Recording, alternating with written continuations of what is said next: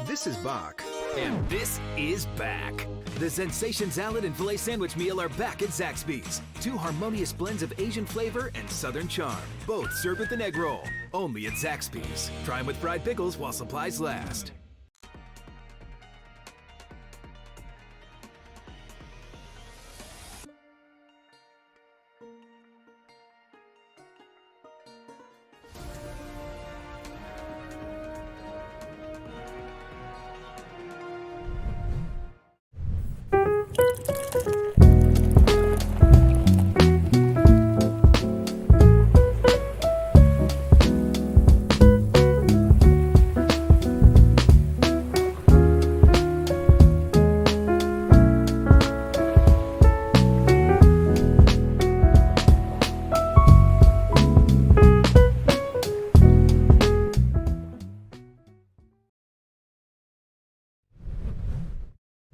Summer Classic is an exciting new Tier 2 Overwatch experience. A lot of people are working behind the scenes to bring this event to you guys, and I had a chance to speak with a couple of those people. Let's hear what they had to say. My name is Brandon. Most people know me as Stibbledork.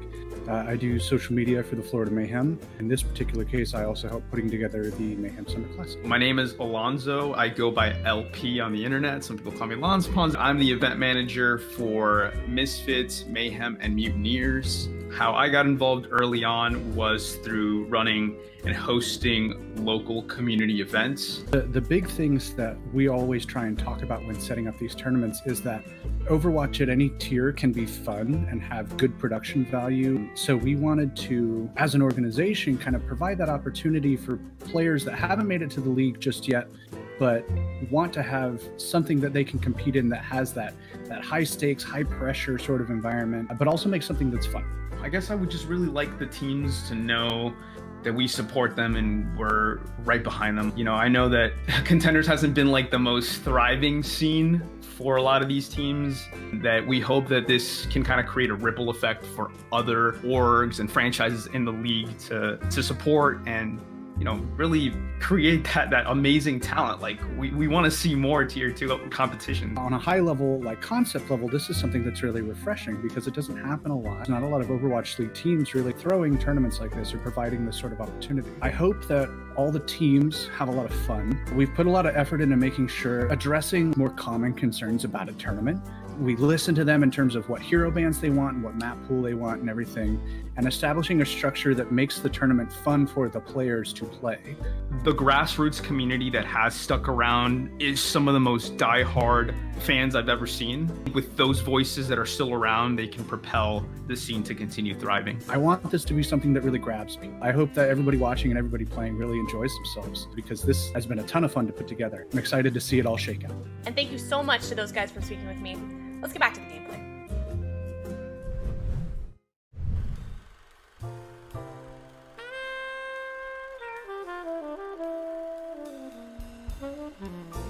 I hate casting. People always say that I'm too old because I don't know what a Poggers does or who a Pepega is. How many horsepowers does a KEKW have? And what's the tax deduction on a Monka S? Also, I never get to eat some delicious Zaxby's chicken anymore. My wife wants me to eat kale. Can you imagine? Kale! Monkey Bubble sent me a drink to cheer me up. Let's see what it does. Wow! What a rush! This is great! This taste of youth! Now I can go to Zaxby's and meme with my crew! Bye!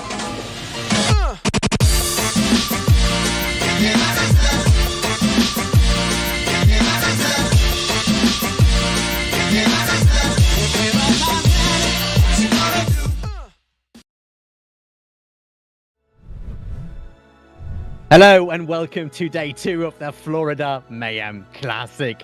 Summer Classic, actually. Sponsored, of course, by Zaxby's. Yesterday, we've had some of the biggest names in Tier 2 Overwatch go wing to wing, trying to score that egg roll and a whopping $5,000 at the end of the drive-in. Today, we are opening with a game that will not only set the tone, but may propel the winner towards a second chance to get that bread.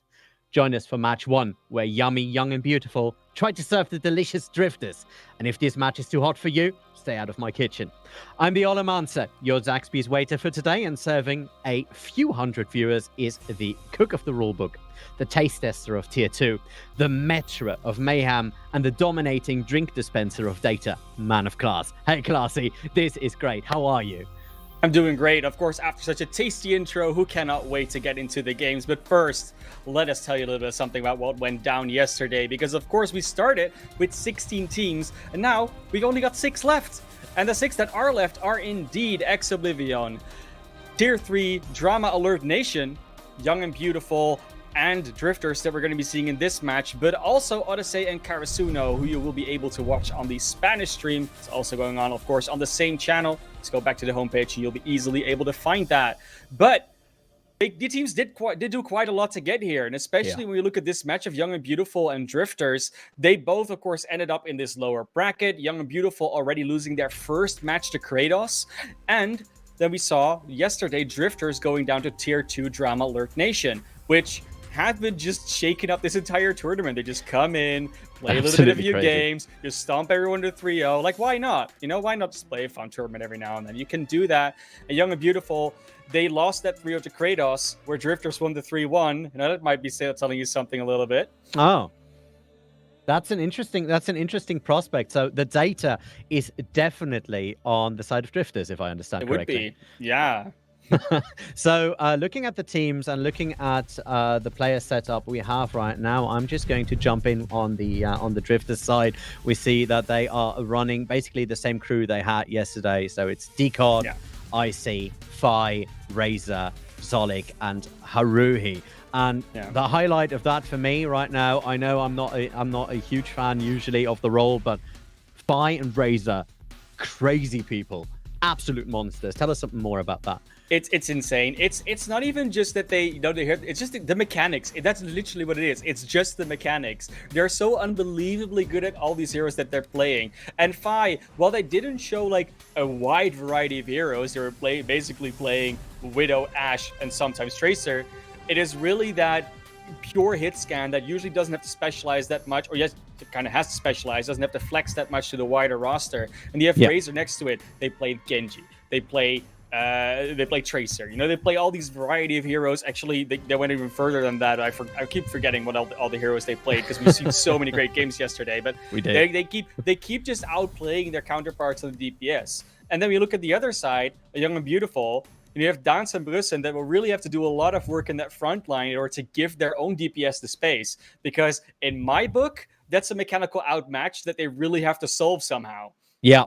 And that is why you have to create space on the tank front line. However, Dance and Brussen have the qualities to actually do that. Let's be honest here. Yeah. On the DPS lineup, we have Jonah and I'm not sure who else. Yikits. We have Yikits there. Yeah. Of course. And Dollar and Khan on the support. Looking at the support matchup, that is something that is not often being discussed, you know, in our line of work. No. But, you know, I always try to highlight at least 2 of them.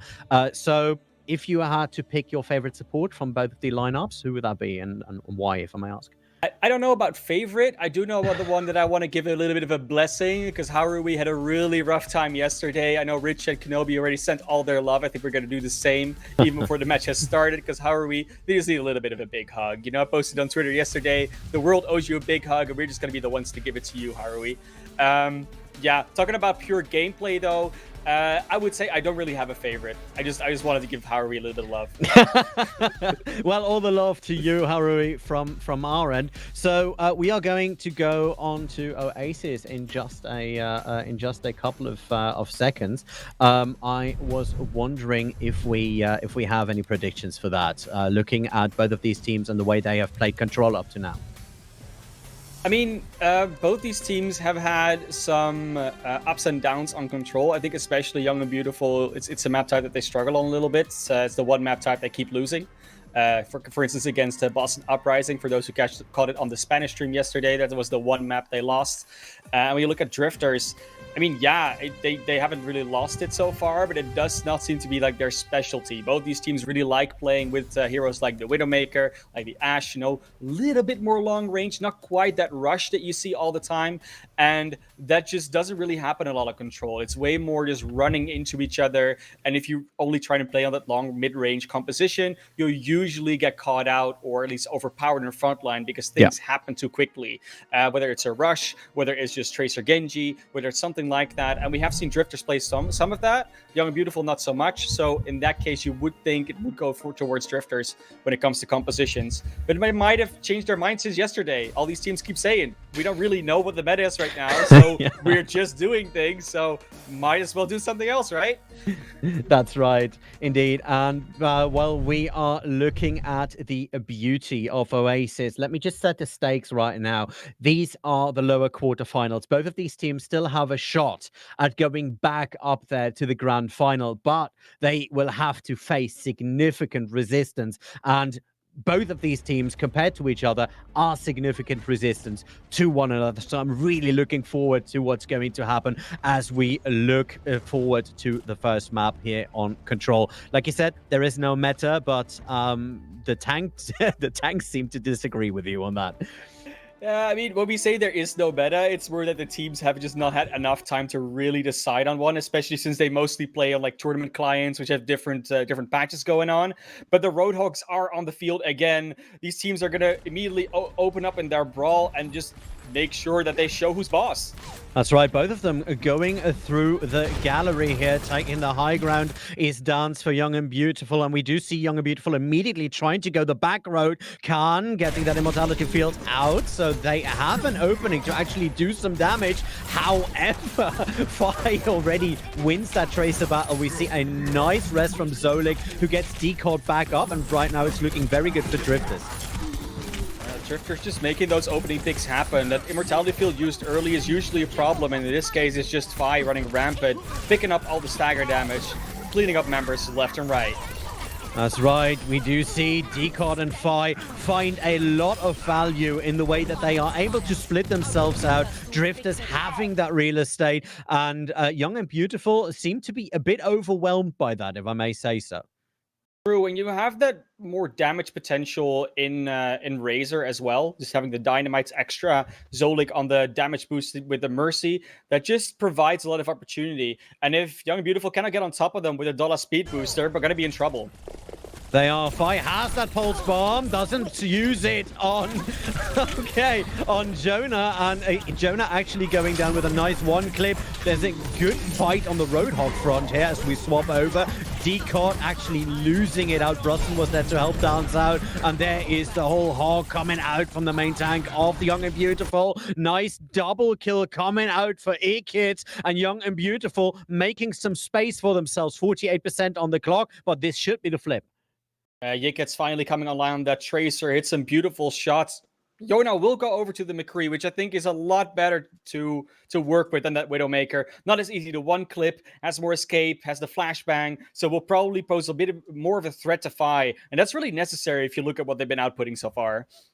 And that's right. And now it is up to the Drifters to find a hole in that defense. You do see some nice high ground action coming out from Jonah and Brusson. But there it is. The sting coming out from Fi. Good. The sound barrier stopping more damage than it was worth. And this could just actually be beaten back. However, Fi still on the field. Now fighting versus Dance, who needs to do some self-healing. Fi into the inside is able to make sure that Dance whole hog does not do more damage. But Young and Beautiful at the end of the day come up on top of that, and they are equalizing the score almost handily in a single fight.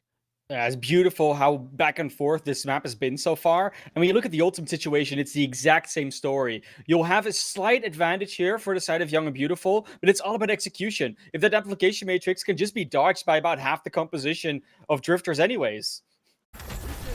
Let's see whether or not that will stay right there. Drifters moving in, but it's Young and Beautiful already on that high ground, trying to make sure that their opponents are pushed back. Good res coming in from Zolik. That was risky, but Dan's pushing further in, trying to make sure that Decot cannot get back up a second time. And they are now just finding their targets, and they're doing beautifully. Young and Beautiful, almost a different team from what we saw yesterday. Yeah, Young and Beautiful have that in them. You know, there's sometimes they show up, and sometimes you're like, wait, why are they that high in the ranking again? And today, they're definitely showing up. They had a bit of a rough one against Kratos yesterday, but of course haven't lost since.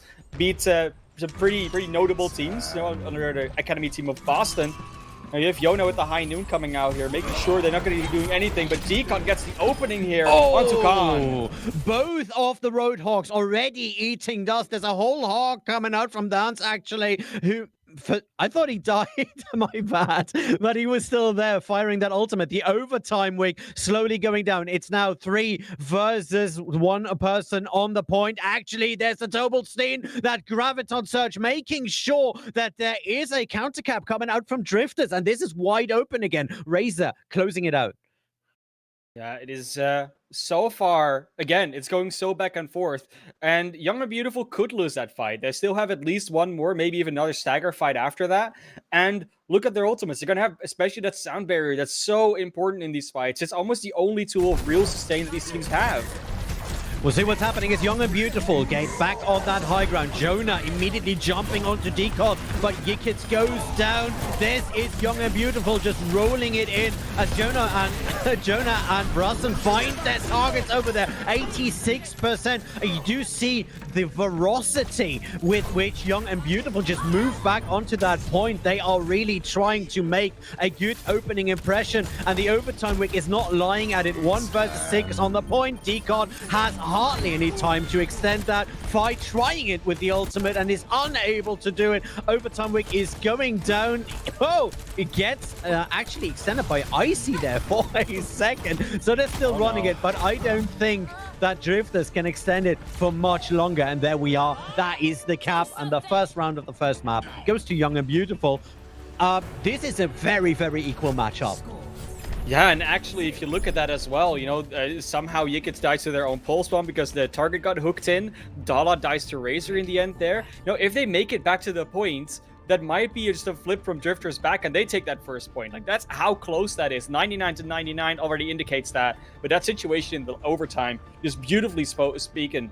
And we've been talking a lot about the DPS so far, but it's really the tanks also that make a big difference here. Brisson and Dance have this very nice dance along each other, use the bubbles correctly. The hooks from Dance are usually good. Decot is often actually pulling on the shorter end. And we said before, that's what they need to do. They need that front line to have the control so that Yikits and Yona also have the control to work with. Yeah, Decot losing out that duel way too often against Dance, at least in that first round. So unless they can change that, it looks like their DPS will be wide open for counterplay. That was a good hook immediately coming into Yikits, though. He is almost done, but it is Kaiser who bites the bullet first. There goes Decot as well. And we do see Young and Beautiful once again on that very, very aggressive streak. And they are now going for the point while they're pushing their opponents all the way back to their home base. Now you can just see as well that since Lucio isn't... I mean, Lucio's been played, but since Lucio hasn't been played everywhere all the time, you can see that Drifters just aren't ready for that speed boost sometimes.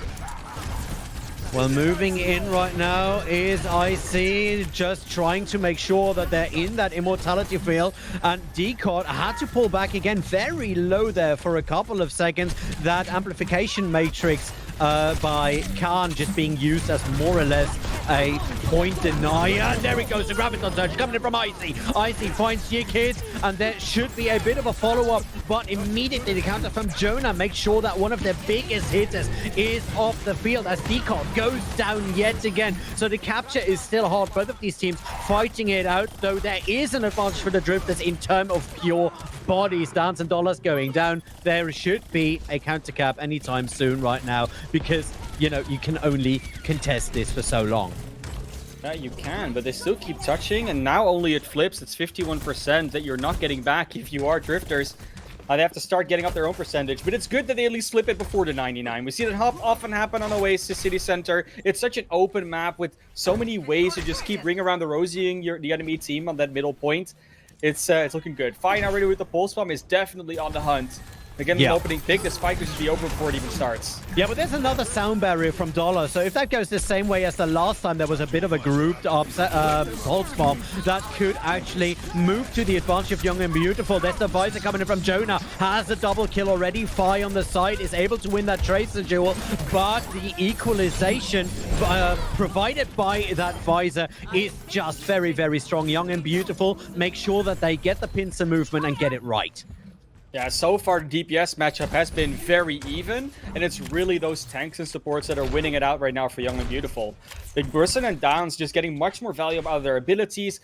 Downs often hooking second. We know it from the old legend. The rotor that hooks second usually wins. And it's all about that control management, that cooldown management. When you use the breather, can you hook the enemy rotor out of their breather? And so far, Downs has just been on top of that.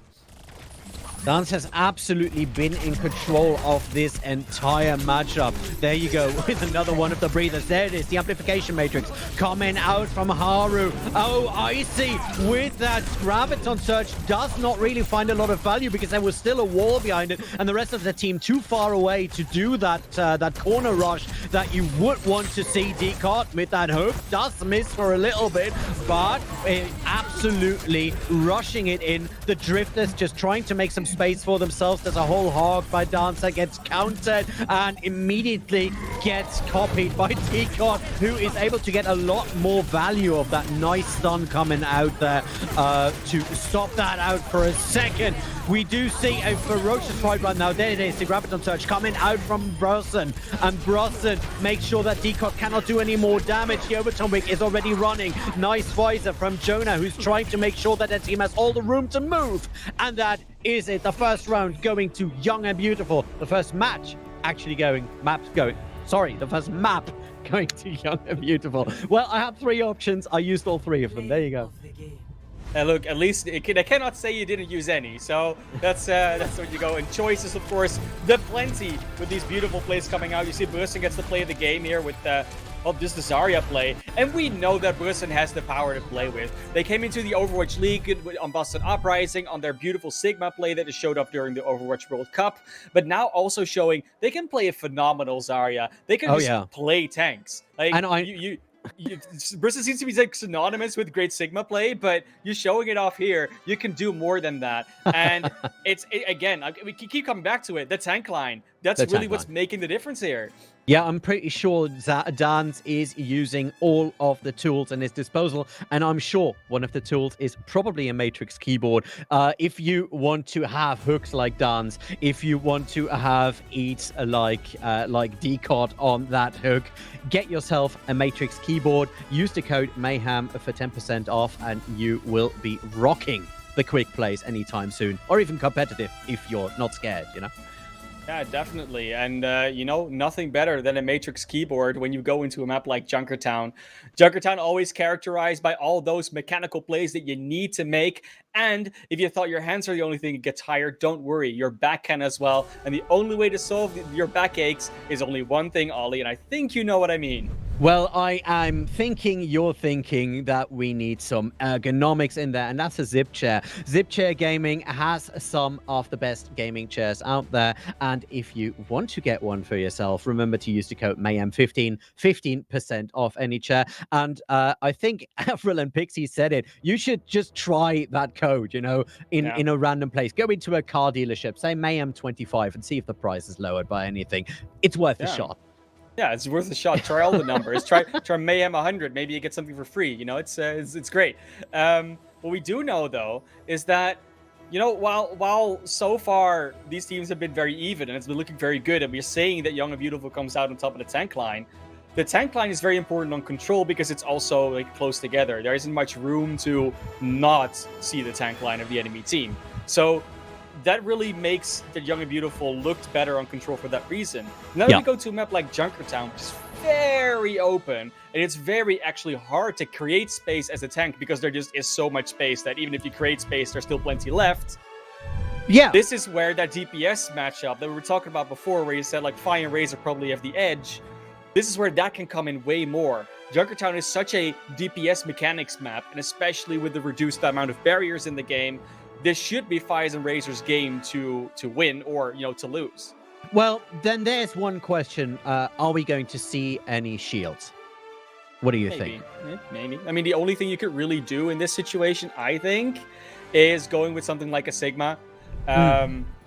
Maybe a Winston, but like generally speaking, if you play the Reinhardt here, you won't be fast enough to adapt. You won't be able to output any damage yourself because no one will ever get close enough to you. Like they'll play at range, they'll play at mid-range, and all you can do is fire strike. So you're literally there as a shield bot. And Sigma at least has the potential for the accretions, for the eat some damage with the kinetic grasp. The ult is pretty good, and then you just have a barrier on top of it, and you can do just damage with the hyperspheres. So if I would see anything of a shield, it would be Sigma, and it looks like on the defense they want to opt for that with IC on the Sigma so far. Yeah, no, it also gives you the opportunity to. Like I always say, get some more real estate. It's free real estate. You get a shield up in there, especially on that defensive side, and you are at least sure that Dance hooks will be a lot less accurate than they have been so far. Both of the teams now coming out of the gates, and you were absolutely right. Like I said, Icy on that Sigma, making sure that there is a fighting chance for those DPS, especially Fi, who has opted to go with that Widowmaker. We've seen it yesterday, and that is deadly when you let it. I really love Zolik's pick on the Mercy as well. It's so underrated, that damage boost that Mercy can provide to Razor and even to Fi for just the quick headshots that they don't have to charge up. That's right, and we go straight in as Dan and Brosnan already find their targets. Jonah actually winning the DPS fight on the side versus Razor. Fi going down. He's absolutely flanked by Yikids. So I love that kind of synergy that you have between a Tracer and a Widowmaker. And if they can pull that through even past this first point into that second phase where things get a lot more compressed, a lot more smashed in, that's going to be so much value for Young and Beautiful. Such a boomer buzz defense setup as well. Harui on the Zenyatta and Zolik on the Mercy. Now they're switching over to the Baptiste and Ana because they feel like they need to help their tanks out. Again, Dance and Brisson, they ignore the long sidelines, just walk through the side room, through the mega health pack, and just run straight over the enemy tanks. And there's nothing they could do. And with that speed boost as well, like you can't even be ready because you cannot run away. You cannot regain your posture. They will be faster. They'll catch up. They'll they'll just go past you. But look at that high ground. Decod and Icy standing up there. I think Decod is going fishing at this point. It looks as if Young and Beautiful are fresh on it, so they know what is going on. And now they're moving in from two sides. Drifters trying to make that pincer movement perfect. But Young and Beautiful already committed up all the way to that high ground. Now turning around though, Brosnan finds Decod. No more immortality field on the other side. Haru and Zolik though find some targets, pick up the slack right there, and Drifters for the first time looking quite defensive. And I really like the way that Young and Beautiful have been pushed back there, even though it looked a bit fishy on that pincer movement. Yeah, so far, this second point looking a lot better for Drifters. Of course, Razor now on the Tracer, being able to apply pressure from multiple angles. And you have Zolik and Harui now on their new supports, already close to their ultimates. And they'll be able to provide so much more sustain for their front line. And even the anti-nades that can land on Brisson and Dance will be devastating. We will see whether or not Brosnan and Dance are ready for that, because the only thing you can do at that point is duck it out. Harui seems to know that, but that was a good hook. Dance finds Razor immediately coming in from that low end, and that means that there is a big chunk of DPS missing for the Drifters. Young and Beautiful should be pressing their advantage anytime soon now. Dance hitting hooks like he has Orisa halts, but they're just not there. Orisa's not in the game, so I don't know how he's hitting them. Look at that accretion though. Look at that graphitic flux though. That is punishing Young and Beautiful, but immediately Dance just firing in the whole hog makes that double kill. There is a counter by Decod, but it is Yikids from the side with a nice pulse bomb, making sure that there is nothing to stop them except for Decod on that high ground. But 3 versus 1, payload still moving. Young and Beautiful looking absolutely stunning. Young and beautiful, not just young, not just beautiful. I would call them like gorgeous at this point. And they have a lot of experienced players, so they're not even that young anymore, aside from, I mean, especially Yikids. Yikids is like a 50-year-old DPS prodigy. Does get taken out as I talk about them as is the cast occurs. that Prodigy will not survive a nice hook like that from Decod. Dance going very low on that sideline. And we're now riding with Icy, but there's a Tobalstein. Almost got eaten, though, by Boston. Look at that. The DPS on the side of Drifters are just collapsing. Fine, nice double kill. Razor has that pulse bomb already ready. And the payload stopping just very, very short of the parking lot here. And now Young and Beautiful is going to try something different. We've seen him do this before. Yona goes over to the Reaper. And teams that go to the Reaper often just say, we don't feel confident fighting the mid to long range battle. We want to get close on top of you because you have that Widowmaker that we just cannot contest. And that really seems to be the case at this moment. So, you know, we made that prediction earlier where he said it's probably going to be a DPS. They're going to be mechanically outplaying Young and Beautiful. But if Yona goes on the Reaper, that might just shift. And look at that. They're trying that pincer move yet again, this time on the side of Young and Beautiful. That looked very, very hard already as Dollar is going down to a nice anti-nade. Decod firing in the whole hog. And that was a pincer movement that didn't work out. They tried to sandwich in there and were unable to do that. Speaking of sandwich, by the way, I'm just going to say it right now. I could go for one of those, you know? One of those nice chicken sandwiches, the Zaxby's sensation. Love them. Love them. That's right. And there's the amplification matrix, giving them a fighting chance right there. Young and Beautiful already on the attack. 1 minute 20 to go. Yeah, so far, everything they've been trying at their approach hasn't been working. This high ground hold is so good. Repositioning. Even the Immortality field cannot come out in time to save Dala. It is just a slaughter at this point. Young and Beautiful just cannot seem to find the angle.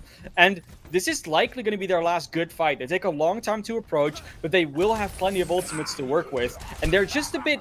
They're kind of just running out now for Drifters. They've used a few in the last defenses, haven't really had a fight to build up new ones. So all they'll have is Gravitic Flux. Maybe Haru with the Nano. But on the other side, they're way closer to about 5 ultimates in that bank. Yeah, that's right. The only thing that can save them is a Fi with a couple of good shots. But I think Young and Beautiful know to stay away from the open roads with Fi on that devastating Widowmaker. Yeah, it's all going to be about using that speed boost to rotate around properly. Fi almost gets that shot into Yik. It's nice attempt for the flick. Just get Brusen there on that Zarya. That's a good try for the ultimate, but Dance does better. Very low, but fires in the whole hog anyway, is able to get Decod out of it. And now that should be the opening that Young and Beautiful were looking for. There's no more shield coming out from Icy. That means Young and Beautiful should have long sight lines, long hook lines ready to make sure that something happens. There's a nano boost coming up on Icy. Yes. Jonah on the side, though, is able to use that gravitic surge right there in order to just pin him up there, and there is no more competition. 1 minute 20 though, 2.3, and Young and Beautiful need to get their move on. We've had the C9, we've had the S9 with the Flux, and now we have the G9 with the Graviton Surge of Brusen. Beautifully done, and now they'll even have some ultimates left to go into the next one. I'm especially curious to see what value Yona gets from this Death Blossom, because not a lot of stuns on the other side to deal with that.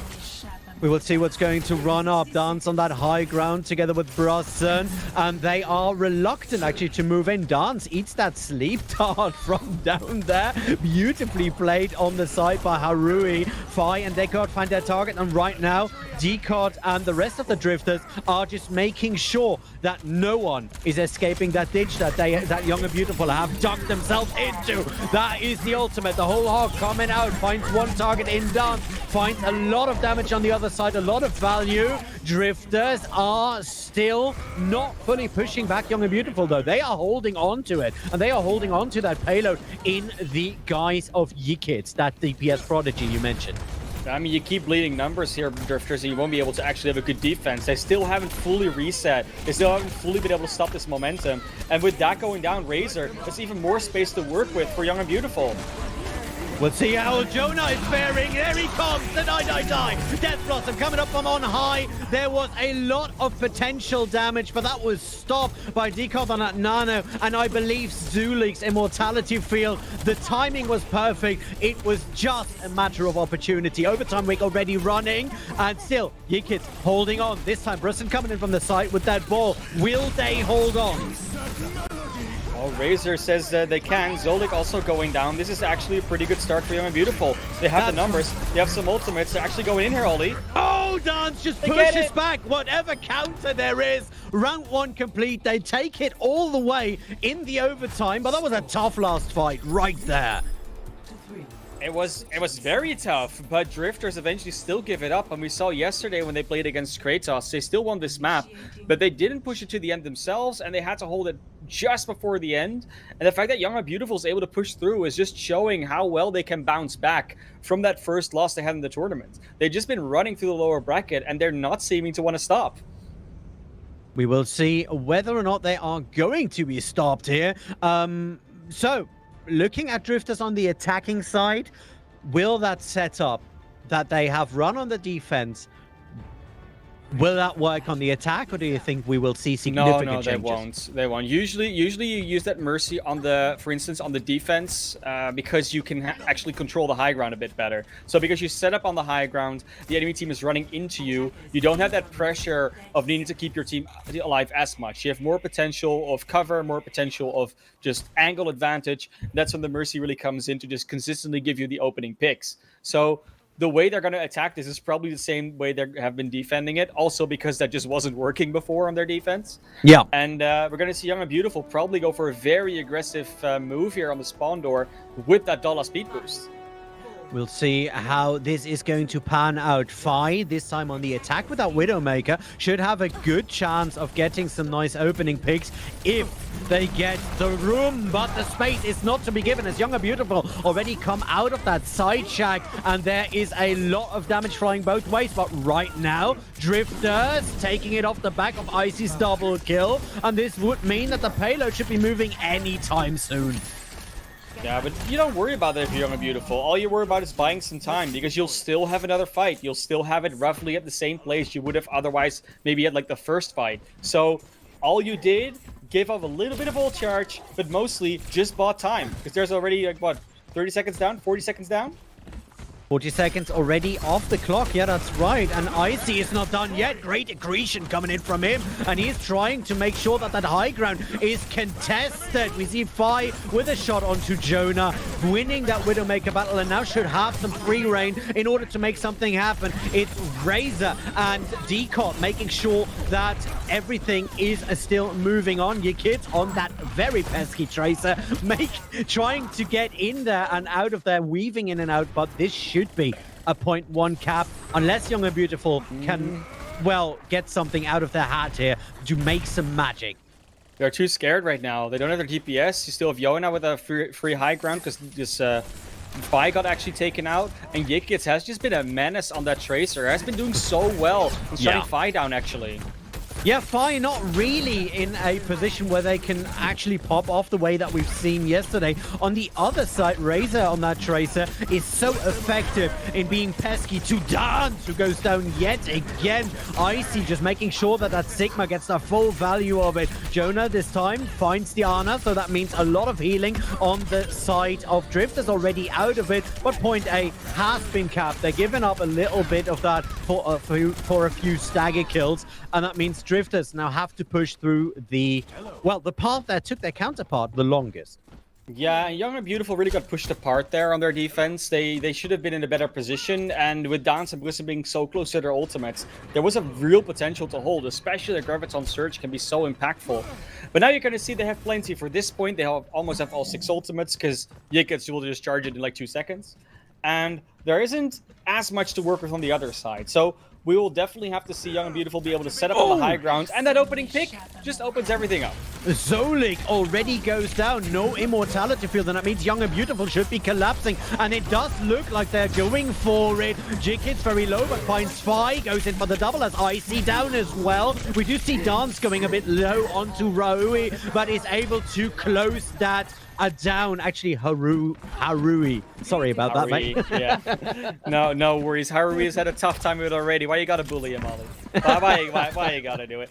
Anyways, I mean, the thing is, so we see teams often like they get that opening pick with a Widowmaker and then they kind of really act on it. And because Young and Beautiful are still running that Lucio, they keep being able to just pull the trigger whenever they want to. Oh, double stun coming out. There's the Graviton Surge and the stun coming straight through it. Dance eating that accretion immediately goes up into the air, and this is just closing it out. We do see Icy doing a lot of damage on the sideline. Razor coming in with that pulse bomb, making it a double kill, and Drifters are still moving. That payload still up in there, and Jonah and Yikit, I don't think they're going to jump in and try to contest that for now. No, I don't think they're going to be able to do it with enough members to really risk it. No, they're not going to try, but they're going to be very close on this hold. Oh, they actually touch. They made it there. Yikits gets there. The rest of the team can actually follow up. Wow, Yikits just makes sure that there's another fight just short of that cap point, and that will extend a lot of the time bank from that. And we do see Decon with that whole hog is going for that immortality field, immediately follows up on Jonah, and that means there is no one there to touch. The payload has been set up, the extra time has been allotted, and now it's just cleanup duty for the Drifters. 3 minutes and 40 seconds, plenty of time to get to third, but we know that this is usually the hardest one, right? There's a few points on Junkertown that can be tough to take. It can be that first point sometimes when you have a good Widowmaker on the other side, you're not able to challenge it.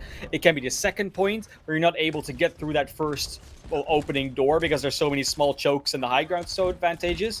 Or it's third when you get to that spawn advantage for the defense. And the momentum can still be broken, but we saw it with Drifters. They never truly broke the momentum of Young and Beautiful, and Young and Beautiful has to do a better job of that if they want to hold on. Look at Razor with that pulse bomb. He's up in the high ground, gets that immortality field, and then sticks it down. But Yikits on the other side finds both Fi and Harui, and that means that the Drifters are just defenseless as we see a big collapse coming in from Young and Beautiful, and they make sure that on this last point, this is their house, and they will clean it. I love that choice from our observers as well. They go for the pulse bomb onto Razor, and then Razor is like, yes, I'm gonna get it. And then they miss it, and in the meantime, you see Yikit just get a double kill in the kill feed. You know, sometimes you get the wrong Tracer, and that's all. It's okay, because we're all here to see it. We're all here to love it. And Yikit has just been doing a great job still on that Tracer, shutting down Fi a lot, taking a duel with Razor at times. Zolik and Harui are never really safe, and now they're going over to the Reaper on Fi, and Yona onto the Genji. That's right, and we do see a lot of action immediately firing in Brosson, very close to a Graviton Surge on their own, but right now Drift is firing in a lot of damage. Icy is able to do so much damage, get so much value out of that Sigma, and contrary to our predictions, it is actually the front line of Drifters that is impressing me more right now. Yeah, they really are, and I especially like what Icy has been doing so far. Decon is just sort of following up on the great play of Icy right now. Oh, there's the blade coming out. Jonah goes in there, has already won with the set, finds Rui, but is unable to break Icy's shell. The ice has not been broken, and we do see Razor on the sideline, fires in that pulse bomb. The Drift is still on the move. There it is, the Tobelstein, but it is countered on the other side by a whole hawk. His payload is still heavily contested as Young and Beautiful come back out of spawn.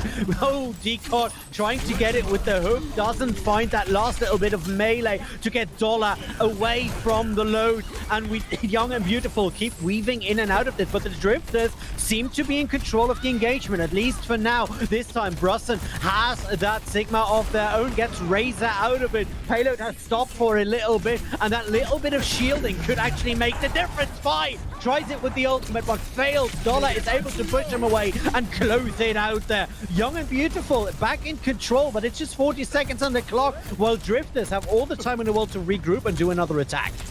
I love that recontest from Young and Beautiful. They're so able to rotate around an objective and rotate in and out members at the right moment, right time, peel for each other beautifully. Like Fi with a Death Blossom, that would have been an insane move. They pulled that off. BSC, Dollar, Khan, they're just ready for it together. And what I really, really like is how Jonah plays her DPS. We said it before, you know, it's not all about the mechanics, and Yona just keeps running around the map, never really sure where they are. I constantly lose track of where Yona is myself, and whether it's on the Reaper, on the Genji, on the Widowmaker, that's just how they play, and it works. We'll see whether or not it will for a while. There it is, the nano boost going in on Fi, and they want to make sure that something is happening. Nice gravity flux. A lot of people being pulled up there by Icy. The overtime wick is now running. Icy finds their counterpart. There's a whole lot coming in from Decod. They're pushing it out, round 2 complete, and it is a force off that point, and we're going into round 3 and 4. Yeah, both teams will get a minute on the clock, and I mean, again, Decod has to twice over use All Hawk to get Young and Beautiful off the point. That's how good their point control is. And when Decod is not able to do that, maybe Young and Beautiful actually come back into that, because we've seen their stagger and stall discipline. It's been phenomenal. So far, that edge and the way that Young and Beautiful have been playing across the map, they still look like they might win. That they're going to win this out. But like you said before, we've seen that front line come back into it. Decod and Icy have been putting up a performance, and it's actually now the DPS that are making the difference. It's usually Yona and Yikits that are fighting their counterparts, and Dance and Bussa that are now going down. So it's a complete flip of what we saw in Oasis. It is a complete flip. It may be that Drifters are more comfortable with a less brawly setup. So you did see on the control point, very close range engagement. Dance and Brusson are terribly up to point on the control map. Then it flips over. You do see that Sigma coming in on Icy. Icy very comfortable in that situation, in that position, does a lot of work, and you do see the entire front line, like you said, shifted over. And we will see how round 3 will develop, as it is Young and Beautiful on the attack and pushing that payload forward. Young and Beautiful now looking for that win, looking for that 2-0 in the series. How beautiful would it be if they actually get it for them? So far, though, Drifters, this time they start their defense with what they should have maybe run in the first place. This could be a very different outcome than what we saw last time around, where Young and Beautiful just ran through point A.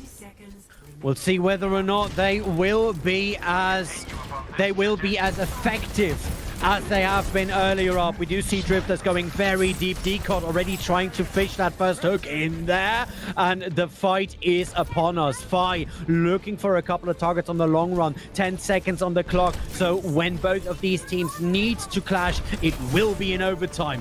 Right now, we are running in with Decod. Now both of the tanks from Young and Beautiful coming around that corner. Nice hook coming in from Decod, but has to pull back. Brosnan very low on the back of that anti-nade. Both of the tanks going down. Drifters in control of the engagement. The overtime ring slowly going down, and the body count is slowly going up as this overtime is ticking down, and Drifters take it very far towards the spawn of Young and Beautiful. Now the flip over.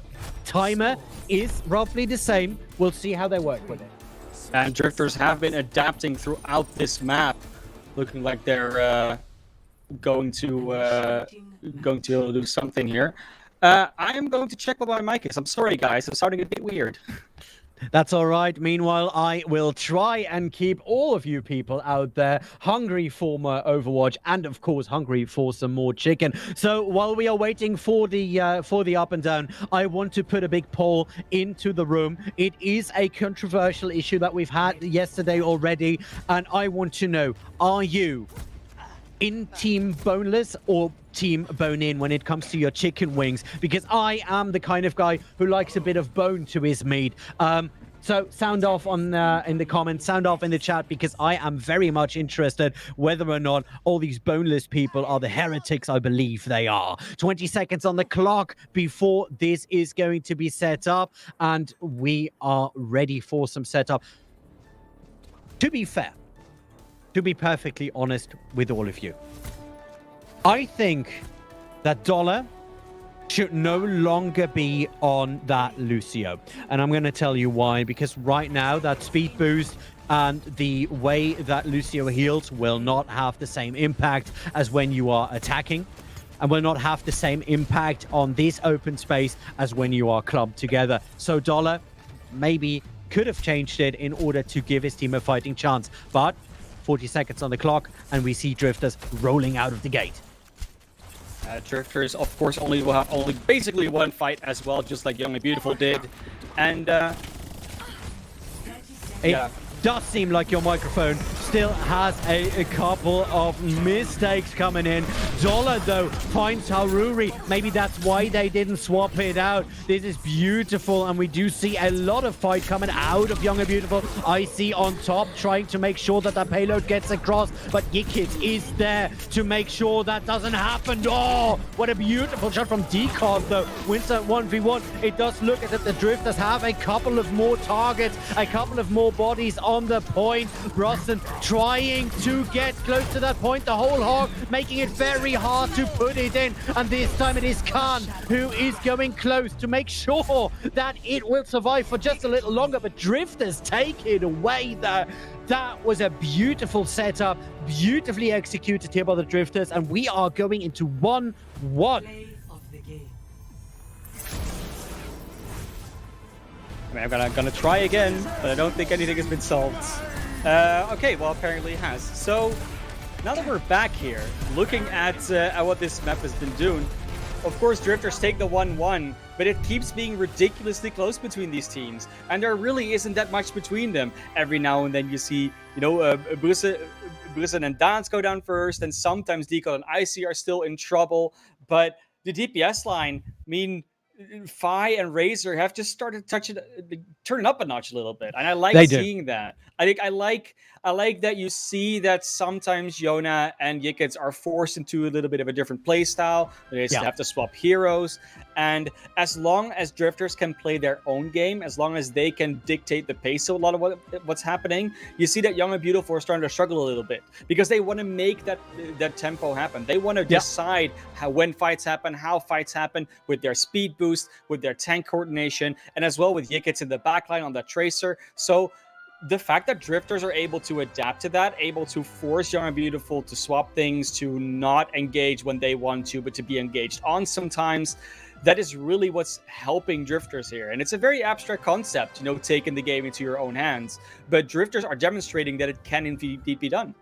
Well, there is one thing I want to ask you before we rehydrate and order some chicken, because definitely I am going to. Jonah. I don't see Jonah enough. That might be me. That might be me not actually actively watching him.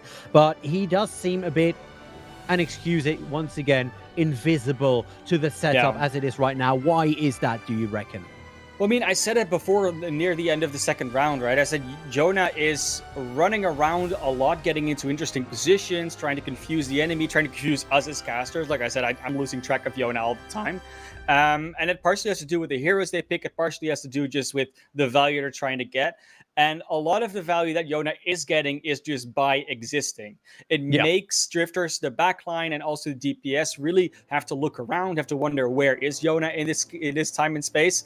And yeah, I mean, that can work. You know, you don't always have to hit shots to get the value, but if you play against a DPS duo where both of them are actually consistently getting value and you're just there to exist to try and deny them like value or sightlines, then eventually that value isn't going to add up anymore. Yeah, and that's not necessarily what happened on Junkertown. It's not necessarily why, because Drifters still, you know, they lost Oasis, so it doesn't always matter. But it is something to keep in mind. And when we look at the further maps, you know, Jonah being able to step it up a little bit, that could make a difference. It could bring Young and Beautiful back to the 2-1 lead.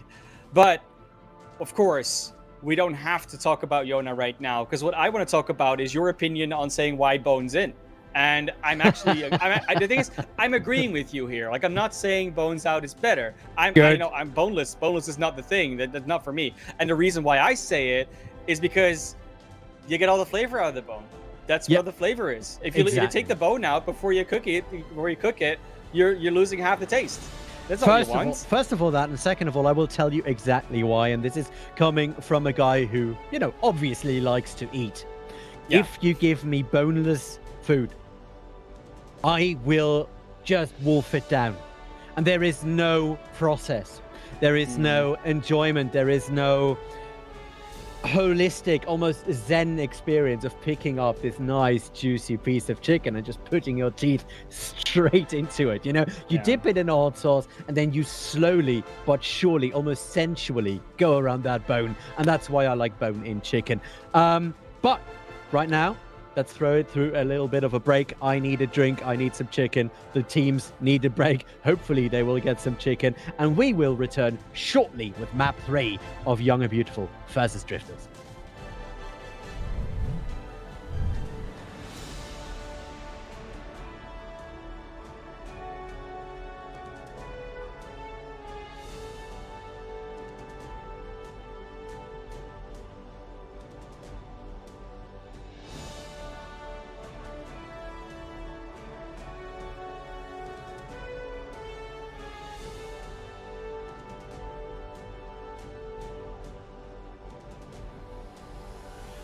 This is Bach, and this is back. The Sensation Salad and Filet Sandwich Meal are back at Zaxby's. 2 harmonious blends of Asian flavor and Southern charm, both served with an egg roll, only at Zaxby's. Order ahead, drive-through, or get it delivered.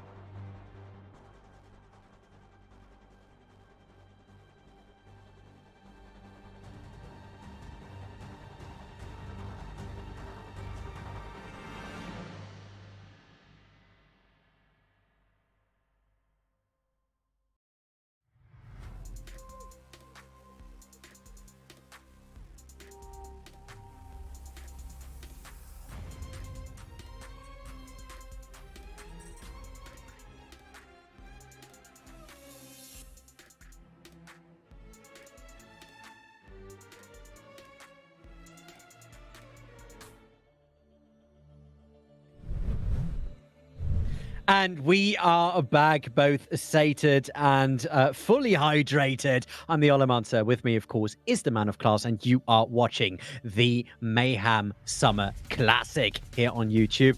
And I immediately want to jump in with something for you. I talked about Dollar when you were gone. He was on that Lucio for a long time, longer maybe than, in my opinion, he should have been. But looking at the overall thing, apart from that, what do you think of the support so far? What do you think is working? What isn't working? It's been fun watching the supports, and they've made different choices. You know, we saw that Mercy's Zenyatta come out in the beginning of Harui and Zolik that just didn't get any value because they never got an actual chance to play it. They just got exploded straight away. But so far, I mean, something that we really haven't touched upon. Like, it's good that you bring it up because, of course, they are there. You know, they're playing the game. They're supporting their team. And so far, it's really been interesting to see the difference, you know? That Ana versus that Lucio. And the anti-nades aren't finding a whole lot of value. The nano boosts are sometimes, but not often. And then you really start to look at what's the difference between the Baptistes, you know, who's putting out more damage, who's doing better amplification matrices, immortality fields. And so far, it's just been such an even battle that just not having to mention them just makes it they're doing a very good and consistent job. And the only thing you could criticize, like you said, is Dola on that Lucio doesn't always work. And I think there's definitely areas on maps where it might not work as much because that speed boost will just not give you enough of an advantage. And then the sound barrier just isn't charged yet. And you might want to see Dola go to something else. But then the question is, what do you go to? Do you also go to the Ana? And sometimes that's just not the route you want to go. And Young and Beautiful so far, I mean, they haven't really shown us anything that says us to doubt what they're playing. I think it's very good, but you know, they still lost the map, so maybe in their own heads they're gonna look back at it and say, maybe not, maybe we do, maybe we don't. It's a rough one. I mean, on the other side, you see Khan, right? He gets Dance and Brusson specifically through a lot of damage, through a lot of anti-nades. He's just giving the gift of life. And speaking of which, the gift of life is helping blood cancer patients who count on stem cells and marrow transplants to, you know, save a lot of lives. So do go online, register to be a donor because they do need them very, very, very much, just as much as you need that immortality field. Gift of life can save a lot of lives by, you know, you helping them, helping other people. So that is something that I wanted to weave in here for a second. I know that was a very clumsy segue, but we did have to talk about that. And you touched upon another interesting point during the during the intermission right here, and that is the amplification matrices themselves. Yeah. It's tough to really say when a team truly gets value out of the amplification matrix. I think so far the Harui has gotten a little bit more value out of them, but now going into King's Row where everything is closer together, we'll probably see way more value coming out of those. And that's what we're going to do, get straight into the map, because King's Row is going to be the next one, and we all know it, we all love it. But with this new meta, with these new balance patches, it's not good old King's Row. It's different. So that's why teams usually want to go to King's Row, because it's the map that they're very comfortable with. They know how the map works. They know basically everything about it. It's a very balanced map, a very even map in every single way. So that's where you can truly test what this patch is all about.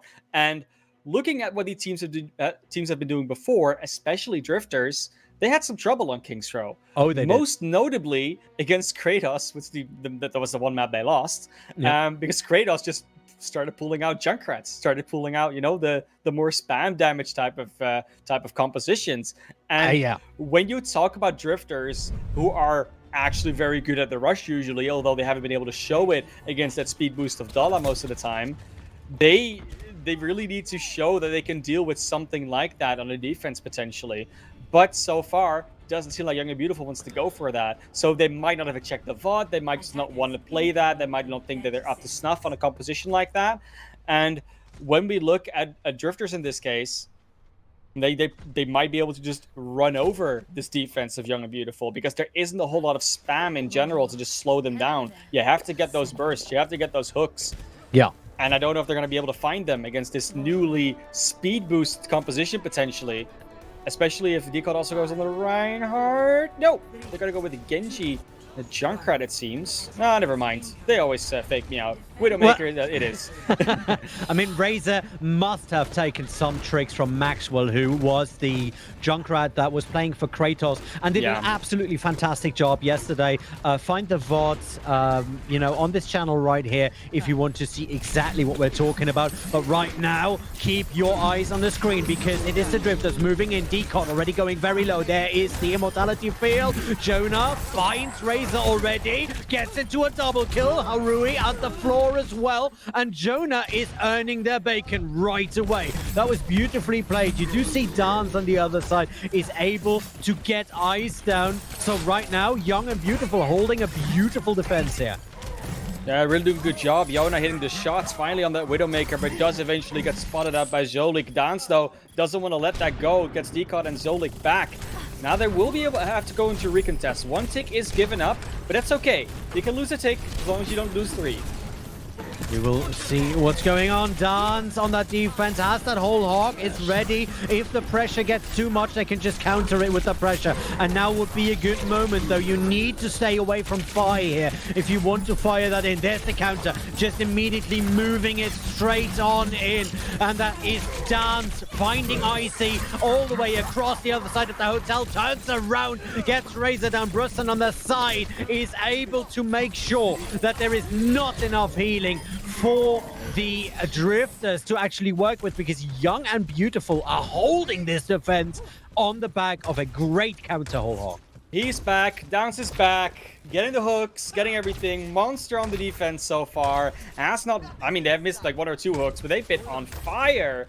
And yeah, I don't really know what to say. Like, Dance is just, they're just hitting it. And you can somehow get the opening pick on the Harui there. How?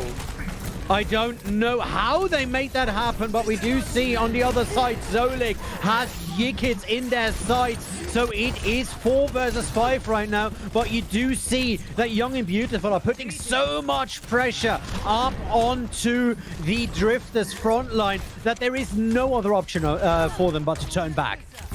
Finally, they're able to get Yona out of that high ground position on a first shot. It's a lot less pressure to have to worry about. They can move much more freely, but not if Preston just locks them up with a grab. Oh, that grab could have been beautiful, but it is Fi who just fires it through that amplification matrix, making a lot of space. And now Fi and Razor should be in the driver's seat right there as Dollar goes down as well. And that could and should be the cap. The only one still holding it away right now is Yikits, but that is not enough time to hold it in. The payload is out, and we are going into the chicane here on King's Row. 3-minute hold on point A, though. That is very good for Young and Beautiful. That just means they have so much more room to work with in terms of time, in terms of space, and even some ultimates that are coming online. But it is right now definitely a momentum-based push that's going to be coming out from Drifters. They'll have the picks. But, I mean, you say that, and then Yona just gets another pick. Like, Yona has been online this round so far. Yona has absolutely been instrumental in the way that the defense is holding this. Dance, however, gets caught out, gets into the whole hog of Discord, and is not able to survive that for very long. That's a bunch of damage firing into a single piglet. Now, Jonah going down as Zolik comes in for a flank. There's an amplification matrix into that little side room, and that flank, if you might call it like that, did not work the way that Young and Beautiful were thinking of it. We do see very controlled push nearly all the way towards the second point. No, and of course, we did talk about the amplification matrices earlier, and so far still, like, cons just haven't been that clean. Have been more used reactively than to make a move. And they're not even going to be able to get another touch here. One fight in point B. They're already getting cleaned up here as well. Nope, they are able to pull it back. It's a shame they didn't touch in time. Yeah, they did. Dance is able to fire it in. The point has been pushed through, like you said, but still, Young and Beautiful can shave a lot of time out of the 3.5 minutes that are still on the clock. Yeah, right now we are going to see Young and Beautiful just go for that aggressive. Brusson actually going to take it out there. You get Icy back. I don't know. It's been very chaotic, all these fights. Like, there's a lot of things happening at the same time on different parts of the map, and that's what Young and Beautiful apparently likes. They want to keep Drifters guessing. They want to have Drifters just walk around as a unit and just take their picks. But of course, Fi doesn't really need to know where the rest of the team is. They just need to find a head. Yeah, by former Team Germany player, and he is just crazy on that Widowmaker, and everyone knows that. Jonah being able to take so many battles with him and coming out on top a couple of times just shows how close these teams are. But that does no detriment to Fi being an absolute beast. In the meantime, Decot with that whole hog makes that payload take a couple of meters, and now we are going into the melee of that last point push. Fi is being pressured on the sideline by Dollar. Dollar was trying to get in there. There's a Tobalstein coming out from Brosson. He's able to find at least a couple of targets, but it is immediately being stabilized as Drifters find their target further and further inwards. Ikit on the side as Harui on the back, but the Drifters still with so many players in there. Yikit's now finally going down. Coming in on the side though is Brosson on that ball. Is able to buy enough time for a whole hog on the sideline. Dance going down, Brosson going down, and there it is, the cap. Round 1 is complete. 1 minute 53 on the clock, and I must say that third point wasn't as defended as I expected it to be. No, after point A, there was basically no contest from Young and Beautiful. I mean, they had that one semi-fight around point B after it got capped that they didn't contest in time, and it just kept on rolling afterwards. Like 1 minute 53 left on the clock. Imagine, you could get a total amount of 8 minutes for King's Row. They took like 3 minutes for point A, so they pushed through the rest of the map in another 3 minutes. Yep.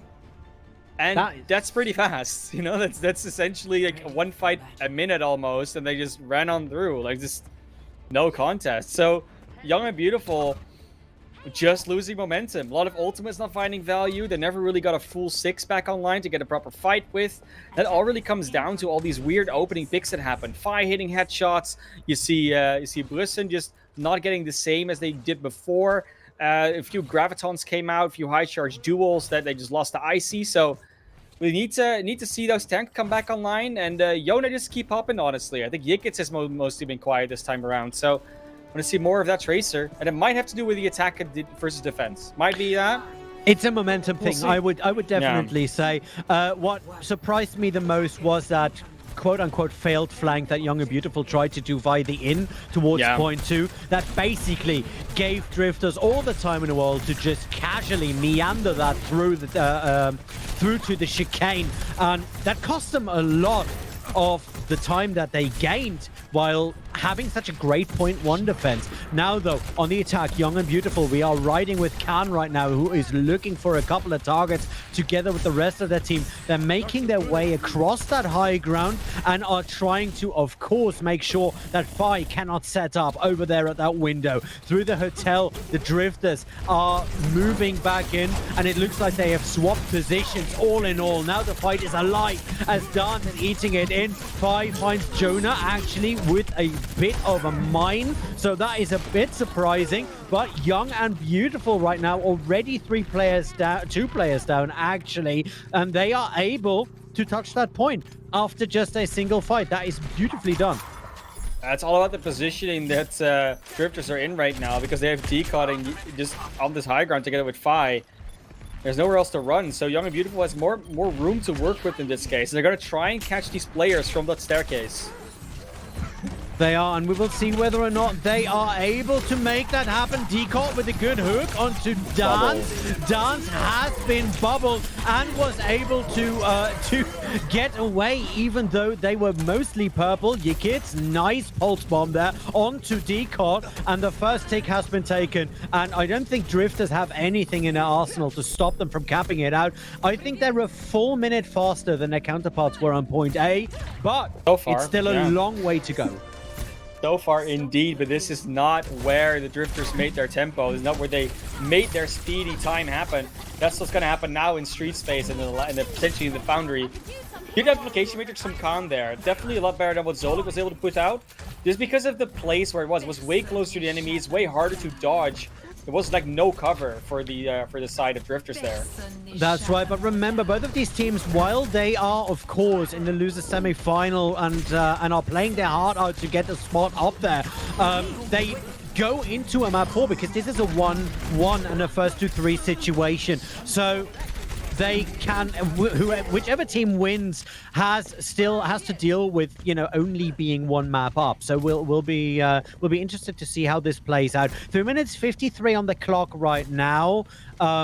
Very forward defense on the side of Drifters, and now the payload drifting forward. Yeah, they couldn't, just like Young and Beautiful, they just couldn't break that momentum right there. And Young and Beautiful will still have plenty in the bank to work with, whereas just Icy and Razor will have to get a huge black hole combo in order to get something going here. So you think that is something Might that be the game plan. Going to work? Oh, there we go! The Tobalstein already firing it in. 2 kills, 3 kills going in. Young and Beautiful committing a lot of ultimates, including that sound barrier, and pushing it all the way 2.2. 4 minutes 43 on the clock, and they could actually cap this in a decent time if they keep that momentum going. Yeah, and keep in mind, yes, they used quite a few ultimates, but Icy and Razor used theirs, got nothing out of it. And Young and Beautiful still have almost 4 in the bank. They'll be fine. And they ult track. They know that Drifters has barely got anything. Yeah, that's true. So they can commit a lot of things down now with the whole hog pushing it into that little side room. Icy has no chance of getting out of there. Khan and Jonah make sure that there's a fighting chance. The payload already around the final corner. 4 minutes on the clock. There's the Shapa Morigar from Jonah. Jonah has the wall hacks. Let's see what he does with them. Tries to go with the first and the second shot. Does not find enough value out of that. Yikit has to use that recall to get away from that point. But Young and Beautiful, if they don't give up their momentum here, they can push it all the way in and actually make this a crazy amount of time. They've already had to break their momentum, though. They had to press S. They had to go backwards because of their not getting enough value in those first opening seconds. Yikit gets that one pick on the 5, but it's just not going to be enough. You don't have the numbers. You're going to have to reset. And now we're getting into an interesting territory because they're still 1.5 minutes ahead of that time bank of Drifters. And they're building up to some new ultimates, but it's far more stable than it was before for Drifters. They're now set up, they have the respawn advantage, they have some ultimates, and yeah, Young and Beautiful is going to have to work for it this time. No more momentum to carry them through this. Yeah, and that Graviton Surge on Icy's part will be instrumental, mark my words. You know, with that being up right here 3 minutes before the clock, that could be the difference between losing this with 1:50 difference or at least equalizing their opponents in time back right there. Fai looking for a couple of targets, but there it is. The Graviton Surge coming out. Brosson is purple, 48 points. Looks like he survived it for a little bit, but the entire front line falls to Riser, who was just able to come in from the side on the back of the Graviton Surge and make sure that that is equalized out. 2 minutes 35 on the clock, and this is clean up. Yeah, it definitely is, and still another fight before they truly get into that time bank territory of Drifters. But they just keep on losing members. They keep losing picks, and while they still have ultimates to work with now, it's just not the same as it was before. We know they like to just dictate the tempo. They know Razor is there. He needs to get out of that. I like that Brisson checks that out. That's like a nice mechanic. You don't see everybody do. But Brisson knows they have a Reaper. Let's check out where they are. Razor will have the Death Blossom though. And the first pick already down. Decon already finds Dance. There is the Graviton Surge coming out of Brisson. Brisson finds Icy in that. And now the Reaper on the other side. Jonah finds you know, Riser on the other side. That means that the front line, at least what's left of it, is able and willing to go the extra mile, to go forward. There's the nano boost going on to Icy. Icy does not have a lot of energy, but still should be firing a lot of enemy. That is a die. The Death Blossom coming in from the sideline, doesn't find a lot of targets. Jonah goes down though, as Harui was able to get a couple of pot shots in. 1 minute 23 on the clock. No more equalizer. Now they're on the receiving end of this momentum, but Young and Beautiful still not out there. The amplification matrix is there together with that with that immortality field. Another Tobalstein, both of the Tobalsteins coming out. The Graviton Surges, nice stuff from A-Kids though. Young and Beautiful should be able to control the rest of the flow unless Razor can pull something out of the hat. There's the nano boost coming onto that Reaper, but he's going too far away from that point. Actually gets picked out, and that is it. Round 2 complete. Very close time banks here, but still Yeah, crucially, of course, they get it before that overtime starts hitting, so Young and Beautiful also gets another chance to attack. But with all that momentum, you see it. It's all about which team can break that momentum on the defense when they finally get that cart rolling. And Young and Beautiful wasn't able to do it. Drifters was, and then there's this whole reset that happens, this whole new cycle that starts over, that starts on point A usually as well. And Young and Beautiful just takes very long to get back into the swing of things. We'll now have to start attacking first, and when we look at what happened in the first round for both teams, in their first attacking round, this time bank difference is actually not really that important. Well, it is, but that minute is about what Young and Beautiful needed to get it first time around. Whereas Drifters, they took 3 minutes. That's not the time they have left. So this there time is the trouble. This time, the composition has changed on the Drifter side, though. Razor is opting to just go for that Reaper right away because he knows it works. He knows what kind of enemies he can expect, what kind of front line he can expect from Young and Beautiful. So it's a good pick. Let's see if it works out. Yeah, and of course, the Reaper is just a threat to be reckoned with. We're going to see Young and Beautiful run out here with a high ground start. They're going to teleport probably into that theater to get straight away onto the high ground and get some control for their team. Oh, they just got to get low ground. That's fine. You know, they just they get in there. We'll be immediately though being contested as the Drifters move in. Decod and Icy both purple. They're in trouble. Razor finds a lot of targets though on the other side, and that means that there is more or less an equal opportunity. Actually, the Drifters coming out on top in this very frantic engagement. Nicely done. This counter rush aggression from Drifters is really what's been helping them control these fights. The fact that Young and Beautiful aren't able to just rush in anymore is really messing with their heads. It does seem like slowing down doesn't work miracles for their decision making. Brusson goes in, is actually able to get Decod out. No more frontline right now for the Drifters. So this should be the cap unless Fi gets more shots like that. Jonah biting the dust right there. And we do see Razor coming in, but he needs to ghost out of that. The overtime wick is running, but so is that cap. And now in the overtime, they need to push it in. Young and Beautiful need to be able to push themselves and that cart to the utmost limit. How far can you go before this overtime ticks down? That's now the big question. And Young and Beautiful is going to keep on moving. The graviton is huge. That graviton is big. Has 4 people in there. That nano boost saves Razor from a fate worse than death. Well, actually just death. And Brusson with the double kill is able to clear it out. The overtime wig is still full. And this payload is just cruising at this point. Khan on the Ana now as well. Gonna have a nano boost to give to anybody they want to. Probably only give it to Brusson, who's still high charge and hiding on this high ground. Will be devastating if anyone gets caught out by that. No grav yet. That's quick build if you're high charge and nano boosted. And Brusson is saying when they go low, we go high. Dance coming out of that just basically with a hair and a half. That was very close. There's the nano boost, and there it comes. The Death Blossom already finds the entire backline for Young and Beautiful. Now the pressure is coming in from Drifters. There is nothing that can be done for the side of Young and Beautiful, but that push was further than it should have been by any reckoning. And now we're going for the flip. And now you are under pressure if you're Drifters. You need to first of all cap that first point in a more effective way than you did last time. And then you have to get that payload, well, 3/4 of the way to that second checkpoint, like around this bar, between the distillery and the bar itself, past chicane already. That's not an easy task to do.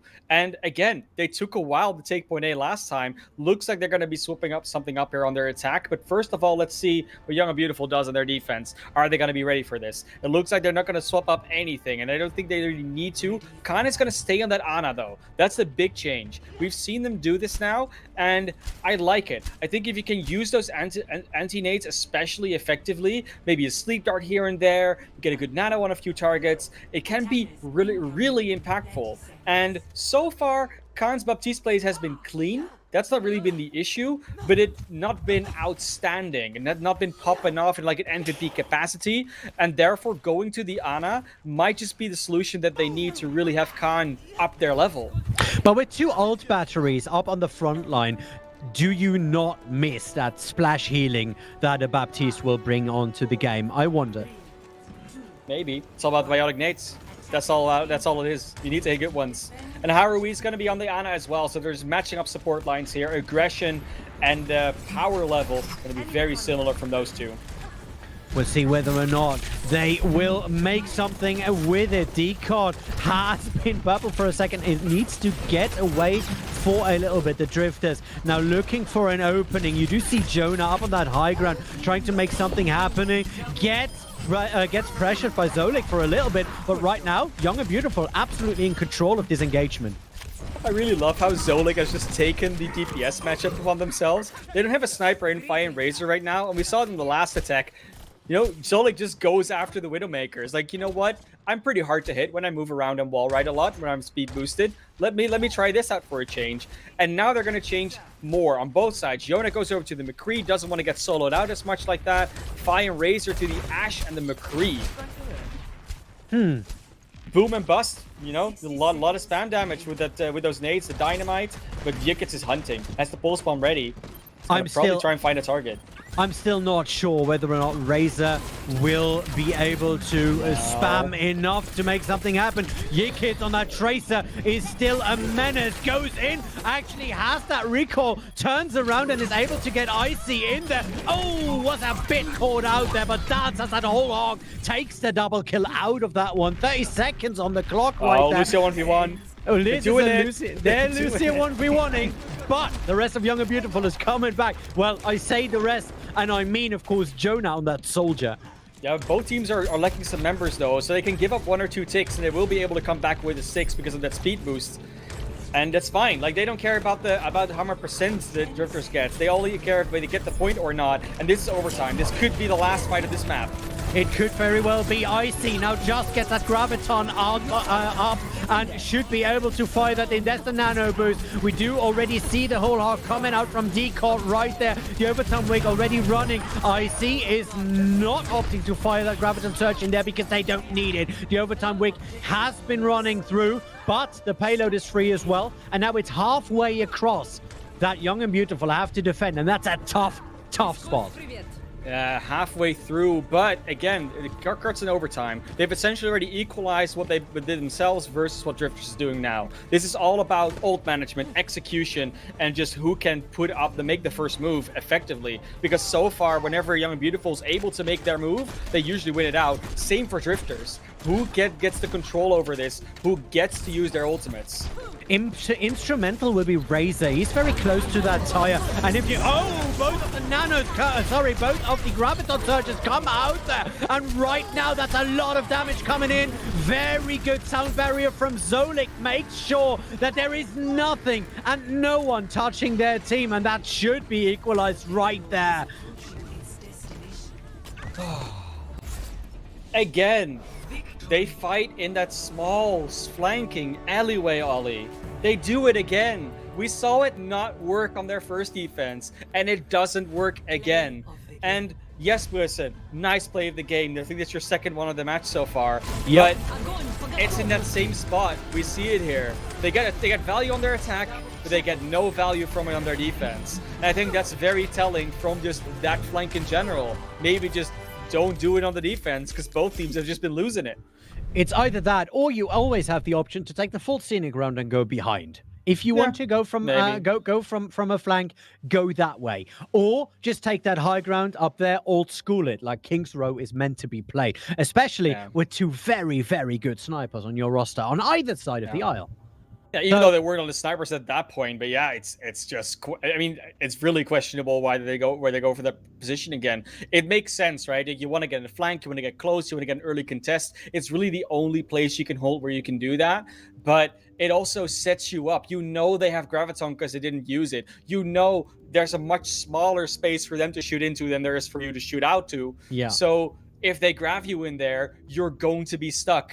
And you're going to be blown up. And it happens twice in a row. You've been able to pull that off yourself. You really got to start wondering why they go for it still in the first place. So maybe we can ask them at some point. We can't ask them now, of course, because we are in a 2-1 situation. Have to go to the next map. And everyone cheers. It's not Assault. Surprise, surprise. We've removed it from the entire map pool system. So we're going to Control again. Yes. And it can't be Oasis. So what can it be, Ollie? Well, that is a very good question. I think we have Busan and Ilios lined up as the choices for those teams. So we'll see how they are going to go. But I have to highlight one more thing. I brushed over it in the heat of battle, but that Lucio 1v1. That Lucio 1v1 was beautiful. I'm sure I heard Crook and Frogger scream in absolute delight all the way from across the other side of the pond. That was absolutely fantastic to see. And I must say, you know, Lucio chicken, my favorite sport. By the way, I could go for some chicken, don't you think? Oh, 100%. And there's quite a few that I would go for. So the trouble is, like, you know, we love the idea of Zaxby's. We love fried chicken in the first place, but the problem for us is we can't get it, Ollie. Yeah. We're too far away. Like, Yeah. it's just, you know, and that's why we want everyone to support Zaxby's, so they might actually get the opportunity to maybe, you know, come to us. You know, and there's a nice spot in Amsterdam. Yeah, there's a nice spot in Amsterdam, I know. That's great for the first location of Zaxby. So shout out to our sponsors and 100%. You know, hit me But up. if you had to pick though, they have some things on their menus. What would you go for if you go to Zaxby's? What would be your choice?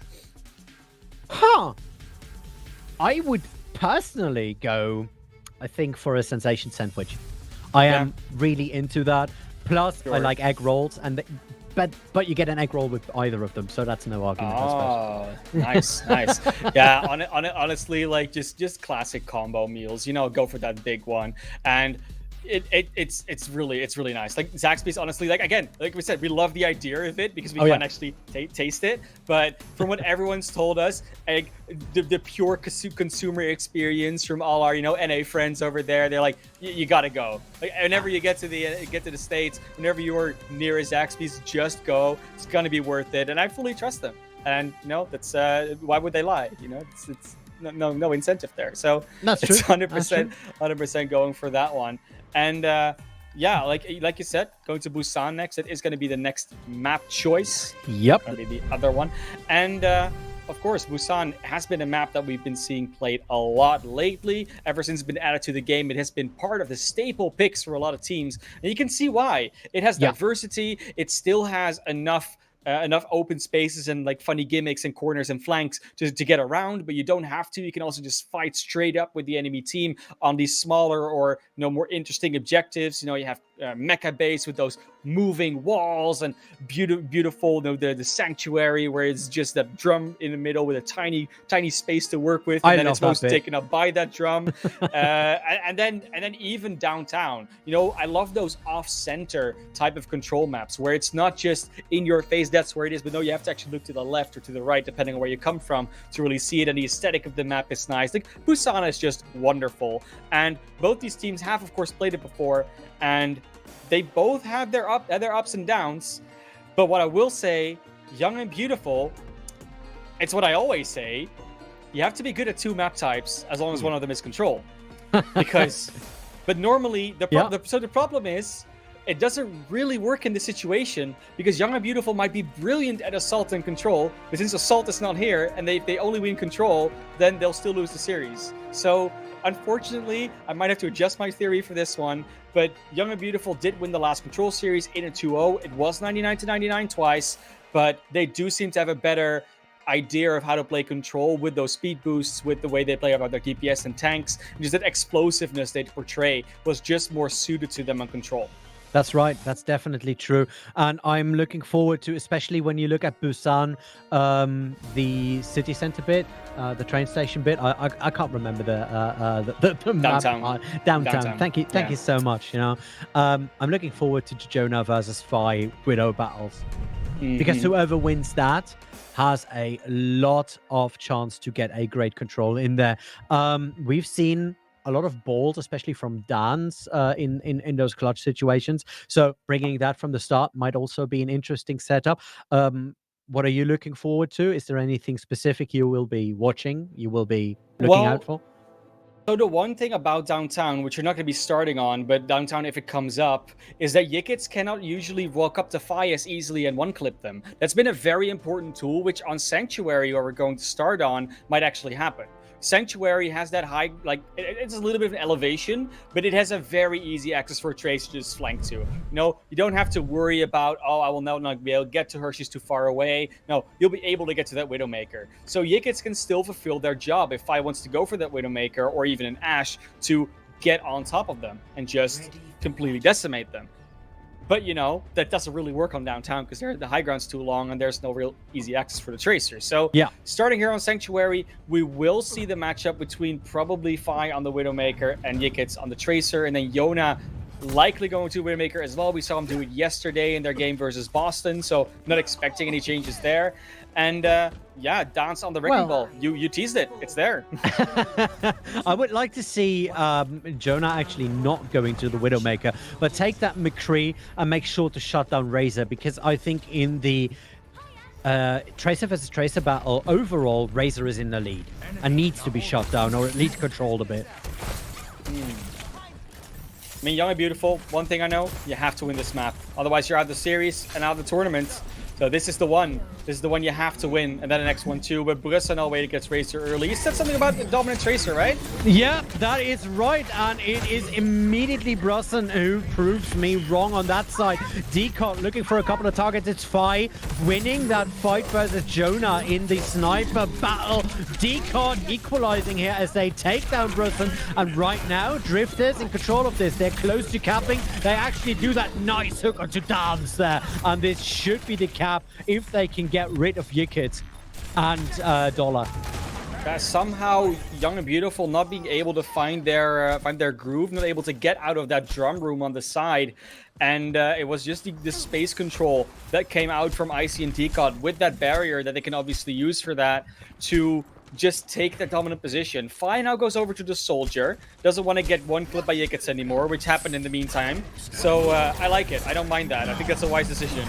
Dance with a nice smash coming in there, but Decad already firing that first Tall Hawk, pushing back the entirety of Young and Beautiful. In the backline though, Yickets finds Haruki and Jonah fires onto Decad. Now should be the opening that Young and Beautiful have been awaiting so longingly, and Dance jumping straight in. Icy is already been taken out of commission, and Young and Beautiful should be able to take that real estate as soon as they clear it out.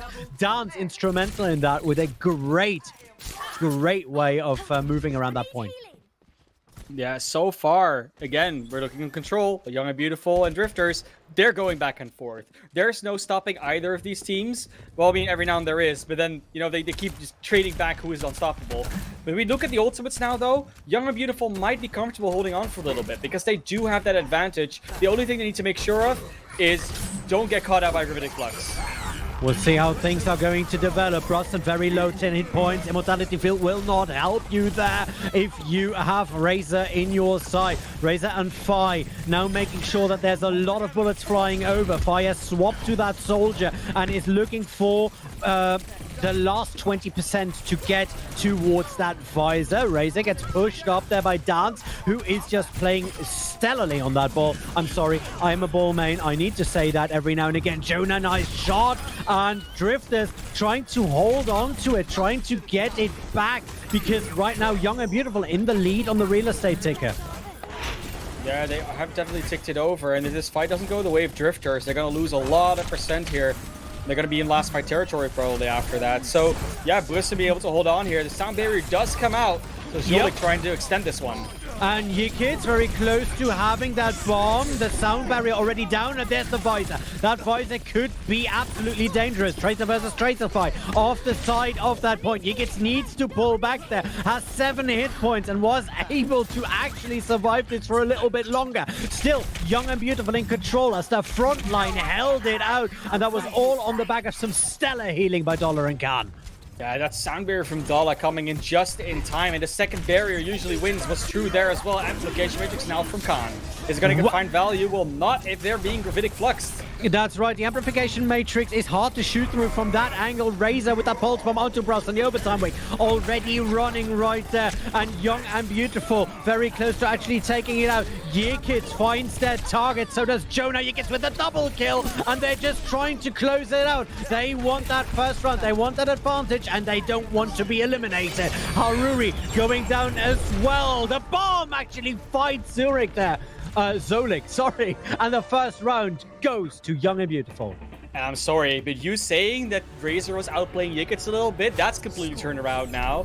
Yikits has just been popping in this map so far, taking kill after kill, cleaning that up in the end beautifully, and overall just putting out a ton of damage. I wish we had the damage stats. I wish we did, because we could just show you right out of the graphs, and I'm sure that you'd see Razor just being, maybe not a lot, but definitely below where Yikits is right now with those damage numbers and the eliminations.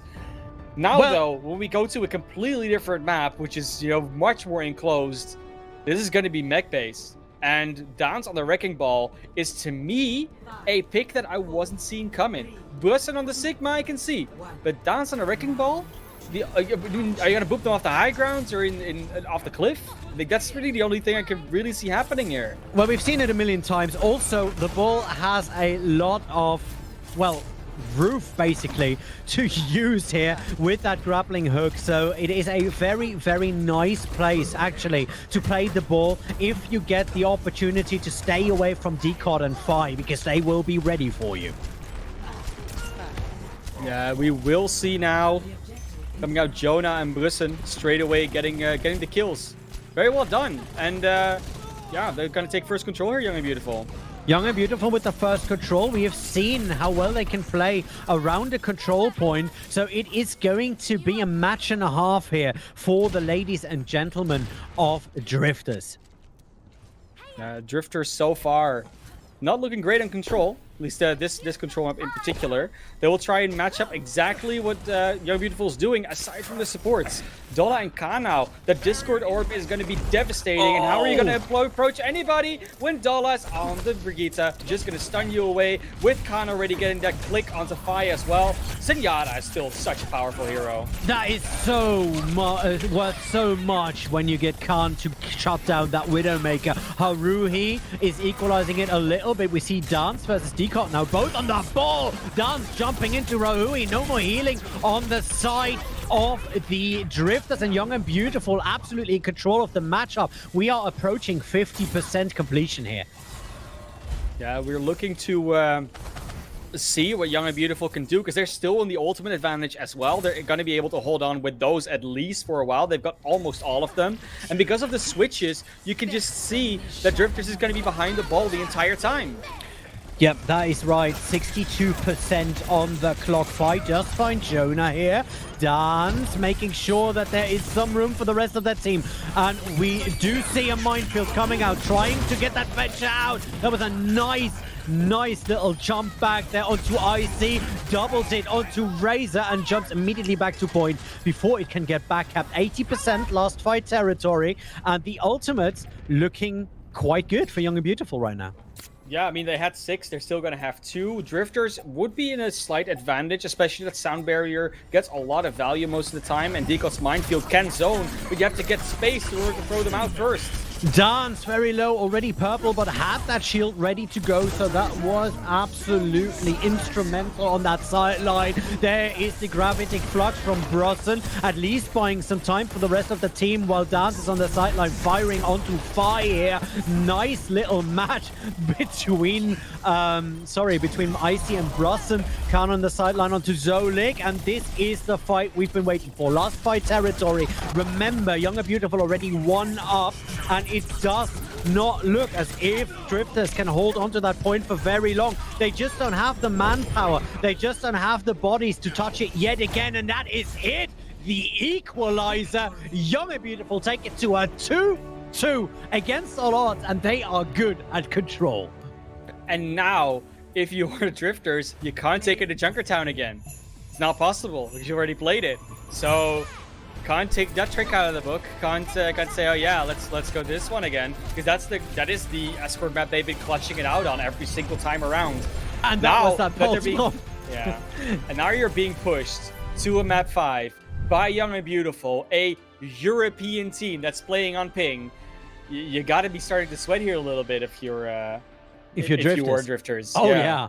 Oh yeah, your mind has to be drifting right now. You know, this is a tough spot to be in mentally because both of these teams will not give an inch. So, that being said, with every 2 maps having a little bit of a break, I think It's time. we should just fire it in, have a little bit of chicken, have a little bit of that sweet, sweet summer classic that we have here, of course, provided by the Florida Mayhem. Thank you for that. And we will be right back with you, when we go into the clutcher. Yes? You know what? They should take a little bit of a moment to clean their keyboards. I know I always forget mine.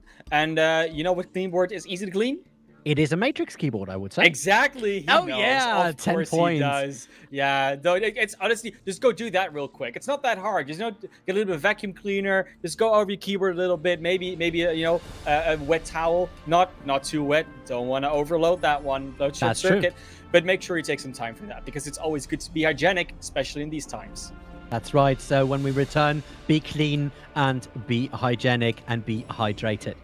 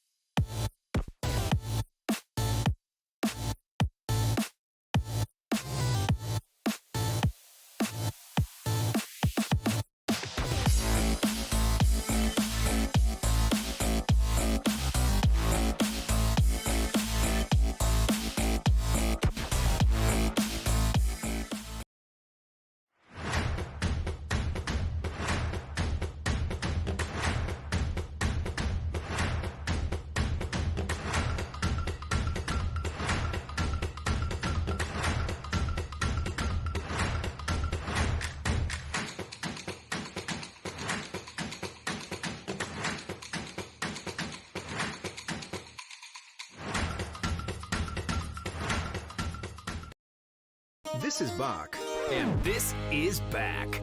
The Sensation Salad and Filet Sandwich Meal are back at Zaxby's. 2 harmonious blends of Asian flavor and Southern charm, both served with an egg roll. Only at Zaxby's. Try them with fried pickles while supplies last.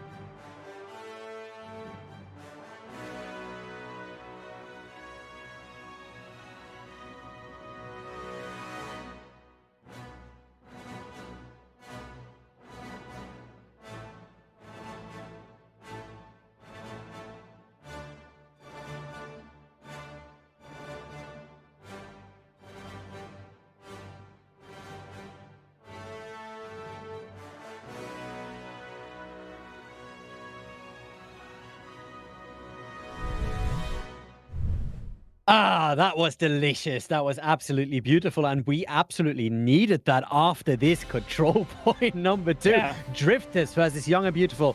2-2.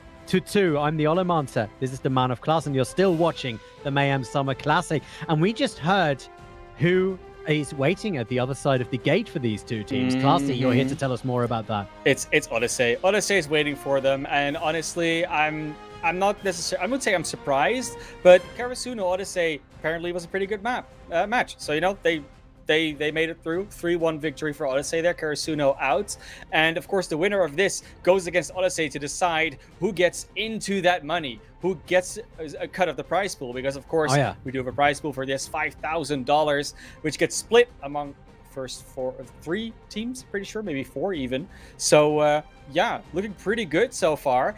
And Young and Beautiful and Drifters in a map 5, it's really going down to the wire. We've seen Young and Beautiful win both control maps now, both of them, in a 2-0. And Busan was even more dominant than Oasis was. Oasis was still pretty close, but Busan just looked very much in control of Young and Beautiful. And if they can carry that momentum on now on control, it's going to be Route 66. They might actually be able to win this series too, because there isn't much between these teams, and it's all going to be about that space control, about which DPS pops off harder, about which hooks lands better, which bubbles get used, the application matrices, the immortality fields. There's so many things to look forward to of this game, and the teams are going to bring it. They're going to bring it straight to us right now on Route 66. Teams are so hungry for that prize money, so hungry for that win, and they're not giving an inch, either of those. I am thoroughly entertained, and I must say, if this is going to be as clutch as we have seen on both King's Row and on Junkertown, well, maybe not Junkertown, but definitely King's Row, then this is going to be one interesting match I'm looking forward to. And I can say I'm going to lean back in, well, maybe a zip chair if I could find it. Where, you know, I think I might buy one, but, you know, who knows? Yeah, well, if you're going to buy one, use that code Mayhem. Yep, Mayhem for 15% off, so check it out and make sure that you give them all the love, because if you're carrying, you need to spare your back, and Zipchair will help you with that. It's code Mayhem15, by the way. And of course, don't forget to tell us what you think this entire tournament is about. What is the Taste of Mayhem to you? Hashtag a Taste of Mayhem. Just tweet it. You might be able to appear on stream. It's going to be great. We're going to go into this last map between these two teams. A draw would be monumental, but we're not expecting it. Fi already gets the first pick on the Yona with a huge grapple shot, and that might set the tone for that DPS duo. Oh yeah, this is a map where Widows can go toe-to-toe all night long, and I'm looking forward to seeing those shots flying all across the map. Young and Beautiful on the attack, now coming around that first corner, and we already see Yikit is holding the petrol station more or less, and making sure that there is some attack venture for them as they try to circle around Drifters. Yikit in the back line, but now we do see Drifters no longer content just staying up on that roof from there, and the fight is on the stairs. Fi finds Jonah yet again there, and we do see Icy now jumping down with the rest of the front line and the rest of the Drifters to make sure that that petrol station is rodent free, as they would say. Icy finds Dollar, but it is Brosnan on the other side who is equalizing onto Zolek right there, so a lot of healing already missing. Nice pulse bomb coming up onto Dance, who's very low, barely survives, but does survive. That was beautifully played here. The Drifters still trying to make sure that they are in control of this engagement. Fi very far in the back line there, but that payload just keeps on rolling along. Oh, and it's so nice to see the high ground barely matter in this matchup. They're just fighting underneath that garage, trying to corral each other into these tiny spaces so their Roadhogs and Zaryas can find more value. And so far, it's just Young and Beautiful that's taking away the cake, but there are the ultimates. The moment that Decod shows their face, there's the whole hog coming in. The Nano is up in there. And now, though, on the other side, Drifters equalizing. Decod finds the whole hog of their own, finds 2 targets, and they're cleaning it up. But the payload! No, it didn't make it. That was just a team kill. No, the team kill. I know. You're waiting for, like, wait, I hear a sound. It might be. No, they didn't complete it. 0.68 meters. Jump the gun. And the one thing, I mean, you've said it a few times because it pops in the kill feed, but Jonah has gotten nothing done. Fi has just come back with a vengeance. Like, you know what? I'm not going to be bested here by some Dutch Widowmaker. I'm German. I'm better than that. But it's going to now look like Yickets is indeed going to go with that pulse bomb again. Icy early. What a stick. That was a beautiful stick. Actually is able to get a lot of damage on the splash there as well. And we do see that it is Young and Beautiful who reap the rewards of that one. Razor tries to extend it for a little bit, but will not be there to make that happen. 3 minutes 40 now after the cap, and that's a long time to get it around point 2. Yeah, 2 minutes 40 is, it's a pretty nice time to get it in for the first time, for first points. It often takes a while. You get some staggered kills, and it takes a while to get to the checkpoint itself. And I lost one fight, so the respawns are long, but now they're going to be able to push in aggressively. Five will have the infra side, so they're going to try and catch something out on Young and Beautiful here. That boop might do it for Brisson. Looks like his bubble's going to save him. That's right, Decod in the middle of a lot of enemies right there. Gets that nano boost though, and is now able to make something happen, but there's the sound barrier. Decod going very low. That nano will not help you versus a sound barrier. Whole hog right away. Dance getting a lot of things done here, making sure that Young and Beautiful have the fighting prowess and the space to go forward. I really like the way that the Roadhog ultimate has changed as well. You know, over time, we always saw that, he push people away, they didn't push him away enough, and now he does more damage, and then he does less damage. And both Dance and Decod have found so much value with these ultimates. There's a double scene coming in, the Graviton Surge coming out from Bronson. Oh, that triple stick! What the hell? Nice combo right away. And that sets a tone right there for the attack. Young and Beautiful are hungry for more. Yickets were like, yeehaw, kids. Just getting that pulse bomb straight in there on Route 66. I want to hear that rawhide whip again. I just want to get it in here just because they got absolutely whipped with that combo. And now Icy and Razor have to potentially do the same, but it's hard to get that value nowadays. We will see what's going on as we do see Drifters coming back around that corner. They are ready with the Graviton Surge. There it is. They're flying it in. We do see Khan responding super quickly, jumping up and making sure that he has a fighting chance and the distance he needs to save a lot of their teammates. But at the end of the day, Icy is there, fully charged up and with a lot of damage. Now the fight, Razor versus Ickit, but Ickit just didn't have the damage to sustain that. Such power there coming out from Drifters. They just came back and said, no. You don't get to get a play like that. Use all your ultimates and just walk on through. Now Khan will have the amplification matrix, and that's already placed well to get Decod. Oh, dollar. This time he's earning his paycheck. Now Dance has that whole hog and is looking to go for that high ground. Misses the hook, but just barely onto Fi. But Fi now in a, well, vulnerable position, I would say, so able to make something happen right there. Dance going back for a little bit of peel for the rest of his team, and there it is, the whole hog coming out from both hogs. Decod gets more damage done, gets more done with that triple kill, and that means Young and Beautiful have to pull back yet again. 2 minutes 17 on the clock, and Decod clocks a quadra kill.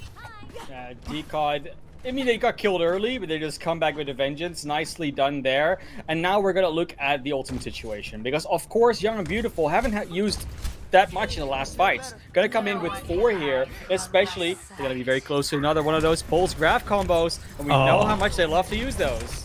That's right, and they are very effective. And it doesn't look like there is anything on the board for the opponents, for the Drifters to make anything happen with it. Actually, this is looking so well, they might not actually fully need to use it. There it is, the Graviton Surge coming in. On the other side, there is a sound barrier, making sure that this is not the hardest thing that it's going to do. The Tobolstein actually on the entrance, trying to make sure that they have all the time to just stagger out the Drifters. Young and Beautiful are just going to go with a one target at a time kind of strategy, and while it takes more time here, it does seem to be working.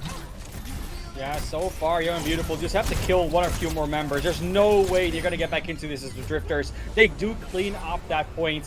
1 minute and 8 seconds on the clock. That's a fairly decent time. I mean, Route 66 is hard enough to complete as it is, and they were able to stave up the staggers quite well. Young and Beautiful, they just come back into this And after that first point where Yona just got completely desolated by Fi, they also finally started hitting some more shots. Got Razor early on in that fight, so no pulse bomb. And then there was really only Icy with the Graph. But since so many had already died, Icy's like, yeah, I can throw in this Graph now, which, they did, but no one to really kill. Your high charge is Zarya, but there's so many members of Young and Beautiful that just take you apart. And now we're going to switch sides. The momentum, or at least the pressure, is truly on Drifters right now, because 3 points on Route 626 is hard enough on itself, and then that 1 minute 8 time bank, there's a lot of lot to live up to for you. But both these teams have been looking like attacking favors, so very much expecting Drifters to be able to push at least into that 3rd point,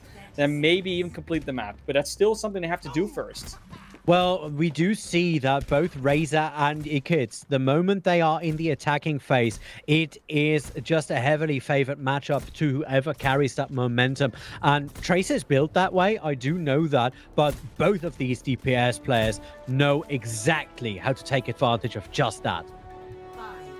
Yeah, now the doors will open. Neither team will really change much. It's gonna again be Haruhi on the Ana. Like they've been swapping around what they're playing. Dola and Khan have been fairly consistent in just they play the Lucio Baptiste a lot, sometimes the Ana, but mostly what they've been doing. And Zolik and Haruhi just seem to have to find answers constantly. They're the ones that are swapping. Decod has Jonah already. Payload coming around the first corner, and this is another fight for that high ground. Decod trying to fish something off there, is just short with that hook, and that is something that's always very painful to see. Fi, nice shot on the Ikids, comes up with the follow-up, and that was beautifully played, and you do see why Fi is just feared on that Widowmaker. Now though, fighting Jonah up on that high ground, and we do see a lot of things coming up from Zolik. Zolik actually making sure that Brusson has nowhere to go. Deco with a double kill, and right now the Drifters looking very good in that momentum.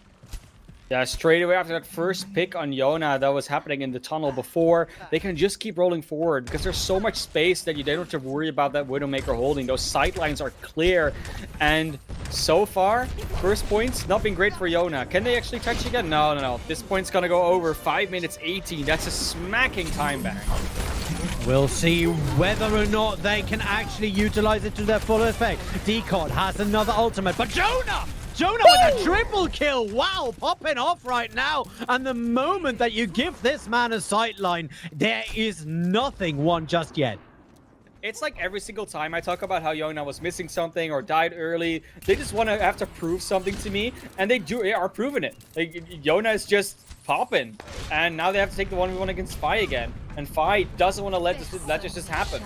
That's right, there's the Chapeau Moregard, and both of them are firing it out. Fi already has Khan on the sides and is trying to find more ghosts with that sleeping headshot onto Dance. Dance actually able to survive that. Now Fi, though, in trouble as Dollar comes in from the sideline, but Decod with the double kill is able to set up the whole hog. Has 3 under his belt. Will he go for number 4? It does look very favorable here for his team, but he himself cannot come up with another kill.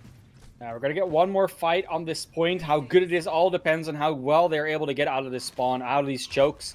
Yikits is going to take the long route together with Khan, but everyone else is probably going to go through this high ground and try to pour in. No, they're all going to go, I think, a different direction. I don't think they're going to go through the top. Icy peeks around and Jonah gives him a bit of a shot. They know Icy is there. They also know that Icy must have that double steam. Now it is being fired out on the lower end of those things. Jonah with a fire onto Fi has him actually pinned down and now is able to make something happen. Finds Icy, downs with the whole hog, comes in as well. The Young and Beautiful are looking to actually equalize in this fight. They haven't won it just yet, but Jonah is able to take Razor who had that pulse bomb. That is huge, and that will make a lot of opportunities open for Young and Beautiful as the Drifters are being pushed back relentlessly right now. Yeah, Drifters are not going to be able to continue this fight. They need to just reset now, but they keep staggering some members. But beautifully, in that fight, you saw straight away how that matchup between Haruhi and Khan works. Khan is able to use the Immortality Field to save their team from that Graviton. Zolik uses the Sound Barrier, but it's just a sound barrier. It will dissipate, and they just burn through that entirety of everyone that's in that Graviton from Brisson. And Young and Beautiful just again, they just clean that up because they have an immortality field of their own, and they don't need to worry about an immortality field on the other side. They can use ultimates whenever they want. Yeah, the ultimate's looking rather equal. I mean, now both of the pulse bombs are on. The only difference here is Decod with that whole hog, but that can be instrumental. Jonah and Dollar very, very low. Now Decod fires that whole hog in. Yikit on the side of Decod is able to equalize it out, but that at that point, 4 of his teammates are already pushing up daisies, or in the case of this map, cacti.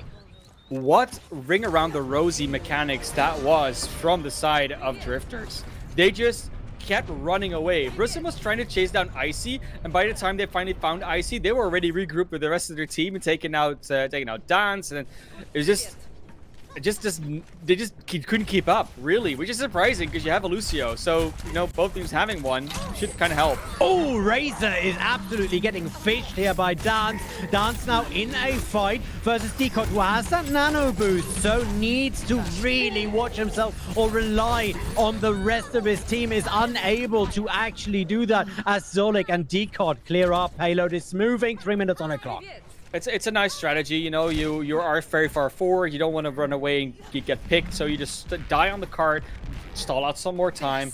3 minutes though, only 2 minutes above the time make of Young and Beautiful, and with these ultimates, it's really going to come down to, can Young and Beautiful stop this momentum right now, or will they just get rolled over? Oh, I see though, that's a huge grab. Razor fires it in, the anti-nade actually clears out 2 of them, and right now, it looks like Drifters are in control of that engagement. Young and Beautiful, unable to do anything about that. That payload very, very close, and we're just running it straight in.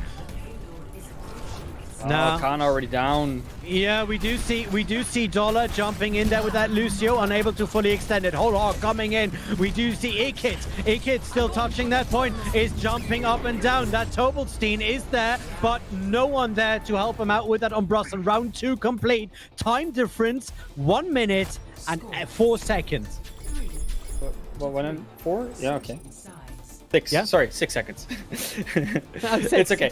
Yeah, it's okay. But Math hard. There is something about Young and Beautiful being grabbed in a smaller space and just losing, because that's what happened there. They're in a small space. Aizu just walks in, catches them out. Their team has more room to work with. Khan tries to do something with the immortality field to try and deter that aggression.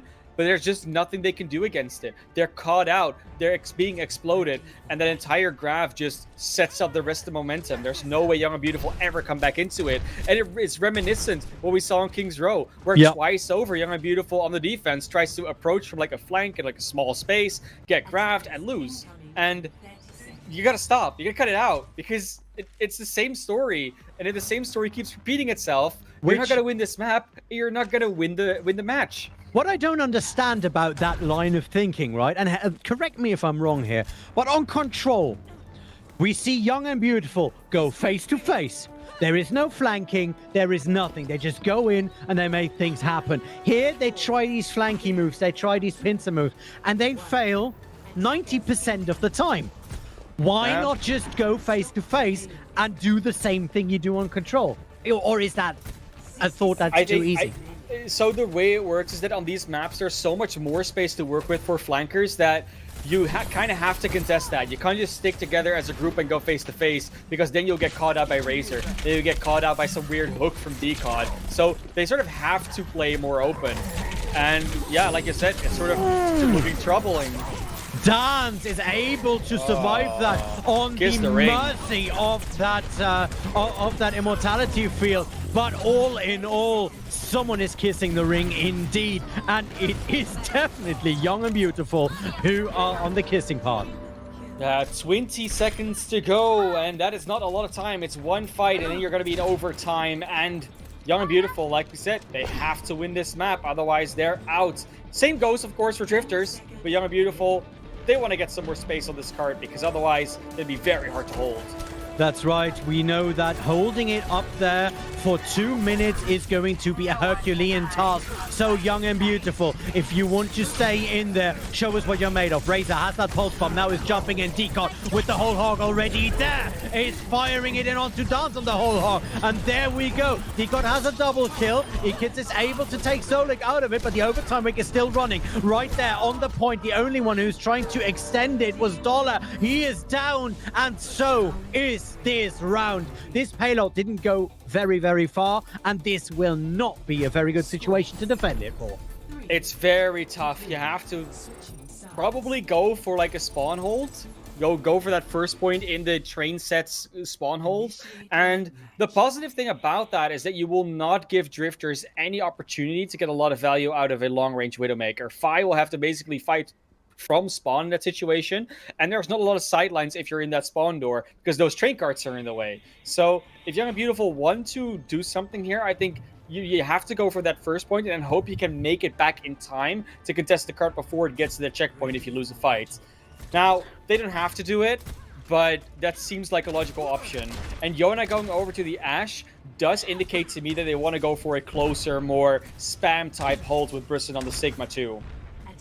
That makes sense, first of all. Second of all, remember, the Bob is the extra player that can give you so much time and give you so much kill power. So even if you have to focus all your attention on that Bob, by that time, Ikits is in your backline.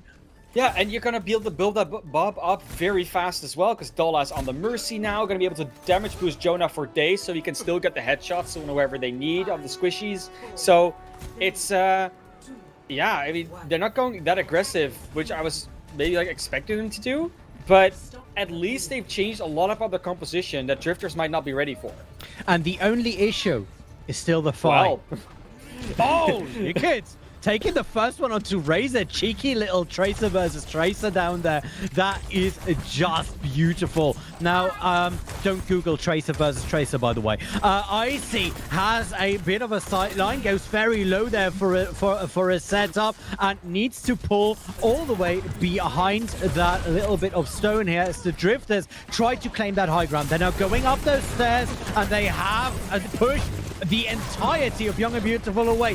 Nice sleep dart onto Dance, but Dance is able to survive this for a little bit. It does look like Young and Beautiful are in a good situation until Jonah goes down, though. Decard, very low, 41 hit points, but is able to get out from the tunnel. Immortality field already down and is already being taken care of. Razor is in your backline. Young and Beautiful, you need to do something at this point. Razor is coming, and they're hot at the gate. There's the pulse bomb, doesn't find anyone in the backline. A bit of luck, and there it is. The graphitic flux coming up does not fully land it. Now Icy with the double scene, that graviton surge cleans it out. Immortality field still there, only Calm there, and that will not do it. And what does do is Drifters. They take it 3-2. They take the series and they move on to face Odyssey, and that's going to be a tough fight after the fight they just had to do just to get this far. What a series, honestly. Like, they've been so good at just clutching it out on the side of Drifters. There's so many trades going back and forth in that last fight, and then they're just able to get that one out. Drifters taking the victory here, but Young and Beautiful, they definitely have nothing to be ashamed of. That was such a close series, and they played so well in a meta that really no one was prepared for. No. That you have those 4 bans on top of them. Like, it's just been great to see these teams play. We saw the EU versus NA matchup. Of course, there was 1 or 2 European players on the other side too, but you're still able to come out on top of this if you're Drifters. And I mean, they're sweating now because, of course, they got to go straight into the next match against Odyssey, like you said. Young and Beautiful can just sit back and watch now. Of course, you know, they would rather have probably played next, but, you know, they got close. And what a series. Commended. And there will be some evil spirits, some dark voices in the corner of the internet that will say, Young and Beautiful lost this to ping alone. What do you say to that? Yeah. I mean, it can sometimes make a bit of a difference in like a DPS matchup, maybe a hook that you don't hit in time. But it's about like 180, 130 ping that they'll probably having on like an East Coast server. So it's not that bad. It's just not optimal, of course. But that's the way it is until we can get lands back together, guys. This is what we're dealing with, and it's so cool that we still get to see this inter-regional matchup going on all the time. And of course, there will be more of those today, since Exoblivion has to face off against Tier 2 Drama Nation next. That's right. Also, Exoblivion, also an European team, and the last one holding really the flag down. Hoping that the European region can keep continuing, but that's not all we have. All we have for you today. It's 4 matches going on, and Ollie, what are we going to see next? What we're going to see next is, first of all, me cooling down for a little bit. And when we return, we have the post-match player interview, of course, with one of the players from Drifter's side. Probably will be decided in just a minute. So when we return, a couple of words from your team, the Drifters, before we jump straight onto the next match. So don't go anywhere. We'll be right back.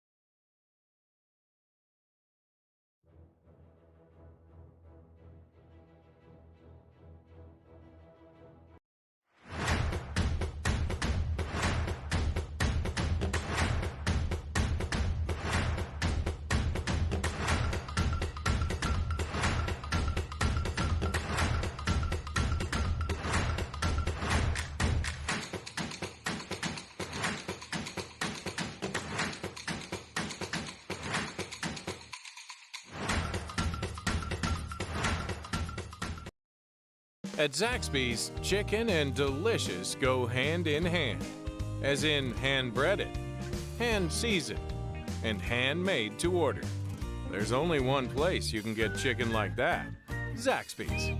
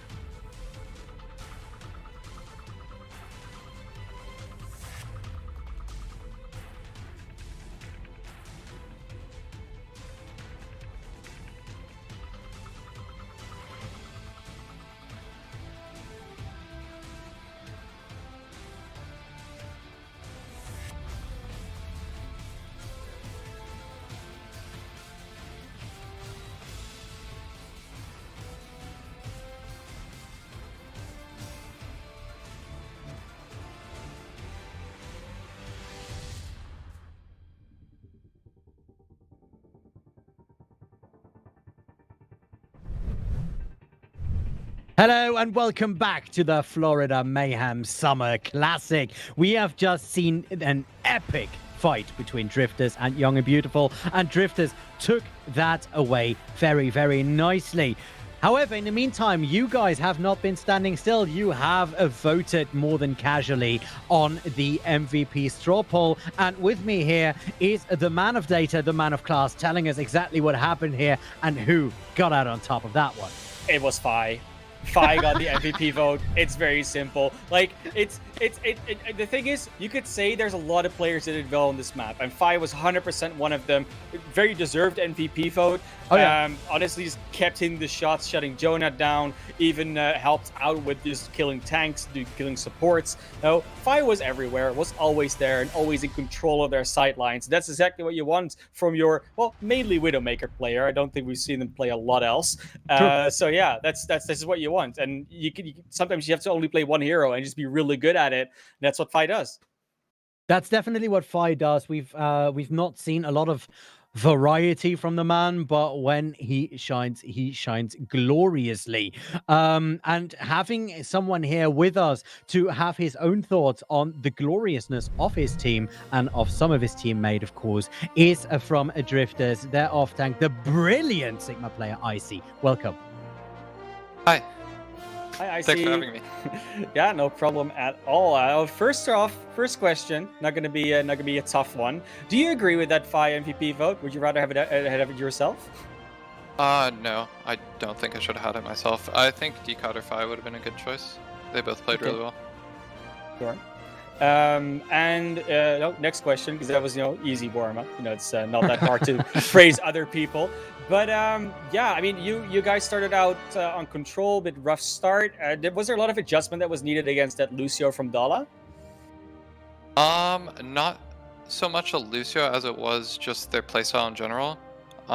We struggled on Koth previously, like going into last Contenders week and pretty much Trials as well, like pretty much everything. We just struggled on Koth, so they obviously just beat us on both the Koths because they were pretty good on it. Their playstyle was something new that we've never really played against, so we just had to adapt.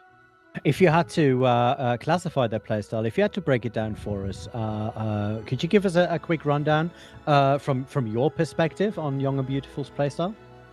They like to go rush because it's very it's a pretty easy thing to pick up, like easy to play. We're pretty good at it, doing really good last Contender season with the rush comps. So they started out with rush, and then when we started mirroring and beating them on it, they went to a more spammy comp with the Sigma Widow, which they played on Busan, and I think that worked really well against us. And then we picked Root, so they couldn't really play that, so they kind of had to mirror like a hybrid between, or the hybrid comp. So we just came out on top in the end. So you didn't know that beforehand? You didn't have any real information on Young and Beautiful apart from they're good at King of the Hill? I mean, we watched, our coaches watched their VODs from stream yesterday, like the ones that they were streamed on, and they were like, okay, they'll probably play this here. And then so we kind of knew what they would play, but we didn't know that they were going to push into us every single time on the first map. That must have been an interesting experience. I can imagine. So looking forward, next up for you guys, Odyssey, very short, immediately after this match. Are you guys prepared? How's your mental? How are you feeling? I think everyone's mental is fine. It was a long match, but honestly, we just weren't good at Koth. They beat us both Koths. The other maps we just won pretty decently, not convincingly, but it was enough to warrant us not sweating too much. So I think we're good going into Odyssey. That's great. Lift the veil a bit for us. Looking at Odyssey, how are you gonna go about it? Can you give us a little bit of a sneak peek into your playstyle there? I don't think we know really. We haven't, like, our coaches are probably just gonna go through the VODs of Odyssey if they played yesterday or in the other tournament, the Valiant one, the day before. So they'll probably just watch those and then say like what they're gonna play and what their playstyle will be, and then we'll just adapt there. But we haven't really done that yet. We have 15 minutes in between the match. Yeah, that's what true prep is all about. Last minute. That's how I did it in school, and don't think I need to change that anytime soon. But hey, thank you, of course, for being here. Thank you for getting the interview. And a last question for you: what's your favorite sauce to have with chicken? My favorite sauce? Yeah. Sweet and sour. Yeah. I can dig that. Okay. I think that's safe. I can see. No, That's a safe definitely. pick. It's definitely a good pick as well. I like me some sweet and sour chicken sauce. But with that, we're gonna thank you, of course, for your time. Thank you for coming in for the interview, because of course you have those precious minutes to prepare for the next match. So go and do that with your team, and show us more of what you got. Yeah, thanks for having me, for sure.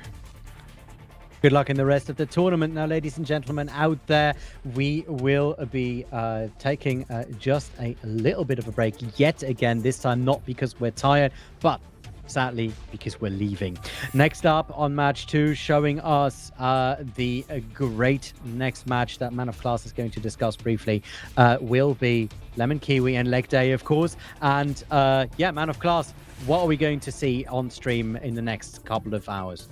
Okay, so if you want to catch that match that Icy has just previewed a little bit, Odyssey versus Drifters, you have to go over to the Spanish stream. Oh, you won't have English commentary, unfortunately, but you will still have gameplay to be shown. Then on this stream, like Ollie said, we're going to throw to a little bit of a break. We will be back for the match between Ex Oblivion and Tier 2 Drama Alert Nation. And that is, of course, the last European holdout versus the completely stomping side of Tier 2 Drama Nation. They've not lost a map. They've just been breezing their way through the brackets. And yeah, that's going to be the upper bracket finals. It's going to be deciding who gets the guaranteed second finish. And the other team has to go back to the lower brackets. So that's going to be exciting. Of course, that action is going to be brought to you by none other than Leg Day and Lemon Kiwi. So don't go anywhere for that. And with that, the only thing we can do is say goodbye. I have been the Olimancer. With me has been the Man of Class. And when we return, you have our colleagues here to show you all the action. See you around.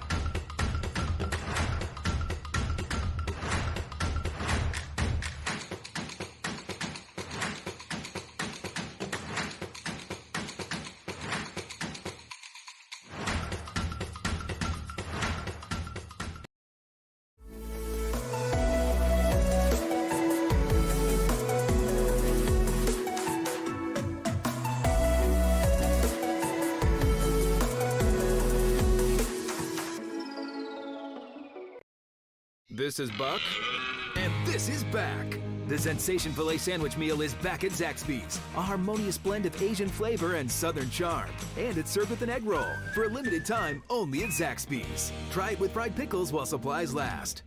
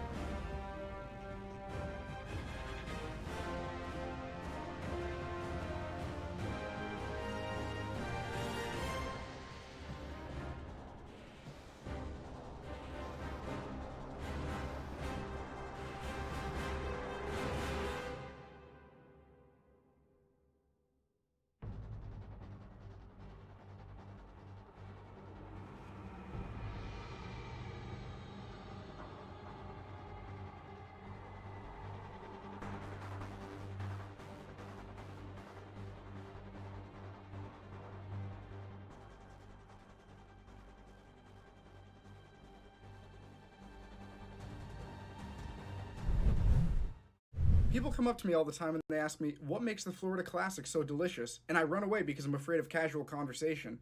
But then I take a sip of the taste sensation and I'm filled with the almost professional ability of Tier 2 Overwatch. Get yourself a Florida Classic today, and then we'll talk.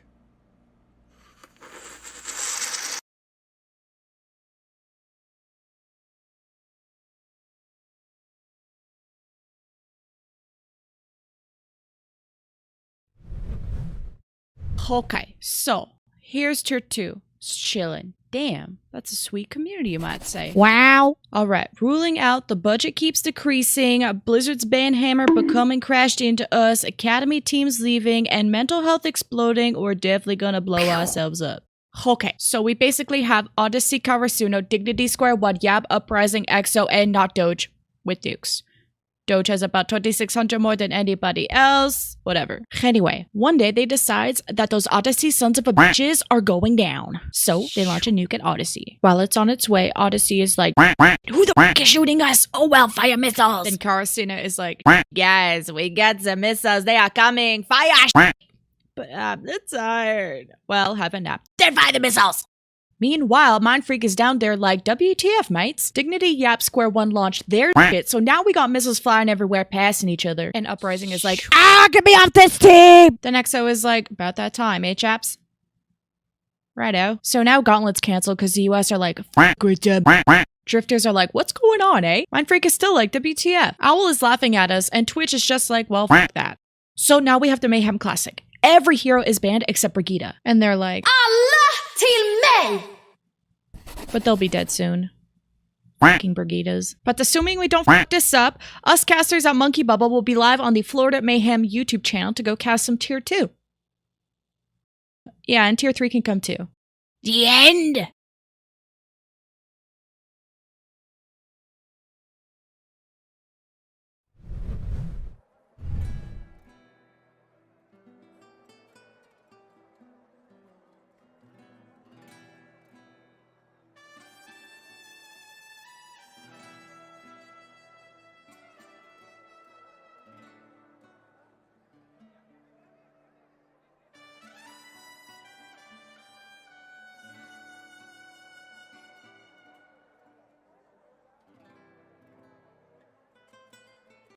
At Zaxby's, chicken and delicious go hand in hand. As in hand-breaded, hand-seasoned, and handmade to order. There's only one place you can get chicken like that. Zaxby's.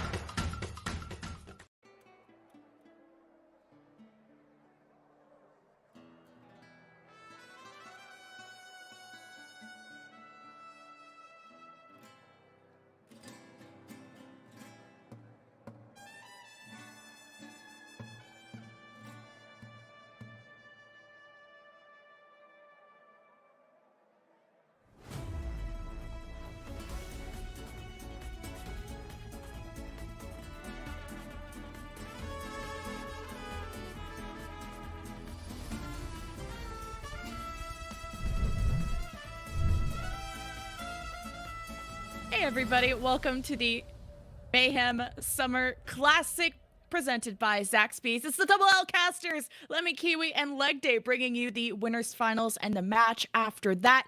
It's Ex Oblivione versus Tier 2 Drama Alert Nation. We are here at the top of the winners bracket, Lemon, and it's going to be a clash between North America and Europe. T2 Drama Alert Nation, basically a full NA team, which is kind of rare, actually, for the North American scene. You guys do indulge in a little bit of poaching, meanwhile, Ex Oblivione. Classic North American, classic European roster, and they did come fourth overall in European contenders before. Meanwhile, T2 Drama Alert Nation, a little bit more of a new kid on the block, currently participating in Open Division, but there's a lot of muster on this roster. OG went to Gauntlet with Speedly, with XL2. They knocked out the former Envy team, and then OG joined Envy. Then it was Doge, and now they've ended up on T2 Drama Alert Nation. So OG is essentially rounding out the journey with this team. Yeah, Tier 2 Drama Alert Nation, when they announced their roster, everybody was like, alright, that's kind of stacked. They're competing in Open to be in the September tournament, though, for contenders. So there's going to be a while to see. Okay, it's not guaranteed they'll be there, but they're looking kind of nice. They got the best pieces of many multiple rosters. So this is their first showing as a team, and if you look at the bracket, they haven't lost a map yet. Tier 2 Drama Alert Nation are a clear favorite here, but Ex Oblivione, a top team in Europe, of course, like you said, the fourth, they only lost one map, but hey, haven't lost a match yet, and that's all that matters. Ex Oblivione, I want to take a quick look at this roster, Lemon. It's not exactly the Ex Oblivione roster that many people would expect. White Noise, for now, is stepping backwards. Vistola and Rene are going to be the tank line for Ex Oblivione, and they are both professionally off-tanks. And that's quite interesting because we're in a potentially double off-tank-centric meta where you can play the Zarya and the Sigma. You can play the Zarya and the Hog if you so desire. A lot of people thinking that Roadhog is incredibly powerful. Just here on this channel right now, we watched Decord pick up the pig in his hands, and he essentially slapped the flower power around with it, as well as hooking it in. But Sauna, someone I want to focus on. Rene came into my stream the other day. He whispered in my ear. He was like, "Leg Day, I've got a secret to tell you. Sauna's the best tracer in the world." And you know what? He might not have been wrong. He may not have been wrong, because I saw some massive tracer plays from Sauna yesterday, including sticking another tracer and killing them with that sticky in competitive. It was so impressive, I had to tweet about it. That never happens. You don't stick another tracer. I was gonna say, you not tweeting about something, that's kind of rare for the Ex Oblivione. Damn you, Lemon Kiwi. Damn you, Shakes Fist. But yeah, they've kind of changed their roster, right? Ex Oblivione only have Renee, Slay, and Kara from the original roster. You brought up Sana, who's now the permanent replacement for someone like Naga, who I think moved over to Doge, I want to say. But Sana comes from a team called Vasta Gaming, sort of this tier 3 menace on the Tracer. And a lot of these teams in this tournament are kind of finding these ladder superstars. And Vestola will be stepping in for White Noise, so kind of not needing that main tank makes a lot of sense. Renee will be probably on the Sigma, and he was telling both of us that, well, they don't really rely on the Roadhog. They think that the Sigma and the Zarya is just such an amazing counter and just denies a lot of value of the Roadhog that you might not see it as much for them, but they might still choose it if maybe they think they can out Roadhog the other team. Different theories as they move in towards Oasis. We're going to be starting off here on Gardens. This can be a very effective area to play Pharah, but given the prevalence of Ashe, I doubt you will be seeing too much of that today, ladies and gentlemen. Instead, we are seeing the double Ashe, but Kara on the Mercy. We saw a tiny little bit of this yesterday, Lemon. And Kara's quite an accomplished Mercy. Kara actually came to relevance during a Mercy-centric meta, during the Moth meta. Yeah, Kara is going to be mainly trying to pocket someone like Lenu or someone like Sana, depending on who picks up the Ashe. So Sana usually will be on the Tracer, Lenu on the Ashe, but if Lenu likes to pull out the Widow, you might see Sana go on the Ashe. We haven't talked a lot about Tier 2 Drama Alert Nation. They have their own interpretation of this meta. You're going to see these guys run a lot more Winston and a lot more of an aggressive playstyle, initiating behind the Speedily Echo, which he's brought out here today. Yeah, Shapeshifter and Cucumber here. They're going to be playing more of a Korean-style dive that we saw towards the end of the last meta. Maybe without so many Brigitas, it could be a little bit easier. Linu's already picked off OG, though. Don't test the aim of Linu because it's going to be a painful experience for you. That much I can guarantee. Yeah, OG's already got that deja vu song rolling up the walls, but you don't want to be the first one to die. This just completely slows everything down, and Speedily second. And this team really relies on how Speedily makes these calls. If he can land those stickies, get a target weak, then you will see the rest of them pounce. But as soon as they lost OG, they may have lost a little bit of that structure. That was a very, very clean team fight. 4 kills to 0. For an opening control team fight, that's almost unheard of for it to be that clean. Really good catching of the members of Tier 2 Drama Alert Nation. But the question is, with Shapeshifter moving over onto the Roadhog, are they going to be able to get any more done? Kara's already down, courtesy of Cucumber, and it's just as clean going the other way. So now 5, it's actually 4 versus 4, so this is not really winnable yet for Tier 2 Drama Alert Nation. Sauna made a huge impact with that Pulse Bomb. And then you had the Amp Matrix that kind of zoned away the rest of Tier 2, so that's 2 fights in a row for EXO. Have managed to keep a hold of this. Rene gets Ultraviolet on the exit. That's going to mean that maybe OG can get the res there. You can hear it, you can see it. And Ultraviolet has been returned. 10% away from a nano boost now, Lemon. Question is, where is it going to be placed? You might want to put it onto Cucumber if they end up with high energy. Meanwhile, Rene and Vestola, they can combine the Graviton Surge and Whole Hog if they so desire for massive amounts of damage. See how they're going to defend this one. The grab is thrown first there from Vestola, and the Ash that just ounces right on top. So losing one immediately, but Shapeshifter right after that. You see how Tier 2 tried to disengage, see if they can heal up and maybe set up OG for a res, but the grab is thrown from Cucumber to trap the follow-up from EXO. As there's the copy, but the whole hog in a small room. He's able to get out, but only to his death. Rene with the double kill, and now looking for more. If they can get more staggers, this is going to look really bad. The counter hook is so big from Shapeshifter, and Tier 2 Drama Alert Nation need to get on this point.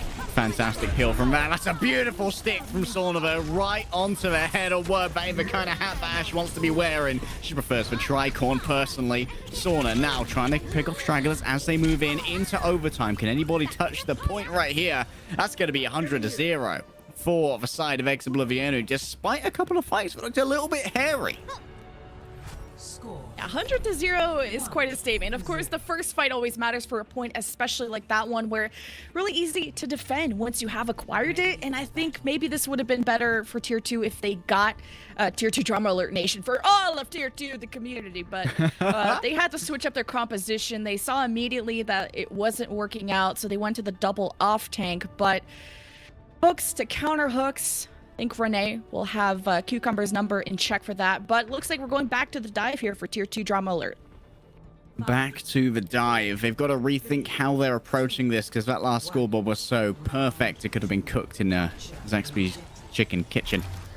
Handcrafted for optimal controlled deliciousness. For now, Kara's going to be staying on that Mercy. Sauna going to be playing around the sides on the Tracer, but Wub has actually picked up the Genji here. Full dive from Wub and Speedily. Lanu just gets a double kill and lives through that. How does he live? He was getting focused by Tier 2 Drama Alert Nation. I probably got a stun onto OG, and that's been, 2 rounds in a row now that he's kind of the first to fall in that engagement. But you're seeing some compositional swaps now from Tier 2 Drama Alert. Yeah, Wub's going over onto the McCree. They're going to mirror that, but Speedily wants to stay on this Doomfist into a pig and a McCree as well. I wouldn't say that this is an overly hospitable environment in which to play Doomfist, but this could be like the ancient lore of Korea, where you play the Doomfist as the engagement main tank. Speaking, well, engagement maybe off tank. Shapeshifter gets that first hook. Finishes off Rene, that was probably low in the first place. Now 6 versus 5. You see Tier 2 Drama Alert Nation starting to get onto that point. They don't have possession yet. A good hook, but we didn't get the finish on to Slay. Where was the rest of the damage? You should be able to get that execution either way. Close to getting the cap. You could see that EXO just want to die on this point one last time. That's a triple kill and quad kill for Wub, and the flip for Tier 2 Drama Alert. I'll talk about picking up on the value pretty quickly. Only 10% behind Linu on ult charge, and Linu's had a whole extra fight. One to be able to generate that. Vestola look to this Graviton Surge. How can they follow it up? With no shields on deck apart from Messiah shields, you could presumably see Linu Deadeye this. Or Sauna can, of course, pulse on it as well. The EXO is, or Sauna is looking for a pulse bomb into the back. I think he threw it, but it didn't connect. Oh, the double kill just came a little late. Shapeshifter and speedily walked right into it. And then, of course, the rest of the ultimates. I'm looking at the Deadeye. Very good teamwork, of course, from EXO. They'll be able to flip that point. Was an expensive one, though. They used a couple of ultimates to make that work. 4, in fact, for Valkyrie. Graviton Surge speedily can't get away. Saunus being an absolute mosquito. A pain in the bottoms of Tier 2 Drama Alert as they try to move forward, but at least this time they've got themselves a little bit of percentage to their name.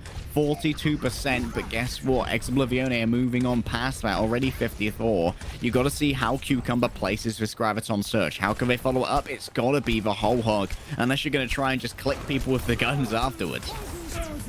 But Renee on the Sigma means maybe they have a shield to protect themselves. Just a few crucial seconds can make a big impact if you're caught into a Graviton, but they combine it with the whole hog. This will be tricky. Already a pick onto Sauna, of course, maybe getting that stun. Wub with a second. 6 versus 3 now for Tier 2 Drama Alert Nation as EXO are approaching 80, close to 80% plus. All they gotta do is die on the point, and then they'll only have to win one fight to take the round on the map. I gotta admit, I didn't expect Lin to have another Deadeye quite as fast as they did. Sauna's generating these pulse bombs incredibly quickly as well. Last time, it was stuck onto the head of Wub. This time, maybe Ultraviolet or OG would be a more fruitful target, but Cucumber's going to be saving the Zaya barriers for that. So he needs a soft dive from the main line to try and force out those bubbles.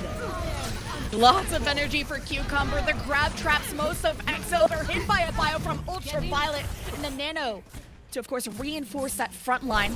So Hook misses there, disengaging back towards the point. Here to Drama Alert Nation need to defend maybe one last time. The score is incredibly close, catching up, but those ults gonna matter. Renee looking to initiate with that Gravitic Flux. Of course, we got Gravitons, Gravitic Fluxes. See how this one works. Lots of gravy, lots of gravitic forces here. Speedily, where's this bomb gonna go? Look at it, put it on the Ash, but it does miss. Does force out the Immortality Field, however, but Sauna's more successful. So far, so good. Only missing Sauna. Going for a res there. Kara brings Sauna back into the fray. Steve Point still in control for Ex-Oblivione. And they, Tier 2 Drama Alert Nation know they don't have a lot of time to waste, but couldn't duel it out. OG trying to get away with his life and couldn't pocket what they couldn't just protect themselves. And then there's a grab thrown out from Vestola to trap any people trying to touch the point one last time. It's overtime for Ex-Oblivione, already claiming round 1, and a good spot to be claiming round number 2 and map 1.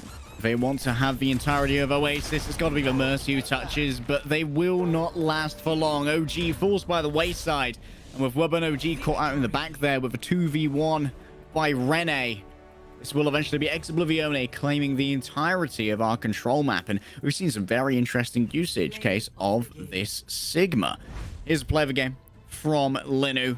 Some excellent aim. Coming out of retirement for this tournament, actually. Prodigious hit scan, who figured that you might have given it a rest at the end of Contender Season 1, but you can't stay away from Overwatch forever. We all know that. I can't stay away from it. I've only been here a couple of years, though. But this is the first map that Tier 2 Drama Alert Nation have lost this whole tournament. So, and quite convincingly on the side of Ex-Oblivione. They've only lost one map, and it was King's Row, I think, to Odyssey or something, and it was just really close. And to just look at how that control map went, you just saw EXO really rely on the Sigma Zarya, again, just trying to deny the value of the Roadhog, which I think they did quite well. Yeah, they managed to get through that fairly well, but Sauna is being a real pain in the back line for the side of Tier 2 Drama Alert. Like, they have to consistently have to deal with this, and that means that they're all turning their attention away from Linu. The dual threat here from Ex-Oblivione is so important in that it taxes the mental bandwidth of a team. They have to think about so many different things. They've got to look in so many different directions, and that creates little advantages in both timing and attention that can allow for someone like Linu to pop off, for a random hook to come through from Vestola or Rene if they see an opening, for Slade to maybe get in a little bit of extra damage or catch up on healing that otherwise could have been overwhelming. And for this format, we have Control, Escort, Hybrid, then Control. So no assault, but the loser gets to pick the next map. The winner gets to pick the side. So we're seeing Tier 2 Drama Alert Nation going for Junkertown, and to be expected, substituting Hydron in, which is their Widow specialist.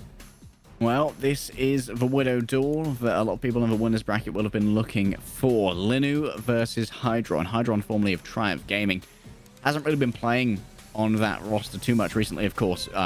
Having not on it at the moment would contribute to that, but in the last Contenders tournament, we didn't see him as much because there wasn't as much use case to have the Widowmaker, which is where Hydron really excels. Very good flick scan DPS, very good at McCree, very good at the Ashe, very good at the Widow. And when you go to Junkertown, it is dominated by Widowmakers, especially when there's very little shielding available. When you're looking at these double off-tank tank lines, it just isn't enough in terms of consistent shielding to really contain a Widowmaker. And you're not really going to play on a D.Va either, because D.Va's such an easy target for the enemy Hog and Xayah. And you aren't going to be throwing out projected bubbles as a Xayah to try and mitigate Widow damage. It's too unpredictable. Yeah, D.Va and Zarya kind of fill those similar roles if you want to try and nullify that Roadhog, but you bring up a good point that Zarya, you can have that protection at range. You can throw those bubbles without having to be in the face, while as the Matrix of D.Va, you have to be kind of close to try and matrix some of that damage from the Roadhog once he does pull you in. Also, if you draw your minds back to Hydron versus Phi in Tier 2 Drama Alerts match versus Drifters yesterday, it was a full hold on Junkertown, and I want to give a lot of credit to Hydron and how incredible his Widow was on the defense. They were able to full complete this map with either an overtime or decent good time, which is already an accomplishment, and then they full held a team like Drifters, which I had a lot of hopes for. So definitely keep an eye on Hydron and how he's going to be able to just control the space and also just maybe shut down Lanu. But when I spoke to Renee about, well, how did they feel about Lanu versus Hydron on this map, they had no worries. They have a lot of faith in Lanu. Given what I've seen from Lanu previously, I would as well. I mean, like, if you're on a team with Phi, who's currently on Drifters as their Widow specialist, and you're the one who gets to play Widow, that says a lot about how good you are at that hero. For now, Sauna's actually... No, they're playing with my brain. They were on the Bastion for a second. Like, the pirate ship is workable on this map, but with the current weakness of shields, maybe not the best choice. As we predicted, both Hydron and Linu will be rolling out of a spawn on those Widowmakers. Let's have a look at these tank lines. Both of them are running the Pigma, as I like to call it, the Roadhog and the Sigma. There's not a huge amount of shielding available here, but it's mostly going to be used to deny sightlines for the hooks. I think it's just holding on to the real estate as well of what you already have. So if Kara or G want to go for res, you have that shield in place. If you want to deny some sightlines of these Widowmakers, you just throw the shield in their face. The Widow's not going to sit there and shoot it, but already a first pick from Lanu. Hydron response. No healers left for the defense as Kara goes for a resurrect. Pretty free there. Sauna's back on the high ground. And you see the attacker missing a few people there, but the flank from Shapeshifter through the pack room gets that pick on the Slay. And Kara doesn't have res available, so you only have 3 members from the attack. And if Cucumber can just stall things out, the defense have a chance here. Hydron sitting on 3 kills in this fight. Definitely huge rescue potential here. I was wondering if the dreams of the first point hold had already faded away. Sauna's going to pick up Wub. Ultraviolet fancies their chances against the pick here, and with the backup of Shapeshifter, who wouldn't? You've got the Discord Orb, you got the hook, and you forced out the Immortality Field as well. That's going to damage the momentum of Exoblivione as they come into this next fight, Lemon.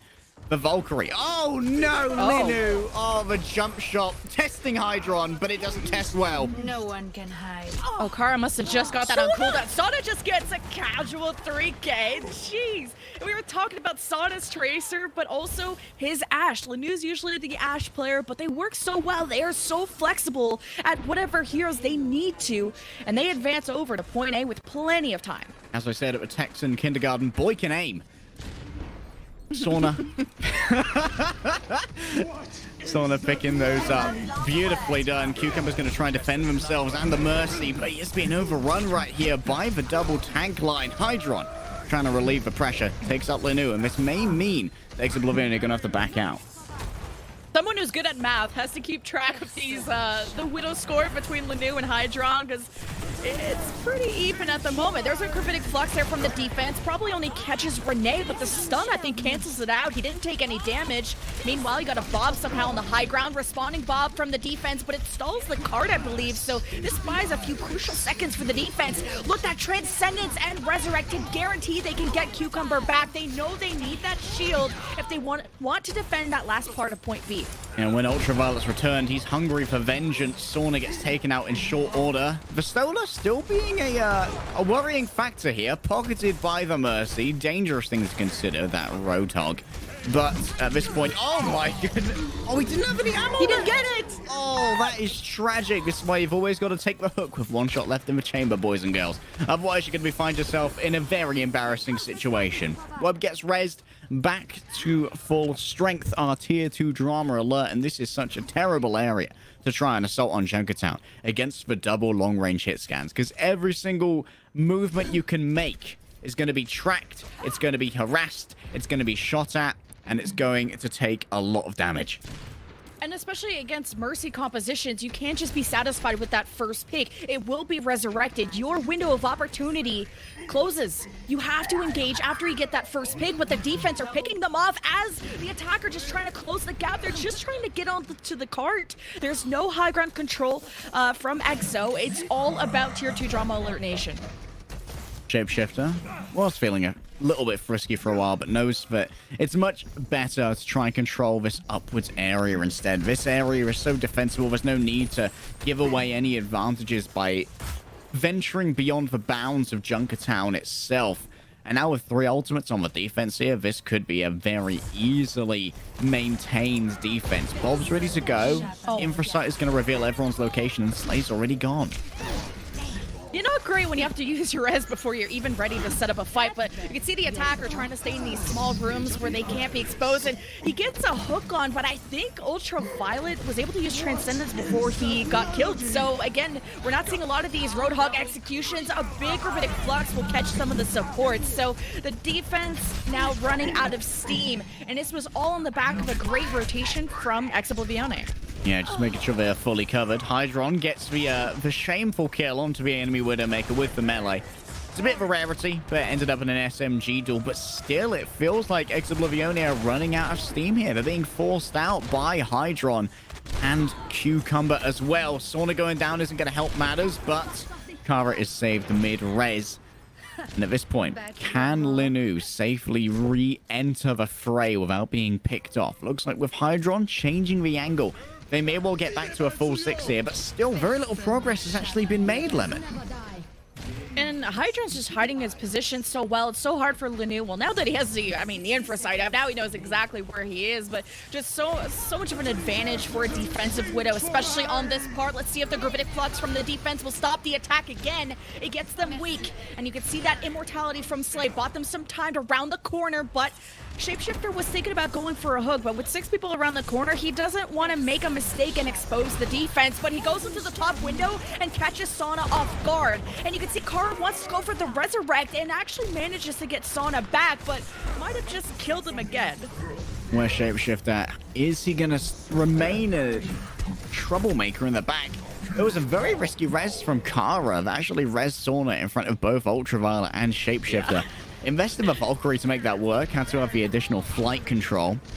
Ultraviolet goes down. Not great, and they have already had to invest for Resurrection. That won't be available for a couple more seconds. This is last fight territory, though, for Exoblivione. They're under-resourced for it, but they have the aim to make it work. Linu needs to survive, though. They need to get on the cart. Wub is going to be missing, so now Hydron has to clutch up, and he's starting already.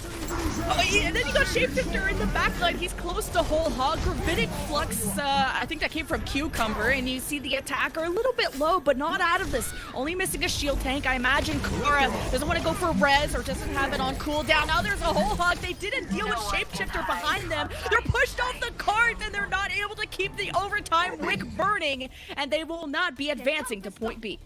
Excellent play of the objective there from Shapeshifter. Actually hand-delivered for Roadhog to the Widow and Mercy. Thankfully, there wasn't much capacity for Vistola to follow up on that strange possibly the weirdest flank I've ever seen to get behind a Widowmaker by a Roadhog. We do find them in the backline rather often, but sometimes pigs do fly, audience. So don't make that one of your go-to metaphors for impossible scenarios.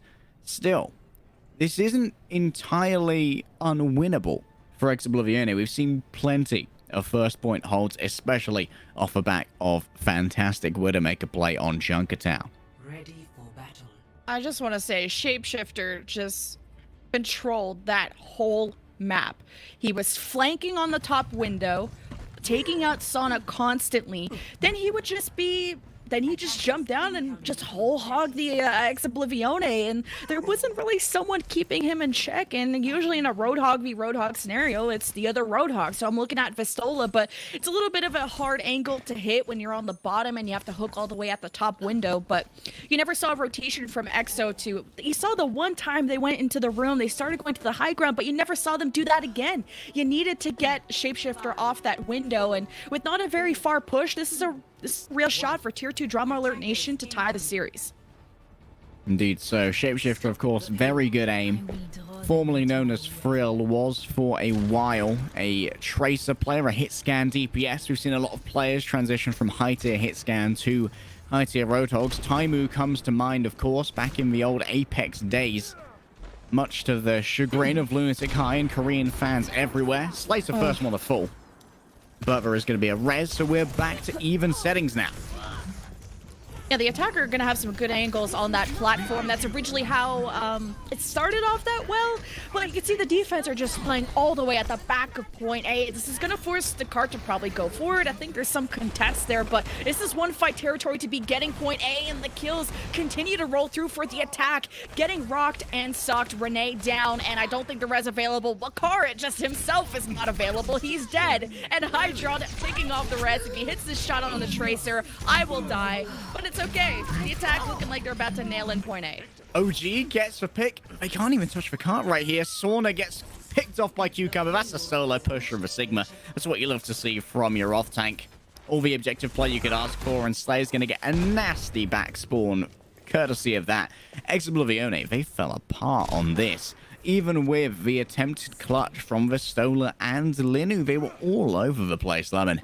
And now 5 minutes will separate Tier 2 Drama Alert Nation from 1-1. And with Kara going down, it's likely going to be a one-fight wonder. This is so bad. Now the defense don't feel comfortable holding this high ground. Keep an eye on Vistola. He might be trying to peek that top left window, see if he can go for those hooks like Shapeshifter did, but they're playing all the way at the back of the point. The defense gonna be turtled and cornered soon. And look at these ults coming up for the attack. The Bob, Gravitic Flex, Whole Hog, especially in close quarters. All of these ults are gonna suck unless Hydron or Linu can make a big impact. It's a double kill for the attacking Widow. Hydron's looking for more. He has the Infrasight, the Resurrect available for the defense. They bring Vistola back. Gravitic Flex will catch the take. The attack gets the blow. Cucumber might have been, I think, canceled out of that. Either way, Wubs Bob is putting so much damage to the backline. A great rock secures that kill, and now a few more meters to go, and Tier 2 Drama Alert Nation close to tying the series. Dear sir, this is a no-flux zone. They've got to touch the cart, though. It's still moving, Lemon. They can't get there. Oh, no. Oh, and once again, it's Cucumber with the solo push. This vegetable knows how to push a cart. It's a cucumber as a vegetable. Fruit, I don't, yes, maybe. I went to school, I promise. A resident fruit here, agreed.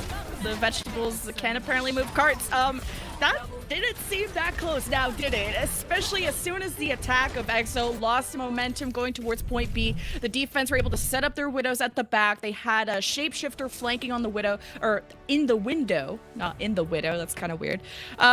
They just knew how to play point B with the composition they had, and the attack, they had the momentum.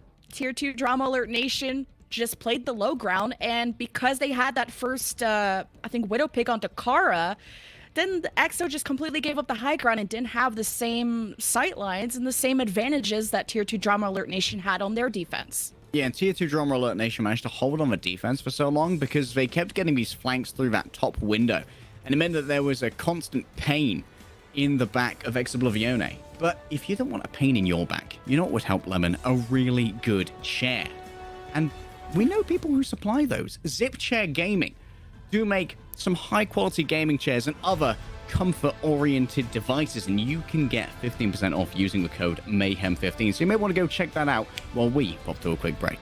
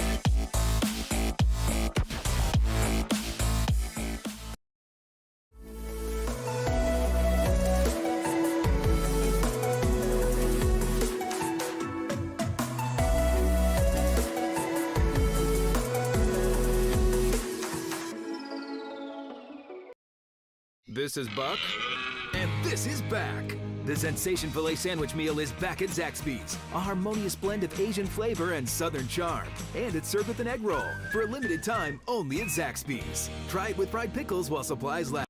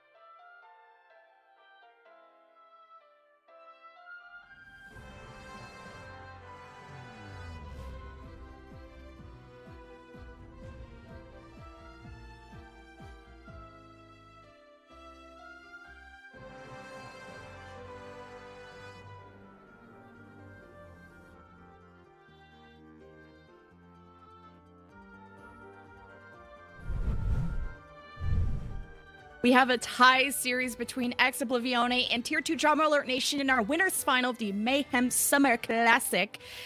And I got a snack next to me. It's leg day. But speaking of snacks, also Zaxby's Chicken, crispy, awesome, sensational. Make sure you check that out, partner of the stream. I'm personally #bonus gang. I just have to say that there's no way to eat a piece of boneless chicken with grace. Like, it is an inelegant. You cannot eat it without looking like you're trying not to make a mess. So I'm all about the bonus. I like my elegant meal time. I like to come out of it looking like I've just finished a high-class meal, like a Zaxby's chicken meal, rather than bone chicken's like a peach. You can't eat one without making a mess. That's my big point here. If you would have been like, I'm a bone-in kind of guy, I would have probably reported you or gave you a face. That one's going to HR. Ah, damn it, Monkey Ball. I'm not coming back. We got Kings Row as our next map, by the way. The loser gets to pick this one, so Ex Oblivione have chosen to bring us here. And Tier 2 Drama Alert Nation picking the side after taking Junkertown just now, tying things up, after Control not really going their way, but they're choosing to attack first. Okay, Renee's got the unified theory of attacking first, and that's for on payload maps. It's better to attack first, because if you hold the payload in the same position as your enemy in the same defensive area, you actually win. So that's it. That's the prevailing theory as to why a team would choose to attack first. Whereas on Assault, it's more preferable to defend first. We're not really seeing Assault until the grand final, so you don't have to worry about me explaining that theory in far too many words. Ex Oblivione, if they likely want to take us to King's Row, Lemon, because this area is a little bit less hospitable to the Widowmaker duel. While it's still very viable, it is not as much of a mainstay on this area as it is on somewhere like Junkertown or Dorado. And that's the big reason why Hydron has been substituted out, and Linu and Sana, the duo of EXO, will be back. So maybe expecting some Ash Tracer. That's kind of the compositions they ran a lot of, almost exclusively yesterday from the VODs I caught of them against Odyssey. We'll see if Tracer works well. Of course, you play that in Hotel, but I'll hold my breath for Sana picks what will complement Linu. Linu's kind of the Ash, and that's just almost a must pick for Kings Row. Ash has been all over Kings Row for months now, and synergizes very well with the Mercy because of something that we call breakpoint. Statistically, a breakpoint is when a damage stat moves over the breaking point as to where it can one-shot someone. And for an Ash, that is the headshot on a 200 HP target. When you're damage boosted as Ash, you can one-shot 200 HP targets, just like a Widowmaker can, with the scopes in headshots. And that makes you very, very dangerous, and you've got a higher rate of fire, and you've got a little bit more utility than the Widowmaker with the dynamite, and with the hip fire as well if people come close to you. And that's exactly what is going to be happening here on the offense for the side of Tier 2 Drama Alert Nation. You can see what they're hovering. They have the Winston, they have the Genji and the Doomfist as well. This is where you're going to mostly see Speedly, I imagine, tanking the Zarya orbs and essentially being the main tank engager with Shapeshifter. Yeah, this is the dive play style of Tier 2 Drama Alert Nation. They were really rolling the bracket yesterday, and when I spoke to Wub, I was like, okay, Genji seems kind of trash this meta, and he agreed, but it's a comfort pick for him along with Ash and Hanzo, so see how Wub and Speedly are going to work together. And mainly, how they were playing against Drifters yesterday was focusing down Frosted or the Zarya player from the other team, and this just gets rid of the protection from the defense. Sigma can't defend himself as easily without another tank, and look, they went right after Renee instead. Vestola not having any cooldowns. Lanu jumped on from Shapeshifter, who's still in the backline having way too much fun. And Tier 2 Drama Alert Nation, within a blink of an eye, will be getting the point. Absolute free farm here for Drama Alert Nation. Vestola goes down as well, but that was all about herding, Lemon. It felt like this was less of a point A attack and more of a cowboy rustle. They were trying to herd Kara and Slay into that small area of the hotel so that multiple people could be cleaved with Shapeshifter's Tesla cannon. You could get multiple people with the plasma mortars, multiple people with the swift strikes, and with the Doomfist abilities. There's a lot of AoE damage on this dive composition if you can force people into tiny areas. So going back towards the cart, Speedily really depends on the bubble from Cucumber, because probably he'll be the first one engaging, if not Shapeshifter, and getting close to Primal. You can see how more aggressive they're being, but getting a little too antsy. But the blade, the quad kill. Are you serious right now? Tier 2 Drama Alert Nation making compositions that you would think not work in this meta look really easy. Well, the thing is, when Genji's not meta, you're not as prepared for the Nano Blade, because it's not part of your internal calculations of what would become a win condition, you know? Slay, he can't help have that, he can't have that immortality field out for long because there's no double shield to protect it. There's no way to really keep that safe from the damage of the enemy, so it goes down really quickly. And Wub doesn't even really have to worry about it. You don't have a main tank, you don't have a Brigitte. Still, now you're looking at a Space Jam. What? A grab was thrown in as soon as the attack dove on that high ground. It was probably a little bit hard to access, but the kills still went in, and that's all you had to do is stick them as soon as the cooldowns were used. And you see the Shapeshifter didn't opt to use the Primal. He might have been able to survive, but just not wanting to take that risk. They want the guaranteed fight win from that. Not a fan of Cucumber using their own Graviton Surge right there. Vastola doing the right thing, being proactive, making sure that Cucumber couldn't set up the perfect grab for the Space Jam combo. That being the Graviton Surge and the Meteor Strike. Nice health back steal there from Sauna, but the pocketing of the Mercy is going to mean that Sauna isn't going to want to take this one on for long. Does Speed actually want to take this still? Unlikely. Just let Sauna get away in the back. Now the attack, making a ton of space, especially that Primal. He gets hooked and now at 100 HP, starts to go back towards his healers, but Sauna was the one who distracted the healers so they couldn't really pocket Shapeshifter. Ultraviolet got hit by a pulse bomb. OG's maybe still floating around, but the damage has been done by the defense. Kara is the one who resurrects Vastola. I was a little concerned if that was OG, but it's okay. The defense have now slowed down a lot of momentum. All right, let's talk win conditions. And it's just one Nano Blade here, Wub and Ultraviolet. Last time it was a 5k. What you need to watch here is Slay using that Immortality Field. Sauna could take out Ultraviolet before Wub is prepared to use the Blade. That may be the best way to shut this on down. Close to a grab, though, for the attack, and Renee is sleeping, so they could maybe find that opening, but the blade is used from Wub, the Nano. He's getting tossed around, but he's actually getting pocketed from OG, so he stays alive, almost at 40 HP at some point. And although the kills aren't humongous, it's the space, it's the presence, it's the defense backing away. But can Sauna distract these healers once again? That's how the defense were able to turn the fight, but a huge hook at the from Shapeshifter. Vastola is rezzed. They weren't able to deny that as Kara just stood in front of them, but as he went away, the healers from the defense taken out, and the attack will close to securing point B. Just call Shapeshifter Zarya Slayer at this point. Really good target focus when they hook in the Zarya here. Shapeshifter managed to combine with Wub to quickly get rid of Vastola. Getting rid of all that energy, all of those defensive capacities in the bubbles, and of course the self-bubble as well, is so important. And Vastola wasn't able to use the Graviton Surge to defend point B. Now it's going to have to be defending point C instead. So you got the bubble, using the Meteor Strike, getting back to safety, or, well, we heard that Sauna was in their backline, so it's smart of Speedily just to make sure things are secured back there. So now waiting for everyone to respawn, get back up. We're getting close to another Nano Blade, probably in the later stages of this fight. Renee tries his luck with a hook, wanting to get out of there quite quickly, but it's going to be dragged back in. Shapeshifter gets a taste of their own medicine, and look at that. The advanced placement of the Immortality Field is going to mean that they still have to worry about the Nano Blade. It's generated again incredibly quickly, Lemon. This is what happens when Wub doesn't have to deal with shields.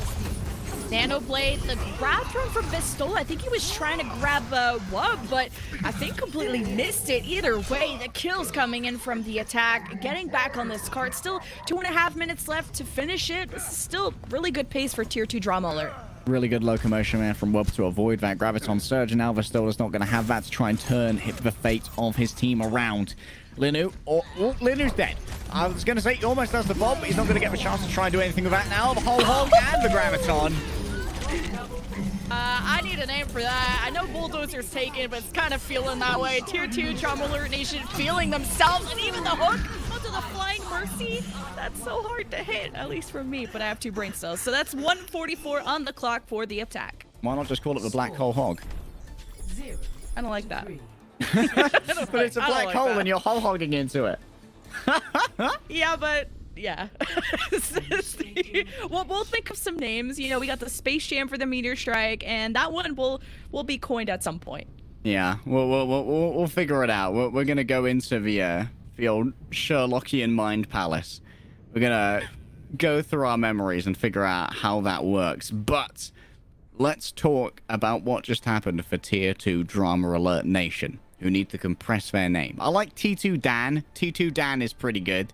So it sounds like a rep who comes down to your house like, hey, I'm T2 Dan. Can I talk to you about our Lord and Savior, Overwatch contenders? Or smaller names, please.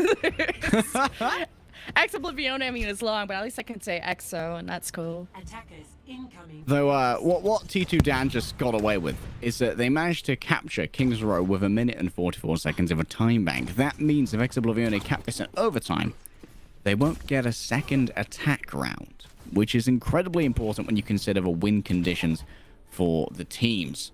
And it means that you may have to plan out and overinvest some ultimates to try and guarantee yourself some time in the bank. But obviously, the easiest way to win this for the side of Tier 2 Drama Alert Nation would be to hold them at any point. Cool bio. You practice those and buys you 3 seconds, but with Zarya, it's kind of nice to play that against the Ana. You get to cleanse that, and mainly you want to hold those bubbles, though, for those hooks. If you can either hit it before the hook so it doesn't stick at all, or you land the bubble when they do get hooked and deny that damage. But look at this flank from Shapeshifter. Keep an eye on he's going after the supports. Usually he hits those, but still, the right clicks do a ton of damage. And with that recent buff in the patch for Roadhog, he's gonna be a menace. And look, even lined up, speedily serving the kills on a platter, and it's just an ugly fight, and Exo will have to reset. Yeah, you got to think about the synergies between the Roadhog and the Doomfist as well. Using the uppercut to line people up for the hook, that's pretty cool. But also, when people are hooked in, you can punch from afterwards to even push them further into your team when they're already out of position. That control of locomotion can be so painful when you are one of these less maneuverable tanks, like a Zarya, like a Sigma, that's trying to get away when pulled into the enemy team. Right now, Sauna's trying to get around the back. The optimal target for assassination is OG. Also, like the McCree spot from Lunu. If this Genji's being a pain, that's the perfect setup. I mean, now Tier 2 Drama Alert Nation are fighting over the kills. You got hooks, you got Doomfists, and now what? Meteor Strike on top of your face. We even saw Tier 2 Drama Alert Nation on King's Row. I mean, touching the spawn room doors of the other team. That's how good they are at this map. And EXO, almost half the time bank gone now. Gotta tap those spawn room doors. It's a matter of pride for some players. Rene ready to go with Riveritic Flux. He needs to try and get the side to expend her barriers beforehand, but the grab's gonna come first. I like how nobody from Tier 2 Drama Alert Nation really looked ready for that. Cucumber was at the doors, and one had to dash in to participate in this party that is... Oh, okay, well, there's the tap on the spawn room doors as well. XR are just not getting in a lot of luck, but their best luck is going to be coming up with 6 ultimates. Well, that's the key, Lemon. If your team don't know what you're doing, how will the enemy team know? It's all about psychological warfare, the element of surprise, and the Nano Blade. That's the most important weapon in the arsenal right now. How can it be shut down? With a hook, maybe.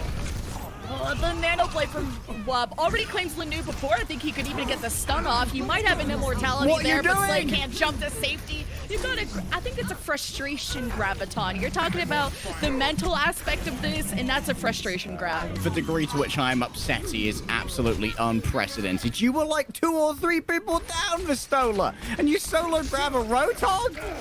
A Roadhog. I could understand it if maybe there was some way you could have got a pick and denied for resurrection as well. Vistola's going to move over now onto the Roadhog.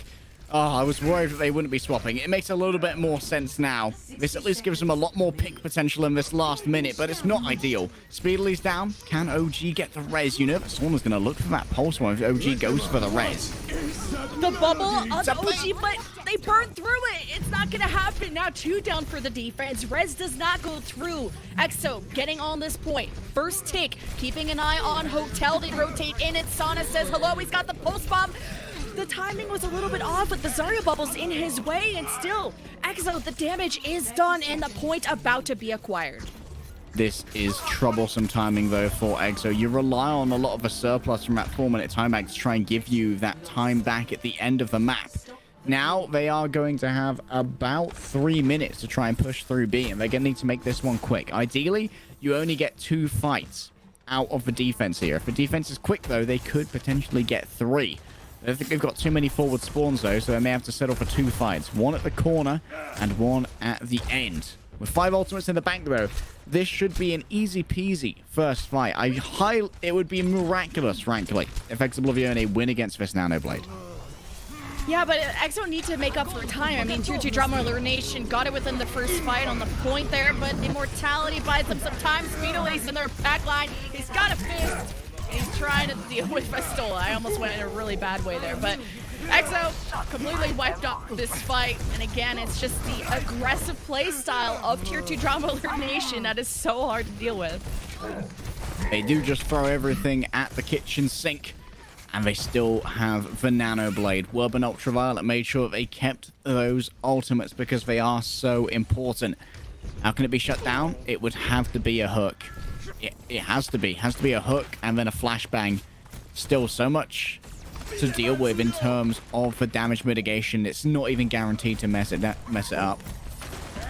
Yeah, the air matrix is hard to get right here. It's just a zigzag. I mean, they're just gonna LOS away from it. Meanwhile, you have another blade. It's featuring Wub, and on a death screen, though. It's really good mitigation of that from the other team. I think it was an accretion from Renee. Either way, a lot of CC just stopped Wub in his tracks. Enough time for the team to focus on him. Now XO are looking down the barrel of point B. Who said that with Brigitte gone, that flanking DPS wouldn't get stunned anymore? Sigma McCree and Roadhog have news for you, chump. Linu's actually trying to go up high here. Gets caught out by Wurb. Oh, Linu! The solo flank doesn't work out right there. Maybe foolhardy in this approach with 50 seconds left. And with only maybe one fight to play with this, Exo aren't going to try and bring this one all the way in. They have forced out the... They're investing so much. What happened? Renee?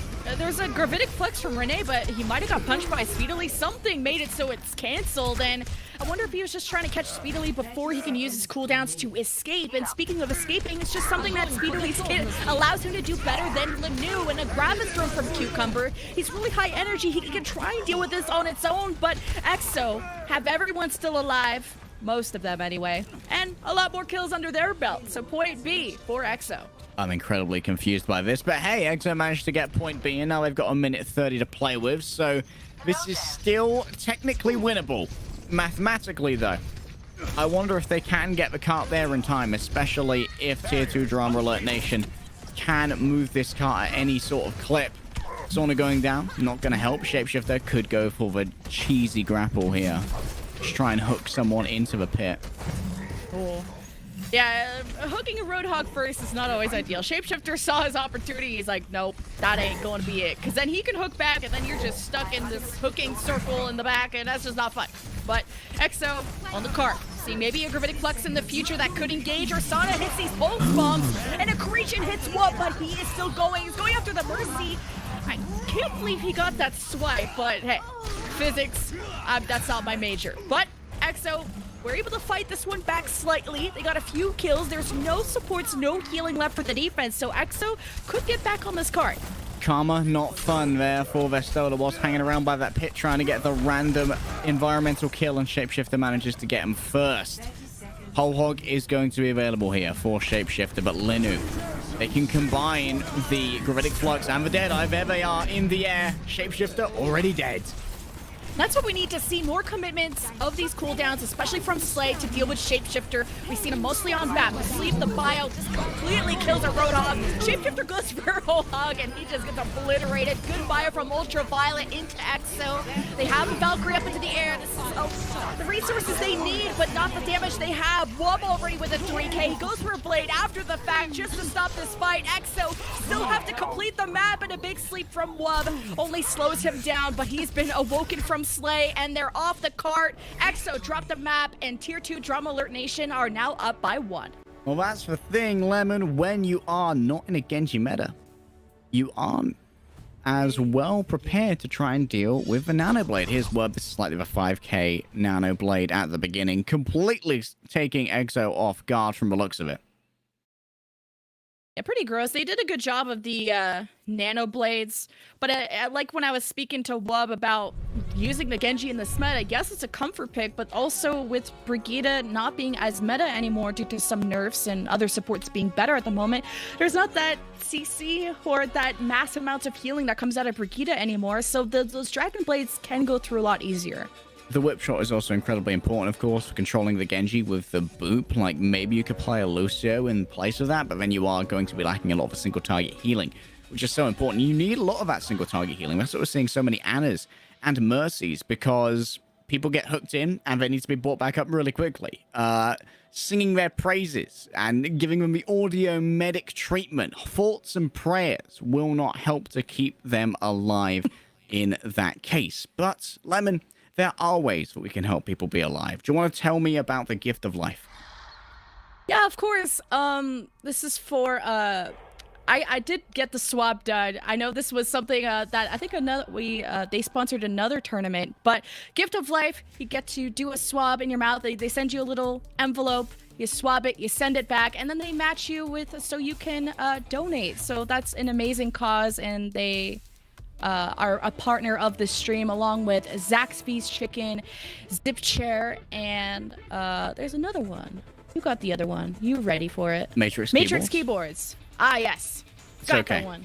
You can never forget Matrix Keyboards of how pretty those keyboards look. And you can also get some custom keycaps that do represent the Florida Mayhem, and you can use code Mayhem at their site for 10% off. But yeah, worth getting the swap done for the gift of life. You can help people with blood cancer, with either stem cell or bone marrow transplants that are tailored to what your swab says, or says who you can donate to. So it's always worth helping people, especially when we're all out here suffering because of the pandemic. But you know who else is suffering right now? Ex Oblivione. Their tank line is not getting as much done from the feel of it as Shapeshifter and Cucumber. Cucumber's staying alive for a lot longer. In my opinion, it feels like Shapeshifter is keen on just continually bringing out this Roadhog, whereas Vistola and Rene, they are less into it. I think it's fair to say they aren't bringing out the Roadhog as often. They prefer to play the Zarya and the Sigma. And they told you when you interviewed them it was to try and mitigate the Roadhog a bit better, but thus far, I'd say that Shapeshifter is mitigating the mitigation a little bit harder, continually farming Vistola, making sure they can't maintain the energy, always looking to try and force out that personal barrier, hook the Zarya in, and then everyone focus them down, because even if they get rezzed, they're rezzed at 0 energy. And I know that XO are doing their best to try and mitigate that Roadhog. It started off with the Zarya, as you said, but there's also multiple dangers that's going on from Tier 2 Drama Alert Nation. Whether it's the Speedily Doomfist, the Roadhog, whatever Wub is doing, whether it's the McCree or whatever he decides to go with, the Ash. There's just multiple things that Vistola has to deal with and prioritize, and maybe he's prioritizing the engagement of Speedily, and then you're seeing your Shapeshifter go for the hook, or vice versa. So there's only so many cooldowns that can protect EXO. And then they also have to worry about Wub's blade and maybe conserving a bubble to save whoever is getting bladed. So there's a lot of important decision making that falls on the shoulders of someone like Vistola. Ready for battle. Ladies and gentlemen, welcome to Busan. Once again, the map choice of Ex Oblivione. Apparently, Tier 2 Drama Alert Nation sitting at match point 2-1. This is where we have seen Sauna before on the Tracer go on absolute tears, absolutely dominate the battlefield. This is one of the best maps for Ex Oblivione, and this is where Tier 2 Drama Alert Nation really need to maintain their dominance, maintain their momentum, and stay on top of the mental of Ex Oblivione. They need to be relentless on all fronts. Surprised that maybe we didn't see Hydron get subbed in, and they might regret it, because Lanu already the first pick. It's resurrected back. You only get one mistake erase. You only get one forgiveness. That's it. So maybe, how is Speedily going to go and harass Lanu? You need to deny it, because he will hit those shots. He can't ignore for too long. A big hook as Vistola was low. Kara brings Slay back, supports back, but one tank missing, and it's Renee on the ball that's left. Sneaking up on Shapeshifter, doesn't want to go for the bio, but here's the pounce from Renee. Really good usage of the pile driver and bardic grenade together. OG's gone down courtesy of Lanu. He grabs himself another. The man's on a mad tear. Misses because of a sleep dart right there. Needs to try and line this up, and they bloody well will as well. Lanu's on an absolute mad one right now. but we need to get the cap, and Ultraviolet strikes on back for vengeance for Mondata. That's a crumb of law for all of you aficionados out there. Do it for Mondata to Kartha Zenyatta. Just the composition that EXO are running is just not based a lot around structure, right? It's a lot about these independent solo kills. Lanu going for picks, Vestola going for flanks on the left side, Renee maybe tossing everyone up to make those hooks a little bit easier, but he gets hooked him himself, and that's tough. That's a tough first pick. But can Tier 2 Drama Alert Nation convert that into an objective flip? The bomb is thrown in, the pulse bomb as well. This is a ton of kills now for the attack to try and reclaim this drum. Beautiful throw there from Speedily, sticking it onto Linu. And think about what Ultraviolet brings to the table on Zenyatta here. The Discord Orb makes it so hard for Renee to make any engagement, because the second you engage, you're going to be Discord Orbed. Your target is so large, you're going to get hooked. When you get hooked, you're going to get hit with the accretion as well for additional stun, and you know that Hog is going to get damage boosted as well. It's so hard to survive that. This is almost a full counter of the Wrecking Ball, if only there would be Sombra as well. Linu taken out by the damage boosters headshot. That's that break point we mentioned earlier, but there's a break point as well. Just getting hooked, not the ideal scenario. He's only 1 million pounds. You would think you can hear those chains and bells and whistles coming, but sneaks up on you. And now maybe trying to get around, see if he can get a hook or just destroy the shield of Cucumber. So there's nothing really protecting him from hooks. As a big bio hits those tanks, and this could be an execution onto Shapeshifter. There's Cucumber down as well. No tanks. Well, not much protection there anyway, but no frontline for Tier 2 Drama Alert Nation, so you might see them back away. And with Speedily down, there's not like some miracle that can happen, so EXO hold on to the point. What I'm interested in here is how do EXO try and hold this? They have the sites already, so they know exactly where everyone's going to be coming from. Speedily already getting a lot of damage done to him. Force out a recall. Oh my goodness! Peeking it. Does get the second life though. And now the infrastructure is going to be gone. It's always a feels bad when you get rezzed and maybe picked again by the Widow. Thankfully, you got back to safety. But Sana, the Tracer Menace himself, I think they said they found him off ladder, and this was someone I haven't heard of before, but this tournament will surely carve a name for himself. He gets rocked in the face, but still alive. He's got the pocket of Kara by his side. Resurrect's available. Bot thrown in from Wub, probably pressuring the point. You can see the flip starting to go through, but easily burnt down from the sheer amount of damage of Vestola. So now how are Tier 2 Drama Alert Nation going to fight this one back? They're already down by Wub. Cucumber trying to use for locomotion to float on in, gets taken out before they can activate though. Linu now needs to try and take down the Mercy. Caught him from behind. Speedily gets dragged on in. Hook, line, and sinker. OG going to be exactly the same, and the Hog is ejected by force. I'm sorry, but you're going to need to show ID, sir. He had his whole hawk too, and he was just shoved right off. Even with OG's Valkyrie, that they might have had a chance to burn at least 10 seconds just with his self-heal, with the Mercy pocket. But man, shots from Malunu look so sick there. And I already said at the start of that map, maybe Tier 2 Drama Alert Nation gonna regret not having subbed in Hydron. Potentially so. I was thinking that maybe they wouldn't sub in Hydron because they didn't want to play Widowmaker on all of the stages, but these first two, very good for Widow, and the third one can also, if you go to Mecha Base, there's also room for Widowmaker, but it's not exactly mandatory. But this area, very, very good for the Widowmaker. But there could be a lot of harass if Speedily decides to go onto that Echo. Still, as good as the harass is, that does also mean that the Echo is quite revealed to Linu. You can see just how quickly Speedily dropped there. Doesn't want anything to do with that. And with the deflect already expended by Wub, not sure if that's entirely going to be safe for the Genji. Well, this is just overall a better map and just a better composition for Tier 2 Drama Alert Nation. They're one of the very few teams in this tournament that run this, the dive with the Zarya, the Genji, Echo. And like I said before, they really rely on the initiative of Speedily, get those stickies, get someone weak, and then the communication to go for that execution. But you also have to deny the space so that those resurrects don't go through. But as long as you keep harassing Linu, he's gonna eventually swap off this Widow, because it's been killed twice now. It's just not working.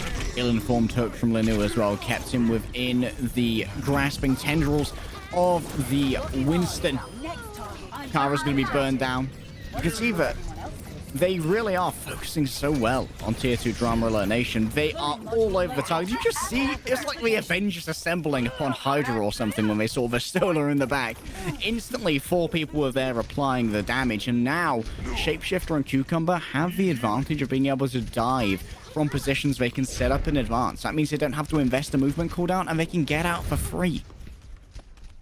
And Shapeshifter already set up on this top building, could just drop down whenever. Oh, he actually used to then jump into a small building. He's got the nano from Ultraviolet, so it's a ton of damage. And you can see that Kara was on the brig, and he was frontlining by himself, and a big miscommunication of the rest of the team leaving, and Kara's still advancing. But this Brigitte will be important to try and stop Wub. You can see that they're coming up with many ways. I could maybe even see Lanu going to the McCree eventually, but he didn't have as much luck on McCree on King's Row.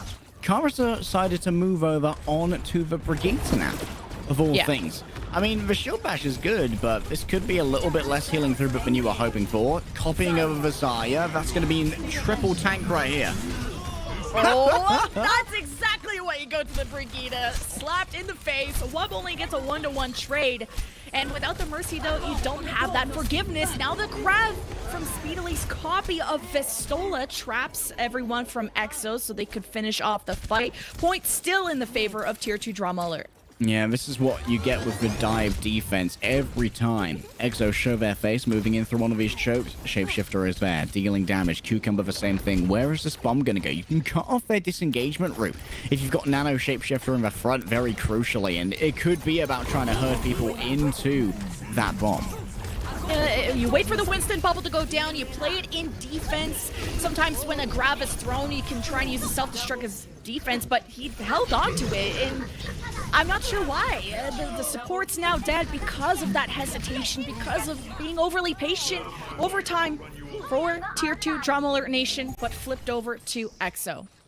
A rare misstep from Tier 2 Drama Alert, allowing for Exo to claim the initiative in that fight with the Rene hook, especially with the Nano onto the Hog as well. A huge amount of damage done to Cucumber, forced out a lot of the defense matrix, so it wasn't available to defend people while they were in the grab with him.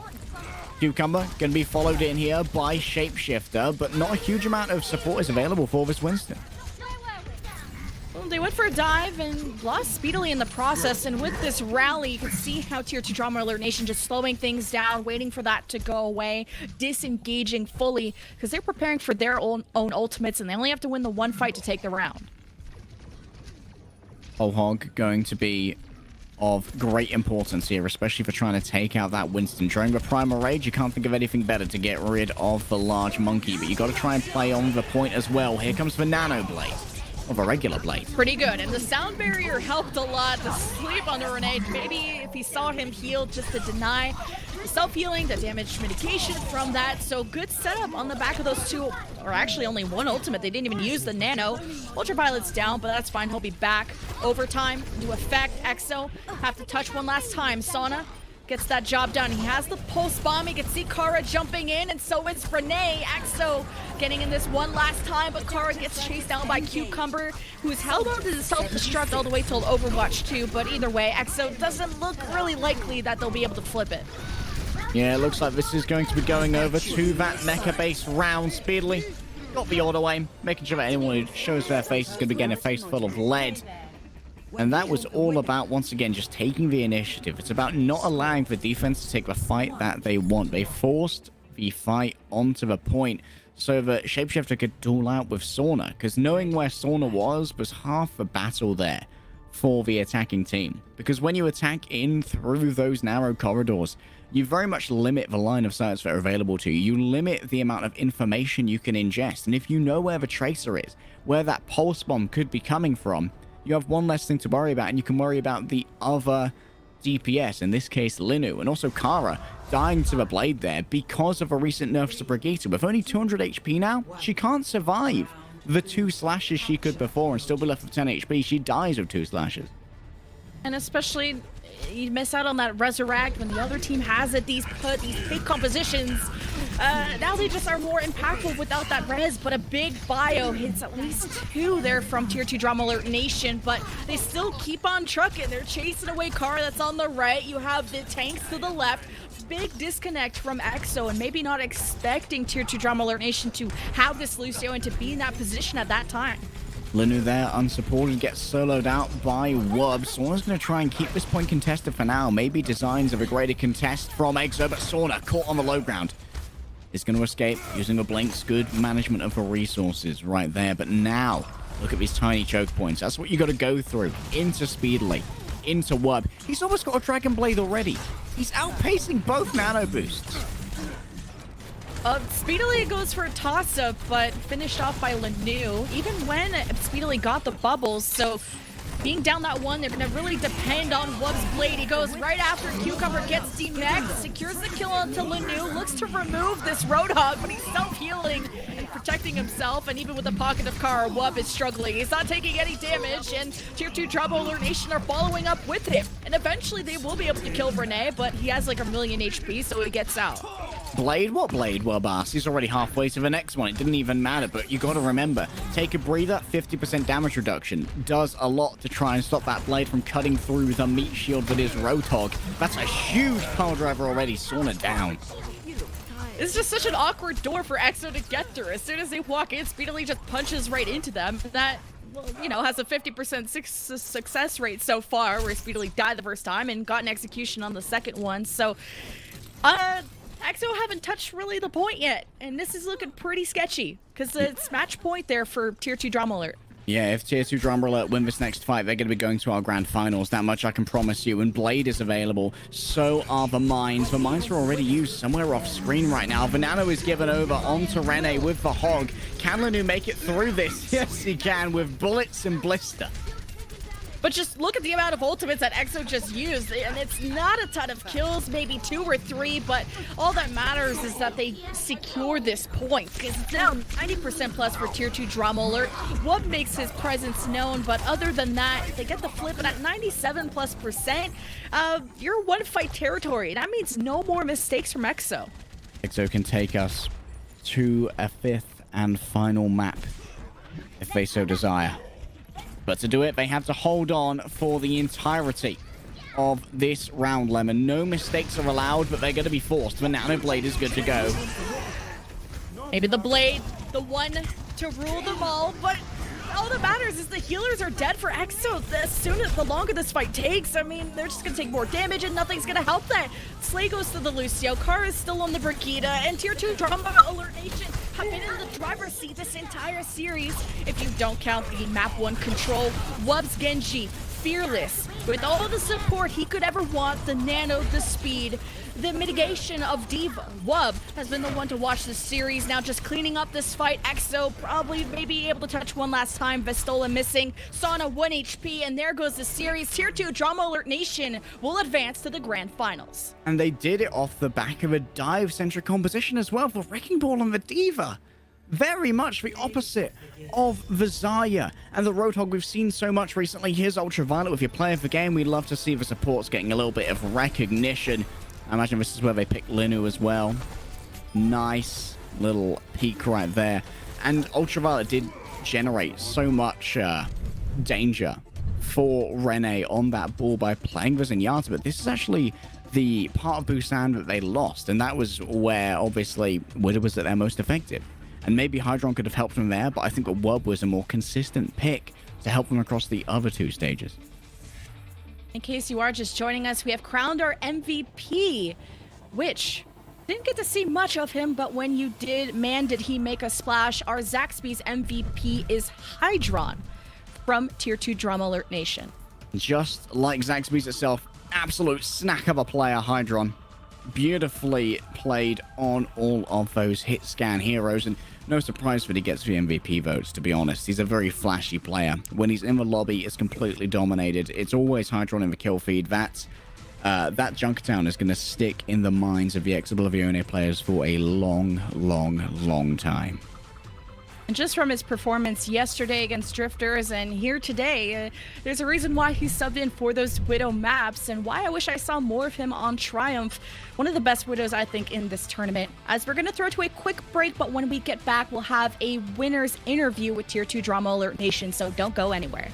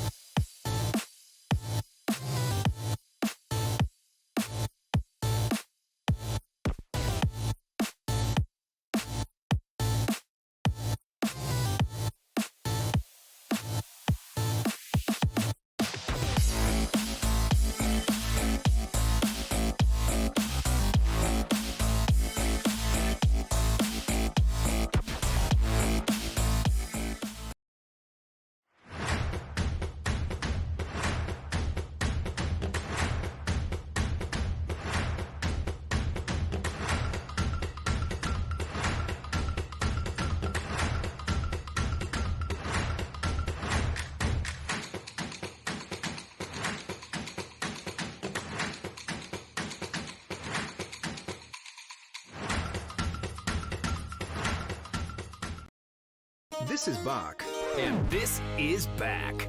The Sensation Salad and Filet Sandwich Meal are back at Zaxby's. 2 harmonious blends of Asian flavor and Southern charm, both served with an egg roll, only at Zaxby's. Order ahead, drive-thru, or get it delivered.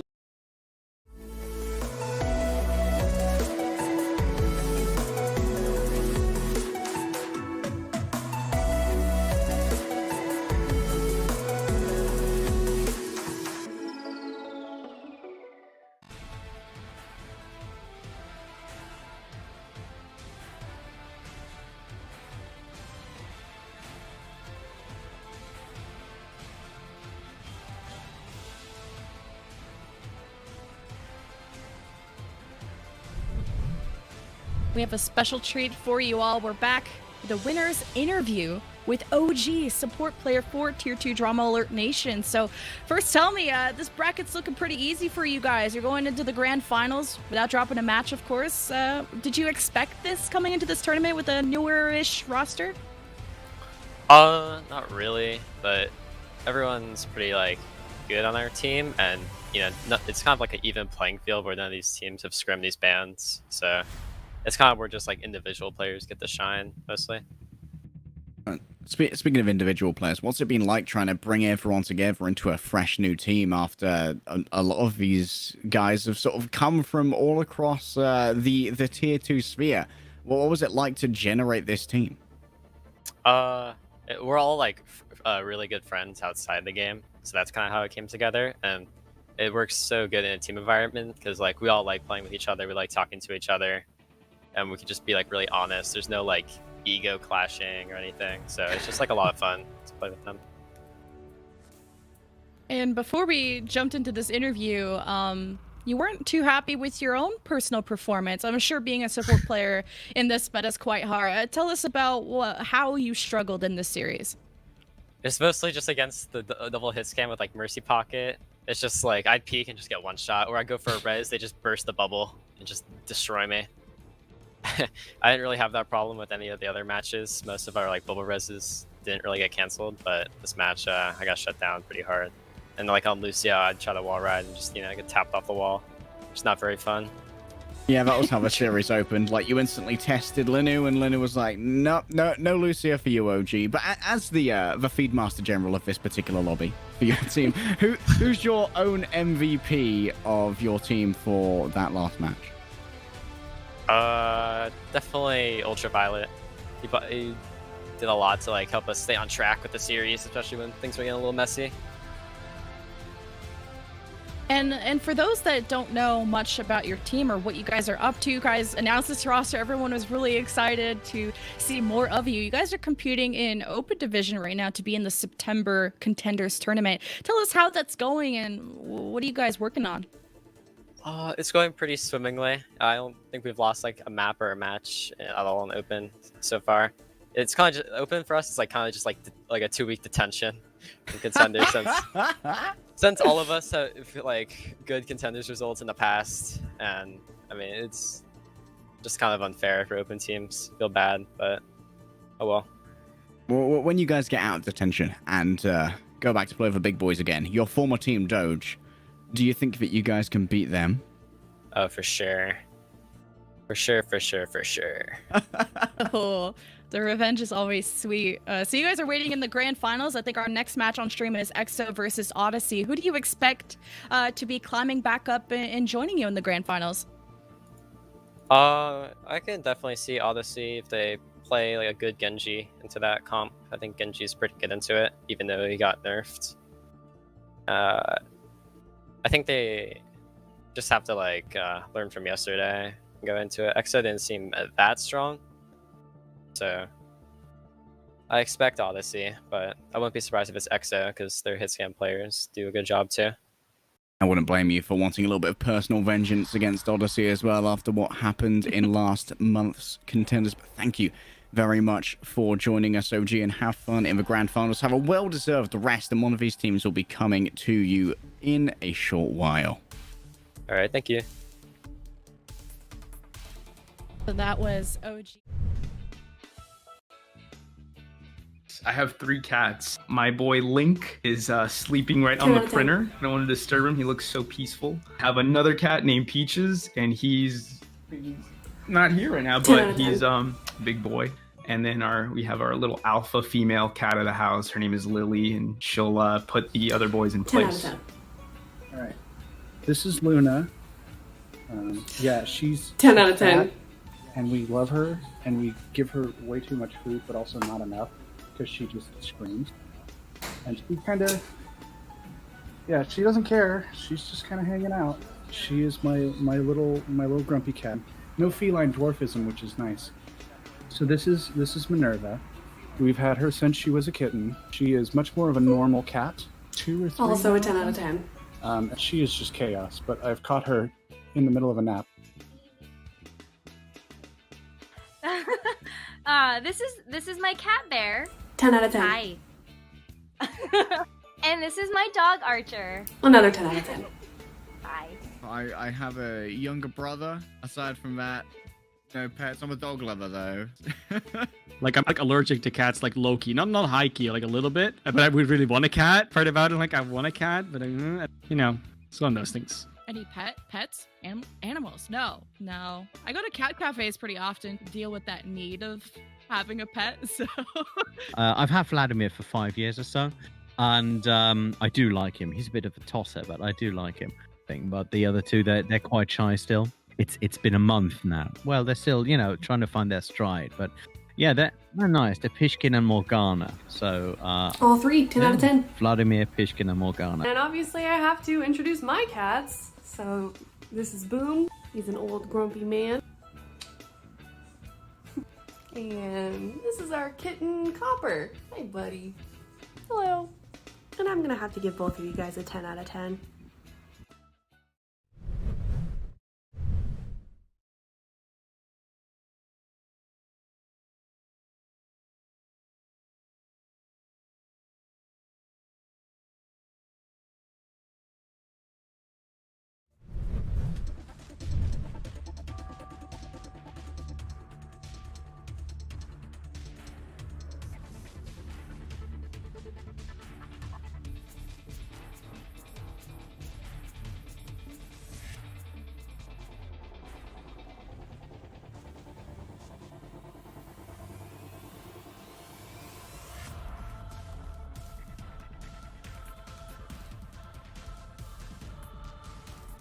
This is Buck.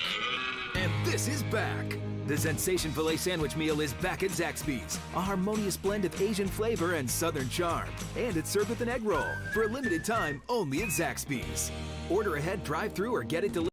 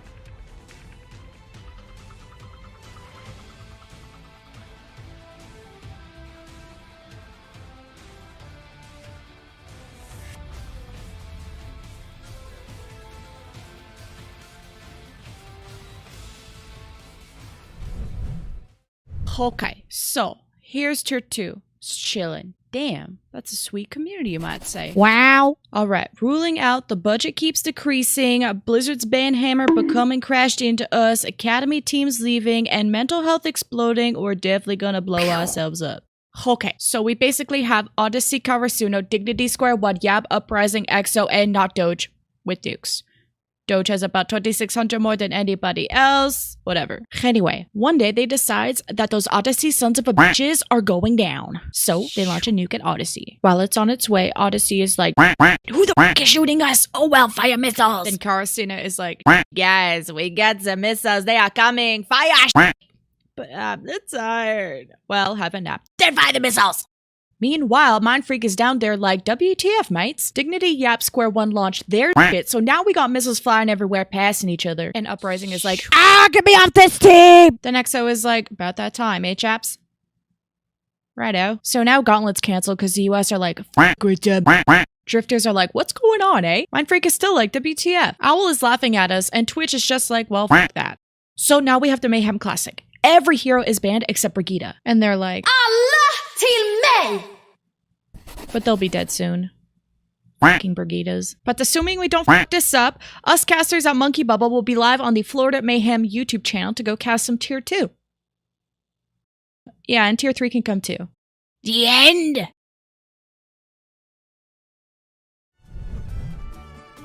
Welcome back, everybody, to the Mayhem Summer Classic presented by Zaxby's Double L Casters, bringing you our losers finals to determine who's climbing up to face Tier 2 Drama Alert Nation for that first place medal. It's Ex Oblivione returning, but now facing contender superstars Odyssey. Odyssey sort of surprised everyone in North American contenders, including the esteemed Team Doge, beating them, I believe, twice over the course of Contenders August. Or rather, Contenders July. It's currently August. I know what month it is. Of course I do. Oh, I'm not losing my mind in quarantine at all. But, you know who's got their minds together? Odyssey. These guys have been scrimming hard, and of course everyone's been preparing for this brand new set of bans and the brand new meta where Orisa is irrelevant and currently unavailable because of the bans that have been chosen by you, the community, voting in the Florida Mayhem social media polls. So let's talk about some of these players, Lemon. Malthor is the one who really stood out to me during Overwatch Contenders July. Very huge performances on the Genji as well as the Doomfist as well. And yesterday, he came up big on the Reaper. And the Genji is quite an interesting case study right now because despite being a little bit weaker with a right click, there's no longer any shielding to try and stop the poke the Genji can throw out, so you're generating those blades incredibly quickly.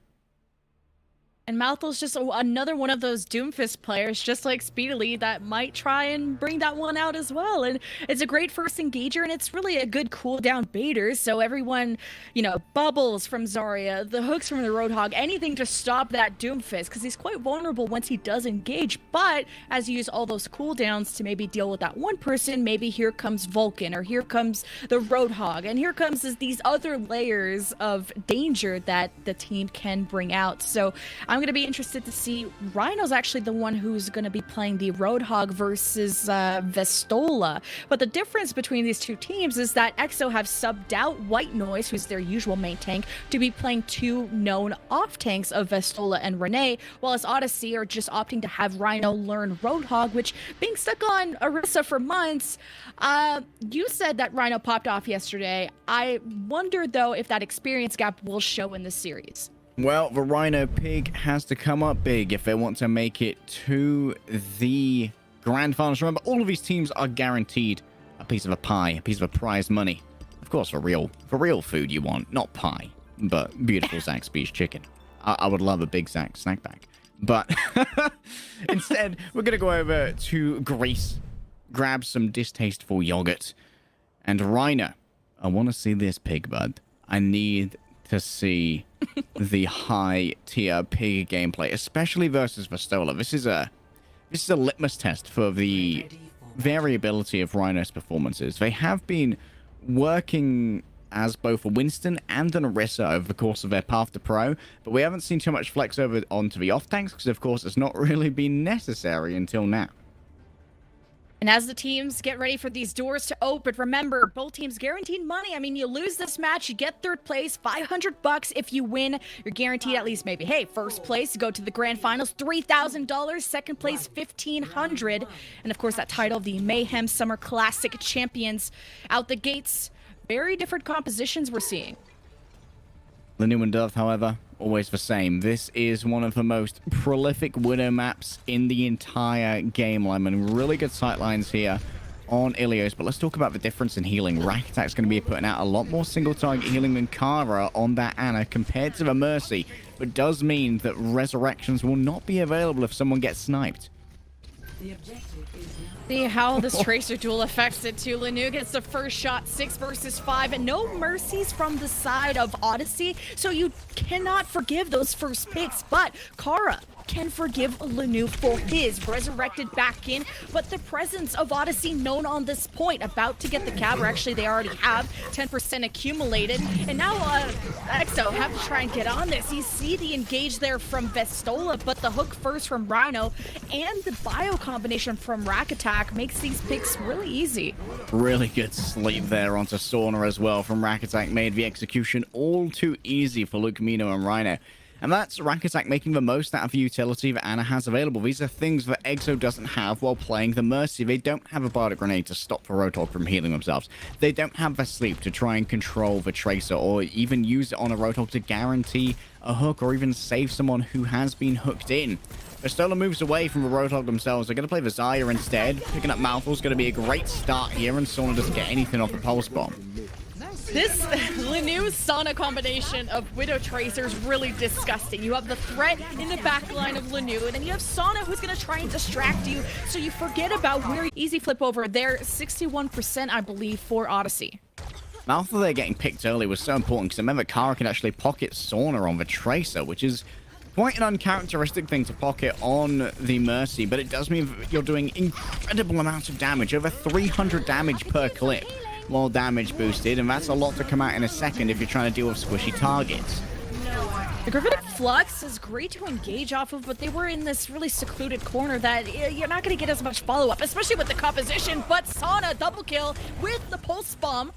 Dove and Lucamino will be back. Of course, no mercy means every kill matters from the side of EXO, and they're continuing to roll through. Renee can just keep farming up for another grab.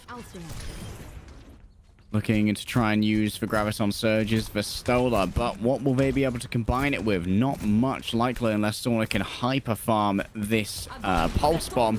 Still, with the with the pause. That's a disconnect, I believe, from Vulcan. Oh no! He threw the grab and then immediately disconnected. Maybe he knew that they were DCing, so they were just like, throw it out! But the thing is, because they no longer exist as an entity in the game, as a disconnected player, that grab will disappear into the ether, I believe. That is, that's tragic maybe, yeah. for Vulcan. Never seen that happen, so I'm actually curious what happens, but he'll be back shortly, hopefully. But that also sucks because, well, I don't know if he had much energy, but yeah, he'll be back. Like a Terminator. Hopefully. He will be back. Oh, we do actually have the capture here of Vulcan as he disappears. Still the ball of Zarya energy floating where they once were. I think the crab actually remains. We might be able to see. Watch out in the distance there. You can see it in the back. Oh no, it disappears. Oh, it's gone. That's pain. That is Spain without the S. That is. You hate to see it. Now he's going to the ball because probably trying to get back to the fight faster, but taking a lot of damage. So far, Point still in control of Ex Oblivione, and you gave the nano over to the Tracer of Malthul, keeping himself up. Of course, important for the damage mitigation. The extra hits to the face. Slay's gonna feel that one in the morning, and the resurrect denied. Malthul is just all over this. Having trouble with the Tracer duel? Easy. 50% more damage, 50% less damage taken. That'll be a W. Thank you very much. Malthul now has this bottom available, but what can it be comboed with? I'd argue the best thing to combo it with is either a hook from Rhino onto a target like Rene, or you can combine it with a pile driver to try and get an easier stick onto someone like Slay, Kara, or Linu. Kara's actually going to move over now onto the brig. A bit of a comfort pick for Kara, despite being a quite proficient Mercy. It's going to be much better at trying to control Vulcan. Right, Dove is gonna need some help. The tanks are starting to surround him. Maltha wins the Tracer duel. It's a little bit chaotic, but all you need to know is that Odyssey a few more seconds away to defend this point. They can take first round. Grab thrown. Vestola follows up, and so do the rest of Ex Oblivione. Just having to deal with Vulcan, but stalling till 99%. That's all great. Overtime we'll be flipped over, but Exo now cannot make any more mistakes. Time for one last attack, but mistakes can't be afforded by either team right now. You don't want to peek this infra site. It's going to dissipate very shortly. There it goes. Now you can finally make your approaches, but you've got to make a mad rush to point. Wrecking Ball is shown. Dropping the mines right on the point, so this is going to gather up a lot of real estate for Odyssey, but can they hold on to it? Can they get the flip? And Sano wins that Tracer duel. That's going to be really impactful. Now he can start harassing these supports, and look how he lands that pulse bomb right into Dove's space. The rest of Odyssey will fall, and man, what a close map. 100-99 over to Exo. We are in for an absolute doozy here, Lemon, at our Florida Mayhem Summer Classic, presented by Zaxby's Losers Final. Remember, winner goes over to the Grand Finals. Gets another chance to take on Tier 2 Drama Alert Nation. Loser is going to be, I would say, going home, but staying home and not playing as much Overwatch competitively anymore as they otherwise would have done. It's a lot of words for what I meant to say, leaving the tournament. Question is, will there be any changes as we go over onto the Lighthouse? Now, you can occasionally pick up a Pharah here, if it's to your taste, but against Linu, I wouldn't dare dream of it. Malthor's going to pick up the Genji right now, but against the Sigma, maybe a little bit more dangerous, a little bit harder to farm than you would off a Roadhog. So the round one went to 99-99 despite a big disconnect from, I think it was Vulcan, losing that grab. Big winning condition for them, especially in this meta. These grabs just matter more when you don't have as many shields. Thankfully, Exo still love to run at least one shield. Renee on the Sigma, be trying to protect some lines of sight for Lanu, making sure. But Dove is on the Tracer, so he's going to be just trying to get up close and personal. And with not a lot of CC on the side of Exo, we'll have to see what can stop Dove. Positioning up here, very smart, very difficult for Dove to get to you, but Sauna's going to take out Mouthful, and that's going to even things up. But still, the first cap goes the way of Odyssey right now. And you can see that right now, Linu's kind of free farming from on top. You can see the trails, the traces of the sniper bullets. Sandy comes into frame, sitting elegantly atop one of these fences. But still, they're not trying to camp the point right now. Vestola is trying to farm the grab instead, 86% of the way so far. It's just a great pillar setup from Exo. They'll get the point at 23% over to Odyssey. But Lanu is on the top of the point, and you have Sauna on an opposite building. Allows Kara to free flow between them, but Malthol closes the gap between him and Lanu. Kara's denied the res, and that's just exactly what Odyssey have to do. You get that first pick, but you make sure you hold on to that space because the resurrects will happen.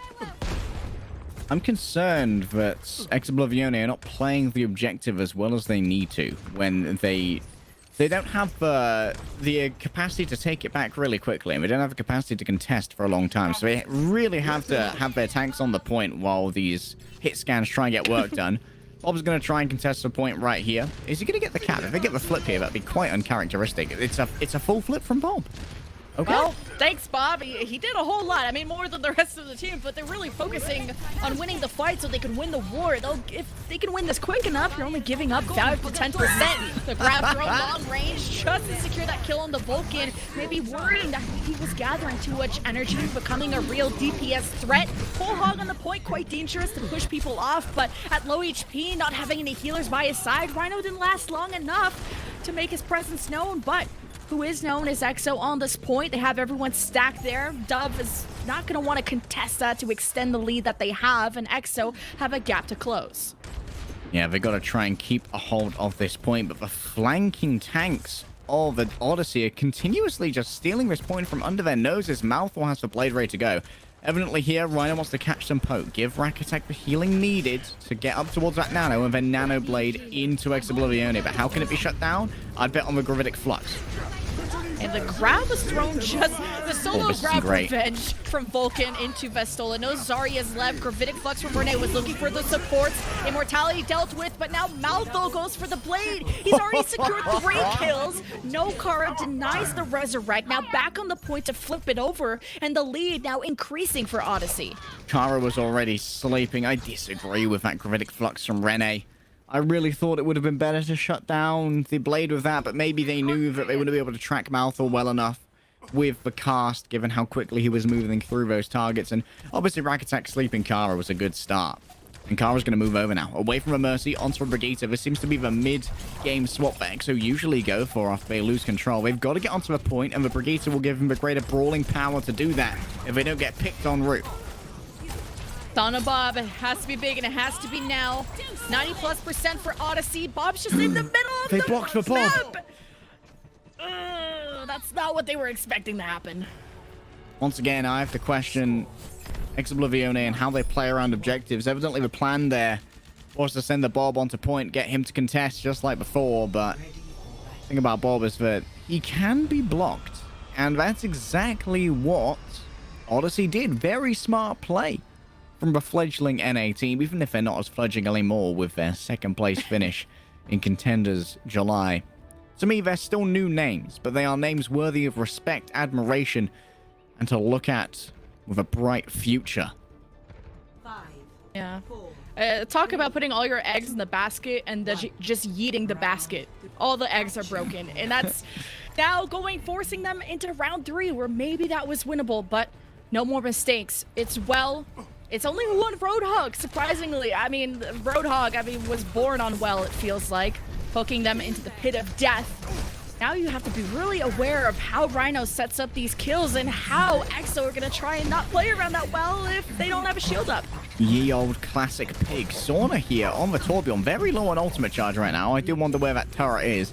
Likely guarding the flank. And you know what? So Sauna himself. Malthor goes down. And that's a lot of close range damage to have to deal with here. It's good to have the Mercy there, but if you get hooked into the well, you can't res that. So Rhino just, not getting a ton of kills, but just where he's positioned is forced EXO to just not be able to get on this point without Renee being there. And the bubble from Vestola, if you don't place it before the hook happens, you'll still get put into the well. So I'm really concerned about how EXO are going to be able to take this fight, but if they can just get the kills and not worry about Rhino, maybe the objective can work here. Very difficult to contest. Double amplification matrices are sent out, but there's going to be more damage going through Odyssey's side right now. The Immortality field goes down, but so does Linu. And that's going to be a flip over now for the side of Ex-Oblivione. The attempt at the res is going to go through, and Linu has returned to the fray. Oh, dumb. Hey, stop! And then gets killed. That's the sound you hear. Stop, in the name of love. In the name of Dove, but he was looking for the health pack, did find it, and I was really surprised. They took them quite a while to get to it, but playing to the outskirts of the map, not even getting close really to the point until they secured all the kills, is a strategy they're going for. And look how many ults they have. That's how long the fight took. Molten Core, good to go. You can combine it with the Graviton Surge if you so desire to make sure that everyone is caught in place. It's a great start there. Big Gravitic Flux coming out. Except they land on the high ground, not on the lava. Yeah, they still got forced into the lava as they tried to escape, and the Bob thrown a big investment. I mean, talking about 3 ultimates to win that fight, but hey, the lead is just ever extending for Ex-Oblivione. They did use 3 ultimates there, though. Not much invested at all from the side of Odyssey. Rhino still has this whole hog. Could be combined with the Gravitic Flux. The Graviton Surge. Too much Sigma in my past. I would prefer more Zarya. Linu right now, keeping Lucamino on notice. There's the chance for a Nanoblade here, but I like to see the Graviton first. Never mind. Okay, Malthor. This is bad. This is actually bad. This is not great. He's 30 HP. The Grava's thrown his plan B into the whole hog. That's the bulldozer or whatever you want to call it. And hey, you have to invest a little bit more than you were expecting. It's not actually fully won yet, but the Rhino hook might have helped things along. But there's not a lot of people left from Odyssey, and with the points still in favor of EXO, they could just leave their bodies on the ground. They were able to stall till 96, though. Actually, really cool technique there from Sauna on the Torbjorn. Put the turret down in front of him so that he couldn't be hooked. And it meant that it was actually body blocking the hook from Rhino. Very useless to hook a turret, of course. Doesn't actually move. There's Maltho receiving the bubble, engaging, maybe getting some damage in, but not much. He has to worry about the Torbjorn turret of Sauna getting poke damage in before Maltho can get it done, and the Nano's given over to Maltho. Of course, resetting that ult economy. He's going to be harassing that backline. Look at 2 and 3 down and 4. Exo missing in action. Maltho with the triple kill. Now, there's quite still a score gap to close for Odyssey, but at least they're still in this. Now, there was a question about Rack Attack. The Reddit Brig, as he called himself in an interview with us, would he be relevant in a post-Brig world? Right now, he's generating these nanos incredibly quickly on the Ana. So I think that he's definitely making a case for being a good flex support, even if he has been stuck on Brigitte for the longest time. Linu and Sauna both have access to their ultimates, but Bob can easily be brought down the pit. That may be where Rhino invests his hook. That's a good Bob play. Actually, it's the other Bob. I think they're hugging right now, but there's multi-core everywhere, so Sauna with the double kill, one of them onto Bob. There's just a whole lot of zoning, right? Multi-core, whole hug. Odyssey trying to deny that space. Now, Exo completely unstructured. But all that matters is these long-range kills, and that's where Lanu and Renee make this winnable. They disengage, they get the picks, they're back on the point, they flip it 98% to 99. Overtime about to start. Odyssey is there to touch, but they do have some players missing, so they need to keep it burning. And it misses. But who doesn't miss is Exoblivione, who takes map number 1. I think the first time I've seen someone miscontesting. I mean, it was, the lines are there. They would have lost anyway. Here's Maltha with your play of the game on the Genji, of course. We love the flashy plays. This was actually some excellent locomotion. Notice how the Mercy's also slept, served up on a platter. There it is. Nice. Courtesy of Rack Attack. Not only given over Nano, but the targets as well. But right there, I'm glad to see that Sauna went over onto the Torbjorn. It was actually ingenious how he played behind the turret to make sure he couldn't be hooked off the map. I was expecting that maybe Rhino would get a couple more environmental kills there. And it's so difficult to contest that point against the Roadhog because there's no physical cover there. They used the turret for the physical cover. But because there is no physical cover for anyone else, it means that Roadhog's sphere of influence, where he can exact his will and he can land the hooks, is actually basically just 20 meters in a sphere, because that's the max range of hook. So really good job from Exoblivione to be able to work around such an easy place to play Roadhog. And we also talk about just how close this match is. And it says it in the score itself, 99-99, almost all the rounds, except maybe Ruins, where I think there was a disconnect from Odyssey. And hey, I mean, they still kept it pretty close. Round 3, Exoblivione will be up by 1, as I think Odyssey will get to pick our next map, and Exoblivione get to pick the side. Yeah, I think we might be going over to Escort next. And it sounds like we have picked our map. The map chosen by Odyssey is one where we've actually defeated Doge multiple times. This is a map where Odyssey really made their name as one of the best teams in North America, and that's Route 66, the all-American place where you can get some questionable apple pie and don't drink the coffee. It tastes like boiled dirt. Ew, I don't drink coffee, and now I want to even less. But Route 66, again, this is very much a map for Ashes. We could see Widows too. And when it came between Lanu and Dove on Ruins Ilios, pretty close duel again, 1-to-1 shots, and that map went to 99-99, where I think it really came down to Sauna winning the Tracer duel against Malthul at the very end. Then he had the freedom to go kill the supports. Just those minor engagements, these micro plays that can define these last fights that take the map. So we'll see what compositions they end up with. I'm expecting the Ashes Tracer, but maybe people are feeling some Widow. You could bring out the Widowmaker. This is a meta where a single DPS can change everything. A lot of people have wanted that for a while, where it feels like a DPS can hard carry, and this certainly is a meta where that is the case, because there are so few shields you have to contend with. Against a Roadhog, a Desire, you can continuously be hitting these headshots, farming your ultimate and popping off as much as you so desire, especially when you've got a damage boost as well. You can carve through an enemy team with zeal, vim, and vigor like a hot knife through butter. Question is, who's going to be attacking first? Ex Oblivione, it looks like. This is the ideal for them. They love to attack first.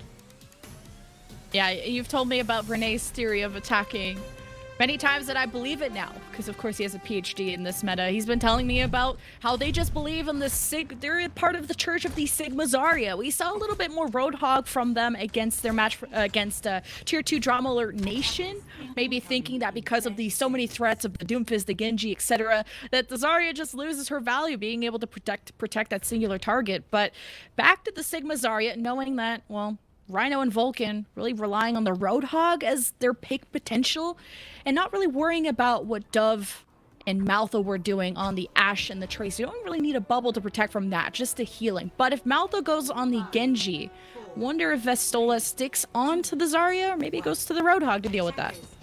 I'm not gonna lie, when it comes to what I've seen Shapeshifter do so far, in the Church of the Sigma Zarya, I may be the Pope of Nope. I may be a little bit of a detractor of that one. I like where Roadhog is right now. He's doing a lot of damage, and he is making it really painful for a Zarya to exist. And if you want to, as a Roadhog, you can actually free farm Zarya. Dove is going to be trying to dual heal with Linu. Does have a damage boost, so either of them can one-shot the other with a headshot. So Exo still in this high ground, self-bubble used, Dove getting the picks. I think Lanu resurrected back in, playing on the low ground, but keep an eye on how Rhino is flanking. He almost wants to jump down as Lanu was resurrected to just get that kill again. But Lanu gets his revenge, resurrected back in. That's the beauty of having Mercies. But with that cooldown being used, this could be a big window of opportunity for the attack of Exo. Rhino being the piggy in the back, though, continuously demanding attention. Linu has to look over there constantly. For now, though, the cart is getting pushed. Question is, can you coalesce on a target here? Very difficult with what is available. Kara's found. Rhino picks that one up. Now who's in danger? Rhino flanking. This is a threat that Exo have to deal with. And if I'm Kara, I've already left voice chat or I am screaming. There is a Roadhog behind us. Please, someone get him. And he's going to continue to be a thorn in their side.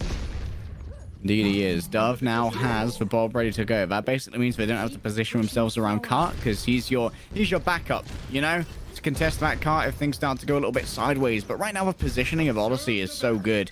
Very difficult to try and coalesce on a single target here for Ex Oblivione. We're going to know where all the targets are. Bob is going to attempt to take out Kara, but everyone can just zone him away, range themselves from that. No real danger going to be presented. But for Luke, the danger is very present and very real. I like the idea of the Bob, though, because at least it was maybe trying to divide the supports away, or even Sana, who likes to play kind of backline. Kara's usually pocketing him, so I like the idea. I think it forced a different structure from the attack, and you're seeing that there hasn't been much progress. Halfway to point A, and they solo grab a Vulcan. There is some kind of rivalry between these two Zaryas because they keep solo grabbing each other, but now who's here is Malthol, and just as quick as he bladed, he's dead. That is, I'm afraid to say, what we call in the industry a hard int. Blading into 4, it's not the ideal. Oh, that's not ideal either. Rack Attack takes a headshot. Luke Mina goes down as well, and that is going to be the first cap here, no doubt, for Ex Oblivione. This is really good because they can get onto this second area now. This is where their composition will be a lot better, because Malthus and Rhino won't be able to play the off angles as effectively in this area compared to how they could on the first area, where half the team could play on Big O's and half could play on the cliff face. No one can hide from But now that the defense had some time to set up on this high ground, Rhino can do the same thing of circling around, trying to go for these flank hooks, and that's how Shapeshifter in the last series was such a menace. How the flank Roadhog happened. I can't believe we're in this meta, but hey, Gravitic Flux, Renee gets down Rack Attack. Now you only have Lucamino as heals, and he's 1 HP. Easy swipe away from Exo. Now there's no healers for the defense, so able to reestablish back on the cart and at least get halfway to point A, or point B. Malthus dies in the back again, trying to build up towards that blade, but obviously now with Rack Attack playing on the Mercy instead of the Ana, it's a little bit more toothless. It's not a serrated blade, it's just a clean one. Ogden can go in, though, with the Graviton Surge. Just a main win condition here for Odyssey. Can it be negated? With the immortality field, but obviously with no shields available, it can be kind of difficult to keep that one alive. For Sigma on deck, however, behind an amplification matrix means a lot of damage to deal with. Rhino's like, you got me, man. Vulcan's like, yeah. The Vulcan dies and maybe doesn't say anything, and Rhino just W keys 1 HP, like, let's go! And I think they had this Graviton whole hog plan going, and someone forgot to say something like, no, psych, and point B is now earned from Exo, and pretty decent time bank to go into point C with. Yeah, they're making up the first point. This is kind of expected. The Genji doesn't fare as well on the second point with the Roadhog because the flank paths are just a little bit more difficult. There is the capacity to flank here with the Roadhog and the Genji because of the high run on the left of the truck, but you're usually going to see your hit scans out there, so you can expect to see Rhino play where he is now in this underpass. Lanu, though, commanding sightline, going to be very, very difficult to dislodge him. Just important information that they were all on the right side as soon as they emerge. Vestola through the grab as Maltho, as his whole team is dead, he goes for the blade, and that's 2 L's in a row, but double kill, he's there, maybe slowing down the attack, but the defense have one last chance to reemerge. Mouthful not swapping off the Genji. Very interesting right here. I thought that he may decide to swap over to something like a Tracer that could do a little bit more backline penetration without the need for resources from Rack Attack. That's a charge. That's a Reinhardt. That's a charge. That's an immortality field forced as well. Rhino has decided to enter with the horn down, and he's ready to go in. I like how the team inted together, though. That's true friendship, and Rack Attack that's is not like, inting, that's God a plan. damn it. And Mercy that just has to fly towards the inting tank and just hope that you can save or res it, but they inted as a team, and that's how they somehow survived that. One person charging in alone is an int. 3 people doing it is a strategy. And right now, the strategy appears to be hold the high ground with a Reinhardt. Not the most popular character right now. His reach isn't that far. A lot of people. Oh, Dub with a double, though. That's going to shut things down very quickly. And this was while Renee was graphitic fluxing the backline of Odyssey, so a little bit sketchy. Rhino loves to shift in there. He knows that his team are giving him the resources he needs, and he kind of acts as bait as XO are like, Rhino's one shot, and then he's no longer one shot, and then he kills everybody. Essentially, at this point, he's Dive Rhine. He's like overly armored Winston. He's got a lot of cleave, and it's very difficult to mitigate that cleave with who you have here. Like, you can't really get rid of him as a Widowmaker. You have to move away yourself, and while you're moving, that's when Dove can take you out.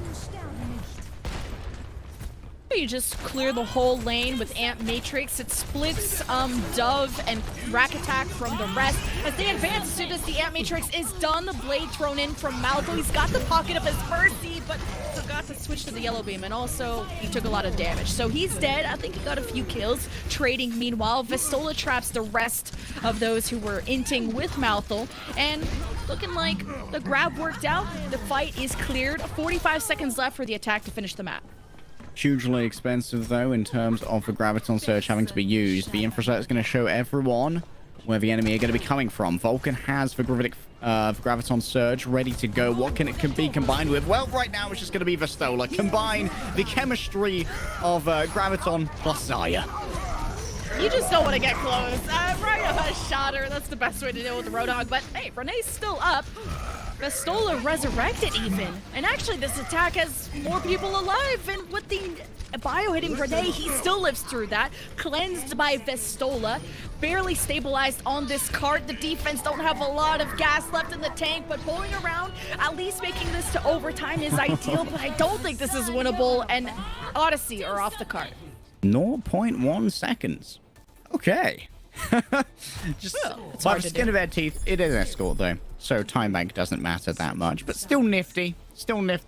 Not in overtime, boys. That's what you say as you're trying to bring everyone's head back into the game. Listen, that was a perfect attack. We didn't even hit overtime, but boss, it's only 0.1 seconds. It doesn't matter, Gary.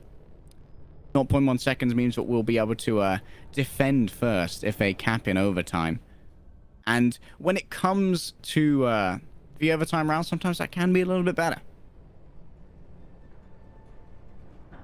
Well, finishing this map is really tough, and it looked a little bit tough for Ex-Oblivione, especially on point A. Took a lot of time, most of their time bank to finish it, but Can we expect the same thing from Odyssey? Ex-Oblivione already up in the series, could be on match point if they have a better defense, and that's just not a spot that Odyssey want to be in. Is not where they want to be. They're not used to that. Certainly not. Having a very close finals against Slept On. See what they will be able to do on the offense here. I wonder if this will be a little bit more of a one-dimensional defense from EXO without the pressure of a flanking pig. They could all be on top of Big Earls, and that's a lot more easy to deal with as something like an attacking Ashe, because you only have to shoot in one direction. You don't have to watch your back as much. And it looks like there's actually going to be a real lack of flanking pressure here from EXO, and I wonder if that may be a bit of a compositional weak spot. Speaking of weak spots, Linu becomes one quite quickly. Kara brings him back, but you're not going to want to try and take that duel again. I want to say that's to reflect into the dash. I mean, kind of got played, son, and you don't want that to happen again. Now, especially that the Resurrect is no longer available. I'd love to see, Vestola or a Roadhog in general to be playing in that cave just to support Linu a little bit more, but looks like Dove will be resurrected back in. Odyssey's attack still in control of this cart. Eventually, EXO will be forced to drop from Big Earls. Yeah, they're going to have to try and contest at some point. Vestola's already gone very low, needs healing attention of the Mercy. The turret isn't even shooting anyone right now. It's just trying to account for flankers. Dove goes down, courtesy of Sauna, and Mouthful's going to be in trouble right here. Burnt away, blasted to pieces. This is going to be where EXO make their stand. But the stand took a little bit too long. I mean, the cart's almost at the end of point A. Maybe if they would have jumped down earlier, they could have stalled the cart, maybe forced 2 fights out of point A instead of just the 1. Either way, the patience pays off, and really relying on the dynamites of Linu. Renee getting orbs all the way to his graphitic flux.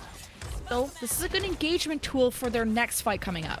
Okay, Ryan gone over onto the Reinhardt now. Interesting.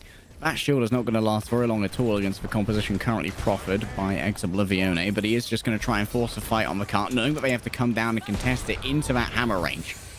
This is just a comfort pick for Rhino, especially with Orisa being banned. He needs some form of a shield, and Vulcan's already on Sigma. The double shield has returned. It's no longer dead, but speaking of dead, Linu is and Odyssey are on this card, and it's a fat graphitic flux that gets everyone low, and Rhino charges in. The Nano Blade is a bit overkill, but all that matters is that point A is in the sights of Odyssey.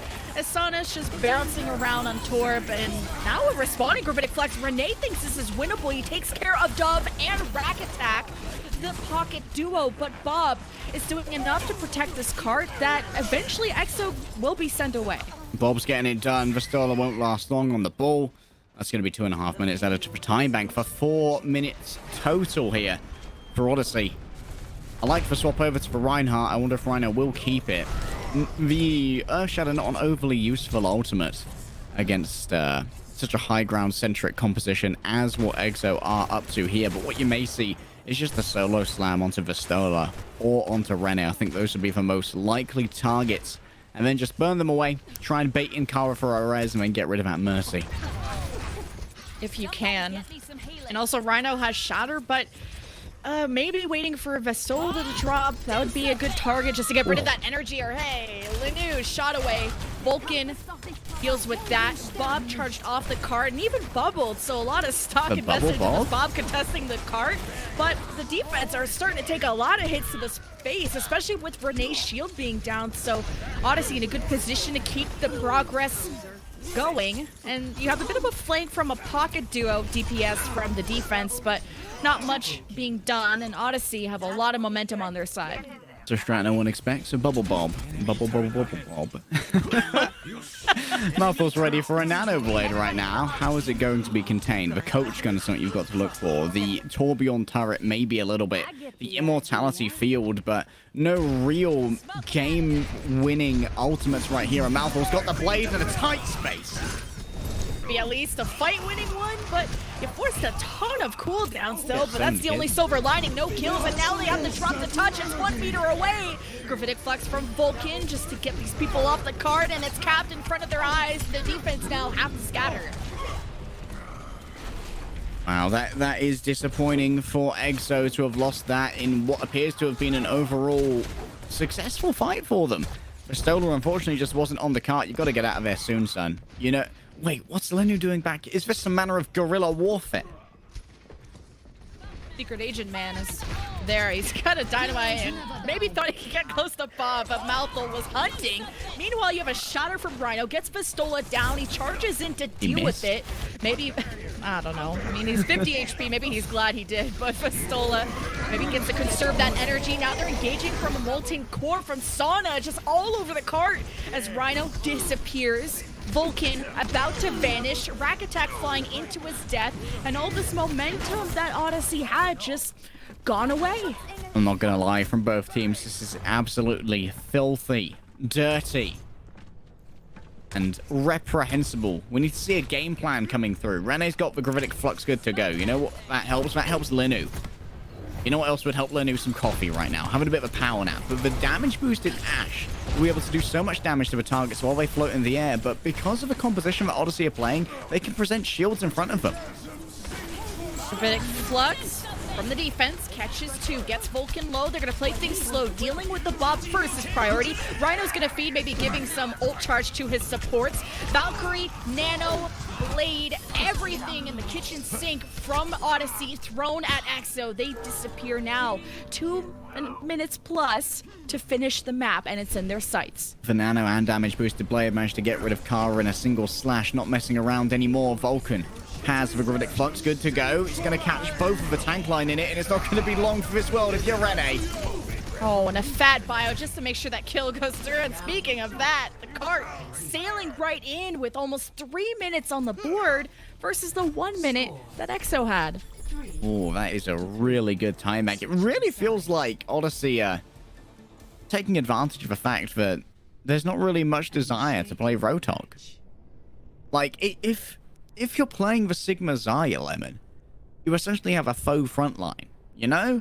Like, everyone's coming from the same angle. And when everyone's coming from the same angle, a monodirectional shield like Reinhardt's retains its value. Whereas when you're against 2 off-tanks who are coming in from different angles and it's essentially trying to deal with a pack of mosquitoes nipping at you, that's where Reinhardt starts to lose the value because the monodirectional shield isn't quite as effective. I wouldn't be surprised to see a little bit more of Reinhardt from the side of Odyssey over the course of this series if Exo continue to insist on using Sigma Zarya. And when Renee said the Sigma Zarya messes up Roadhogs, that's exactly what happened. I mean, Rhino swapped to him. Well, now that the Roadhog wasn't working, if you're missing hooks, if you're getting them blocked by bubbles, shields, whatever, you're just a walking ult battery. And you saw how much Exo were able to take advantage of that. And the Reinhardt was able to just command a lot more space when he had a shield to stand behind. And that's no flame to Vulcan. It's just a double shield was a lot safer, but now just relying on the singular one and see if he can go for those K flanks like he did before, but a pause comes through. The double shield as well, you got to think about the impact it has on the hit scan duels. Rhino DC from looks of it. Oh, everyone pay attention to Lemon. She may go too. Well, context for that, we made that joke at Contenders. We live in the same town, so pray for Rhino, pray for me that we're not about to blow up. Because he's going to have to solo cast, and that ain't going to be pretty. Yeah, it will not be pretty at all. But you know what else is not pretty? Looking into 2 shields as a hit scan when you yourself have nothing to hide behind. Dove is easily able to outclass Linu here because Linu has nowhere to hide. Linu can only take the flanks, and the flanks don't work as well against a reactive shielder like a Sigma because the Sigma can continuously reposition their experimental barrier. It means they can consistently account for the flanks that a Widowmaker or an Ashe may go on and help their own Ashe to win that duel handily because the Ashe doesn't have a huge amount of shield break. Yeah, as the unpause. Here we go. Rhino is back. Lanu, I'm a little bit worried about this Widow because you don't really want to go that top left side if Rhino's going to be hanging around there. But now that he's on the Reinhardt, he's at least able to get back quick, but he won't be present at that cave side on the Roadhog like he was in that last round. So only 24 seconds. Exo really have to maximize their progress here. Rhino came back now on the Reinhardt. This is going to, of course, like we said before, mean that Dove has the advantage. Linu has been a victim of these damage boosted headshots before. You got to remember that breakpoint. 200 HP heroes will not survive it. And for now, Malthor is demanding the attention of Linu. That's a beautiful reflect. Excellent play there from the Genji. And just not resable. 2 missing now. Oh, maybe. At least you get the solo. It's better than nothing. About to die once again. Here is Odyssey. At least hopefully sticking on this card the overtime. Taking away for EXO. Even the leftover Nano. And that's the progress stopped for EXO. Malthor presents nothing but a mouthful of lead for Linu. Oh, I wonder if he told him bait him in. Bait him in. Look at this. I've got a secret.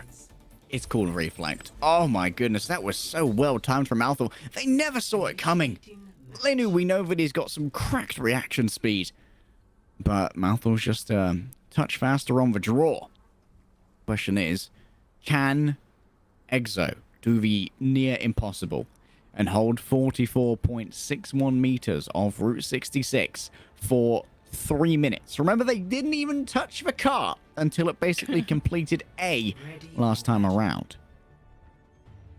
Just players like Malthor and Wub are just proving that Genji can still be viable against Roadhog and against this kind of crazy meta, and really proving that maybe with Brigitte being missing, Genji can just do a lot more. And also there's a lot of help from the Nano that Lucamino can provide. The damage mitigation, the extra damage on top of that. So that's going to be the winning condition that they keep depending on. And with the double shield, they're just going to go for a safer composition. So it's not as mechanically demanding than being a Roadhog.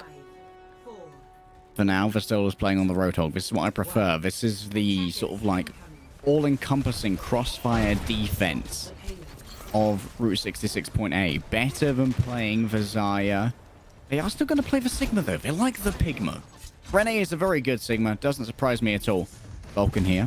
Oh, it's actually going to be revealed by Vistola getting a little bit of damage onto that shield for now. Malthor's going to be revealed as well. And if he uses that Reflect, you know that Linu's going to be laying into it. Vistola is still on the flank.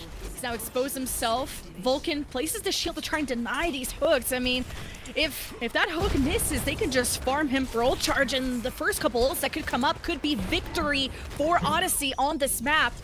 As trades back and forth, now Malthor goes for the engage, but the supports are there to pocket each other, so no assassinations yet. But Sana's on the low ground by himself, and he could be exposed if he doesn't find that health pack. Malthor tries to steal it and gets the kill, so Odyssey are in a great position to win the map, and they just did! Tell you what, Malthor has activated in this match on the Genji, doing some great stuff with the Shuriken fans, and that's going to be Odyssey bringing us up to 1-1 on their map pick. But I think this was a really good map pick overall for this team. They knew that with the reluctance to play Roadhog, it was going to be very easy for them to try and make that first point attack.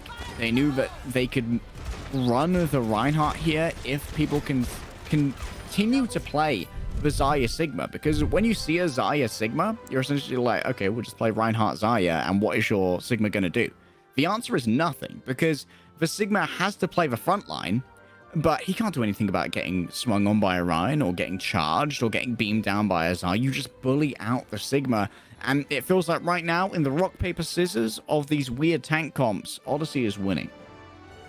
And it just brings back our point of the beginning of the series. If you have 2 off-tanks playing for EXO and a main tank and an off-tank for Odyssey, and instead of trying to play a hero that maybe you don't have a lot of time on, maybe you're not fully warmed up on your hooks, or you're just being denied your value with bubbles and shields, Rhino did the smart move of just go back to what you know best and what didn't break in your past experiences, and the Rhino, the double shield, worked out for Odyssey. This gave them just a safer, more stable composition that all they had to do was depend on building up Nanoblade and Dove, occasionally winning an Ash duel against Linu, and that's pretty much done. Eventually, in the later stages of the fight, Odyssey will win. Eventually, they managed to grind them down, but it's okay. There's a moment now for rest. We're 2 maps in, so we're going to have our halftime. So pull up your Zip Chair gaming chairs, which you can get 15% off of on the website using the code Mayhem15, and lounge about for a little bit. We'll be back in a couple of minutes after this break.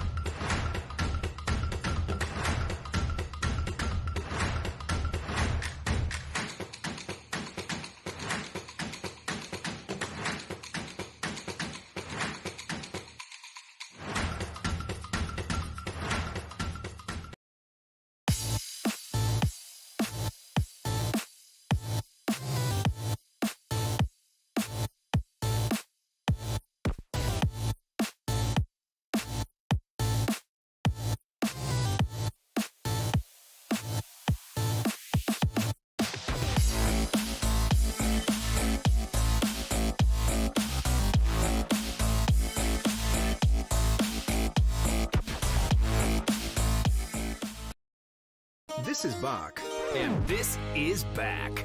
The Sensation Salad and Filet Sandwich Meal are back at Zaxby's. 2 harmonious blends of Asian flavor and Southern charm. Both served with an egg roll. Only at Zaxby's. Order ahead, drive-thru, or get it delivered.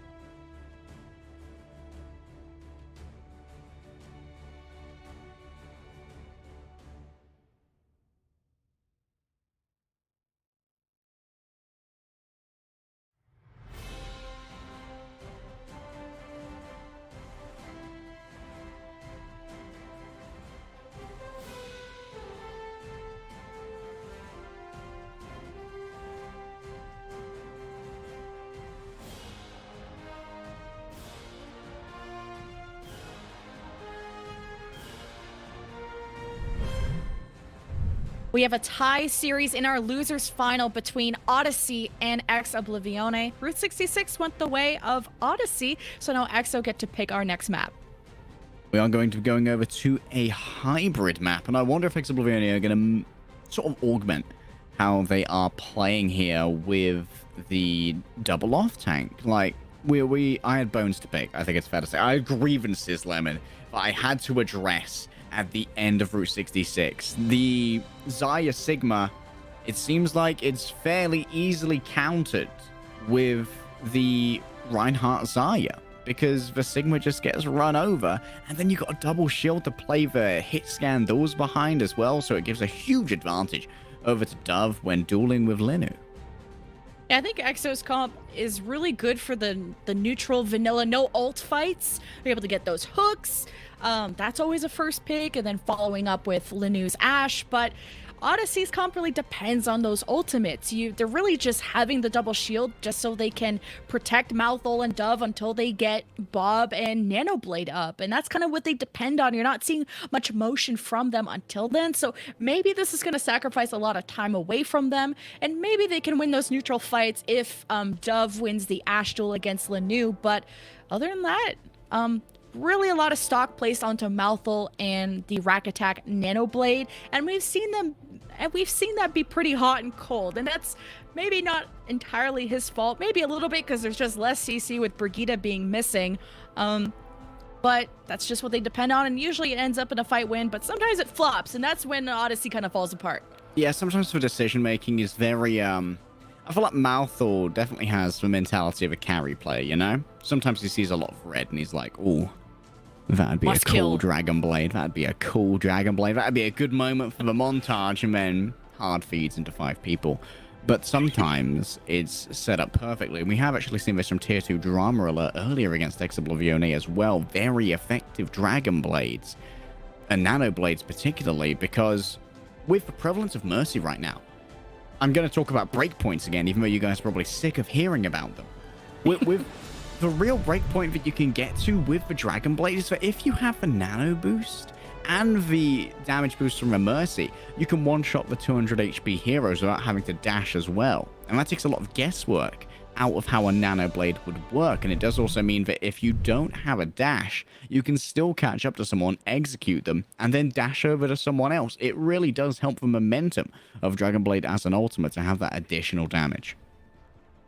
The reflect timing of Malthol is actually pretty clear too. I mean, a lot of these neutral fight wins have been on the back of him reflecting into Lanu and then dashing for those kills. I think he did that 2 or 3 times on Route 66.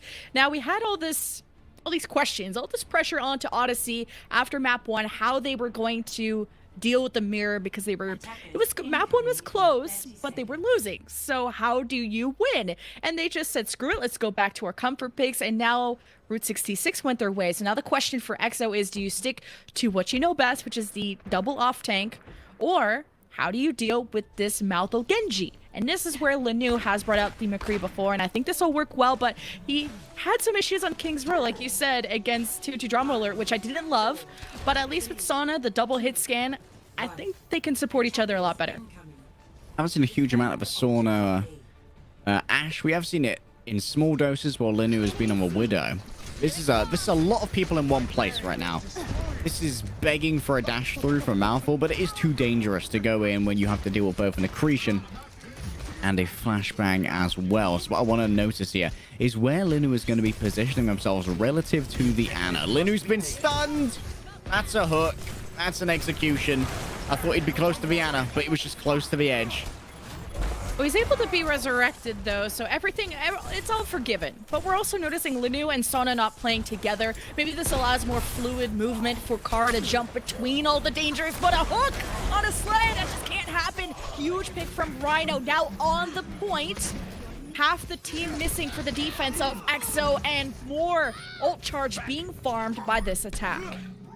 That is going to be the full cap coming through from Odyssey, and they have the Nano Blade, or the Nano Boost ready to go. The Dragon Blade, almost good to go as well. Malthol is just a few percentage points away from that.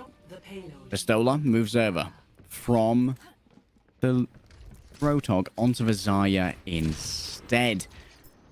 That's going to allow for a little bit more protection when someone gets hooked in, but also a little bit more flank pressure is going to be applied from Odyssey comparatively. Rhino getting very low here. Can get chased down by Rene. Sometimes you've got to watch out for those Sigmas that really want blood.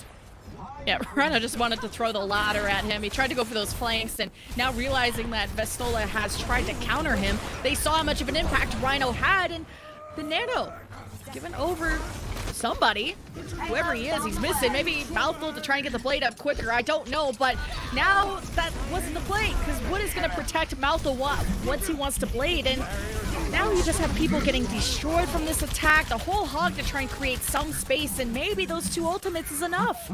Those 2 ultimates were very clutch right there. Usually in isolation, the whole hog and Bob can be quite low value ultimates, but in the chaos of battle, very difficult to deal with. Rene there, unfortunately, had Rack Attack essentially phase through the accretion And picking up that Mercy was a lot more difficult, and they still have the Dragon Blade, and they can use that when people land from Vulcan and this Gravitic Flux.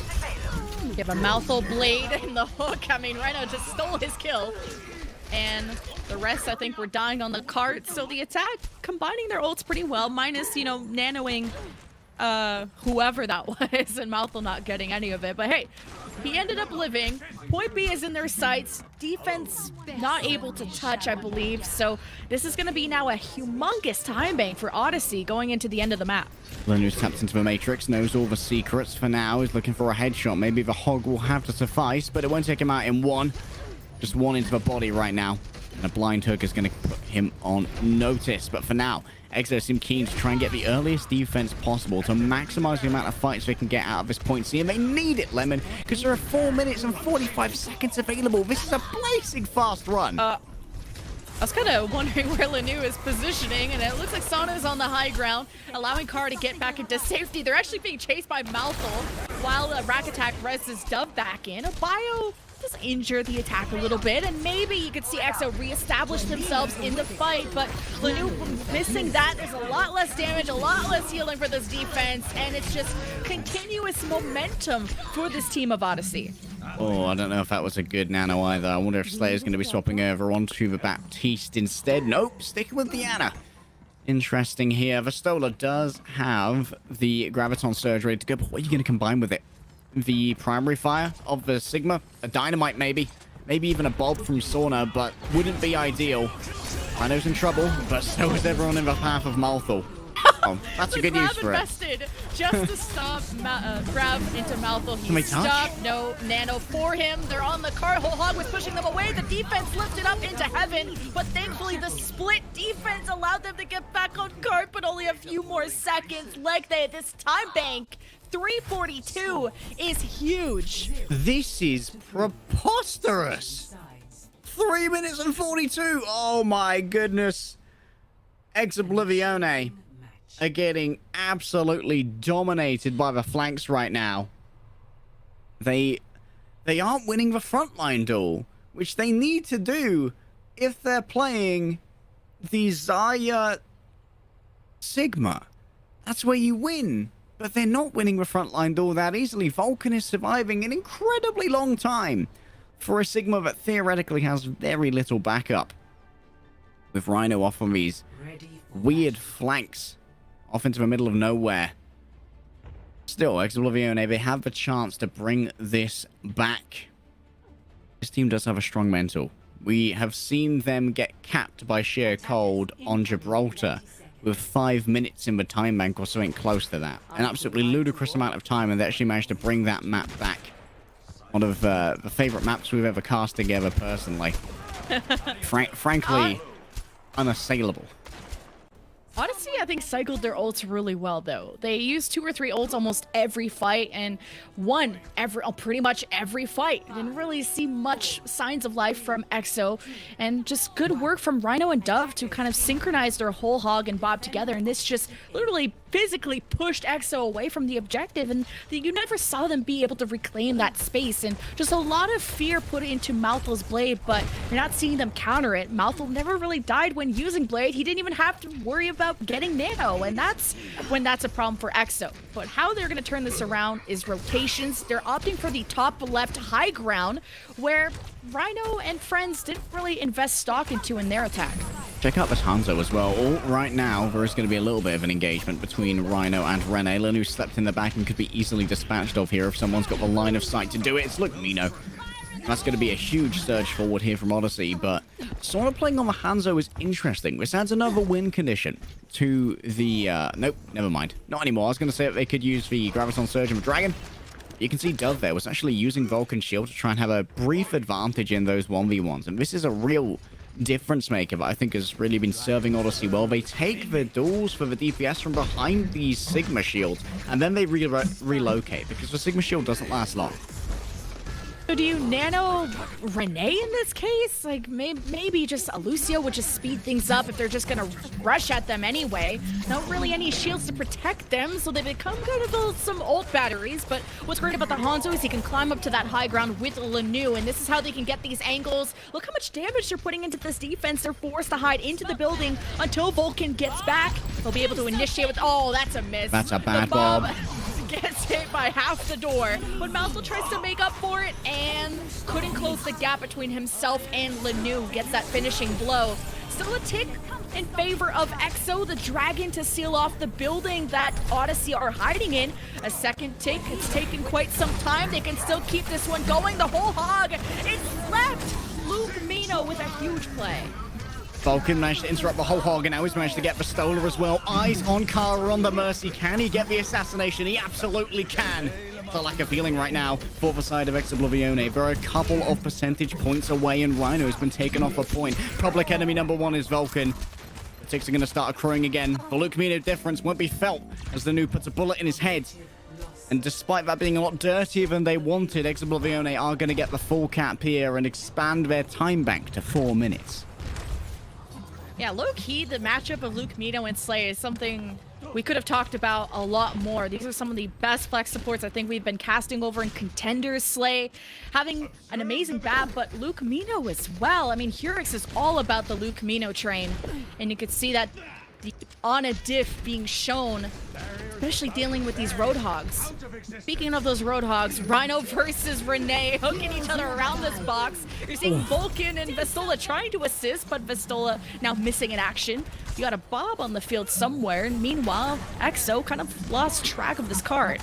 Actually, I have no idea where the Bob is, but for now, Dove just has a commanding sightline over Kara. Look at how quick. Oh, no! Oh, the Glock. It was too much. That's humiliating. Yeah, I'm going to get res, no doubt, but that's a blow to the pride, if nothing else, for Dove. And Linu now sees the Widow Duel as opportune. Moves over onto the hero. We know that Linu is very confident in taking these duels, but if Vulcan can position his shield well, it will make it impossible for them to try and get an angle onto Dove. These EXO have broken through that main underpass, so Lanu can try and get on top of these buildings. And being a just, well, he can try. We'll see if he can get back. He's got a second chance with that resurrect, climbing up on these buildings, going and dealing with a Dove. He's got the infra sight. Malthus has laid the instant double kill into the supports. No healing left. And Sona tries to stop everything with a Dragon Strike, but it's too little too late. I mean, EXO have lost this fight with no healers. And Odyssey just really secured this card. Oh, Vistola! He'd already killed 2! And then Sona throws in a Dragon Strike as well? What? Oh, that pains me in my very soul. That's a swap from Vistola, of course, away from Zaya. On to the Sigma now. It's going to do better to try and set Linu up for success. Sona moves over onto a Genji. I think it's the first time I've seen him on this hero. But we'll be more than ready to try and take it to Malthus. Blade versus Blade. Lanu would have picked off Luke Mino there. Could have been big. I don't know if the res is on cooldown for a rack attack. You haven't seen Odyssey sweat at all at this point of the point B defense. Kart's been sort of at the same position as EXO starting to break through, taking different angles, but Lanu has to be careful playing on his own. Thankfully, Slay is by his side, getting a big sleep on the Rhino. There's the finishing blow. Renee joins the fight. Now, getting back on this card, we need to see some progress because it's just been so much time for EXO to be at the same spot. Lanu forced out by the Valkyrie Mercy. You can hear him, but you can't see him, and you can shoot them as well. Rakitic gets caught out in the back as the rest of the team have fallen over. But still, one more fight stands between Exoblivione and being able to cap here. Rene looking for an early hook. Malthus, he's so quick on these deflects. He's so quick. It's just not fair. He's pre-cognizant. He's like a Jedi. He just has the finger ready right on that button because he knows what's coming. Whole hog canceled. Renee slept and antied. So 2 missing. Kara spliced down by Malthus. Staying alive, 45 HP. Of course, with Luke Mino needing to be res, had to delay for the healing. But Odyssey back on this cart, defended, and only 38 seconds left for EXO to get back on. Slay gets a ritual kill on Dove right there, but Dove will be back in no time at all. Remember how close these guys spawn. Lanu doesn't want to challenge the reflect right now, and Sauna's almost got the blade, but Slayer's a lot further away. It may have to be a naked blade, maybe with the Kara pocket itself. Be able to carve open a path for it to land first, and Vulcan can try and counter it with the Gravitic Flux. But Dove also swapped to McCree knowing this blade's going to be an issue. If he can get the stun, he kills him with it. As maybe Sauna saw the opportunity. Maybe expected Slay to heal him, but big miscommunication from EXO. And somehow it's capped in front of Odyssey's eyes. How did that happen? The classic Signa in Lemon. Everyone else was hunting in the backline. Someone was on the cart, and Vestola went, you know what? I'd prefer it if you weren't on the cart. Thank you, buddy. Puts him up in the air. The cart rolls on home. But now, fresh concerns for Exoblivione. If they cap in overtime, then they don't get to attack again. And they got to hold first, the first tick of first, no doubt, for almost 4 minutes all over again. And their first point defense didn't exactly make me a believer in the capacity for that. Big hook, but it's an even faster return. Looked a little bit too point up on my screen. The whole hog slap. Good job from Luke Mino or Slay. Either way, Renee still around this corner. Mouthful, Dragon Blade goes after Lanu. Hooked, Renee counters it. Now you see Sauna with the nano. He's going to do a better job of it. The bio maybe slows him down. He gets behind the shield. Well placed from Vestola. Now you have a nano whole hog from Rhino physically pushing everyone off this cart. But this could be sort of last fight territory. There's just not a lot of time left for EXO. They might have time to reset, but now they're fully committed to this, it seems. Deadeye reload right there from Dove. Momentum is on the points. Vulcan keeping it contested, just hiding away because he knows all they need right now is overtime. 13 seconds stands between Exoblivione and having zero chance to win this fight, and it doesn't look like they're going to be able to bring it home. At this point, they've got to try and play for the draw. They've got to bring it on home, but Dove is ready. He's waiting. He can find someone. They don't even touch! No! I refuse to believe it! All right, we're both mauling. I can already feel your hair is falling out. It is! It's falling apart! Just like Exoblivione. They had a Lucio, I just want to point that out. You have a literal Uber driver, and you missed your destination. But I think maybe a little bit distracted from the Lanu flank and being a little sketched out there. And I can imagine that with having tanks like this in this meta, that everything kind of scares you if you're a backline player. Yep, everything is fearful, but like you said, you pointed out Luke Mino sleeping a whole hog, and that was incredibly important. That stopped the capacity for the Sigma ultimate to be interrupted by the Sigma dying. That meant that Vulcan could stay around for a little bit longer and continue to be an asset, and it also meant being alive, he was taking damage and feeding over ultimate to Luke Mino, so he could give that in turn over to Rhino, who used the whole hog to kill Slay, and that's how Exoblivione lost momentum. It's dominoes, Lemon, and it starts off with the interruption of that whole hog. Luke Mino right now, as you'd put it if you were Hurix, the Luke Mino difference is strong. These Anas, just both of them, making their presence known with these bios, with the sleeps, and just keeping that cooldown only for these mostly whole hogs. And either way, you're probably fine getting slept sometimes as whole hog, because you can't really cancel it until you die, or it runs out, which takes quite a while. But we're seeing Odyssey also winning that map, going back to, a Sigma Roadhog kind of setup, or Zarya Roadhog, kind of alternating between. When we saw that they looked more comfortable on the double shield with the Reinhardt on Route 66, but now Rhino kind of feeling himself and was definitely getting a lot more of these first hook picks for his team. Yeah, right. Just a ghost door opening back there. Don't mind me. Don't worry. The house is completely haunted, but in support of Tier 2, we will ignore the poltergeists for now, because the real ghosts are the ones that are haunting Exoblivione's tank line right now.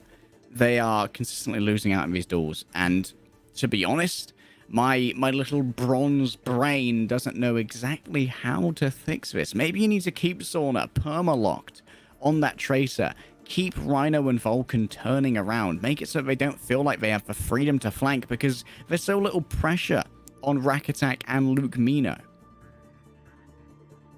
It's tough. Odyssey are on match point now after that kind of Sig 9 that we saw from Exoblivione. I want to, excuse it a little bit. A little scary Lanu. Or was it Lanu?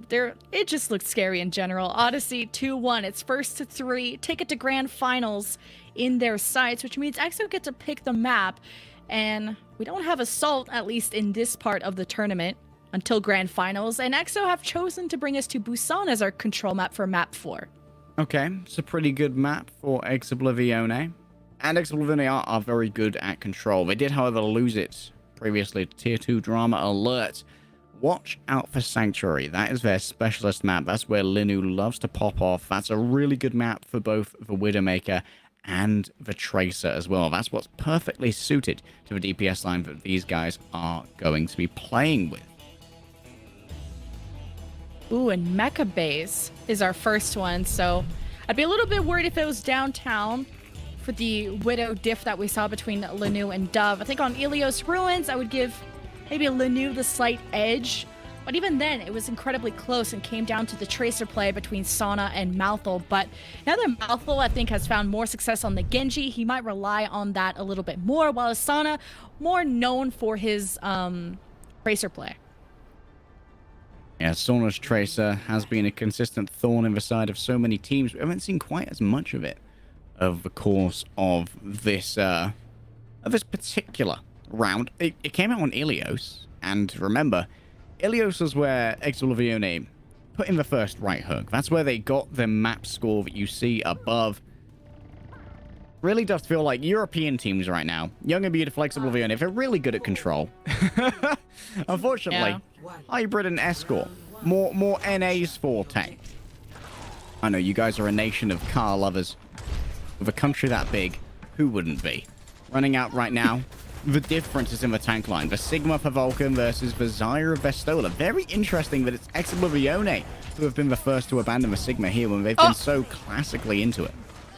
Renee just went for a very aggressive first hook. It was pretty successful, but I think it got bubbled, so the damage didn't fully go through. But the issue, or the great success of that, is that Sauna went and found an angle in that backline. That's how Rack Attack is down first for Odyssey. Missing that is not ideal. You only have a single healer of Lucamino on this high ground, and with Kara, or I think it was Sauna that went down first, he's able to get back much quicker. But look at this engagement, the flip around from Odyssey, the tanks playing together to collapse onto the tank line of EXO, as now still the cap for EXO, but getting pretty contested now. But with Lanu's presence on that high ground, it's going to be tough for Odyssey to win this back over.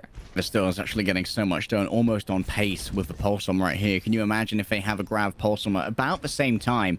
Sauna here needs to keep their cool. Don't feel pressure to use this ultimate too early. Malthus hasn't actually got as much done as they have previously. Lucamino is really outpacing that with the nano boost right now. Sauna needs to be careful. Can't afford to be picked early, but Vestola's gone. Now you might have to use it.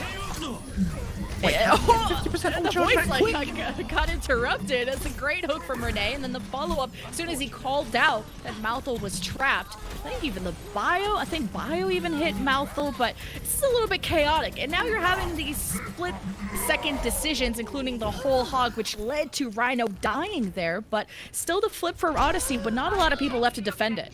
Oh, I gotta question Kara's res there. I think it would have been a better choice to pocket Sauna on the point. Vestola's coming in very quickly, though. They've already got Vulcan. And now they're caught in a grab. They're not even going to be able to contest. Maybe someone's on the point. Is it going to be Malthul? Whoever it was, they're gone now. Yeah, you're not seeing a huge structure going on. I mean, honestly, we just said that they got the cap, but I had almost no one left. And EXO realizing that, keeping track of the numbers, engaging, and really Renee, which we've seen a lot of Sigma from, has stepped up to Rhino's level of Roadhog play, and this could be a big difference in this fight coming up. Linu sends the Bob, and I think it's at the back of the alleyway there, so it will maybe force Malthul to not engage yet, but other than that, Bob is just there to hang out. And so far, Odyssey are waiting for their moment to shine, and it's going to be Gravitic Flex set up for Vulcan, but it's canceled from the hook of Renee. He tries the whole hog to separate Odyssey at this front door, but it's a little bit messy. So many tank ultimates interrupted right here, but Vestola's got a lot of energy and he knows exactly where to place it. Sauna's found himself a couple of targets, including Rhino. I'm going to have to report you for poaching, son, but I can also report you for some fantastic aim. Coming onto the point in overtime is the Mercy. Flying around in Valkyrie is going to make him a very evasive target, but Sauna's got more than enough bullets to just keep on firing. Odyssey on the side ground, he wants to finish them off, especially with the bio setup from Lucamino. This is winnable, but there's just not a lot of people for Odyssey left. 99 to, I think that's 18. Odyssey just having such an problem breaking back into fights that they've lost, and EXO now just having to defend one last time.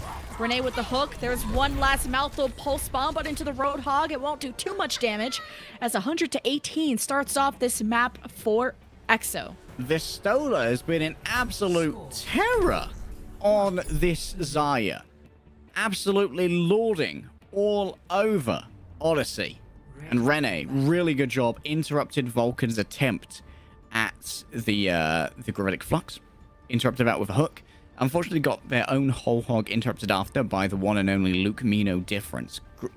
Really good at hitting the sleeps on these whole hogs. To be fair, it's not a difficult target. Let's be honest. Let's be real. But it's the consistency with which it happens that is important. 5, 4, 3, Downtown. 2, Widow for Lanu, but not the same thing for Dove, depending on the Ashe. Of course, will Lanu be worried about Mouthful? Lanu had a lot of trouble on Downtown before when he faced a dive team. So great first pick, forces out the Resurrect. Cooldown won't be available for a little bit, but now might be worried about where this Genji is. At least he's not on the Tracer and the Reflect. So quick. And it's so disgusting. Oh my god, someone call Sonic the Hedgehog, because that is an illegal amount of fast right now. Issue the speeding ticket. That's going to be Vulcan falling, actually, even with a lack of DPS from Linu. Renee's going to swap over now onto the Wrecking Ball instead. Could be the first cap going the way of Odyssey. It is going to be the case. And for now, we could find ourselves with Rhino being bullied. It's a 3-man dive. The Tracer, the Wrecking Ball, the Mercy, and the Widowmaker are all here and all applying the damage. And now we're going to try and spawn cap for Xayah. Oh, we killed her! Not like this! That's the opposite of Stimmy. He thought he got the timing right with the bubble going down, but that's not going to be going in his montage. The point still earned there from Odyssey, disengaging back into it just until they have all their numbers back. But now the moment for EXO to shine. The Nano given over to Vistola while he has high energy, becoming the 3rd DPS of this team, but Mouthful receiving the same luxury of the Nano as the one who claims kills of his own. And with the trades back and forth, it looks like Odyssey are surviving long enough, but the flip, the presence of EXO on this point, allow them to cap. Right now, Mouthful has to make a decision. Does he use the blade? Oh, that's a big whole hog. Nope, you're not coming back, Rene. Sorry, you've been ejected and you're going to remain off. Still, Vistola, once again, the hero. The big grab, 2 people in, is going to be both Vulcan and Dove, but now Mouthful brings out the blade. Decision has been made. Going to be looking to try and cut down the Tracer right here, but they're a little bit too fast, a little bit too furious, and they still keep a hold of this point, Lemon. The res actually went through, so Vistola makes this winnable for EXO. And now that Lanu swapped to Soldier, he ran back as quick as he could. Sauna still being in the fight. That was so scrappy. Both teams invested ults when they both thought it was winnable, and the Resurrect from Kara won them that fight.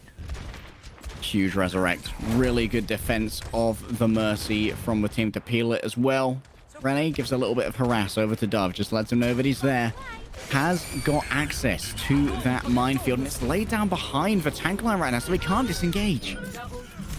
Well, grab was from the Vulcan in a small room, and there's a lot of chaos in that room where both teams lost important pillars to their team. You got a flip from Odyssey. EXO are okay with giving that up while they focus on getting all their numbers back. Lanu stalling so they can increase the lead that they already have, and now that everyone's joining back in. Later. Oh, Lanu, you walked right into that one. Don't ever play coast side against a Hammond. The old bait and flip for Stola's on point, though. We know just how deadly he can be in these overtime scenarios. Still, 80% is on the point, and flying up Pride right now is Rack Attack with the Valkyrie active. The beam splitting is going to make a lot of healing present on the point. Rhino goes low, but the self-healing is more than enough. And Nano Vistola's pumping out damage and almost has a grab as well. Will they throw it in at this point? With Attack Visor, it's not really as useful, Lemon. And again, with the Hammond right in your face, Lanu is denied that value, but Odyssey have the numbers on the point. You see EXO trying to fight this back in, but a little bit not as structured. We're sort of separated, and they're losing track of who is alive, how many kills, and what ults they have. So it's good for them to just back away, kind of reestablish themselves, get their composure back, and win a fight that matters. Storm's coming, Lemon. It's the little bomb combo. Graviton Surge and the Pulse Bomb can be put in at short notice, but Luke Minu does have the Immortality Field if it's needed. Watch Vistola. You can see right now he's scouting out. He's going in on... He's forced out the Immortality Field. It's not a good minefield Graviton there.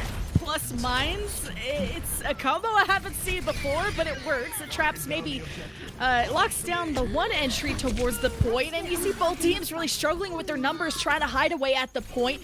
Depend on those healers to resurrect or keep them up, and Kara, man, his Mercy has made a huge impact, not only in the resurrects, but the healing department, making sure that EXO have more resources. Now a few more percent away. You can see Odyssey jumping back in one last time. Overtime about to go away.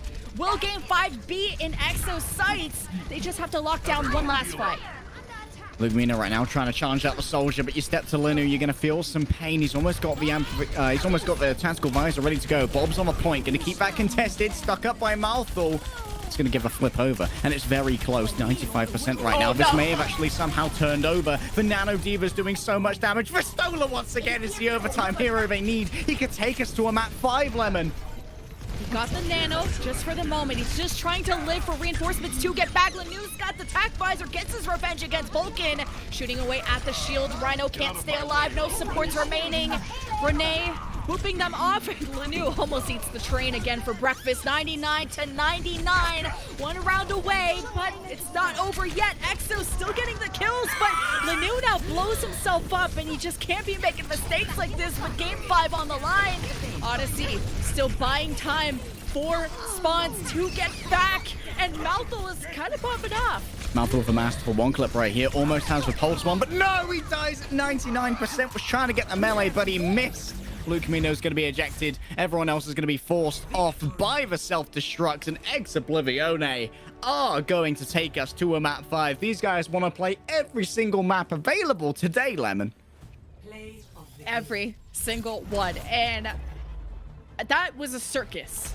I mean, just getting the face paint, getting the music ready, because the compositions that these guys ran was all about your solo play. You saw a lot of Renee, and I want to say Ball. There was two Hammonds on the field diving each other. Lanu was blocked a lot by the Hammond from the other side. We have the Tracers of Malthul versus Sauna that were incredible in their own ways and in different fights. It was so back and forth, really similar to how Map 1's control went. And in the chaos, EXO walk away barely and force that Game 5, like you said. Vistola gigapopped. He grabbed so many fights by the lapels and shook them until they were in control of Ex Oblivione and the Nano Diva at the end. The combined efforts of Kara, Slay, and Vistola actually is what turned that from a potential round number 3 and potential ejection of Ex Oblivione from a tournament into the hallowed map number 5. If you are Odyssey right now, do not go to a map where Tracer can reign, because Sauna is demanding so much. We're just gonna continue to ask more from them, and we couldn't ask for anything better than a Game 5 for a losers final ticket to the grand finals. Will be coming up after this break.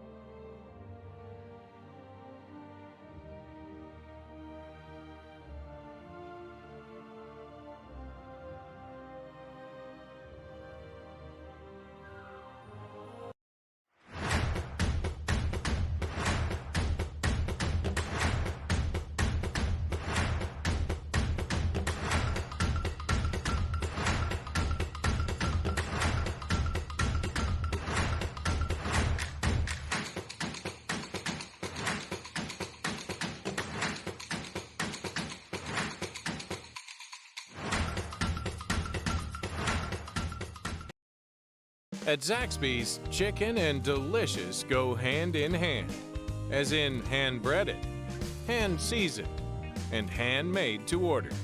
There's only one place you can get chicken like that: Zaxby's.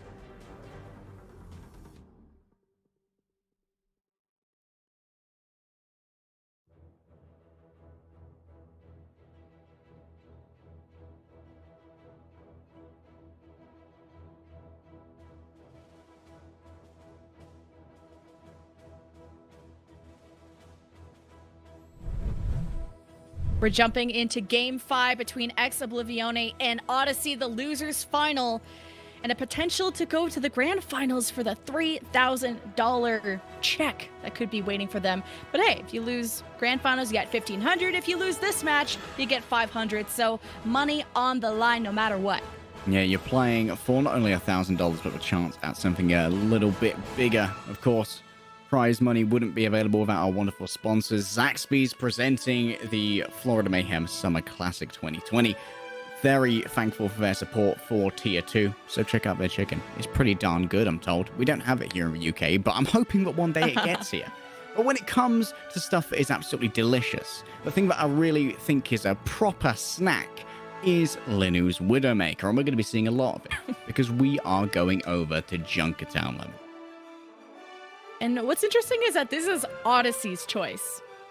And the way we were kind of talking during the break that they either must have a lot of stock into Dove's Widow winning against Linu, or maybe they just want a Roadhog map and they had a lot of confidence or just gave a lot of credit to Rhino and how well he performed on Hollywood when we saw him. So excited to see how that one's going to go down. But with winning the last map, EXO get to pick the side. So getting to attack, as you said, the Renee theory of attacking first is coming again. Hopefully it will help out Ex Oblivione a little bit, because the question looms, Lemon, over the course of the 2 matches we've cast here. Can EU teams win when they're not on control? Because thus far, the answer isn't yes. It's, it feels like they really do excel on control, and that's all well and good in the best of 5, where you get to go on control twice.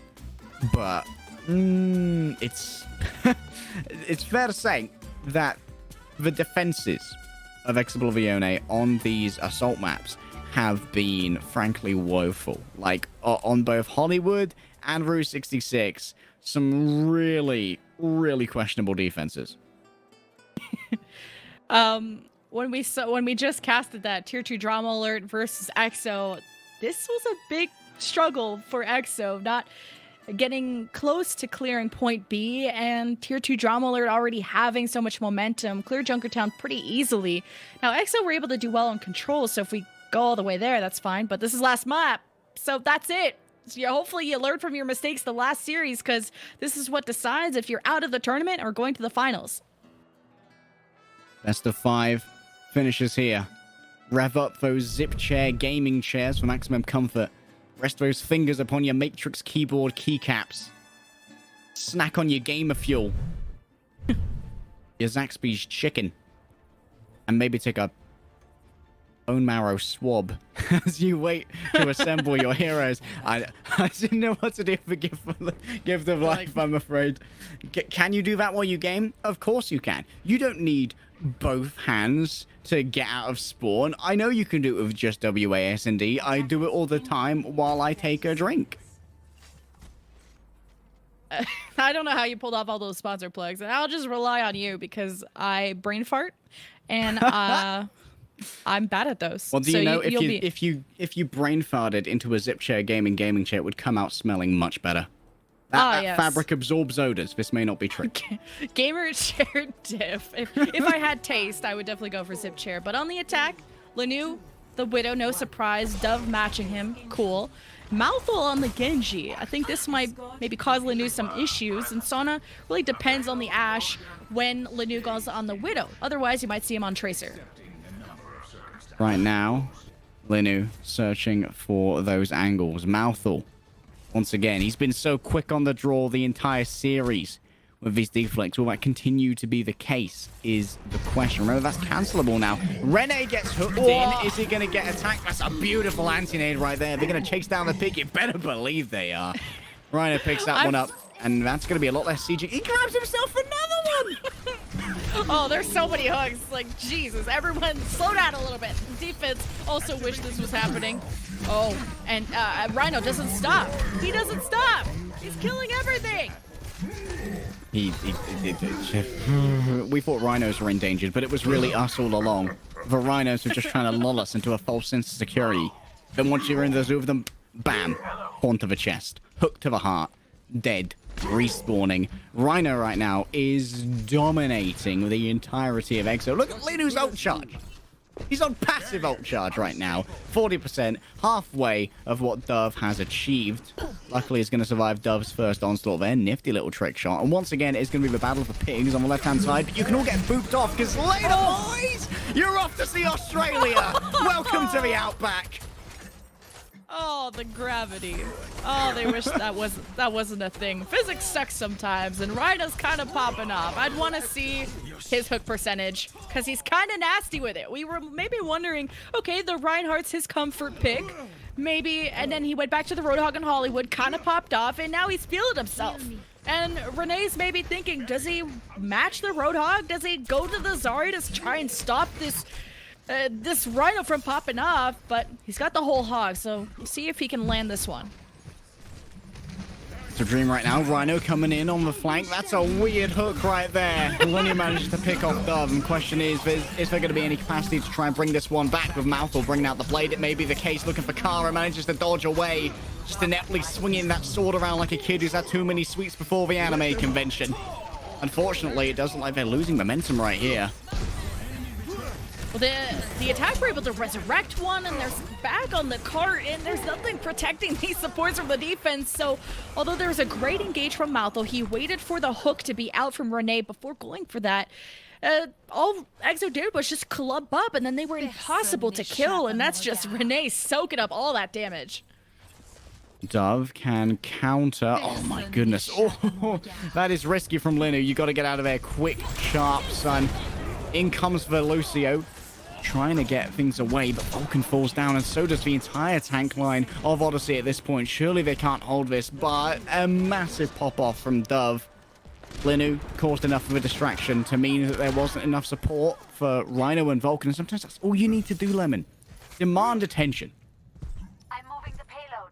Because of all this momentum that the attack have, they've now taken over this important high ground for the defense. We saw how in the last series, 2-2 Drama Alert really won because of the flank Roadhog plays they were able to do on this platform. Now giving that up, the defense are really going to regret getting staggered so much. You see they're still trying to climb up there, but Malthus doesn't have any teammates as Rhino sees if he can protect him. But look how much space Exo are just occupying. They're getting free real estate, free progress on this cart. The tank push comes in from Odyssey. The whole hog in a small room just gets evaporated, and Renee gonna try his hand at the whole hog. Of course, in close rooms, that doesn't mix well. So far, halfway to point B, you finish off Rack Attack just for fun, and Exo looking much better on this attack. And after Rhino's performances, Rene knew he needed to step up on the Roadhog, and stepping up, he absolutely is right now. The freedom to go for the Nano Hull Hog evidently comes from the lack of requirement to nano a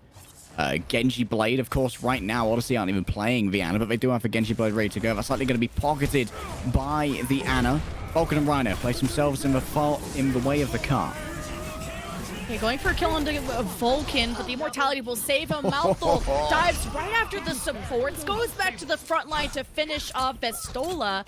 And this is the part that Exo really struggled with, is to reestablish themselves on the cart once it's almost at the end of point B. This is how they lost so much time against Tier 2 Drama Alert.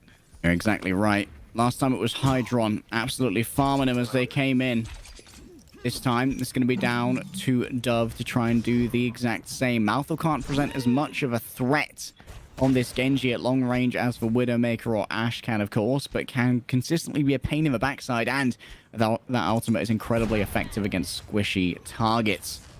Kara has the Valkyrie ready to go. That's going to provide a lot of healing or a lot of damage throughput if they so desire, and they may have to use it to answer this, but no, it's too late. This is a wash. This is over. A little bit of a wash. Yeah, Vestola and Renee tried to flank in that top right high ground. Actually gets resurrected back in, and Renee's gonna wish he didn't. He kind of survives. He's able to self-heal, but they tried to flank, go for a hook. I think it missed or it got bubbled. I'm not sure. And then they got taken out by the defense. So at least the defense are happy with this high ground approach, especially for Dove, able to build up the Bob as much as possible. Renee does have the whole hog ready to go. They almost have a nano whole hog if they so desire. For now, Sauna's actually getting chased out, trying to avoid any further attentions. Obviously, the supports won't have access to him, but Rhino's definitely going to have access to the backline of Odyssey. Managed to pick up Linu right there. Are they going to try for the res? is the question. Doesn't look like that's going to be the case. Everyone is just hanging out underneath. Obviously, there's no way to sort of like guarantee a hook like a Holt or any other. We do have a Orisa ban for this tournament. Bans were chosen by you, the public. And it has put Exoblivione into this situation with only 10 seconds remaining to try and touch the cart. And Sauna's still holding onto this bomb. He's been back here for years. Big stick. This is game 5, and this is looking like deja vu. But Pulse Bomb hits Malthul, resurrected back in though. Equal numbers, a huge hook by I think that was Rhino taking out Renee.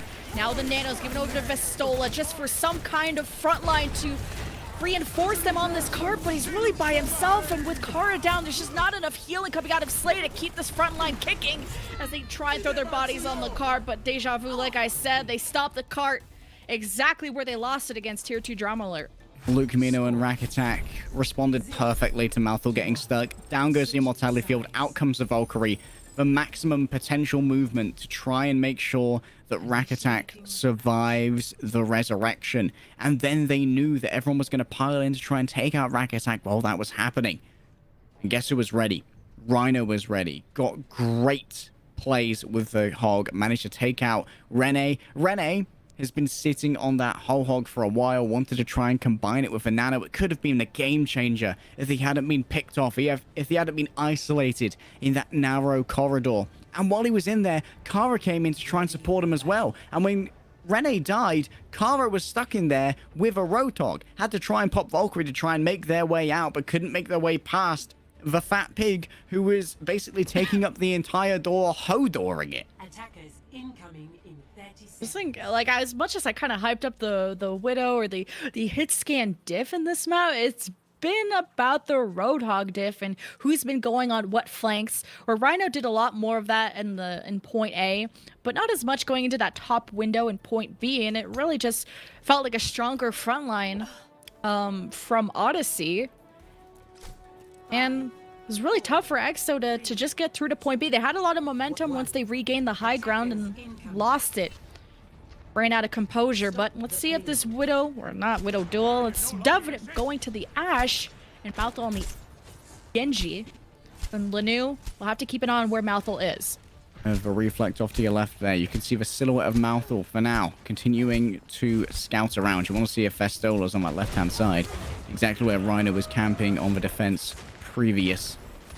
For now, it seems like they are actually going to be playing this kind of mono-directionally. This is where EXO, in my opinion, are kind of stuck in their ways. They don't take to the flanking tank line very well. They play a very mono-directional defense where they're all coming in the same way. Vestola kind of caught out on their own right now. That's a huge Bionade onto Slay. Yep, that's easy. Just one headshot shuriken is more than enough, and Malthul's deep into the back now, feeding his way through it.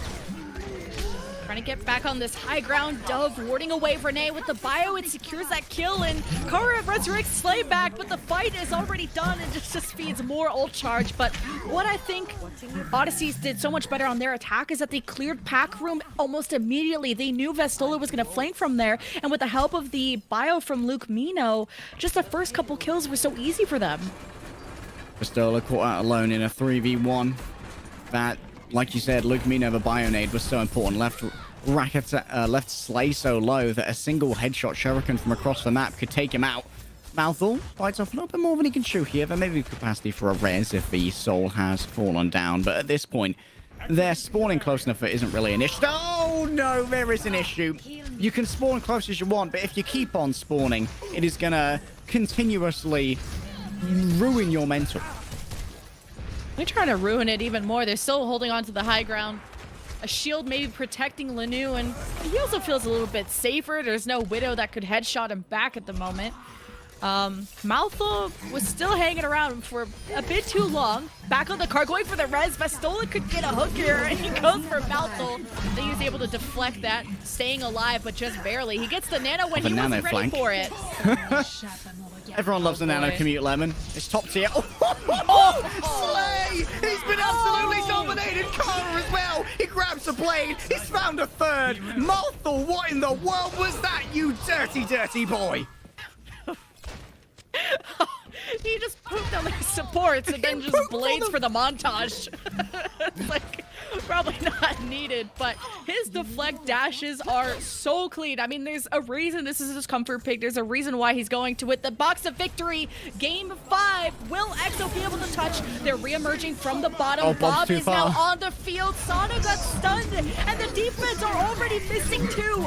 The whole hog to buy some space. Vestola, though, only pushes them into the Transcendence. Or actually from Slay, but it doesn't have as much resources as they would have hoped. And look, Odyssey glide through to the box of victory, claim the Game 5 win, and advance to the grand finals against Tier 2 Drama Alert Nation. And never have I been as IRL poggy as I was just seeing that. Here we go. Off to see the Outback, the Rhino player of the game. I did try to warn them. I was shouting through cyberspace like, no! He's got ho-ho! Don't put your back to the cliff, but he only went and did it. It's like 300 all over again. Push him to the cliffs. And Malthor there. I need to go back. That reflect onto Slay. Like, I thought, oh, okay, Malthor's just messing about here with a nano commute into the back line. Like, he's just using the nano to look more sparkly as he moves, but the reflect into the dash and then the clean Shuriken fan onto Kara as well, and then that blade is just like, you know what, I only need 1 pick here.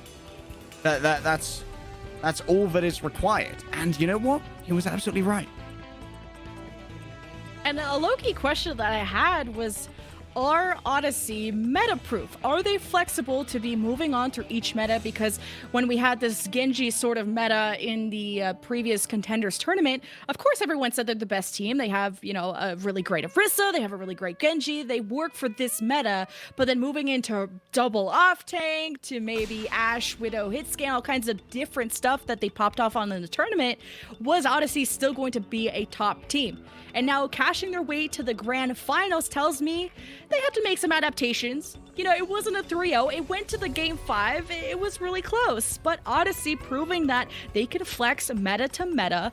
And even if they made the Roadhog work, and they also went back to what they knew best, which was the Genji, and still made it work. So you just can't count out Odyssey anymore.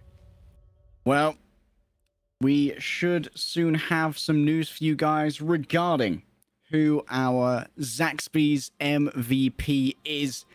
And, well, you all know who it is.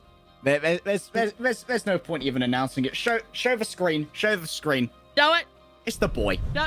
Of course it's the boy. It's the big boy. It's Malthor on the Genji from Odyssey. Absolute masterclass. Genji not meta? Doesn't matter if you're just that damn good. He is our Zaxby's MVP of the match. Yeah, the I in his name stands for intelligent. We're just Malthor.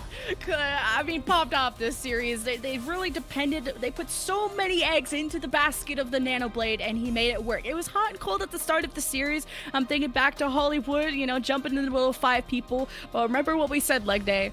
One person inting is not great, but 5 or 6 people inting becomes a strategy. And Odyssey, you could tell how much they trusted each other even when the fight didn't look so hot, especially on Control. And they'll be going on to the grand finals and guaranteed at least $1,500. Well, Odyssey evidently trust each other, and you can trust us and the Mayhem Classic to continue delivering not only a fantastic fresh taste for Tier 2, but all of the best Tier 2 action you could ask for. I'm going to have an interview with someone from Odyssey, and that'll be coming up right after this break.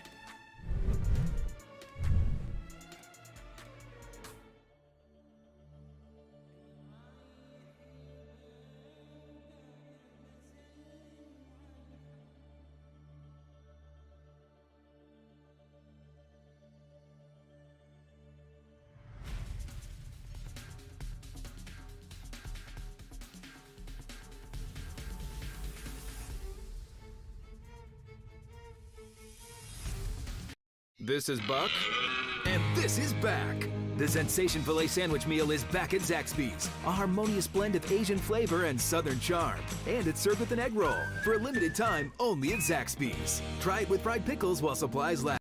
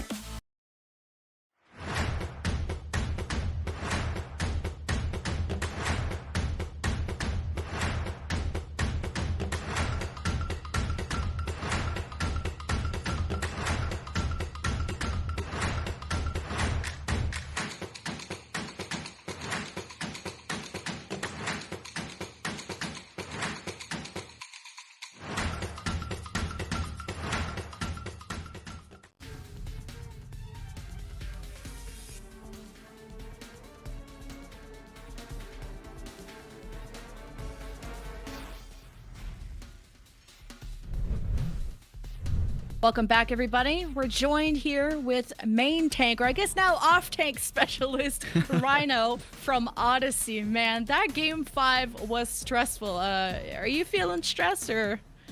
Not really. We knew that they were good at kickoff, and then they played we chose Ilios. We kind of threw on that map. We should have won it, but it's whatever. And then Busan, we went in positive, but like we know that they're really good at that map. It's just a really good double sniper map, and that's pretty much all they're good at. So we just lost that map too. I don't know. We're fine. What does it really makes for difference that makes you guys so much better on hybrid and escort maps compared to control versus these guys? I really don't know. I think it's like a lot of ult rotations and just longer fights, longer maps. It's just like better for us. I don't know. Like control maps are just shorter fights. Obviously, there's only like really 3 fights you can take to win. It's like really hard just to like win all those, and I think we're just bad at it. I don't know. We saw a lot of changes throughout the series of what you guys felt comfortable on and what worked and what did not work. We even saw you as starting off on the Roadhog, then you went to the Reinhardt, I think on Route 66, and that was interesting. You were playing kind of crazy. I don't know what you put in your cereal, but you were charging, and it worked out oftentimes. I've never seen you play that aggressive, but then you went back to the Roadhog. So tell me about your thought process as to what tank you felt best on. I felt best on Roadhog, because I felt like I was just doing a lot and it felt fun. But I was like, it's not like I wasn't doing anything on Ryan, because Ryan just also beats their comp. It depends on what tanks they have, but like Ryan just beats their comp most of the time because you just shield bot for your team and you just let them carry you. I don't know, it was boring, but we still got the win on route with Ryan. I'd like to expand on that that knowledge of oh, one sec, we've got a like weird thing going on in here. Okay, I just closed out of that. I don't know, but anyway. Anyway, I'd like to continue talking about the tank line stuff. Regarding what is it that you guys look at in the enemy tank line? Say if they're playing like the Zarya and the Zarya Sigma. How is it you guys counter that? Zarya Sigma, we just play hog and flank and just take our angles. But like whenever they play, like, we know, because I think it was from their interview yesterday, that they said, like, if they see, like, a Ryan or any stagnant comp, they're just going to go hog and just flank. So we know that, like, just go Ryan, they're going to go hog, and you just let Dove carry on Ashe, pretty much, because he's just better than the DPS. I see you taking notes in interviews. All right, so these are useful. Cool, Pog. I had a question on the last map pick of Junkertown, what we ended the series on. What was the reason behind that choice? Was it you having stock into, or you all as a team having stock into the Widow duel, or did you feel like this was your best hog map? I think it's a good map for us because every time we've played it before, we full held. Obviously, we didn't full hold this time because they're a good double sniper team, and that's just how the map works. Eventually, they're gonna cap first if they have good snipers. But like, it was also either that or Rialto, and we just didn't want to get like held on second because second Rialto is just not fun to play. So we just went Junker and beat them. Okay, final question there. The Genji. The Genji? Why? Why? Maltho, I don't know, like, we saw, like, Tier 2 Alert take, like, the double sniper duel, and, like, Maltho, like, Dove's good at Widow, Maltho's good at Ashe, but Maltho was just like, I want to go Genji, and we were just like, okay, and we just let him flank, kind of like in the Rissa Sigma Genji meta, just let him flank, do his thing, and he just gets kills, so it doesn't really affect how we play that much. I don't know. Can't argue with results, can we? Yeah, I was gonna say, you got the dub, and that's all that matters. And thank you so much for the interview, and we wish you luck going into the grand finals against Tier 2 Drama Alert. Thank you so much. Well, ladies and gentlemen.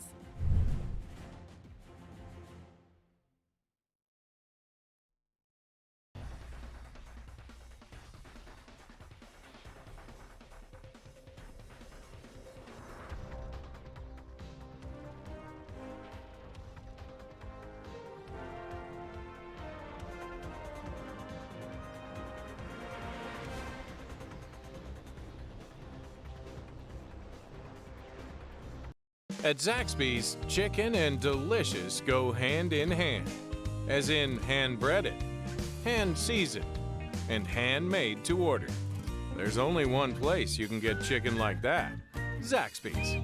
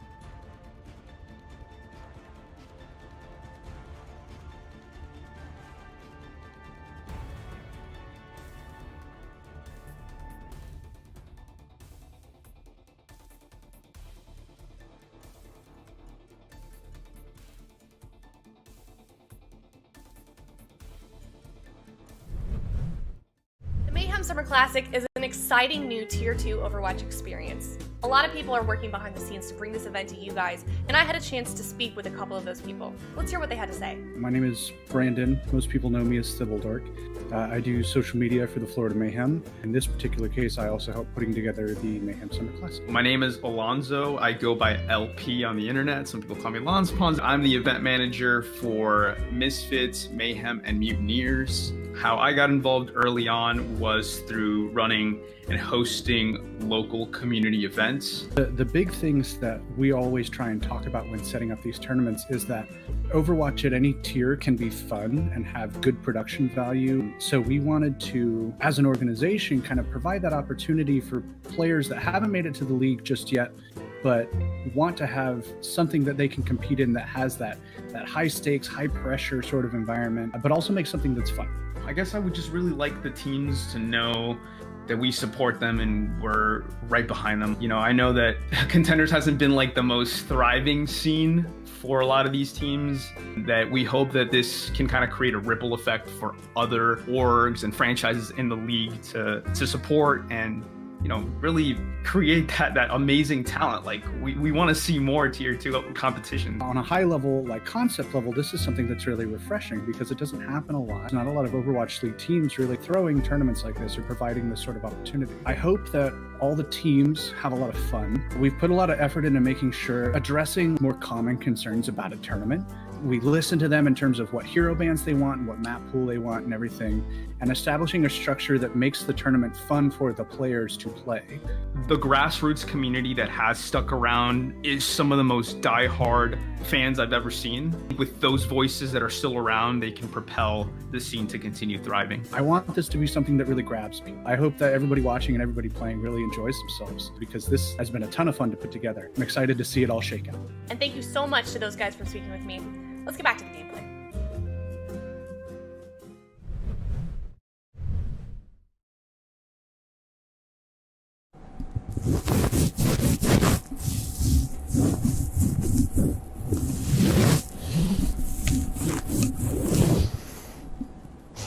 Thank you.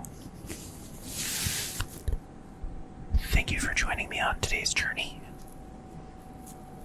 through my ASMR themes.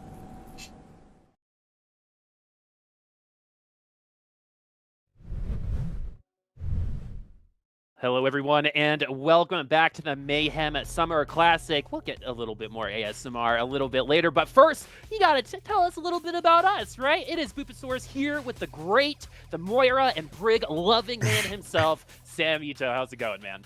You know, it's going pretty well. I'm excited for some good old Overwatch. You know, we got two great teams, a lot of old school players, you know, younger talent who's been playing for a long time since, like, you know, I remember Wub playing back in season 4, you know, competing today. And it's going to be really exciting to see them play.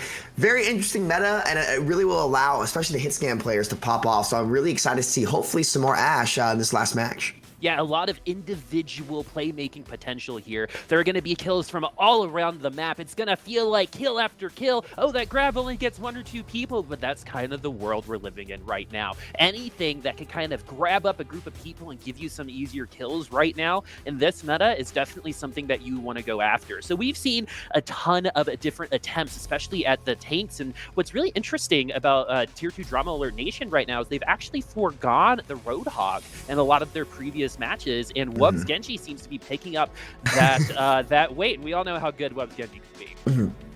I think that Zarya pick might be, you know, it's risky, right? Because the grab is definitely used on the tempo. You want to play for that first pick because if you get the first pick in Overwatch, especially in pro play, you know, you win that fight 80 to 90% of the time. And I think actually the most impressive stat in the GOATS meta was the Shock's ability to turn a fight when they were down 1, which they would do like 60% of the time. So getting that first pick is really important, but you know, having DPS healers, which I think will be very, very impactful, especially if you have players like Wub and Speedily on your team. I think having those people who have the ability to instantly turn a fight on your team, especially Wub on that Genji, he was like 4,600 plus on Genji, you know, the previous couple seasons, gonna be crazy to watch. About 1,000 higher than a support placement. Anyway, let's also talk about the other teams as well. The other really cool thing about Odyssey and Tier 2 Drama Alert Nation is that it's kind of a mixture of experience. You know what I mean? We've got a lot of new people coming in, new blood from contenders. Odyssey, I think, really represents that, even though Dove has had a little bit of experience on old school Square One from way back ago when he was playing with Angelic. But also in Tier 2 Drama Alert Nation, we've got OG, who in his young age is actually a veteran of the contenders process, the Path to Pro process, that have gone through all of the iterations of what Tier 2 can be. And to me, that's something that might help them here in this final, even though they haven't scrimmed or really done anything as a team just yet, other than run through this tournament. Yeah, no, it's been, it's very surprising to see, this roster come together, because when I think of Tier 2 Drama Nation, those are the goons on that team. There's no other way to say it. Those guys could literally be in the Goonies tomorrow if they were filming the movie.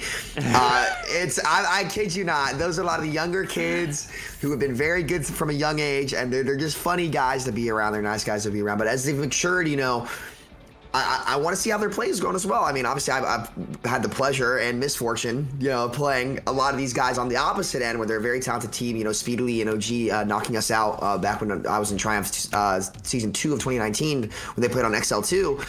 I was very excited for this game, Chris. I think it's going to be very funny. I think you have a lot of young talent in the other team as well, with Rhino, you being on Uprising Academy, and now playing on Odyssey. Luke Mino peaking like 4,700 on BAP, I think this past season. I'm not entirely sure on that, but Malthul as well, another kind of OG youngster who is making his come up now as he starts to get older, and they just continue to practice and hammer away at the game. This is a very talented roster on both sides, so it should be interesting. If this game's gonna be anything like their personalities, it's gonna be interesting.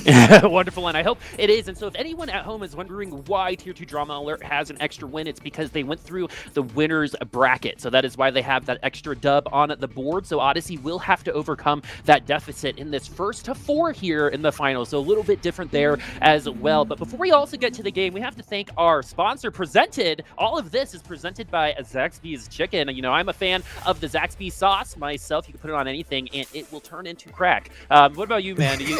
What is your opinion on our provider of Zaxby's today? Now, listen, Zaxby's is gas. It is actually so good. I eat that, I'll cool down. Especially when my roommate actually lived right next to a Zaxby's, so we'd always come home to his apartment, or his little fraternity house, whatever you want to call it, and we just get a bunch of chicken and the Zaxby sauce and have it on the counter, and we play Mario Kart or Super Smash Bros. And it got heated. So the only thing that can keep you fueled up in those heated moments with the boys, gonna be some Zaxby's chicken. So be sure to check them out. Great food.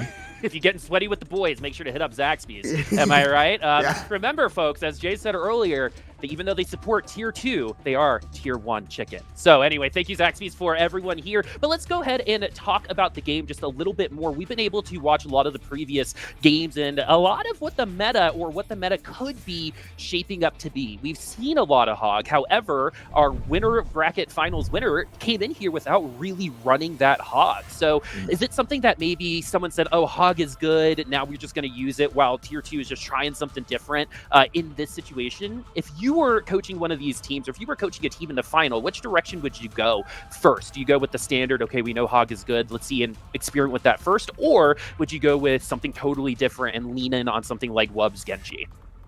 So I think it does depend on your tank line preferences. I think if you have a very disciplined Zarya, you can definitely get away with the Zarya. Also map dependent as well. Like if it's more of a long range map where you need the poke, you need the hooks, Hog is way more of a crutch in that sense, where you don't have to rely on team synergy. There's not much discipline. Take a breather is very forgiving. I think it's been a very good ability, just overshadowed by many other things in the game since it first got changed. If you're running the Genji, though, and I think both of these teams might, because Malthul is also a great Genji player. He's been playing it since way back in the day. The bubble is very good to pocket that Genji, right? It's it allows the Genji to get more aggressive. It can bail people out. Ultimately, it's going to come down to a team's preference if there are more angles for the Hog to take to get value from the hooks. And, is the tempo grab going to be very important? Because the tempo grab can be really, really strong if it can secure kills, get you that fight win pretty early. We'll see. I think it's going to depend on the map and the team's preference, as well as that DPS pick as well. Because, Speedily as well might be put on the Doomfist. And if he comes out on Doom, Bubbling Doom is really, really strong. Also map dependent on top of that. Because Malthul plays Genji, but he's also their Doom player. But Wub plays Genji, and Speed would be the Doom for that team. So it's really going to depend on the dynamic that they have going there.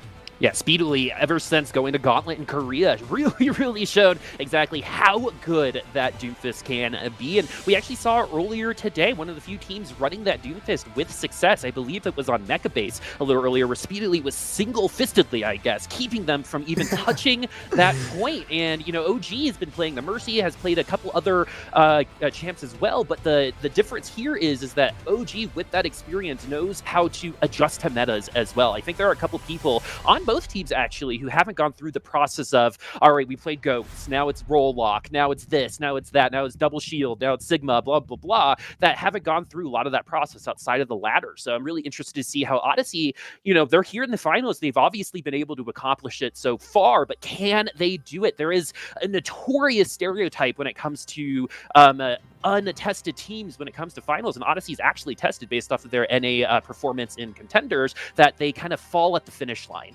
right? And we don't really want any of these teams to do just that, but finalizing that last win is a huge deal for both of these teams, as there's a lot of money on the line, everyone, right? It's a $5,000 prize pool. So Tier 2 Drama Alert Nation and Odyssey really fighting so they could go home and tell moms and dads, say like, see, I told you, we can make money off of video games. And that is the greatest victory of them all as a gamer, isn't it? You know, it really is, and I think when it comes to players that are way more you know, if you look at Tier 2 Drama Alert Nation's roster, you see a lot of really experienced players. I mean, you have Ultraviolet, who played on Montreal. You have OG, who played on XL2 with Speed, and Wub, who was on Mayhem Academy. Yeah, big shout out to Mayhem Academy, rest in peace. You know, these guys have been the distance. They've seen players who have gone the distance, and I think this will be a great experience for Odyssey, especially, you know, outside of, this isn't official, but it's outside of Blizzard official. You know what I mean? It's not contenders, right? It's not trials where you get that experience under your belt. And honestly, if I had to guess, Chris, my money's on Tier 2 Drama Alert Nation. They're up one map already. Very experienced roster. Odyssey's going to have to go above and beyond. It's not that Odyssey's bad. It's just that Tier 2 Drama Alert has so much talent. And what do you think about that? I think a betting man would agree with you. However, Odyssey kind of has that recency bias attached to it, right? Odyssey did well in contenders. Odyssey has done well this time around, marching through part of that loser's bracket to make it here against Tier 2 Drama Alert Nation. And one thing that Tier 2 doesn't have that Odyssey have is that experience playing together, where that experience playing the game it really comes in. But once we get into the finals, that's when these set plays, that's when these win conditions that as a team unit identify, let alone as just an individual. Maybe this particular meta does reward that individual playmaking and ideology a little bit better, which is why we might be seeing Tier 2 Drama Alert Nation on top. But Sam, I think you bring up a really good point. It's experience versus new blood, and I'm really excited for this, as we're going to start off on to Ilios. And, you know, first things first, we are not seeing Hog on Tier 2 Drama Alert. Is going to be the Winston Zarya, which is a little bit of that APEC, Asian Pacific region special. Hogs are stuff I used to run in quick play with Nathan. But no, it's going to be really fun. I think the Echo is an interesting pick coming out from Speed. Underrated. I'm not sure if this is a map that you want to bust it out, though. I think Echo is definitely a sleeper hero. She can be really good, and since they're both flex DPS players, you know, you can actually afford, unless Wub comes out on the Widow. Wub is the one flex DPS that can play Widow. None of the rest of us can. Literally none of us can, but Wub's the only one who can do it. We'll see if he sticks with it. Obviously, Widow being a very dominant hero in the game right now. I am really excited to see this Echo. Yeah, Speedily played that Echo on downtown on Busan the last time we saw Tier 2 Drama Alert Nation, so we know they're going to be able to rep it. And this is what I was talking about. Are you going to try to counter what's on the other side? And it looks like Tier 2 Drama Alert Nation is doing just that. Odyssey on the other side going to be running Tracer and Doom, which that Roadhog is going to do a mighty good job in setting up. So the way that we're going to see this, there's going to be a little bit like Double Sniper, right? There's going to be some picks from each and every way, and then eventually we'll get to some ultimates that are going to bring the teams together and hopefully result in a team fight and win, as we finally do get our first pokes of the game. It's Speedily already at 20% on that Echo. They haven't really dealt with that Echo at all, as Wub finds that initial first blood of this finals right now. This should be a really nice opening for Tier 2 Drama Alert Nation to capture that first point, and all it takes sometimes is just that one pick. you know, they're anticipating the Doom, which is why I picked the Echo. Echo is the hardest Doom counter in the DPS category, and the second most biggest Doom counter is Widow. As look at that, commits all his cooldowns and he's dead. No way to help him. He better be going back to spawn and switches. The Hog overextends as well. Really good poke into the Zarya Hog and the anti-Doom coming out from Tier 2 Drama Nation. A good read on their part. Yeah, the way that Speedily is using the space in between him and his opponents is absolutely insane. And then he's also got the backup from those Zarya bubbles. And, you know, it's been a while since we've had to track those Zarya bubbles. It's really been goats, but now is the time to really make sure you know what that Zarya is doing. Yeah, and you see the switches already come out from Odyssey as they just know you can't play Tracer Doom into that comp. The ball comes out as well. You just pocket the ball with the bubbles and your DPS do their own thing. If I'm Speed, I might actually switch into the Tracer, get a Nano, farm Pulse off cooldown, but we'll see what happens this fight. All right, it looks like Dub is trying to do a little bit better. Wub definitely has the hot hand when it comes to that Widowmaker. And right now, the whole Wrecking Ball is going to go right up there to try to take him down, but a beautiful Frisbee to save his life, as Wub also going to use those infrared sights. Now they know where everybody is, because everyone is dead. Sam, 2 ultimates on the other side. They're 2 good ones. The Nano definitely going to help, but is it going to be enough? Yeah, we'll see. Really, really good engage there from Speed, swapping to the ball with the Nano. One pile drive, as Beaver would say. You know, it's going to be enough to get that minefield and isolate the targets. That is a sight to see. A very cursed image, but, you know, the Nano might come under Rhino here. We'll see what happens as they are going to be rolling onto the point. Yeah, Wrecking Ball trying to make some space for Odyssey, but right now the space that's given is actually going to be towards Tier 2 Drama Alert Nation. You got to see the whole name, everybody. And we also have Shapeshifter with that ultimate, going to be trying to do a little bit of a Rhino cosplay, getting up to the high ground, taking the Frisbee out. And in this meta, once that Frisbee is gone, there's so much more of a window of opportunity to grab a pick. So if you're going to be able to get that Widow headshot or something bigger like a Speedily Sticky Bomb, it's going to be a lot easier for them, as it's going to be a single grab search. And this is also going to be something that you're going to be seeing a lot more of, is those tempo grabs just to isolate a single person, get ults to everyone else, and then win the point like you're seeing Tier 2 Drama Alert Nation do right here, right now. Yeah, I mean, you have a disciplined team like Tier 2 Drama Alert Nation. I'm just going to call them Tier 2 because, like, I'm just not even going to go through the whole name. You have a disciplined team like that. If you mispick at the start of the round into that team, they're going to do a very, very good job of holding you, as their ult economy was perfect. They won that first fight off their comp. You can't play Doom Tracer into Echo Widow. It's just not going to happen, especially on that map. And then they just cycled their ults perfectly, saving the grab for last, using the Nano dupe to farm the first minefield to kill that first team, and then to split off the Baptiste on the high ground with another mine from the same fight after that. It's just really, really good discipline coming out from them. And we'll see what happens, though, when a good comp is run off the start. Not really any way for Odyssey to know that's what they're going to come out with, but really good scouting coming out from Tier 2. And we're going to do a little bit of a shift. We started with Winston last time around for Tier 2. This time we're going to start with the Wrecking Ball. Cucumber on that Zarya has been, I think, the silent carry so far for the team. Yeah, he's really played well. He's holding the space that he needs to enable his DPS. And that's what's so good about Zarya, especially to get charges. Anthony comes in, gets 2, speedily back on the Echo. I think if he gets an angle to the right, it could be really dangerous. But they are on the Korean. Wub has lost his cooldowns here, so they aren't going to have a great setup, which is really, really important on this map. Yeah, Wub is going to come back onto those cooldowns thanks to that support play coming in from OG and Ultraviolet. And Cucumber going to find First Blood. And in this meta, too, that First Blood is almost more important than any other meta, because it really just opens up these opportunities for the attacking team, especially if you're Tier Drama Alert, where now you can take that space, you can use your cooldowns in a more aggressive manner.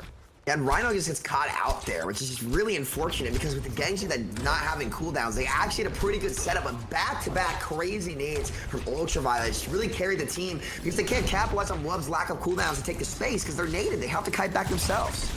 So far, Tier 2 has been living wondrously right now. It is a bull market for them. They look like they can't do anything wrong right now. Shapeshifter going to get stuffed, but not before Rack Attack gets taken down. So this is a 6v5. And remember, that initial pick is so very important, as Shapeshifter now trying to isolate the support away, and he is going to be able to find that second kill. All the while, there is some collateral damage on at the point, as Odyssey is able to bring this back because of Dub on that Tracer coming out of nowhere, really pushing up that damage. That is 3 or 4 kills for Dub, but Wub was able to come back and save the day. Yeah, Wub on Genji's decided to see. You gotta respect him. He pops the blade, goes straight for the Kree. Gonna get one, gets two. The Mercy. Oh no, Wub. Oh no, Wub. Oh, Wub. Okay, he got off the map. I was gonna say, man, don't take a dive. This is not me to land. I'm the only one who goes off the map. But no, really good play and discipline coming out from Wub. The nano on him as well. The Brig swaps over to the Mercy, which is an interesting pick against that comp. We'll see OG's coming up on the beat and the Duke coming up for tier 2. Could be a big fight win here to seal this round and the map. You have got to land those reses. There's so much single target damage, and there's so many ways to get you off of that res. You have to be very, very careful when you do start that cooldown. Now might be a really great time as Duff has fallen, and there's a little bit of an opening now that Shapeshifter, who's been playing out of his mind on this Wrecking Ball, has been taken out. The ultimates are here, and Speedily is going to throw some fisticuffs hopefully on it. This Monkey is going to be doing a pretty good job getting to that Primal Rage. Also gets that sound barrier to go up against it. That Monkey was enabled by the rest of that team. That is experience, and that is what Grand Finals play looks like, my friends, as they take control. Dove trying his best to bring this back. Vulcan actually doing the same thing. Maybe I was speaking too soon, Sam, as the point flips, but they have to be perfect from here on out. Maybe a little bit more attention should be taken to the objective and not the kills. Yeah, I mean, good play from Speed. If I see him switch to a main tank one more time, though, I might have to go in the cursed images folder. It's just too funny for me seeing this guy play him, swap over to a main tank. Good primal all in all, but once Vulcan got that charge on the point, it was really hard to retake into that. I don't know, the rotation is the hardest point. Hardest part of this point, if you can make it easily, then you're pretty good, as the Valk is popped early. All right, Winston is on the high ground. Rhino is going to be that Winston on the high ground, trying to push them off, getting a little bit harder for them to break through the front line of Odyssey, but the grab is going to make sure that it's going to be a lot easier to do this time around. And 2 kills now coming in from tier 2 Drama Alert Nation, and that's a big opening to try to slam the door shut on Odyssey to win out this round. Sam, you're going to throw in the nano just in a case. This is going to be the first map going up 2-0 here in the grand final for tier 2. Drama Alert Nation. Yeah, really good entry grab coming out there from Cucumber. The silent carry, as you say, he's actually my ranked game earlier, as this might not be done. It should be done, though. There's no supports here. This is going to be a Widow down fight as well. That's on the blade. He's going to oh my god, another Baby one. Diva. Get the Tracer instead. Now slice up the Baby Diva. That's not very nice, Love. Come on, man. You can't do it like that, but do what you got to do to win. Good rotation all in all. The grab, though, is just like it caught 2 tanks, and if you're the Zarya on the other side, you want to play on your side of that pillar in the middle of the map and force them to come into you a little bit, into your damage. The zoning from the high noon wasn't really enough because the tanks were too far forward, and the DPS were able to get easy angles. The Speed's gonna get to play the game with 1 environmental kill. Maybe he cleans up this Ana here as well after switching off to the Winston.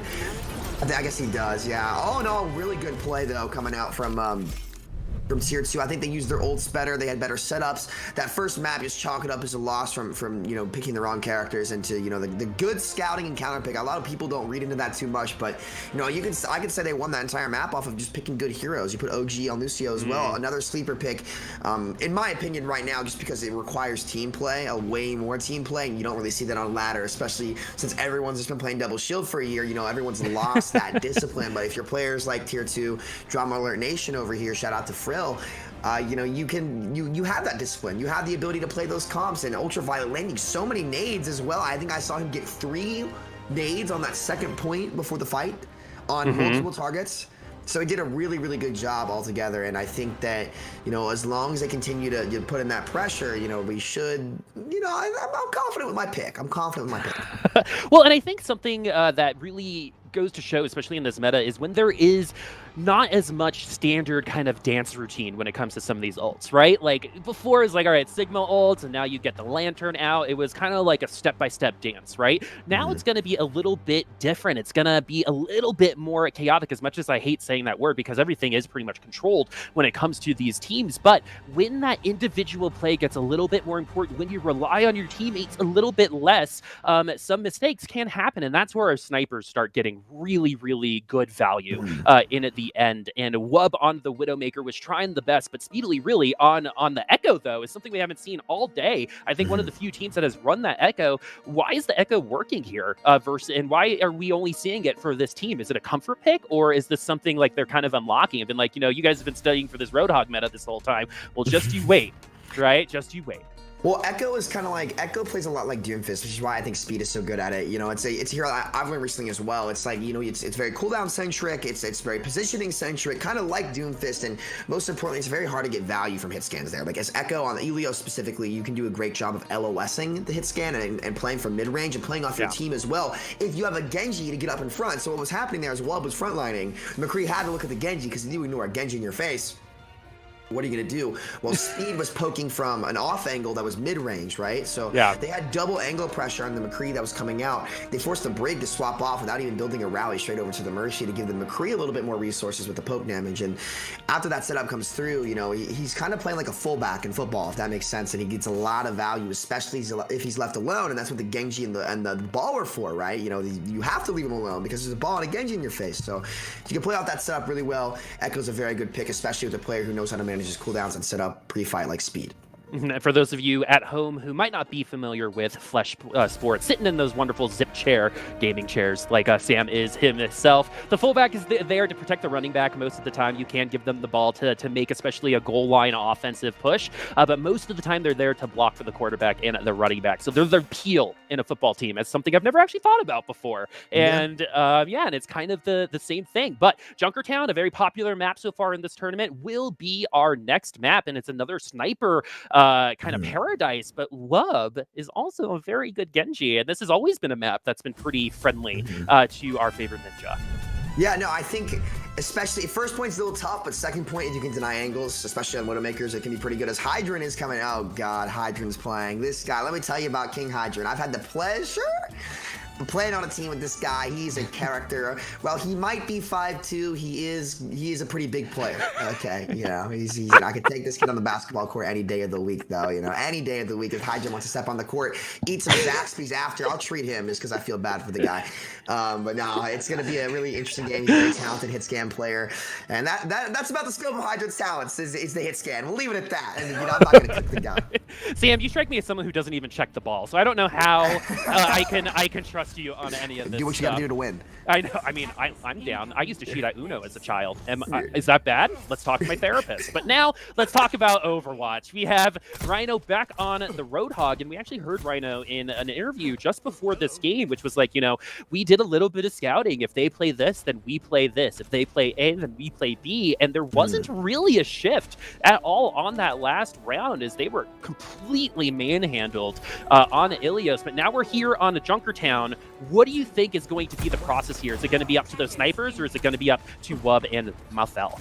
I think you definitely have to watch out for Malthel's Genji if you're Hydran, right? I think honestly this is coming down to Hydran and Dove. This is a Widow map, and with the game's at right now, if you don't respect that Widow or that Widow gets an angle, like the game can be turned at any moment. I haven't seen a hero be able to impact a fight so quickly, you know, in many seasons, maybe ever, honestly, as a Widow in this meta. But the frontline pressure's gonna have to come in as there's the big entry pick. Now Hydra's gonna be able to take a wide angle on the left. Now this is gonna be really tough. Dove needs to get the kill on the Hydran right now, as he does get ultraviolet. That's a big pick to maybe take this match.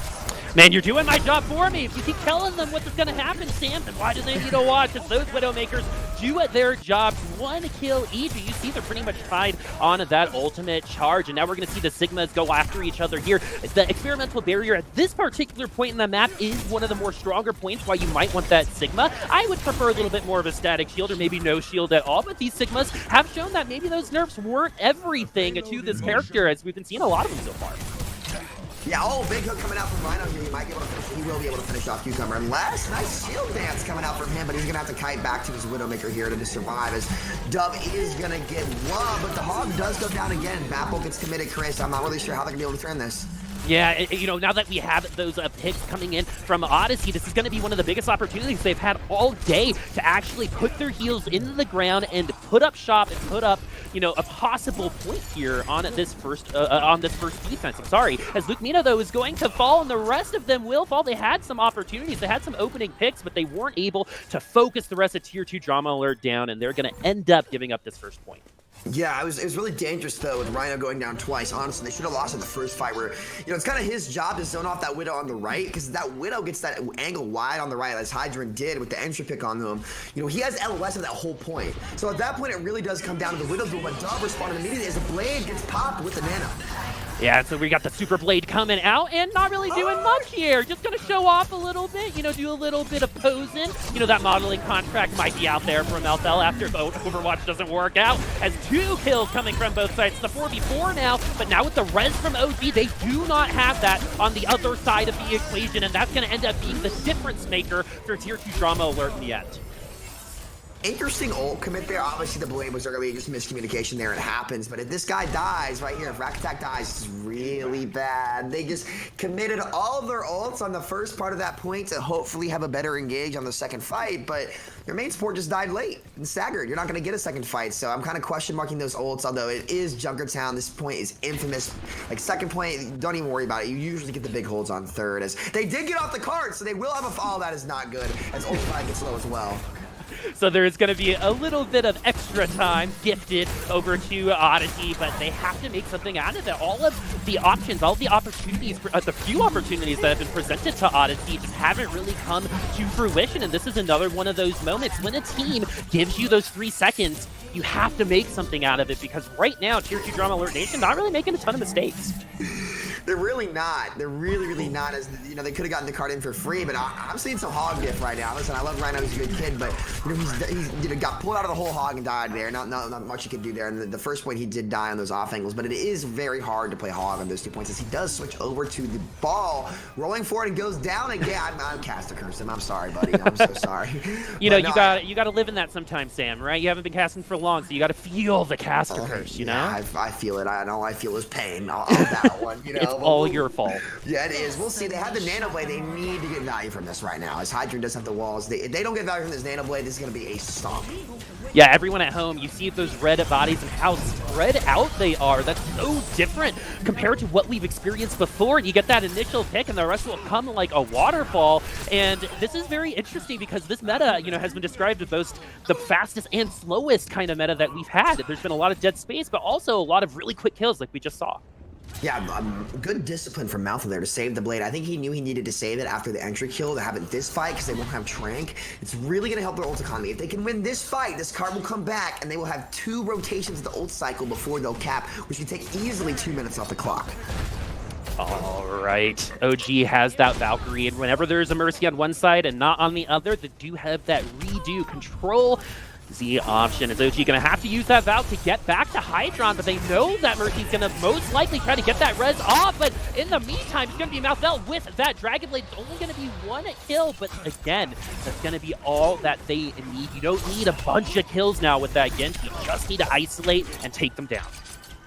Yeah, a good entry pick from Dub to kind of save that round for them onto Hydra, because if they get up in that space, right, the Widow gets the angle, it can be dangerous at any point in time. He is going to have the Bob ready, and now, like I said, that fight win is big, because look at the ult economy and look at how much time it's going to be taken off the clock. Even if they roll the card all the way in, they'll be down to 1.5 minutes, roughly, you know, before they can even get the cap. So it could be really, really big. They need another hold here, and they might be looking at a 3rd-point hold, which would be lucky, but it's still unlikely.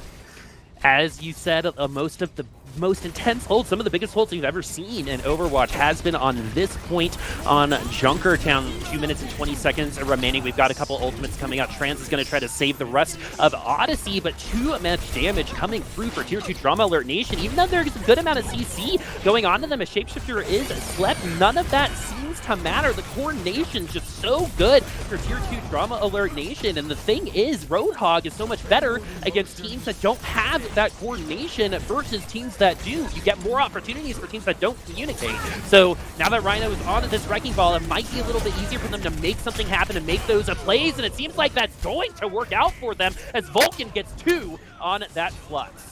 Well, might not be done yet, as now Rhino going down probably will secure that fight. I don't know. They gave up a little bit of room in the cart. It ended up working out as the Diva swap comes out. They're going to be going to Hog Diva into that as another Nano Blade is going to be on the ready. Very, very chaotic fight on that previous one as Ultraviolet's going to swap over to the Lucia. Or sorry, OG is going to swap to Lucia and Ultraviolet's going to go to the Ana. They're going full dive into that comp trying to punish the Zen.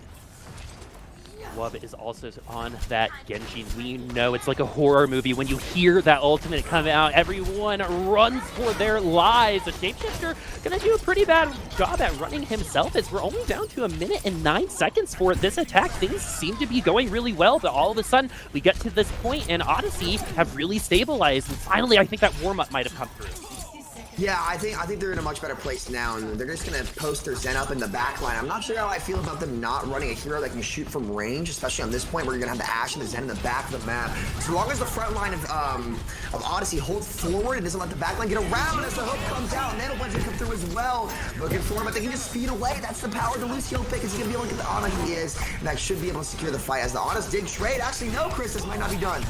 Oh no, the Malthel is still trying to get his better half, and both Genjis are gonna fall at almost the exact same time. The rest of Odyssey are having a little bit of a hard time themselves, but they got to get to the payload. Tier 2 Drama Alert Nation. This isn't as much space as they probably wanted to take after winning out that fight. Cucumber is going to try to get back to his team so close to that self-destruct as a point-clearing ultimate, and there's only one shield available for Vulcan, so everyone is going to have to either huddle behind that experimental barrier, but if they're able to break it through, Cucumber and the rest of Tier 2, that's going to be a free bomb on the point. We got to get there, though. If you got to touch that payload, and we do finally get into overtime. They have to walk it in if they want to try to get that third point, but right now Odyssey doing a great job on that defense. No wrecking ball, no tracer for Tier 2 Drama Alert, but we do have a dragon blading whoop. The Transcendent's going to keep the Ana alive, and this is looking rough, friends, for Tier 2 Drama Alert Nation. Had such a quick first control round on Ilias, but having a much harder time this time around as Odyssey just need to clean up the point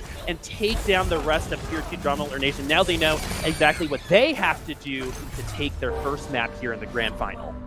Very, very messy, especially towards the end there, right? I think Hydron got slapped twice in their backline. The Zen was able to pick him off, but you know, it's very risky running the full dive into that comp because they can just post their Zen up straight in the back with the Ashe, and it's very hard to get to them. The one time they were able to get the advantage was when they were trading out in their spawn. You know, they should have used that time to reset, but I think they got a little too greedy because if you trade out in your spawn like that and you have speed and they don't, what they won't be able to do is hold you forward. So you can actually pin their team back and play off that slight advantage, because the best way to counter dive is to not give it space. They lost their ability to deny space for the fight, and yet Tier 2 Drama Alert Nation still tried to go in and lost one early when they probably should have just reset and played off the space there. But it's okay, it did force the Bob a little early. Messy point on third Junkertown, like we said. I think big credit to Odyssey for taking those fights forward and really draining time off the clock with that ult economy. That point goes all the way around with this big spawn advantage to the defending team. So long as you can get those multiple fights towards the start of the round of point 3, you really can't stall a lot of the clock, which they did. 4 minutes, man. That's as much time as I could order Zaxby chicken and have that ready on my doorstep. You know what I mean? Yeah, especially if you order on the computer with your Matrix keyboard. You know, very true. while sitting in your zip chair, while also providing the gift of life. We got all 4 in one go there. You're a professional, Sam. I love it. And now we're gonna go ahead and open the gates here soon. Vulcan and Rhino are gonna be on that Sigma and Hog. Once again, the tanks are gonna really show you what kind of team comp that you're trying to get. And I was about to say, one of my favorite things in a Junkertown is always when a Widow gets that early headshot. A balanced hero. I had to. Great shot there from Hydron. Off the top, hook shot, kind of like me dunking out on the basketball court. I've never seen it. I don't know if it's possible. And so OG now and Ultraviolet trying to get their way to their ultimates too. OG on this Mercy has been a little bit of a different look than what Odyssey has been running. They really like the opportunity to res when that's provided, or even trying to fake it. That's something that people haven't, experimented with since a while ago, which is you go for the res and then you take down the people trying to focus down that res as Hydron. Going to continue his hot streak on this Widow. Wasn't that hot last time around, but on this first point, this is where those Widowmakers can really show up and really start to play. We've got that double sniper going on too for Tier 2 Drama Alert Nation on this first point defense. Yeah, you can't let Hydron free shoot here. The kid's gonna pop off right now. If I'm Dove, the win con is building this Bob before Wubs, or having a Bob available when Wub doesn't have his, because his Bob is gonna be how he can test the alternate sniper. Malthus Genji is literally not gonna be able to do it because Widow can just sit way far back, and as Ashe, unless you have the damage, and even with it, you can't really contest that Widow all the way in the back. So big win con here is going to be the Bob, taking a lot of spaces. Rhino's going to go down as well.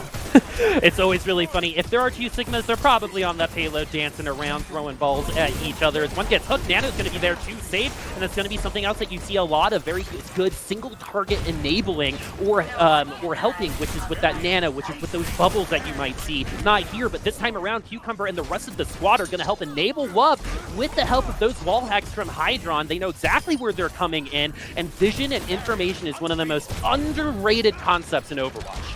Yeah, no, it's super good. It's a big kill onto what? That is a huge kill. Because actually, now they do have the res. They're just probably gonna be able to res that. But you know, they can't deal with these snipers, right? Like they're sitting in the back, poking them down. The Genji has to rotate so far, but in the time that the Genji has to rotate, he's getting shot by 2 snipers. You know what I mean? So it's gonna be really tough to win if the Bob does come out.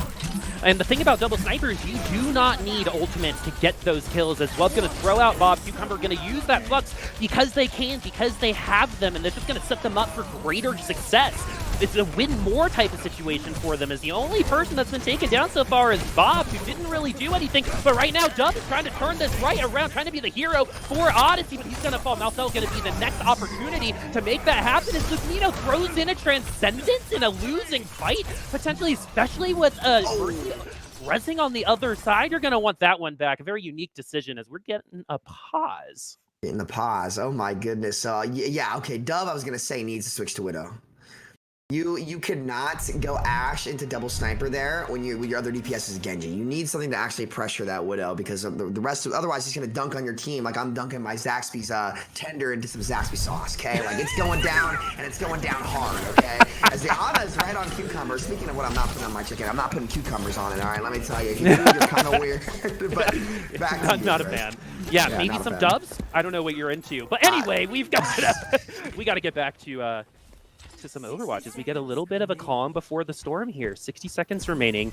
4 ultimates now for Odyssey. This is by far the best opportunity they had, but one ult they don't have is that Transcendence. Will that be the end of them? But right now they've got that opening. We've got that Nanoblade coming right out. We got the res though, and he's going to be able to trans right out of the blade.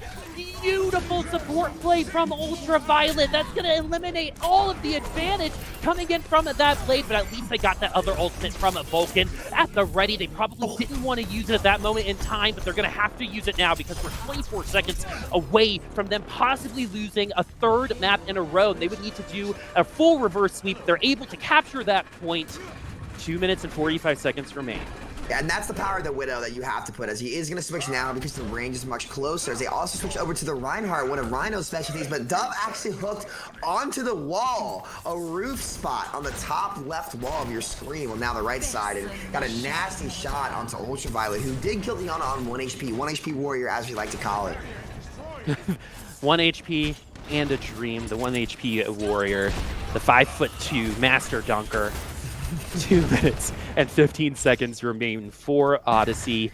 Whew, it seems like Lugmino did not need that Transcendence from a little earlier. Ultraviolet almost pulled off a crazy play with theirs. Right now we're just transitioning into Streets phase now. Who has the high ground? Right now it's Tier 2 Drama Alert, as they're going to go ahead and get those easy picks. It's so much easier to get the team walking into you, especially on the defensive side here on Streets. Ooh, nice hook on the rack attack there as well. Yeah, this is gonna be a tough way for them to attack. Oh, the BM wave. Gotta love that. Maybe put some bacon with your Zaxby's chicken. I don't know how I think about that, but try it. Yeah. You know what I like with my Zaxby's chicken, Sam? What? A gift of life. Yeah, and the thing about a gift of life, which is really cool, you swab the inside of your mouth and you send it in. You get matched up with people who might need donations for things like blood cancer and other various diseases. It's actually a super cool thing that you can try to do. If you don't want to make the commitment to actually donate, sometimes it's nice just to see if you match and you have that information for the future if you do want to commit. And providing the gift of life is something that I feel would probably be pretty cool. I know I'm going to order one of myself and submit it to. But we still got some Overwatch, as Shapeshifter is going to miss out on that hook, and now we're going to chase that.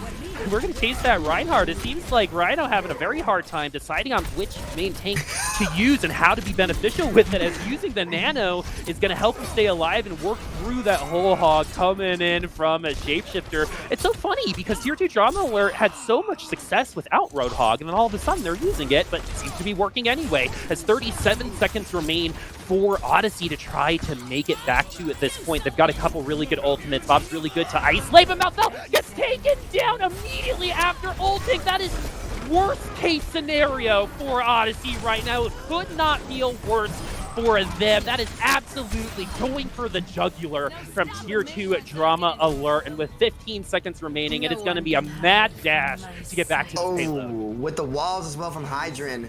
Gonna be brutal, and a really nice stall from OG to make sure they didn't cap the point while their DPS overcommitted and were punished by Wub and Hydran, they are gonna be on the point here. Hydran set up on the top. It's a really dangerous angle, Chris.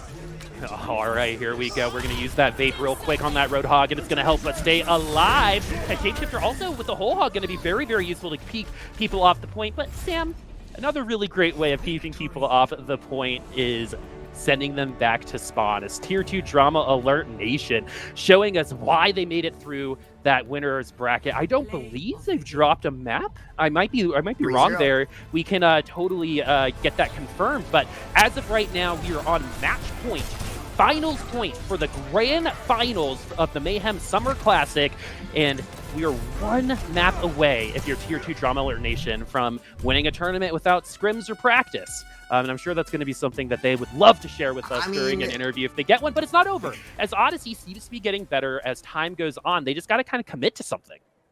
I don't think they're getting much value from the Genji, especially on that map. On first, they weren't getting much value from the Genji. It's too hard because trying to take space away from a Widow Ashe when you're not running the Widow and you don't swap to the Widow till late. The one fight they won is when they swapped to the Widow. Maybe with the Widow, it could have been better, but Genji is a hero that's very team reliant, right? And if you don't have the angles set up alongside your team, especially on a map like Junkertown First, it's very hard to get. It might not be worth playing, especially if you can't get value from the Nano Blade, in which even then, since they're playing two snipers, they don't lose value from their comp when they split, right? But you lose value from the Blade. So Maltho's a good Genji, but at least in that circumstance, I'm not sure if you'd want to run it. Who knows, man? And to say as well, I mean, they're not going to be able to say that they win without scrims. I know scrimming in the team does help a lot, but if you look at the players on that team, like, they probably have triple the scrim hours of the people on that team. Like, That is very true. It's just, I think right now, individual performance is really carrying them because the game, especially on this patch, has gone away from, okay, in order to win, we need to force X and Y from the other team. We need to force lamp. We need to force whatever. We need to force cooldowns to, okay, I can actually outplay you and kill you with any of my abilities at any time. It's not about forcing abilities. It's about outplaying the other team's abilities with your own. And I think that's peak Overwatch, to be honest with you. You know, some people might disagree about, the particular meta and stuff. I'm not really here to comment on that. But, the bottom line is right here, right now, the meta is not about forcing abilities. It's about how you use them, and you can win with a lot of different ones anytime. Like, you have Ultraviolet on 1 HP, fragging the Ana, right? As Dove is in Narnia sniping the other Zen. It's very, very crazy. Yeah. And I think what's going to have to happen here is, one, they need to stop dying pre-fight. I think Rhino got caught out a couple times, and it allowed Hydra to get space, put a lot of pressure on Dove. Two, they need to get more value from ults. I mean, there was quite a few wasted Nano Blades. If I were them, I'd just stop trying to play into it. It hasn't worked. It's risky to keep running it. If you're confident, by all means, do it. If it's going to work on any map, King's Row would definitely be one because it's way more linear. And the problem with Blade is, when the map gets very oval shaped, where they have a lot of places they can go, very hard to maintain it and get value from, right? So if it's a very linear map, short, short corridors, King's Row-y alleyways, right? Where, you don't really want to be caught in one of those. That's where it can get a lot of value. But these guys are going to have to buckle down and they're hopefully zip share. If they need zip shares is what they need. If they want to play better, they need zip shares. Yeah, 5,000 SR. As Lemon and Leg said, chair diff. But we got to go to a quick break first. Tier 2 Drama Alert Nation up 3-0, one game away from being crowned the champions. Will Odyssey be able to pull a miracle and get the reverse sweep? We'll find out after the break.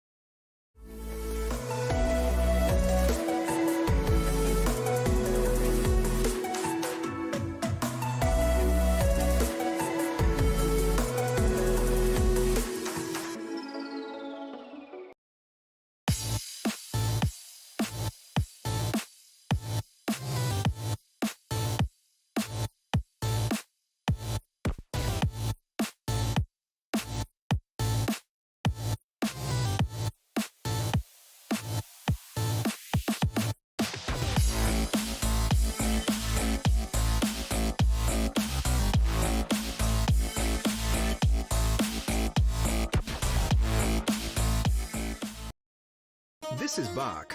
And this is back. The Sensation Salad and Filet Sandwich Meal are back at Zaxby's. 2 harmonious blends of Asian flavor and Southern charm. Both served with an egg roll. Only at Zaxby's. Order ahead, drive-thru, or get it delivered.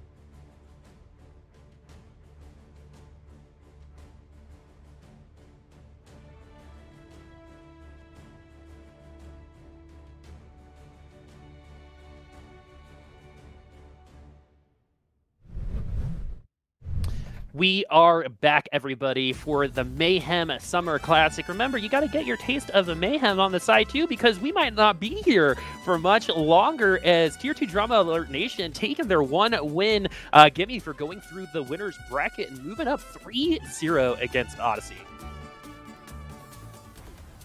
And so we're getting things checked. We're gonna be good to go here soon. But Sam, what have you been kind of like looking at in terms of individual play here? Because we can talk about that a little bit more, right? It used to just be the Genjis, and now everyone can kind of make a little bit of a difference. Yeah, sorry, I thought it was somebody else had been subbed in. I was like trying to make moves over here, but it was a meme. Don't worry. No, I think the DPS play has been great, but I think the ironclad, the rocks of the team, I mean the tank line from Tier 2 Drama, I think they've been doing a really good job of just existing in the right places. That's kind of like what the role of the Hog is, like on this patch and the Sig as well. It's like you hold the space, you hold the angles, and if you create that space for your DPS, that's how the individual play can, pay off, right? Where, you enable your team by allowing them to have control of the map wherever they want it so that they can make it happen, right? For example, when Malfa overextended with his blade there and got caught out by Wup, I'm not sure how, I think there were like 2 or 3 people there. pushing in. The tanks were going to help him, right? But if the tank had been there, it puts way more pressure on the DPS to actually turn that fight. So, the discipline and doing just enough for what needs to be done from the tank line of Tier 2 Drama has been great. While I think Odyssey's tank line has been getting caught out every once in a while. It's not every fight, but it's one every 4 fights, right? Which adds up. It really does add up on the timing, and that is what separates the best teams from the good teams. It's the discipline to make that, instead of one every 4, make it one every 6, right? Where it does happen, everybody makes mistakes. You can't be a perfect player, but unless you're, Don't do it. Don't do it, man. I saw where that was coming. But no, I'm just fueled up with my chicken, which Mayhem said I get $1 for every Zaxby's plug. So can I just say Zaxby? Great chicken, though. That's like $5 more than you originally had, man. But and I don't have any Zaxby's close to me, which makes me sad. So I went to Georgia. My sister went to the University of Georgia a while ago. We're 7 years apart. And I remember that was the first time I went to Zaxby's, and me I would have been 11 at the time, drank the Zaxby sauce, dude. Like, it was, it is, any orange tinted sauce, to be completely honest with you, is usually pretty good, right? Like the bloomin' onion sauce, right? And the Zaxby sauce. I would literally put my finger in there and just eat it as a child.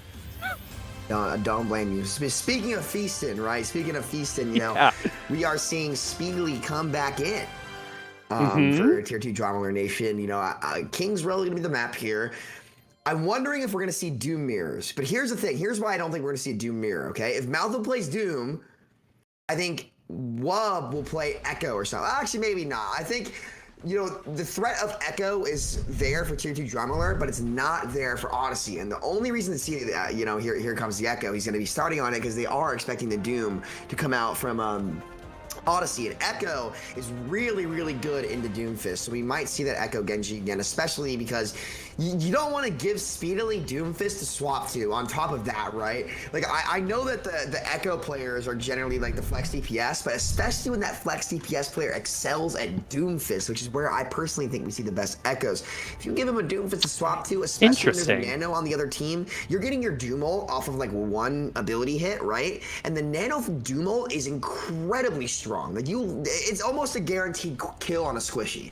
So I don't know, man. I think it's a very, very strong compositional advantage going to Tier 2 Drama Alert on this map as well, especially when they're up 3-0.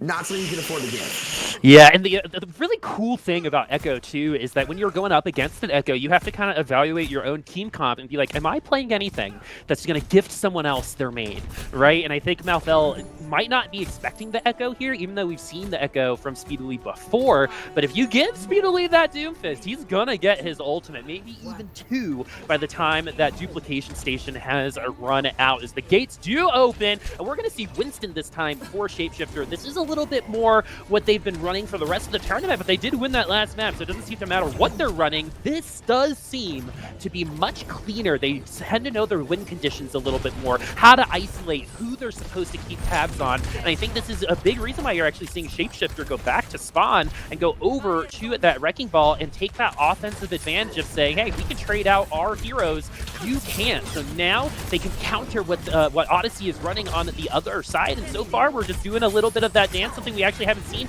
a lot of in this meta so far. It's just a lot of space in between of both teams. The Doomfist is going to try to get a little bit more damage and completely whip onto Cucumber, who is walking forward with high energy, but Wub is going to fall. This might be a really good opportunity for Odyssey to get a lot more time off the clock, as this initial push has taken over a minute so far, as Wub is going to get rezzed by OG. That redo button is there. Malthus leaves with almost enough HP to survive, but all of a sudden we're coming right back. It's immediately going to be using that as Robot out just in the nick of time and still do a little bit more damage from that regular old STNT and left a click. Amazing fight from Tier 2 Drama Alert Nation. Tons of rubber banding. Still not quite done just yet, Sam.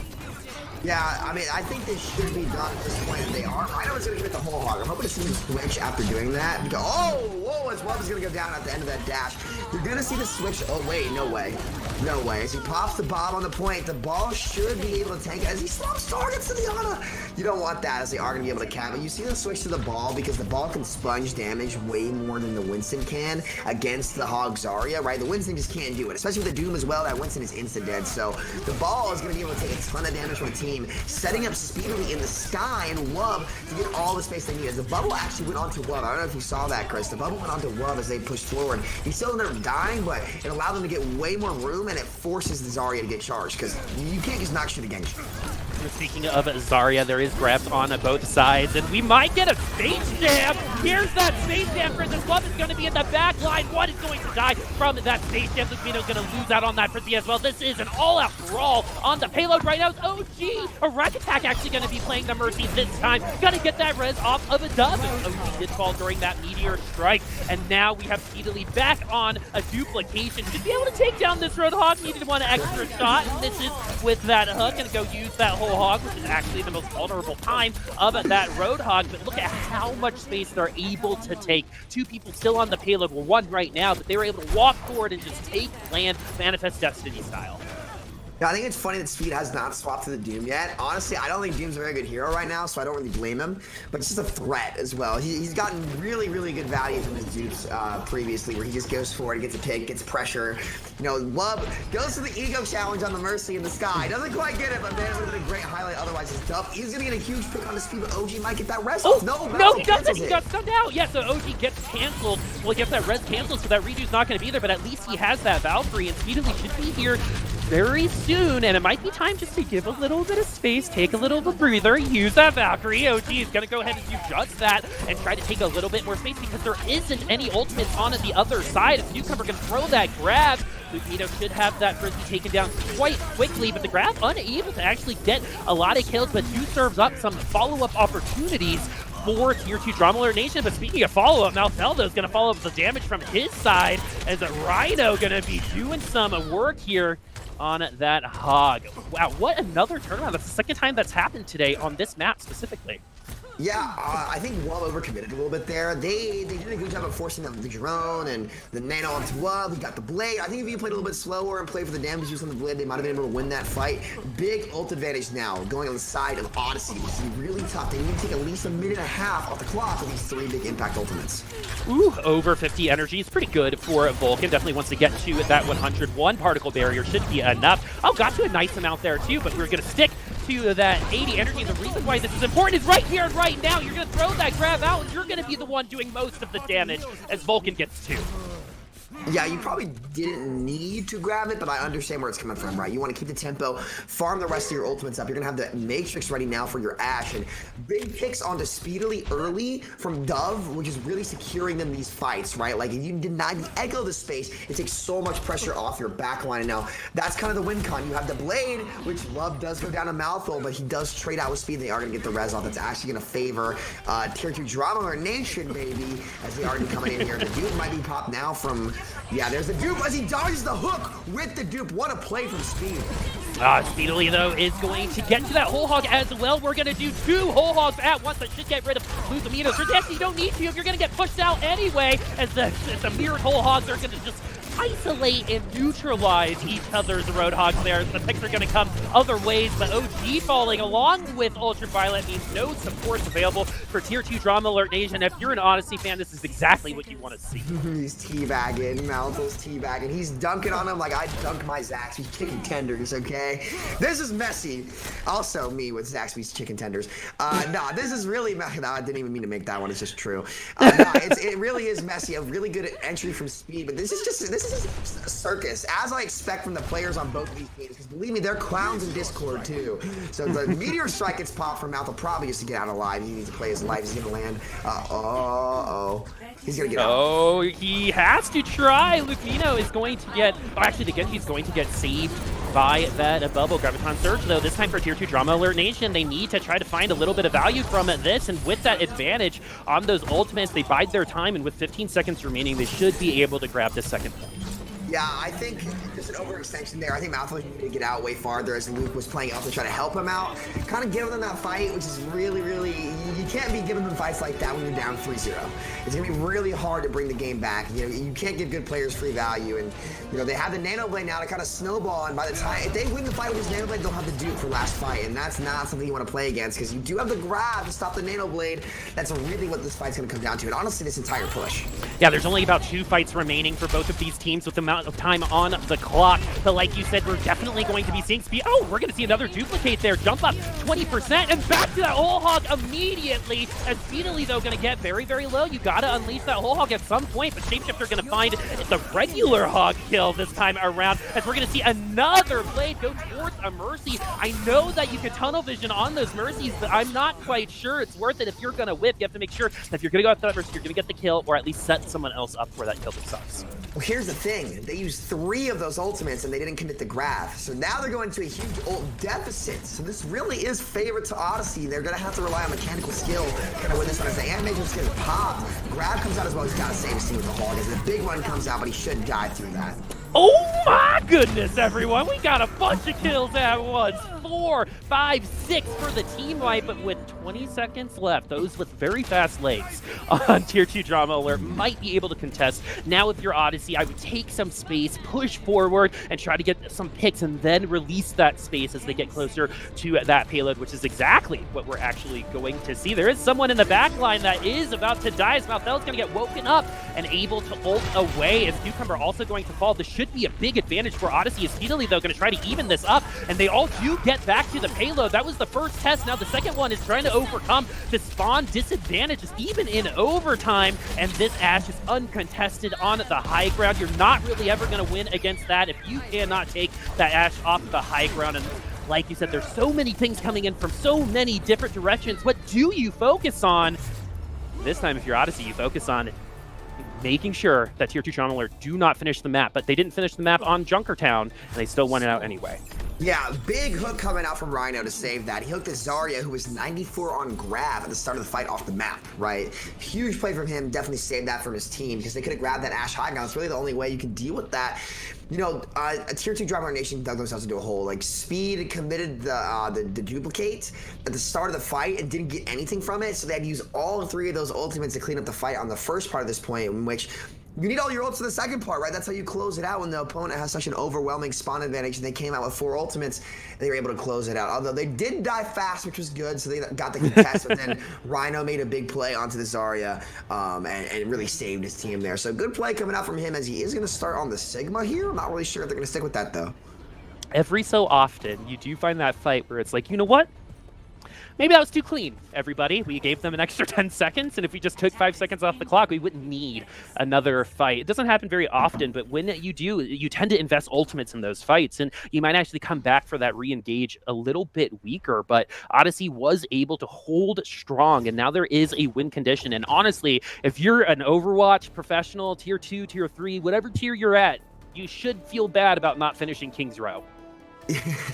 Yeah, it really comes down to not having time left on second. Like, you need to win second quickly. If your ult economy gets drained, you're gonna have a tough time on third, right? And that's really what that came down to, as they are back on the Echo on defense, which is a little bit risky because you don't have the space, Chris. With the gates opening, Odyssey already losing a member to start things off. This is not how you want to start out, and especially with so many people on the opposing side getting taken low, just feeding ultimates to those supports. Look at the difference between the Ana versus everybody else. That Ana is going to be available almost immediately. It's going to be up right here and right now, but not there to save speedily. But OG needs to try to get that res off, but the res is going to wait a little while longer, as the Nano does get popped onto Wub, who is going to be taken very, very low, is obviously hiding away right now, trying to look for a health pack, does finally find some healing. A Shapeshifter and the rest of the team trying to bring this fight onto the point, but it doesn't seem like Odyssey is interested in doing that, as they tend to split through Hotel and back onto main, but that actually might be their death knell, as Tier 2 Drama Alert end up taking this fight again. Man, these fights, the kills come out of nowhere. Yeah, I mean, Dove builds a bomb in 32 seconds, right? That's the problem with running Hog Zarya into the Ashe, and the Echo can't contest as well, but Love gets out at 10 HP with really good peel from his Roadhog, saves his life from Malthal, who's chasing him down. Now the ult economy is definitely in favor of 2-2 Drummer Nation, but a Dove can get another bomb off. It'll be crazy. The grab does get ripped on the start.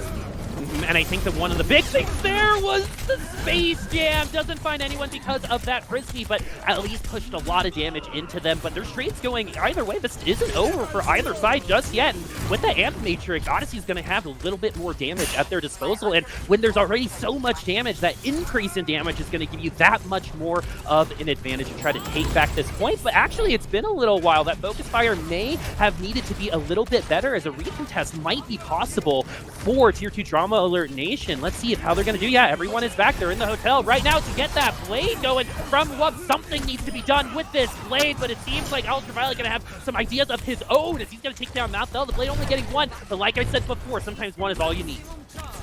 Especially with the res coming out as well, like you know, it's gonna be enough to barely secure that fight. Now Malthel's got to get value from the Doom roll. Dove has been putting in the work with bombs. He's got 2 bombs in 2 minutes. If he can get another one, as Vulcan does go down, Malthel does get 1. This would be big. They don't have bubbles ready. They need to go now. He's gonna go deep with this, Chris. He needs to make a play on their back line, take the space for his team, and play off the spawn advantage.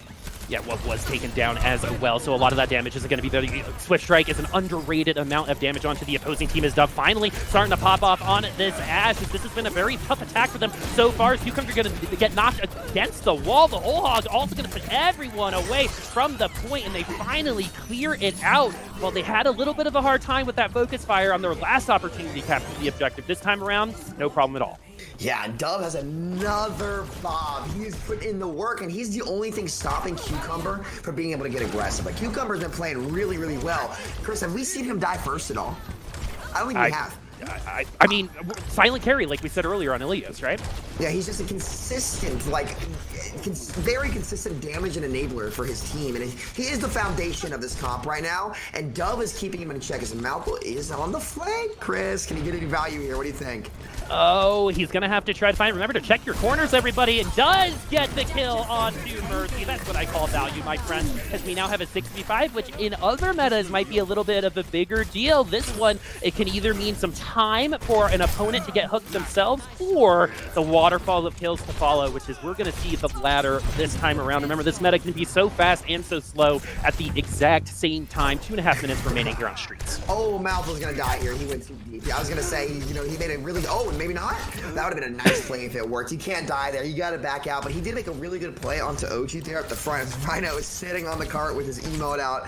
Gotta love it. Oh, no, he's finally gotten up. So the Genji is going to be up top. They pop the Ant Matrix early. They do have the Nano Blade as they are to nano the Genji. He's going to pop it without the Juice. The hook comes out. Oh, what? He's going to get CC'd right after using that blade. But at least the picks are going to go both ways.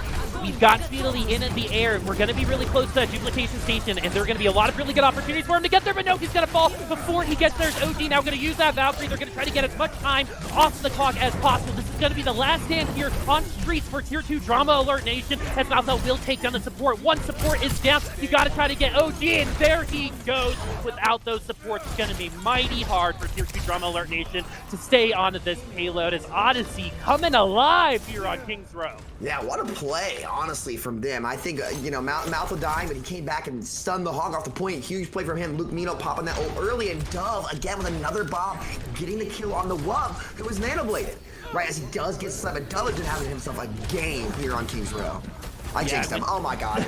It's a thing. It's a thing. You don't know it until you bring it into existence. That caster curse as amplification matrix should give Odyssey a little bit more room to work with, and it seems to be working out for them as we get a little bit of a calm before here. These fights can last a very long time, but now we have Tier 2 Drama Alert Nation coming right back, as Wub's going to fall a little bit before that blade, but they do have a little bit of time to try to come back, especially if they work with who touches that payload very, very well, as we do have another support ultimate. It's going to be that Valkyrie from a rack attack for Odyssey. That's just going to kind of stabilize the fight, or maybe not, as Dove gets picked out.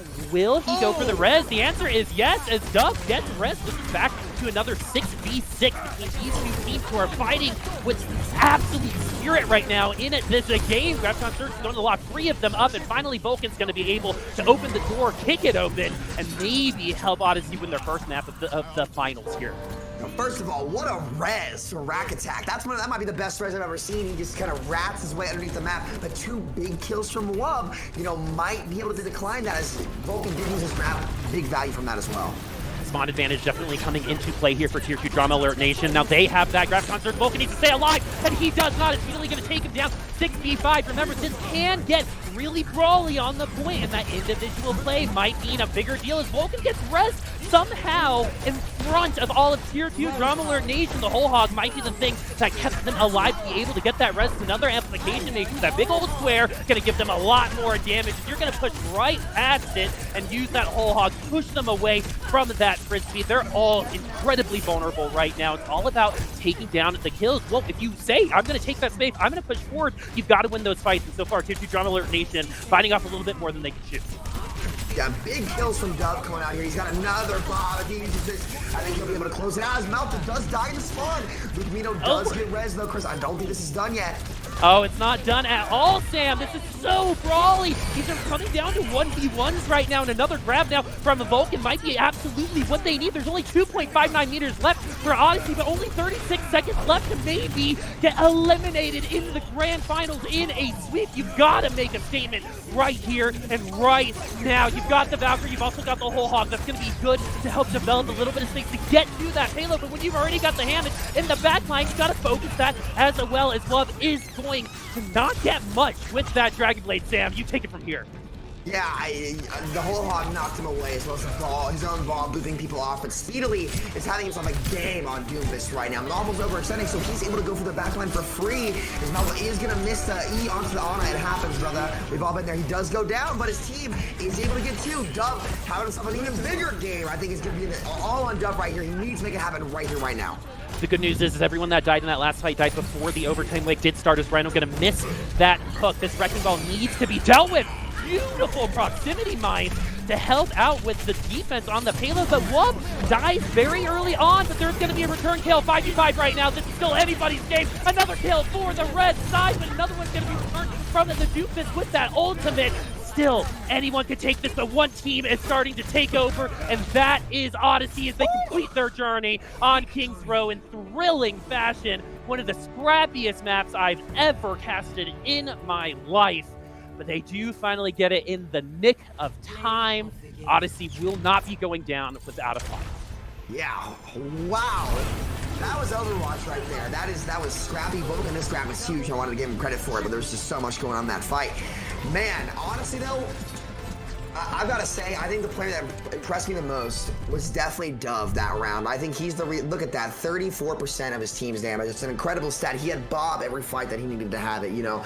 Like whenever it was crunch time, Dub was getting 1 or 2 kills that Speedily was getting close to mirroring, but wasn't quite getting there. And I think, you know, if you look at the first point, he had 2 bombs in 2 minutes. On the last point, his Bob, even if he died, he put it right behind the cart and was able to clear the backside of the cart for his team while the Doomfists are brawling and all this other stuff. But I think the most important thing that's going to happen here, I think if Odyssey can have mouth appeal a little bit more in those fights, like I know he wants to go deep, like as a Doom player, like believe me, I feel that. But I think if he's there to deal with speed, especially when speed swaps over to the Doom, maybe they survive that, right? Like maybe Luke lives one of the fights, or maybe he can just mess up the CCs. Like honestly, that was so hectic. It's very hard to say like what should happen. You know what I mean? But at the same time, and for every time Malthul died up front, he made a play for his team. Like, you know, on second point where he killed OG before the fight and got out alive. Like that's kind of how Doomfist has to play, right? Like if you're not feeding on Doom, you're not playing the character properly.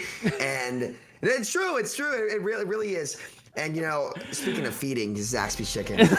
Jesus Christ. Ooh, give me my dollar. Yeah, man. Okay. You are unashamed, and that's why I like you, Sam. That's why I like you. But no, I think something that you really brought up is just that, I mean, the crazy thing about this meta so far is it does seem a little quick play, right? And I think a lot of people are feeling that with so many character shifts, so many different looks per map, right? But in the end, we all just care about Zaxby's chicken, right? It's all about just ordering that Zaxby's chicken with Zaxby's sauce, right? Maybe they just need to get some Zaxby's in their systems. We don't know, but that was a thrilling thrilling end of the map. And, you know, as brawly and as 1v1y as that last part of the map was, I mean, those kinds of moments don't really happen all that often when you see two teams trying their best. You know, one team trying to win a championship, the other trying to stay alive. Like, you don't get that kind of emotion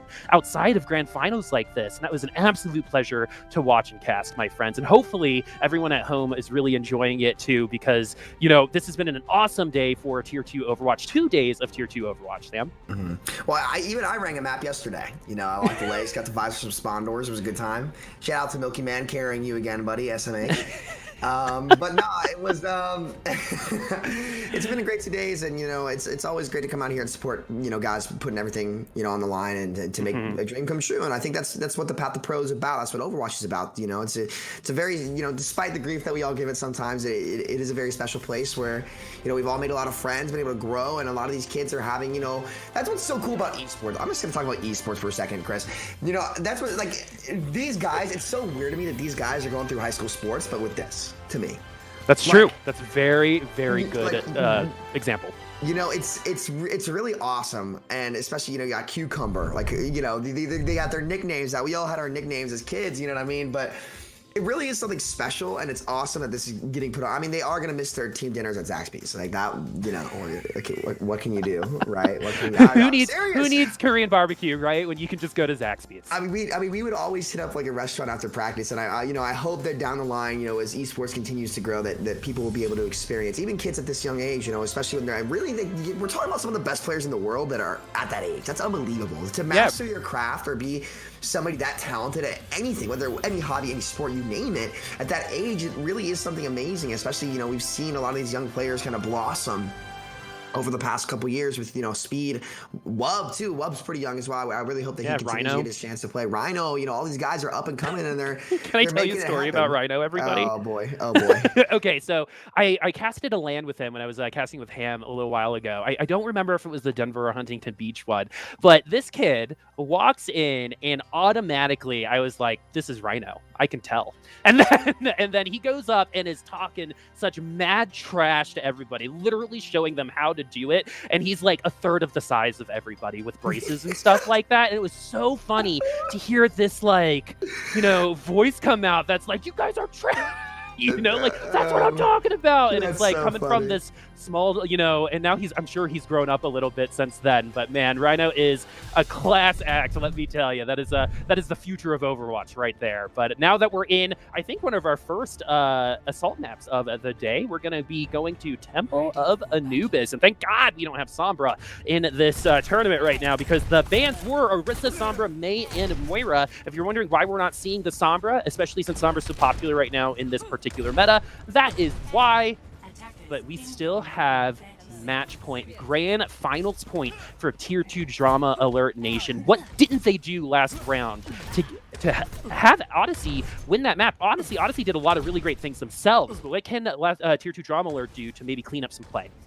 Well, I think ult economy, for one, they didn't get much value from ultimates, and they didn't use them at proper timings. That's why they didn't cap on third, and it's why, you know, the Nano Blades didn't get too much. Like, their own ball is knocking targets away from Wub. They were stacking too many ults at one point, and it's going to be really important to not do that on 2CP, whose ultimates are the highest impact than any other map, okay? Like, especially playing with the Nano Blade. A Nano Blade is crucial in winning a 2CP map, because you got to wipe 6, or we all know the 2CP combo. Oh, Malphel. Oh, no, Malphel. Oh, no. Poor thing. There's nothing to analyze about that. That's a feels bad. Yeah. Yeah. Go to play-by-play. Nothing to say. All right, cool. We got this. All right, poor Malphel has going to have to think about what he did. And now we'll have to try to come back. Now that is going to be... Oh, Wub's going to do the same thing, I guess. So it's going to be one DPS on both sides, kind of feeding themselves. The Shapeshifter is going to have to get into the back line, get way behind the point just to get some healing. Speedily running this Echo has actually been quite a tough out so far, as Malphel is going to miss out on another punch, maybe doing that on purpose if he didn't like the lineup on that punch. And so now on that rocket punch is 2 kills now going both ways. The DPS, though, for Tier 2 Drama are having a hard time making anything happen. It's hard to find consistency in what we're seeing in this tournament's particular meta, but right now you've got to get those DPS players to stay alive. It seems to be pretty DPS focused as Dove is going to show up with that Bob. It might be the only respite they have onto this point because they've been losing a lot of members, and Shapeshifter on this Winston not really jumping into the backline and, you know, using the electrocution to his advantage, but doing a little bit more than that. Sam, can you, maybe a little less now because Dove did take down 2. That's just going to make this a little bit harder to take, Sam, but there's going to be an opportunity for them to come back and try to contest. Yeah, Dove is just Dove's honestly playing really well. I don't think they're going to be able to do it. He's going to come back in. This should be wrapped up. Kind of messy fight all together, but I think this should be closed out as long as no Malcolm might. Maybe they commit the grab here. I don't see them doing it though. As nice cleanup here. I just hope that they have some Zaxby spots with all this feeding. Okay, like geez Louise, this is messy, but this is, you know, this style of play suits these players' personalities so well. Like it's so funny to me. You know, it happens though, as they are going to stick with the Doom. Dove still having a great game. Cucumber with a grab. Oh boy, this ult economy is dangerous, especially on TCP. They are really going to need a miracle from Mouthful here to bring this back.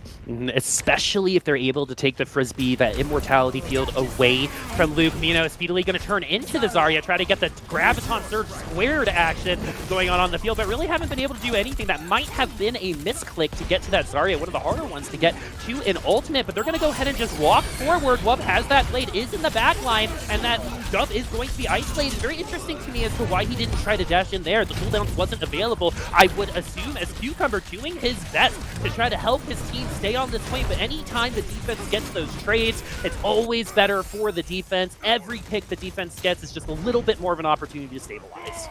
And you gotta be kicking yourself if you're Tier 2 Drummer Nation, baby, okay? Like, you gotta be kicking yourself because you have you should not be losing that fight.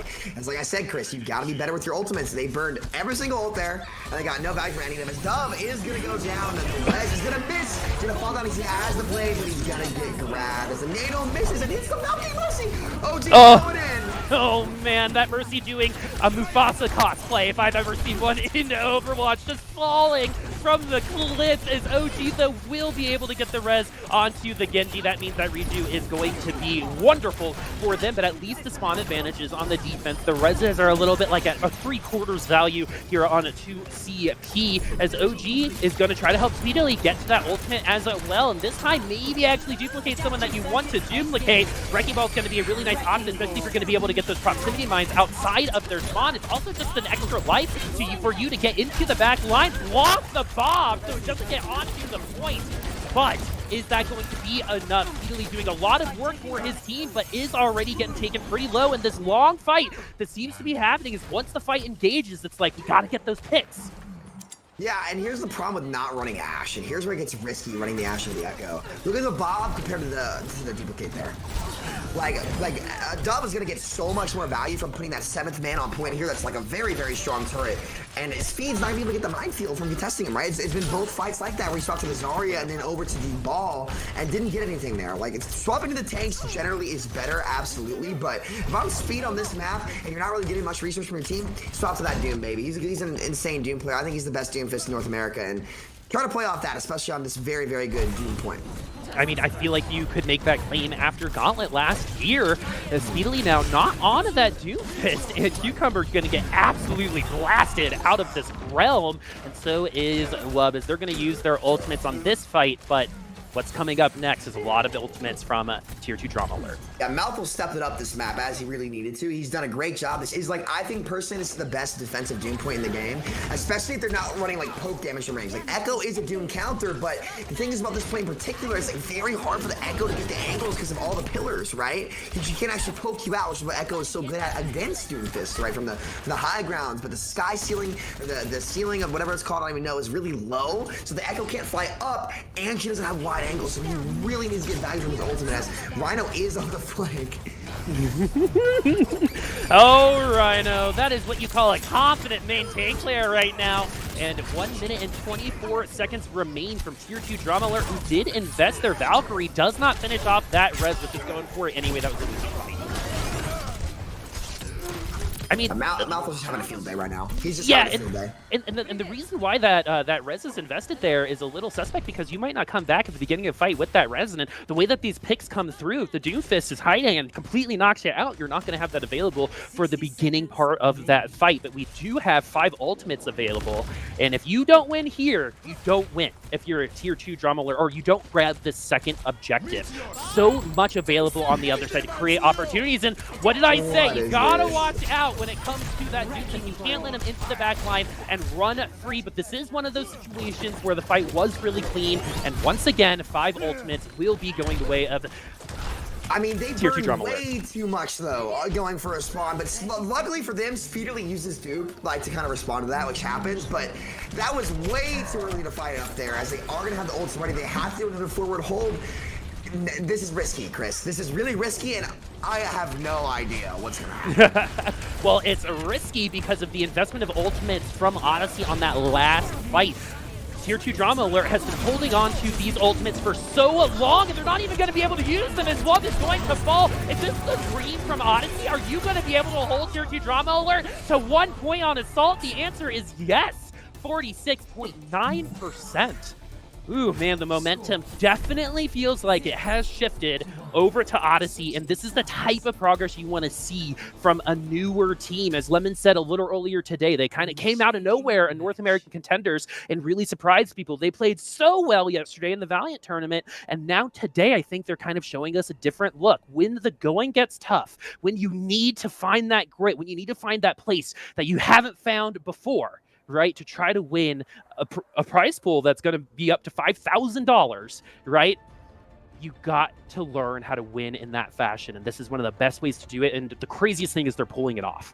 Yeah, I think Mouth will definitely put in the work that game. Like you, that's Doomfist at his prime right there. This map is a Doomfist specialty. I think that was a Doom diff. I was gonna say, they need to start playing Ashe if they're tier 2 Drama Alert. You're not getting value from the Nano Blade. You're not getting value from the Dupe. You gotta mix it up. And again, Wub, dangerous on the Ashe, and then Speed mirroring the Doomfist. This is where it's gonna be really interesting. I think if you just gotta be careful for Speed here, because this guy knows everything on Doomfist, and if he gets on a roll, there is absolutely no stopping the kid. I mean, look what they did to Envy at Gauntlet. Right? Yeah. You know, Envy was, I think we were the only team to take a map off of Envy in our bracket. Although, no, XL2 did go 2-4 against them in playoffs, but, you know, they went to Gauntlet, Speedily, Doomfist meta, put this kid on Doom. He's going to carry the game. We'll see what happens. And when Speedily was on XL2 his first season, I remember they were the last team to qualify into that season of Contenders, and Speedily played Doomfist and straight up threw their playoff games. And this is when Yaki was on XL2, who's in Overwatch League right now. And it's so cool to see how that was one of the first times I saw Speedily play Doomfist up to now, where he's a world-class Doomfist. And that just goes to show, if you put your mind to it and you put in the time, that transition can happen. You can go from throwing a playoff game to winning a game at the Gauntlet because of your Doomfist, and that's the type of progress that we definitely want you to have. And maybe it's because you got a zip chair and a Matrix keyboard, but we're still also here on this fight as Dub is going to take down Speedily, so not a lot of value from that Doomfist this time around. Is Malthel going to find the value himself? So this is looking quite rough so far for Tier 2 Drama Alert with 4 members down. This first point's going to go down really quickly. They don't have a lot of room to work with on the second point. Yeah, Dove is having himself a game, right? Dove is making it happen for his team. Love was getting some nice checks on him, but man, when it comes, like, this guy can turn a fight at any moment. Now, this will be where it gets tough, okay? This is the Doomfist point. Second point here. We'll see what happens. Malthel is going to go for that risky, like, showboat punch on the side. His Speed's going to try to hold the ground from on the top. All right, Speedily. Wow, Speedily gonna get bursted down immediately. Maybe a little overconfident. It's like, hey, I know how to play Doomfist. Let me show you. And then it's not working out for him as Odyssey looking like the better team right now, which is not what we could say a couple maps ago. And we've got a series on our hands, friends. 3-2 now, with Tier 2 Drama Alert still on match point, but the reverse sweep is alive. Yeah, I mean, honestly, if I'm Tier 2 Drama Alert, I'm banking on a Widow map and I'm putting Hydra in. Because here's the thing, Dove, running 2 flex TP. Look at that play. Like, are you kidding me? Are you kidding me, Dove? What a play. I just want to appreciate this. Like, this dude is making it happen for his team. And the main time you're able to keep him in check was with that Widow, right? Where he can't play the Ashe. And when it's Widow centric, the tanks can't really do as much, right? If that makes sense. Like him playing 4 on Ashe creates a lot of space for his tanks, and you saw when Malthus was going in, he would always have a tank peeling him, but when Speed tried to do it on that last fight, he got caught out and stunned to die. You're not really seeing that happen right now for Tier 2 Drama Alert Nation, baby, and I have to say it like that. I'm sorry. And I think that if you pick a Widow map, you get Hydran in and allow him to just sit in the back and shoot, I think you're probably going to see more success, because the way the Widow duel works is very different from the Ashe, and so long as they can do that, I think they'll be in good shape. I still see them coming out on top because they have a long way to go, and the ball is definitely not bounced away with ultimates the past 2 games, and I don't think you consistently see good teams mess up ultimates that much. There were 3 fights where they walked in with 5 ultimates, where they had an advantage and then Odyssey evened it up, and then they had an advantage again. So those are the types of mistakes that happen when maybe we're a little fatigued, maybe we're a little tired. We don't know. We're not in their shoes. But I think the moral of the story here is let's calm down a little bit, right? I think Odyssey has gotten Tier 2 Drama Alert to play their game a little bit more, cause a little bit of chaos for them.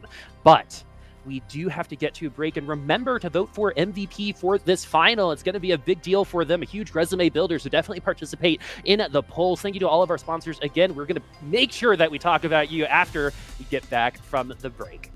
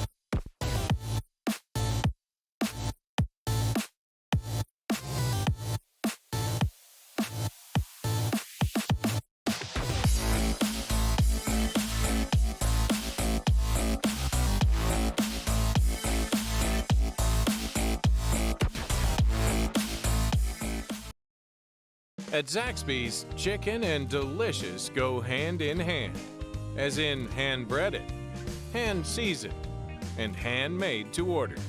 There's only one place you can get chicken like that: Zaxby's.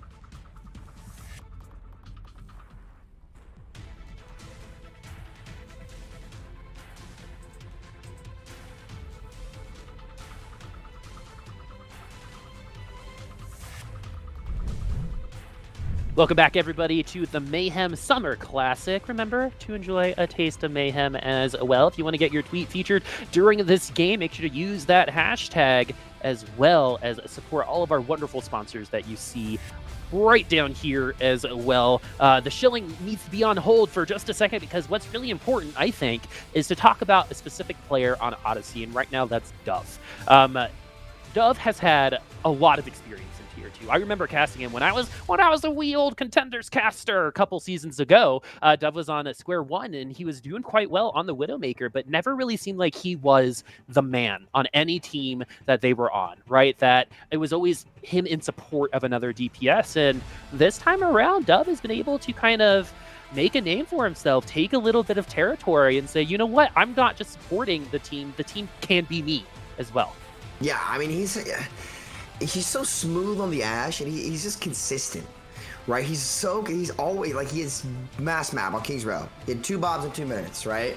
This map, this team's all dead, and he still kills 3 by himself. Or I guess with the Mercy Pocket as well, right? And Bob's point, you know, in the first minute, it's like, how does this kid have Bob? I think, you know, he's been an unsung and a sung hero for this team, and he's going to have to continue to play ball if they want to win, right? Like this next map, I believe we are heading to Kickoff. You know, it's going to be crazy. So those mid-fight, you know, carries, right, are just going to have to come through for him. And we'll see. It's been a little bit of Tier 2 Drama Alert Nation, baby, kicking themselves in the leg with their ult usage, right? But at the same time, there have been a lot of good plays coming out from Odyssey. So I think it's going to come down to how far on the spectrum do both those things lie. Yeah, it might be the 4.9 peak from FL, you know? He's not good. Yeah, he's literally that good. Ninja JPG. Yeah, exactly. But no, I think going back to that ultimate usage is something that's really important to speak on, because while there's not a lot of, like, we don't have the game tape for you on that last one, but what we can tell you is that at 3 fights in a row, they had the same 5 ultimates ready. And so what does that mean, right? When you have the same 5 ultimates over 3 fights, you're either saving them for a reason, right? Because EMP is coming, but there's no Sombra, right? So when you're saving those ultimates like that, you're either being forced to save them because you keep getting picked off, or you're just not utilizing the ultimates to the best of their ability. And it was a little bit of both, but they kept walking in, getting picked off. Malthel would take 1 down. Dove would take another 2 down, right? They never really got up to 6v6 ever again once we got to that second point on their offense and defense. Yeah, I think they should have been more proactive with the Grav, because you can't, like, they're initiating a Nanoblade into a Zarya with Grav. Like, you're never going to get, like, the amount of times I saw Wub just get smacked with every cooldown in the game and die. It's too much, and I think you either use your Duplicate or your Grav for space, capitalize on that space and the pressure, and then win, right? And they didn't do that once. So it's, especially on 2CP, it's what we talked about. On COD, that might not be as important, right? Yeah. But it's still, you know, you can't be throwing ults around like that if you're Tier 2 Drama Alert Nation. So, Jesus, why is that? Or just not using the ults at all. Right, yeah, you got for next round. Yeah, exactly. They don't carry over, friends. Right? It's really good for you to use your ults, you know. And the other thing that we have to talk about too is speedily on the Echo, which works sometimes, but kind of like Pharah on Point B, I feel like people get trapped into using these characters. It seems like a good idea in theory, especially with Echo. You can duplicate somebody to make it a little bit easier for you, but that skybox is just way too low, and you saw the Echo frequently get hit by just regular old Wrecking Ball roll-throughs, right? So when you can't maintain that high ground, and when Doomfist also has access to the high ground because of the platforms on the second point, you're not really gaining any more of an advantage than you would have playing something else. So that was, to me, one of the more interesting decisions. And while, again, that happened a little while ago, I think it's very important to understand that Speedily has had a little bit of a hard time deciding on exactly what to play, and it could be the team, it could be Speedily, but even his Doomfist, you said probably the best Doomfist in NA right now, but it didn't look like it on that last map. He was supposed to be getting enabled. Doom's only as good as the resources you put into him, and his tanks weren't helping him on the front line, while Malthel got a lot of resources from his team. I don't know, I think we'll see what they swap off to. I think they'll mirror the Doomfist on this point. This is a very good Doom point. I think this is a map where you can get away with it. We'll see what happens, though, as they are TPing out and they both make that swap. All right. right, here we go, friends. Control is going to probably look a lot like everything else so far, which is a lot of brawls and a lot of headshots. And we got one of those already, as Rack Attack already investing that redo button on to Dove, which is going to tell me that Odyssey is going to take a little bit more extra time. Maybe not, as Dove is going to actually find that pick. You know, you got to wait for that pick a lot of the time, but it's going to happen both ways, as the hook is going to come through, but the Zarya is going to have to fall. That's pretty much an elimination for the next 10 to 15 seconds, and that also means no bubbles available, as Rhino and Odyssey are going to be able to cap this point first, as they have a little bit more of an opportunity to be aggressive with how they take their land. But Rhino also going to get isolated here, and with that Doomfist overshield isn't able to one-shot them, as the flip also happens here for Tier 2 Drama Alert Nation. And what a good nade from Ultraviolet. Remember the last KOF, they won off Ultraviolet's nades, in my opinion, right? The big difference here is going to be the BAP and the Ana. If the Ana can get the Nano in these fights for the Doomfist, that's going to be huge for Speedily. It changes breakpoint so much to be able to get a ton of value. As the fight is starting, he does use the Amp Matrix early. The Amplification Matrix is going to give them a little bit more of an opportunity to take space. It's a word that you hear us say a lot. Space is just how much space they take, how much land they take, how much territory that they have, and Whole Hog is going to give them a little less territory on the other side as he pushes them off of the map. Shapeshifter going to take Malthel. This is way better so far from Tier 2 Drama Alert Nation, who have been on match point so far for the last 3 maps. Yeah, it's going to be, I think, finally Speed is on the Doom, right, where he gets so much value from it so consistently. The Doom is going to try to chase him. He's going to get back on the point successfully. Maltha will get out, but the Nano Doom comes in, and there's just no stopping that with that comp unless you have Grab. And even if you have Grab, you might not be able to kill him because he's going to get naded and Ana-pocketed, right? Like, he's probably going to live through it. Big ult advantage coming out. Now, they have to be good with their ults. They cannot waste them as Maltha gets hooked and goes down. Come over here, my friend, as Malthel is going to get hooked and then taken out, my friend. So this kind of happened to Tier 2 Drama Alert Nation on Assault a little while ago, but the 6v6 just doesn't exist right now on this map. You either die from one of the snipers before you come in, or you die immediately from the Doomfist once you do actually start to break in. So you need that Amp Matrix to take that space to actually push back Tier 2 Drama Alert Nation, and they're going to be a little late to get there. Shapeshifter going to get stunned out of that Whole Hog, which actually might have been a good thing for him, as he might have died if he continued on with that Whole Hog. But now with the rest of the ultimates online, Tier 2 Drama Alert Nation, especially with OG in the air with that res? That didn't happen. Oh, there it is. We finally do get that res off onto Wub. Complete control here, and they're going to be on grand finals point on the next round of Ilios. All they got to do is clean up the point. Yeah, I think it's been, this should be done, right? As the Doom is going to be on the point. He's going to get slapped and woken up. C9 can't really touch. The big difference here as well, I talked about the Ana for the Nano and the Doom, right? I said earlier, Doomfist is as good as the amount of resources you put into him, right? And we saw Malthel put in the work last map. If you run Ana, and on top of that, you have a Hog over a Wrecking Ball, you have way more zoning to stop the Doomfist from doing what he wants. If there's a ball, you would see Speedily aggressively go take the duel with him, right? And the Ana would pocket him, the ball can't kill him. But there's a Hog, Malthel can't take that duel because you'll lose the duel to a Hog. Like, you need help to deal with the Hog, you need to force his cooldowns, and then after that, maybe you can win with some focus fire. But you don't have that on the other side, and again, that's going to enable Speedily so much more to do whatever he wants with the space, which in turn is going to put way more pressure on Dove, which in turn is going to mean that their output is just going to be way less if their setups aren't there, which they really weren't, and they're coming out on the same thing again here, but with Speedily on the Echo and Malthel on the Genji. This is any map I feel like that Farah's got on. Echo will probably find their place on it, as well as we got a Wrecking Ball already into the backline from Rhino, who seemed to give it up on the Roadhog, at least for the last couple maps. That does seem to be the right decision, as Rhino's Roadhog was getting played around with for a while, but Dove actually can continue his work for the team, but the rest of the team needs to back him up. He can't do everything himself, and in the previous 2 maps that they won, Malthel was the one that was able to back up Dove this time around, but now that he's back, we finally do get that backup, but it's too little, too late, as Odyssey actually captures the point, but that re-engage from Tier 2 Drama Alert is going to come in no time at all, as Shapeshifter going to use that vape to get a little bit more energy and a little bit more ult charge as well, taking that breather very, very close to that Whole Hog. Is another quick flip. This happened almost, it's a deja vu. It happened like this last time around too. Yeah, Speed is putting the work right now on the Echo. Really, really good play for him. But they are down the cap, and they flipped the point. Oh, they could have had a nice little stall there, but they flipped the point pretty, or actually maybe that was not going to be as big of a stall as I thought, but he's going to have the dupe ready here. Messy, scrappy fights left and right. They got to get value from this duplicate, right? They have the Nano Blade coming, well, not the Nano Blade, they have the Blade coming up, probably no Nano soon, but Speed needs to get value from this duplicate, or we'll be in the same position we were on Kings Row and on Anubis. It's just, they won't win.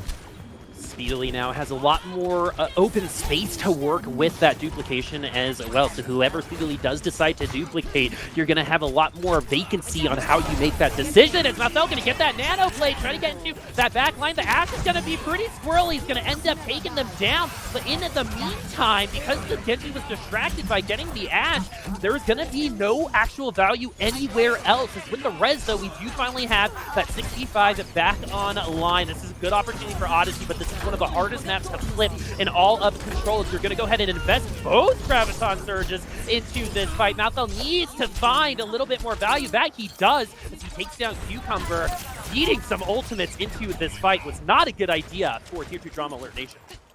Yeah, but they do have the Bomb and the Nano ready, right? So I think you can pop the Nano onto Speed and have him do some work here, especially with the Bomb on the play. That's a lot of pressure. And if that all goes onto Dove and Luke, they might not be able to peel from it. They have to clear the high ground here, which will make space for Cucumber to get up, do whatever he wants. So both Zars are even on grab. Whoever gets it first probably will be the biggest. What was that?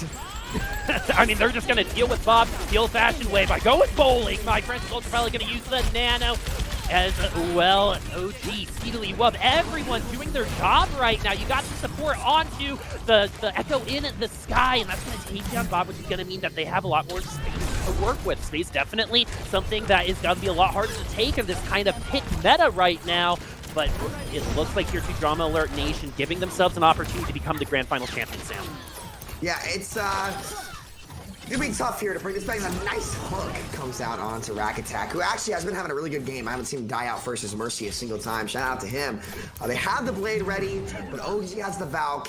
Wub, if he can poke for this Bob, and Speed, if he can poke for his dupe, that's going to be a big win con here, as they are taking a little bit. Speed's going to be up to 70 or 80 come up on this fight. We'll see how it goes, Chris. The Blade is going to be risky. The Blade will be risky, but if someone likes to take risks, it's this Genji right here. Malthel's gonna try his best. He's gonna go into the back line, maybe even get the Echo. He's gonna get stuck with those bombs, but 2 kills anyway. This is another good opportunity. Malthel is the man of opportunity, my friends, as the res, though, is going to go through. So this Echo is gonna be able to transition and duplicate into his Genji themselves. Speedily, I don't know about his Genji, but it looks like he might even get up to that Blade. 69%. We're in overtime. This point is so hard to flip. Will Odyssey be able to keep their tournament lives alive right now on this final point? The overtime wait has started, and it looks like they are falling, but Dove doing exactly what he's been doing all day, trying to bring his team back, and it looks like he has done just that, Sam. Riveting stuff. Dove, man, he's getting so much value on the Ash. I never actually knew this could happen, but Speedily actually faded out of the grab coming out of Duplicate. Did not know that was possible. Cool little trick for all you Echo players out there, but this is it. This is going to be a very big fight. Wub has the Bob, definitely favoring Tier 2 Drama Alert Nation. Oh no, he's going to fall anyway, and Dove's going to put the team on his back and try to bring this victory over to him, keep them alive in this grand finals. We're at 99-99, cannot get any closer than this. Even more trades. This is going so poorly for Odyssey so far. Shapeshifter with that whole hog doing exactly what he needs to do, creating that space, pushing the rest of Odyssey off of the point. Huge sleep onto that Wrecking Ball. Will Shapeshifter be able to clean at this point and bring them the Grand Finals Championship for the Mayhem Summer Classic? It looks like they're so close. They are tasting the Mayhem. They are our champions. This Tier 2 Drama Alert will reign supreme. And that's going to be it for us today, friends, in terms of gameplay, but absolutely amazing stuff at the end there from both sides. You gotta give, Jesus Christ, you gotta give it to Odyssey for bringing that back, for making this a series. A lot of really good, I've said the word opportunity 8 billion times now, but another really good learning opportunity for this team. There's no way you don't come out of this better, if that makes sense, right? They're a better team now just by having experienced that set. You know, in terms of player of the match, at least, right? Like, I know it's not really in my place to say it, but I've got to say, even though they lost, the person I was the most impressed with today was Duff. Yeah. Like, both maps they won, He played extremely well. Even in the maps they lost, even at that point, he's keeping them in those entry picks in crunch time. Like, that was what's really crazy to me. It's like that dude was playing out of his mind. But in terms of just, team play, I think that Tier 2 Drama Nation just was the better all-around team. I think they just have so much star power. It's kind of like I said, it's really hard to bank against a team like that has that much talent and so much flexibility too, because you can put OG or Lucio, right? Like, and most other teams can't do that. They can do pretty much anything. They have Hydra coming off the bench if they need them. Speaking of Hydra, LOL, what a kid. But no, I think all in all, there's just some great Overwatch. Definitely all over the place. Definitely the scrappiest match I've ever seen. Like, that was the scrappiest match.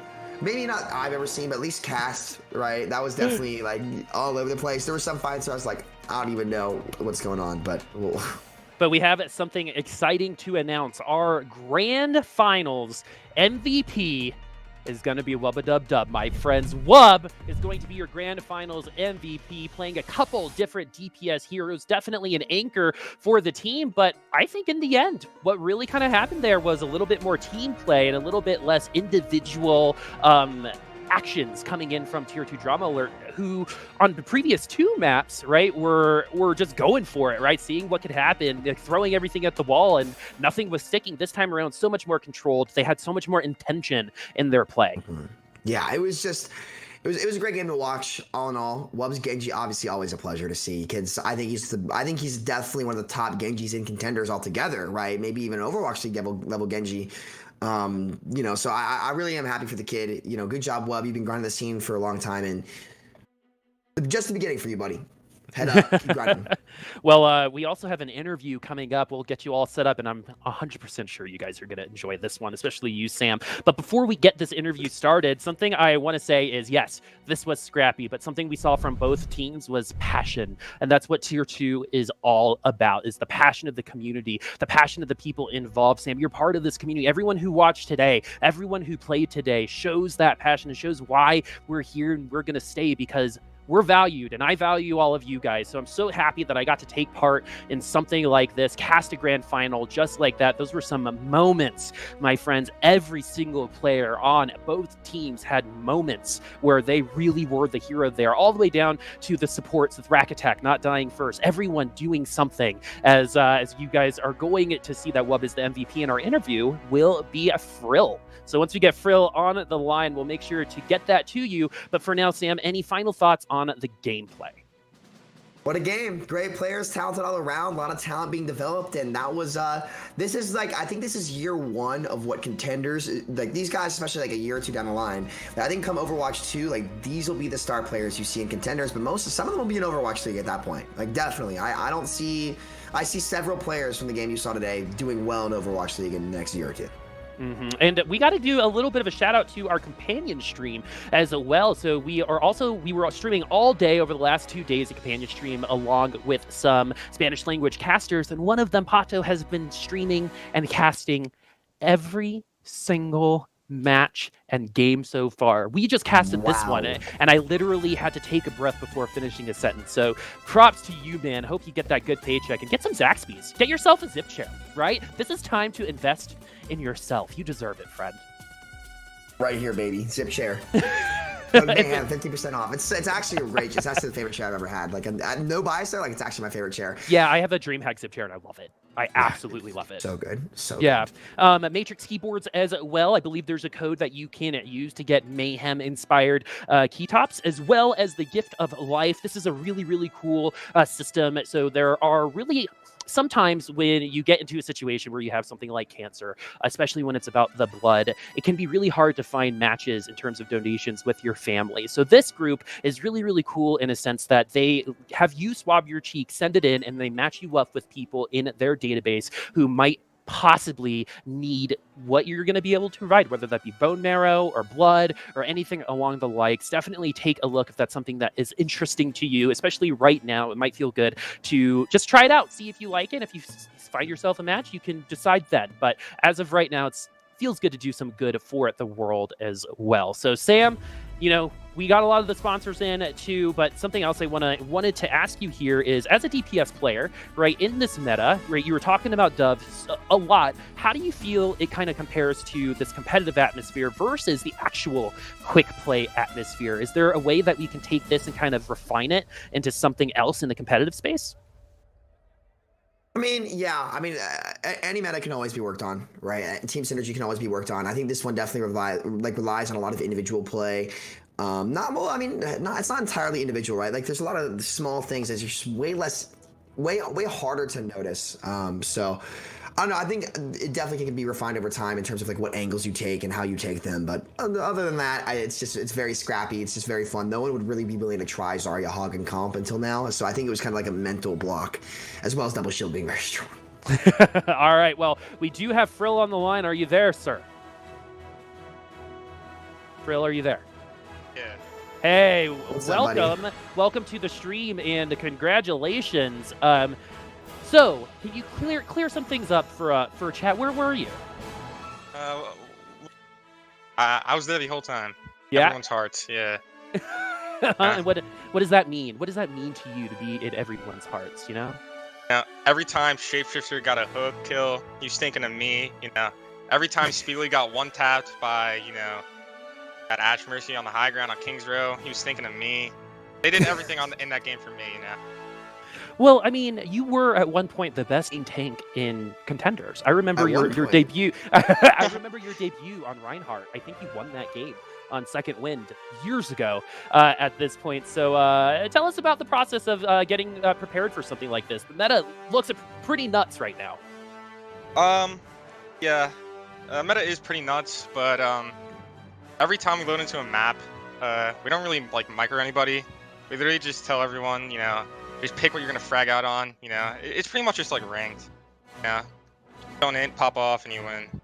Yeah, Sam, you got anything for our man Frill here? No, I think he summarized it perfectly, to be honest with you, because knowing the players on that team, I think they just have faith in each other. They know they're good, and they just need to play their game, and they'll do fine. It's just, you know, I can't think of a more inspiring man to have in your heart when playing the game, other than Frill himself. The dude, what can't this guy do? No one knows. He's like the Dos Equis guy of Overwatch.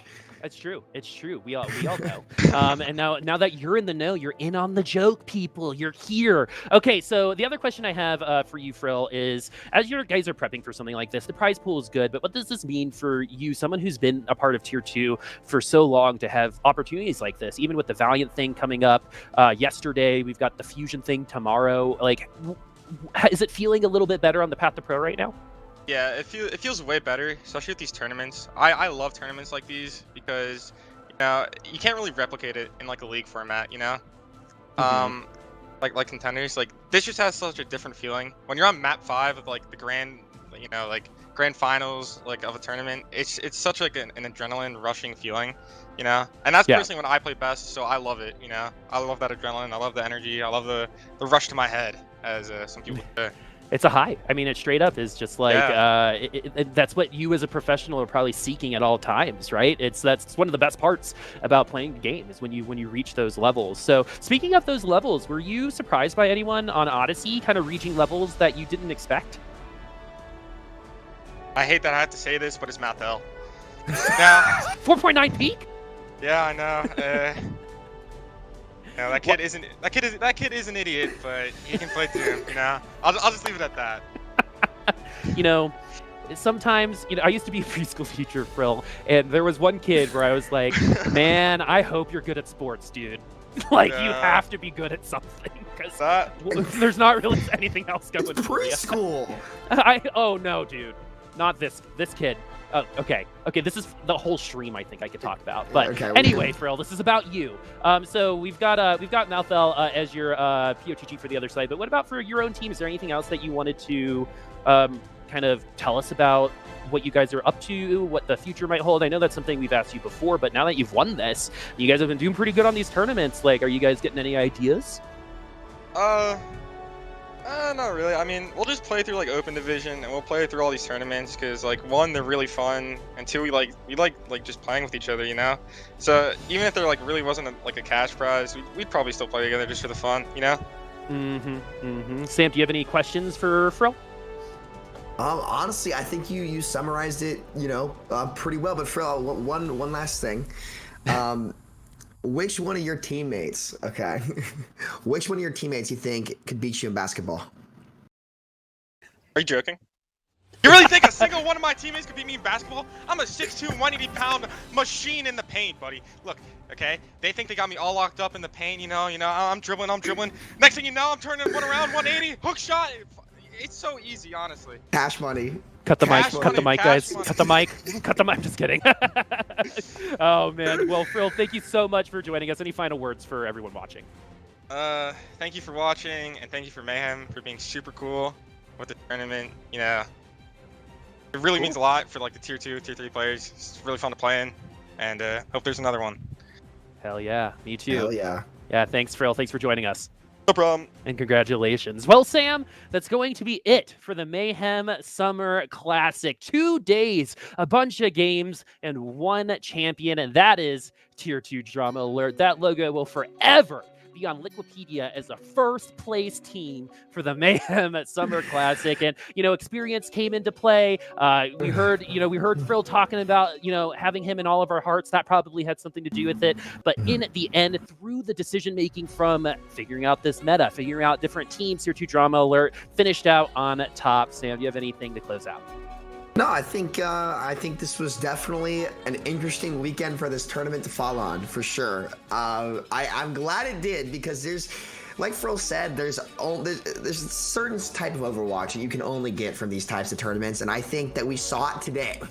We definitely saw it today, and it's definitely nice to see these events go on. Like, I know a lot of these kids work really hard, and the more that we can do for the community, the more that, these kids can see the reward for it. And I think that they don't realize it now, but they're definitely in, especially these younger teams, they're definitely in like they're going to look back on as the glory days of their lives. So the more that we can, pass on to the next generation, to the next group of people who want to come up and try to make something out of themselves, I think the better off that we're doing, as a community. So, it's been great. Thank you guys so much for supporting us. Big shout out to all our sponsors again, Zach. I know we meaned about it all day, but Zaxby's has some great chickens. Zip Chair's got some great chairs, Matrix keyboards. I've used these keycaps for months, so, and they're freaking amazing. They look fly. I even got my jersey on.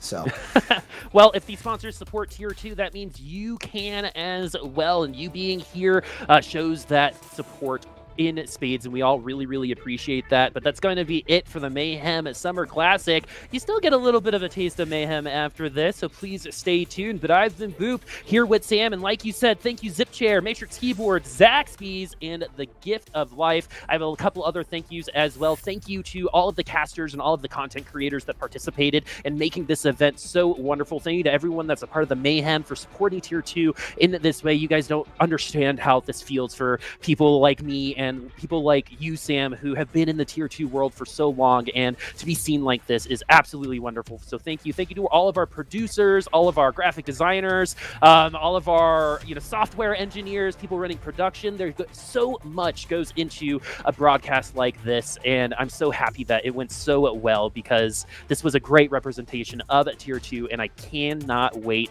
for the next one. Like I said, I've been Boop here with Sam. This has been the Mayhem Summer Classic, and we'll see you for the next one.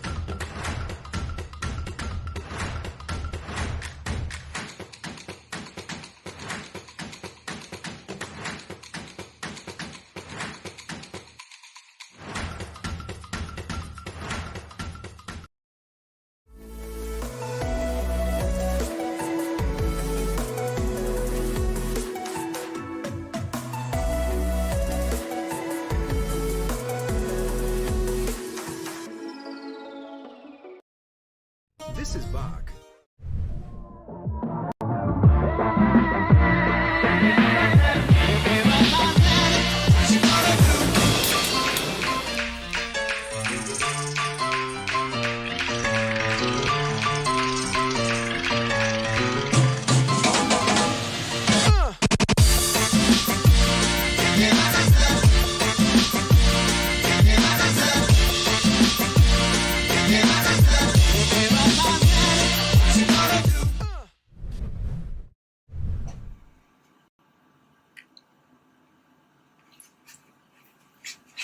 You're still here?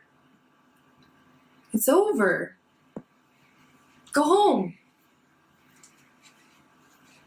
Go.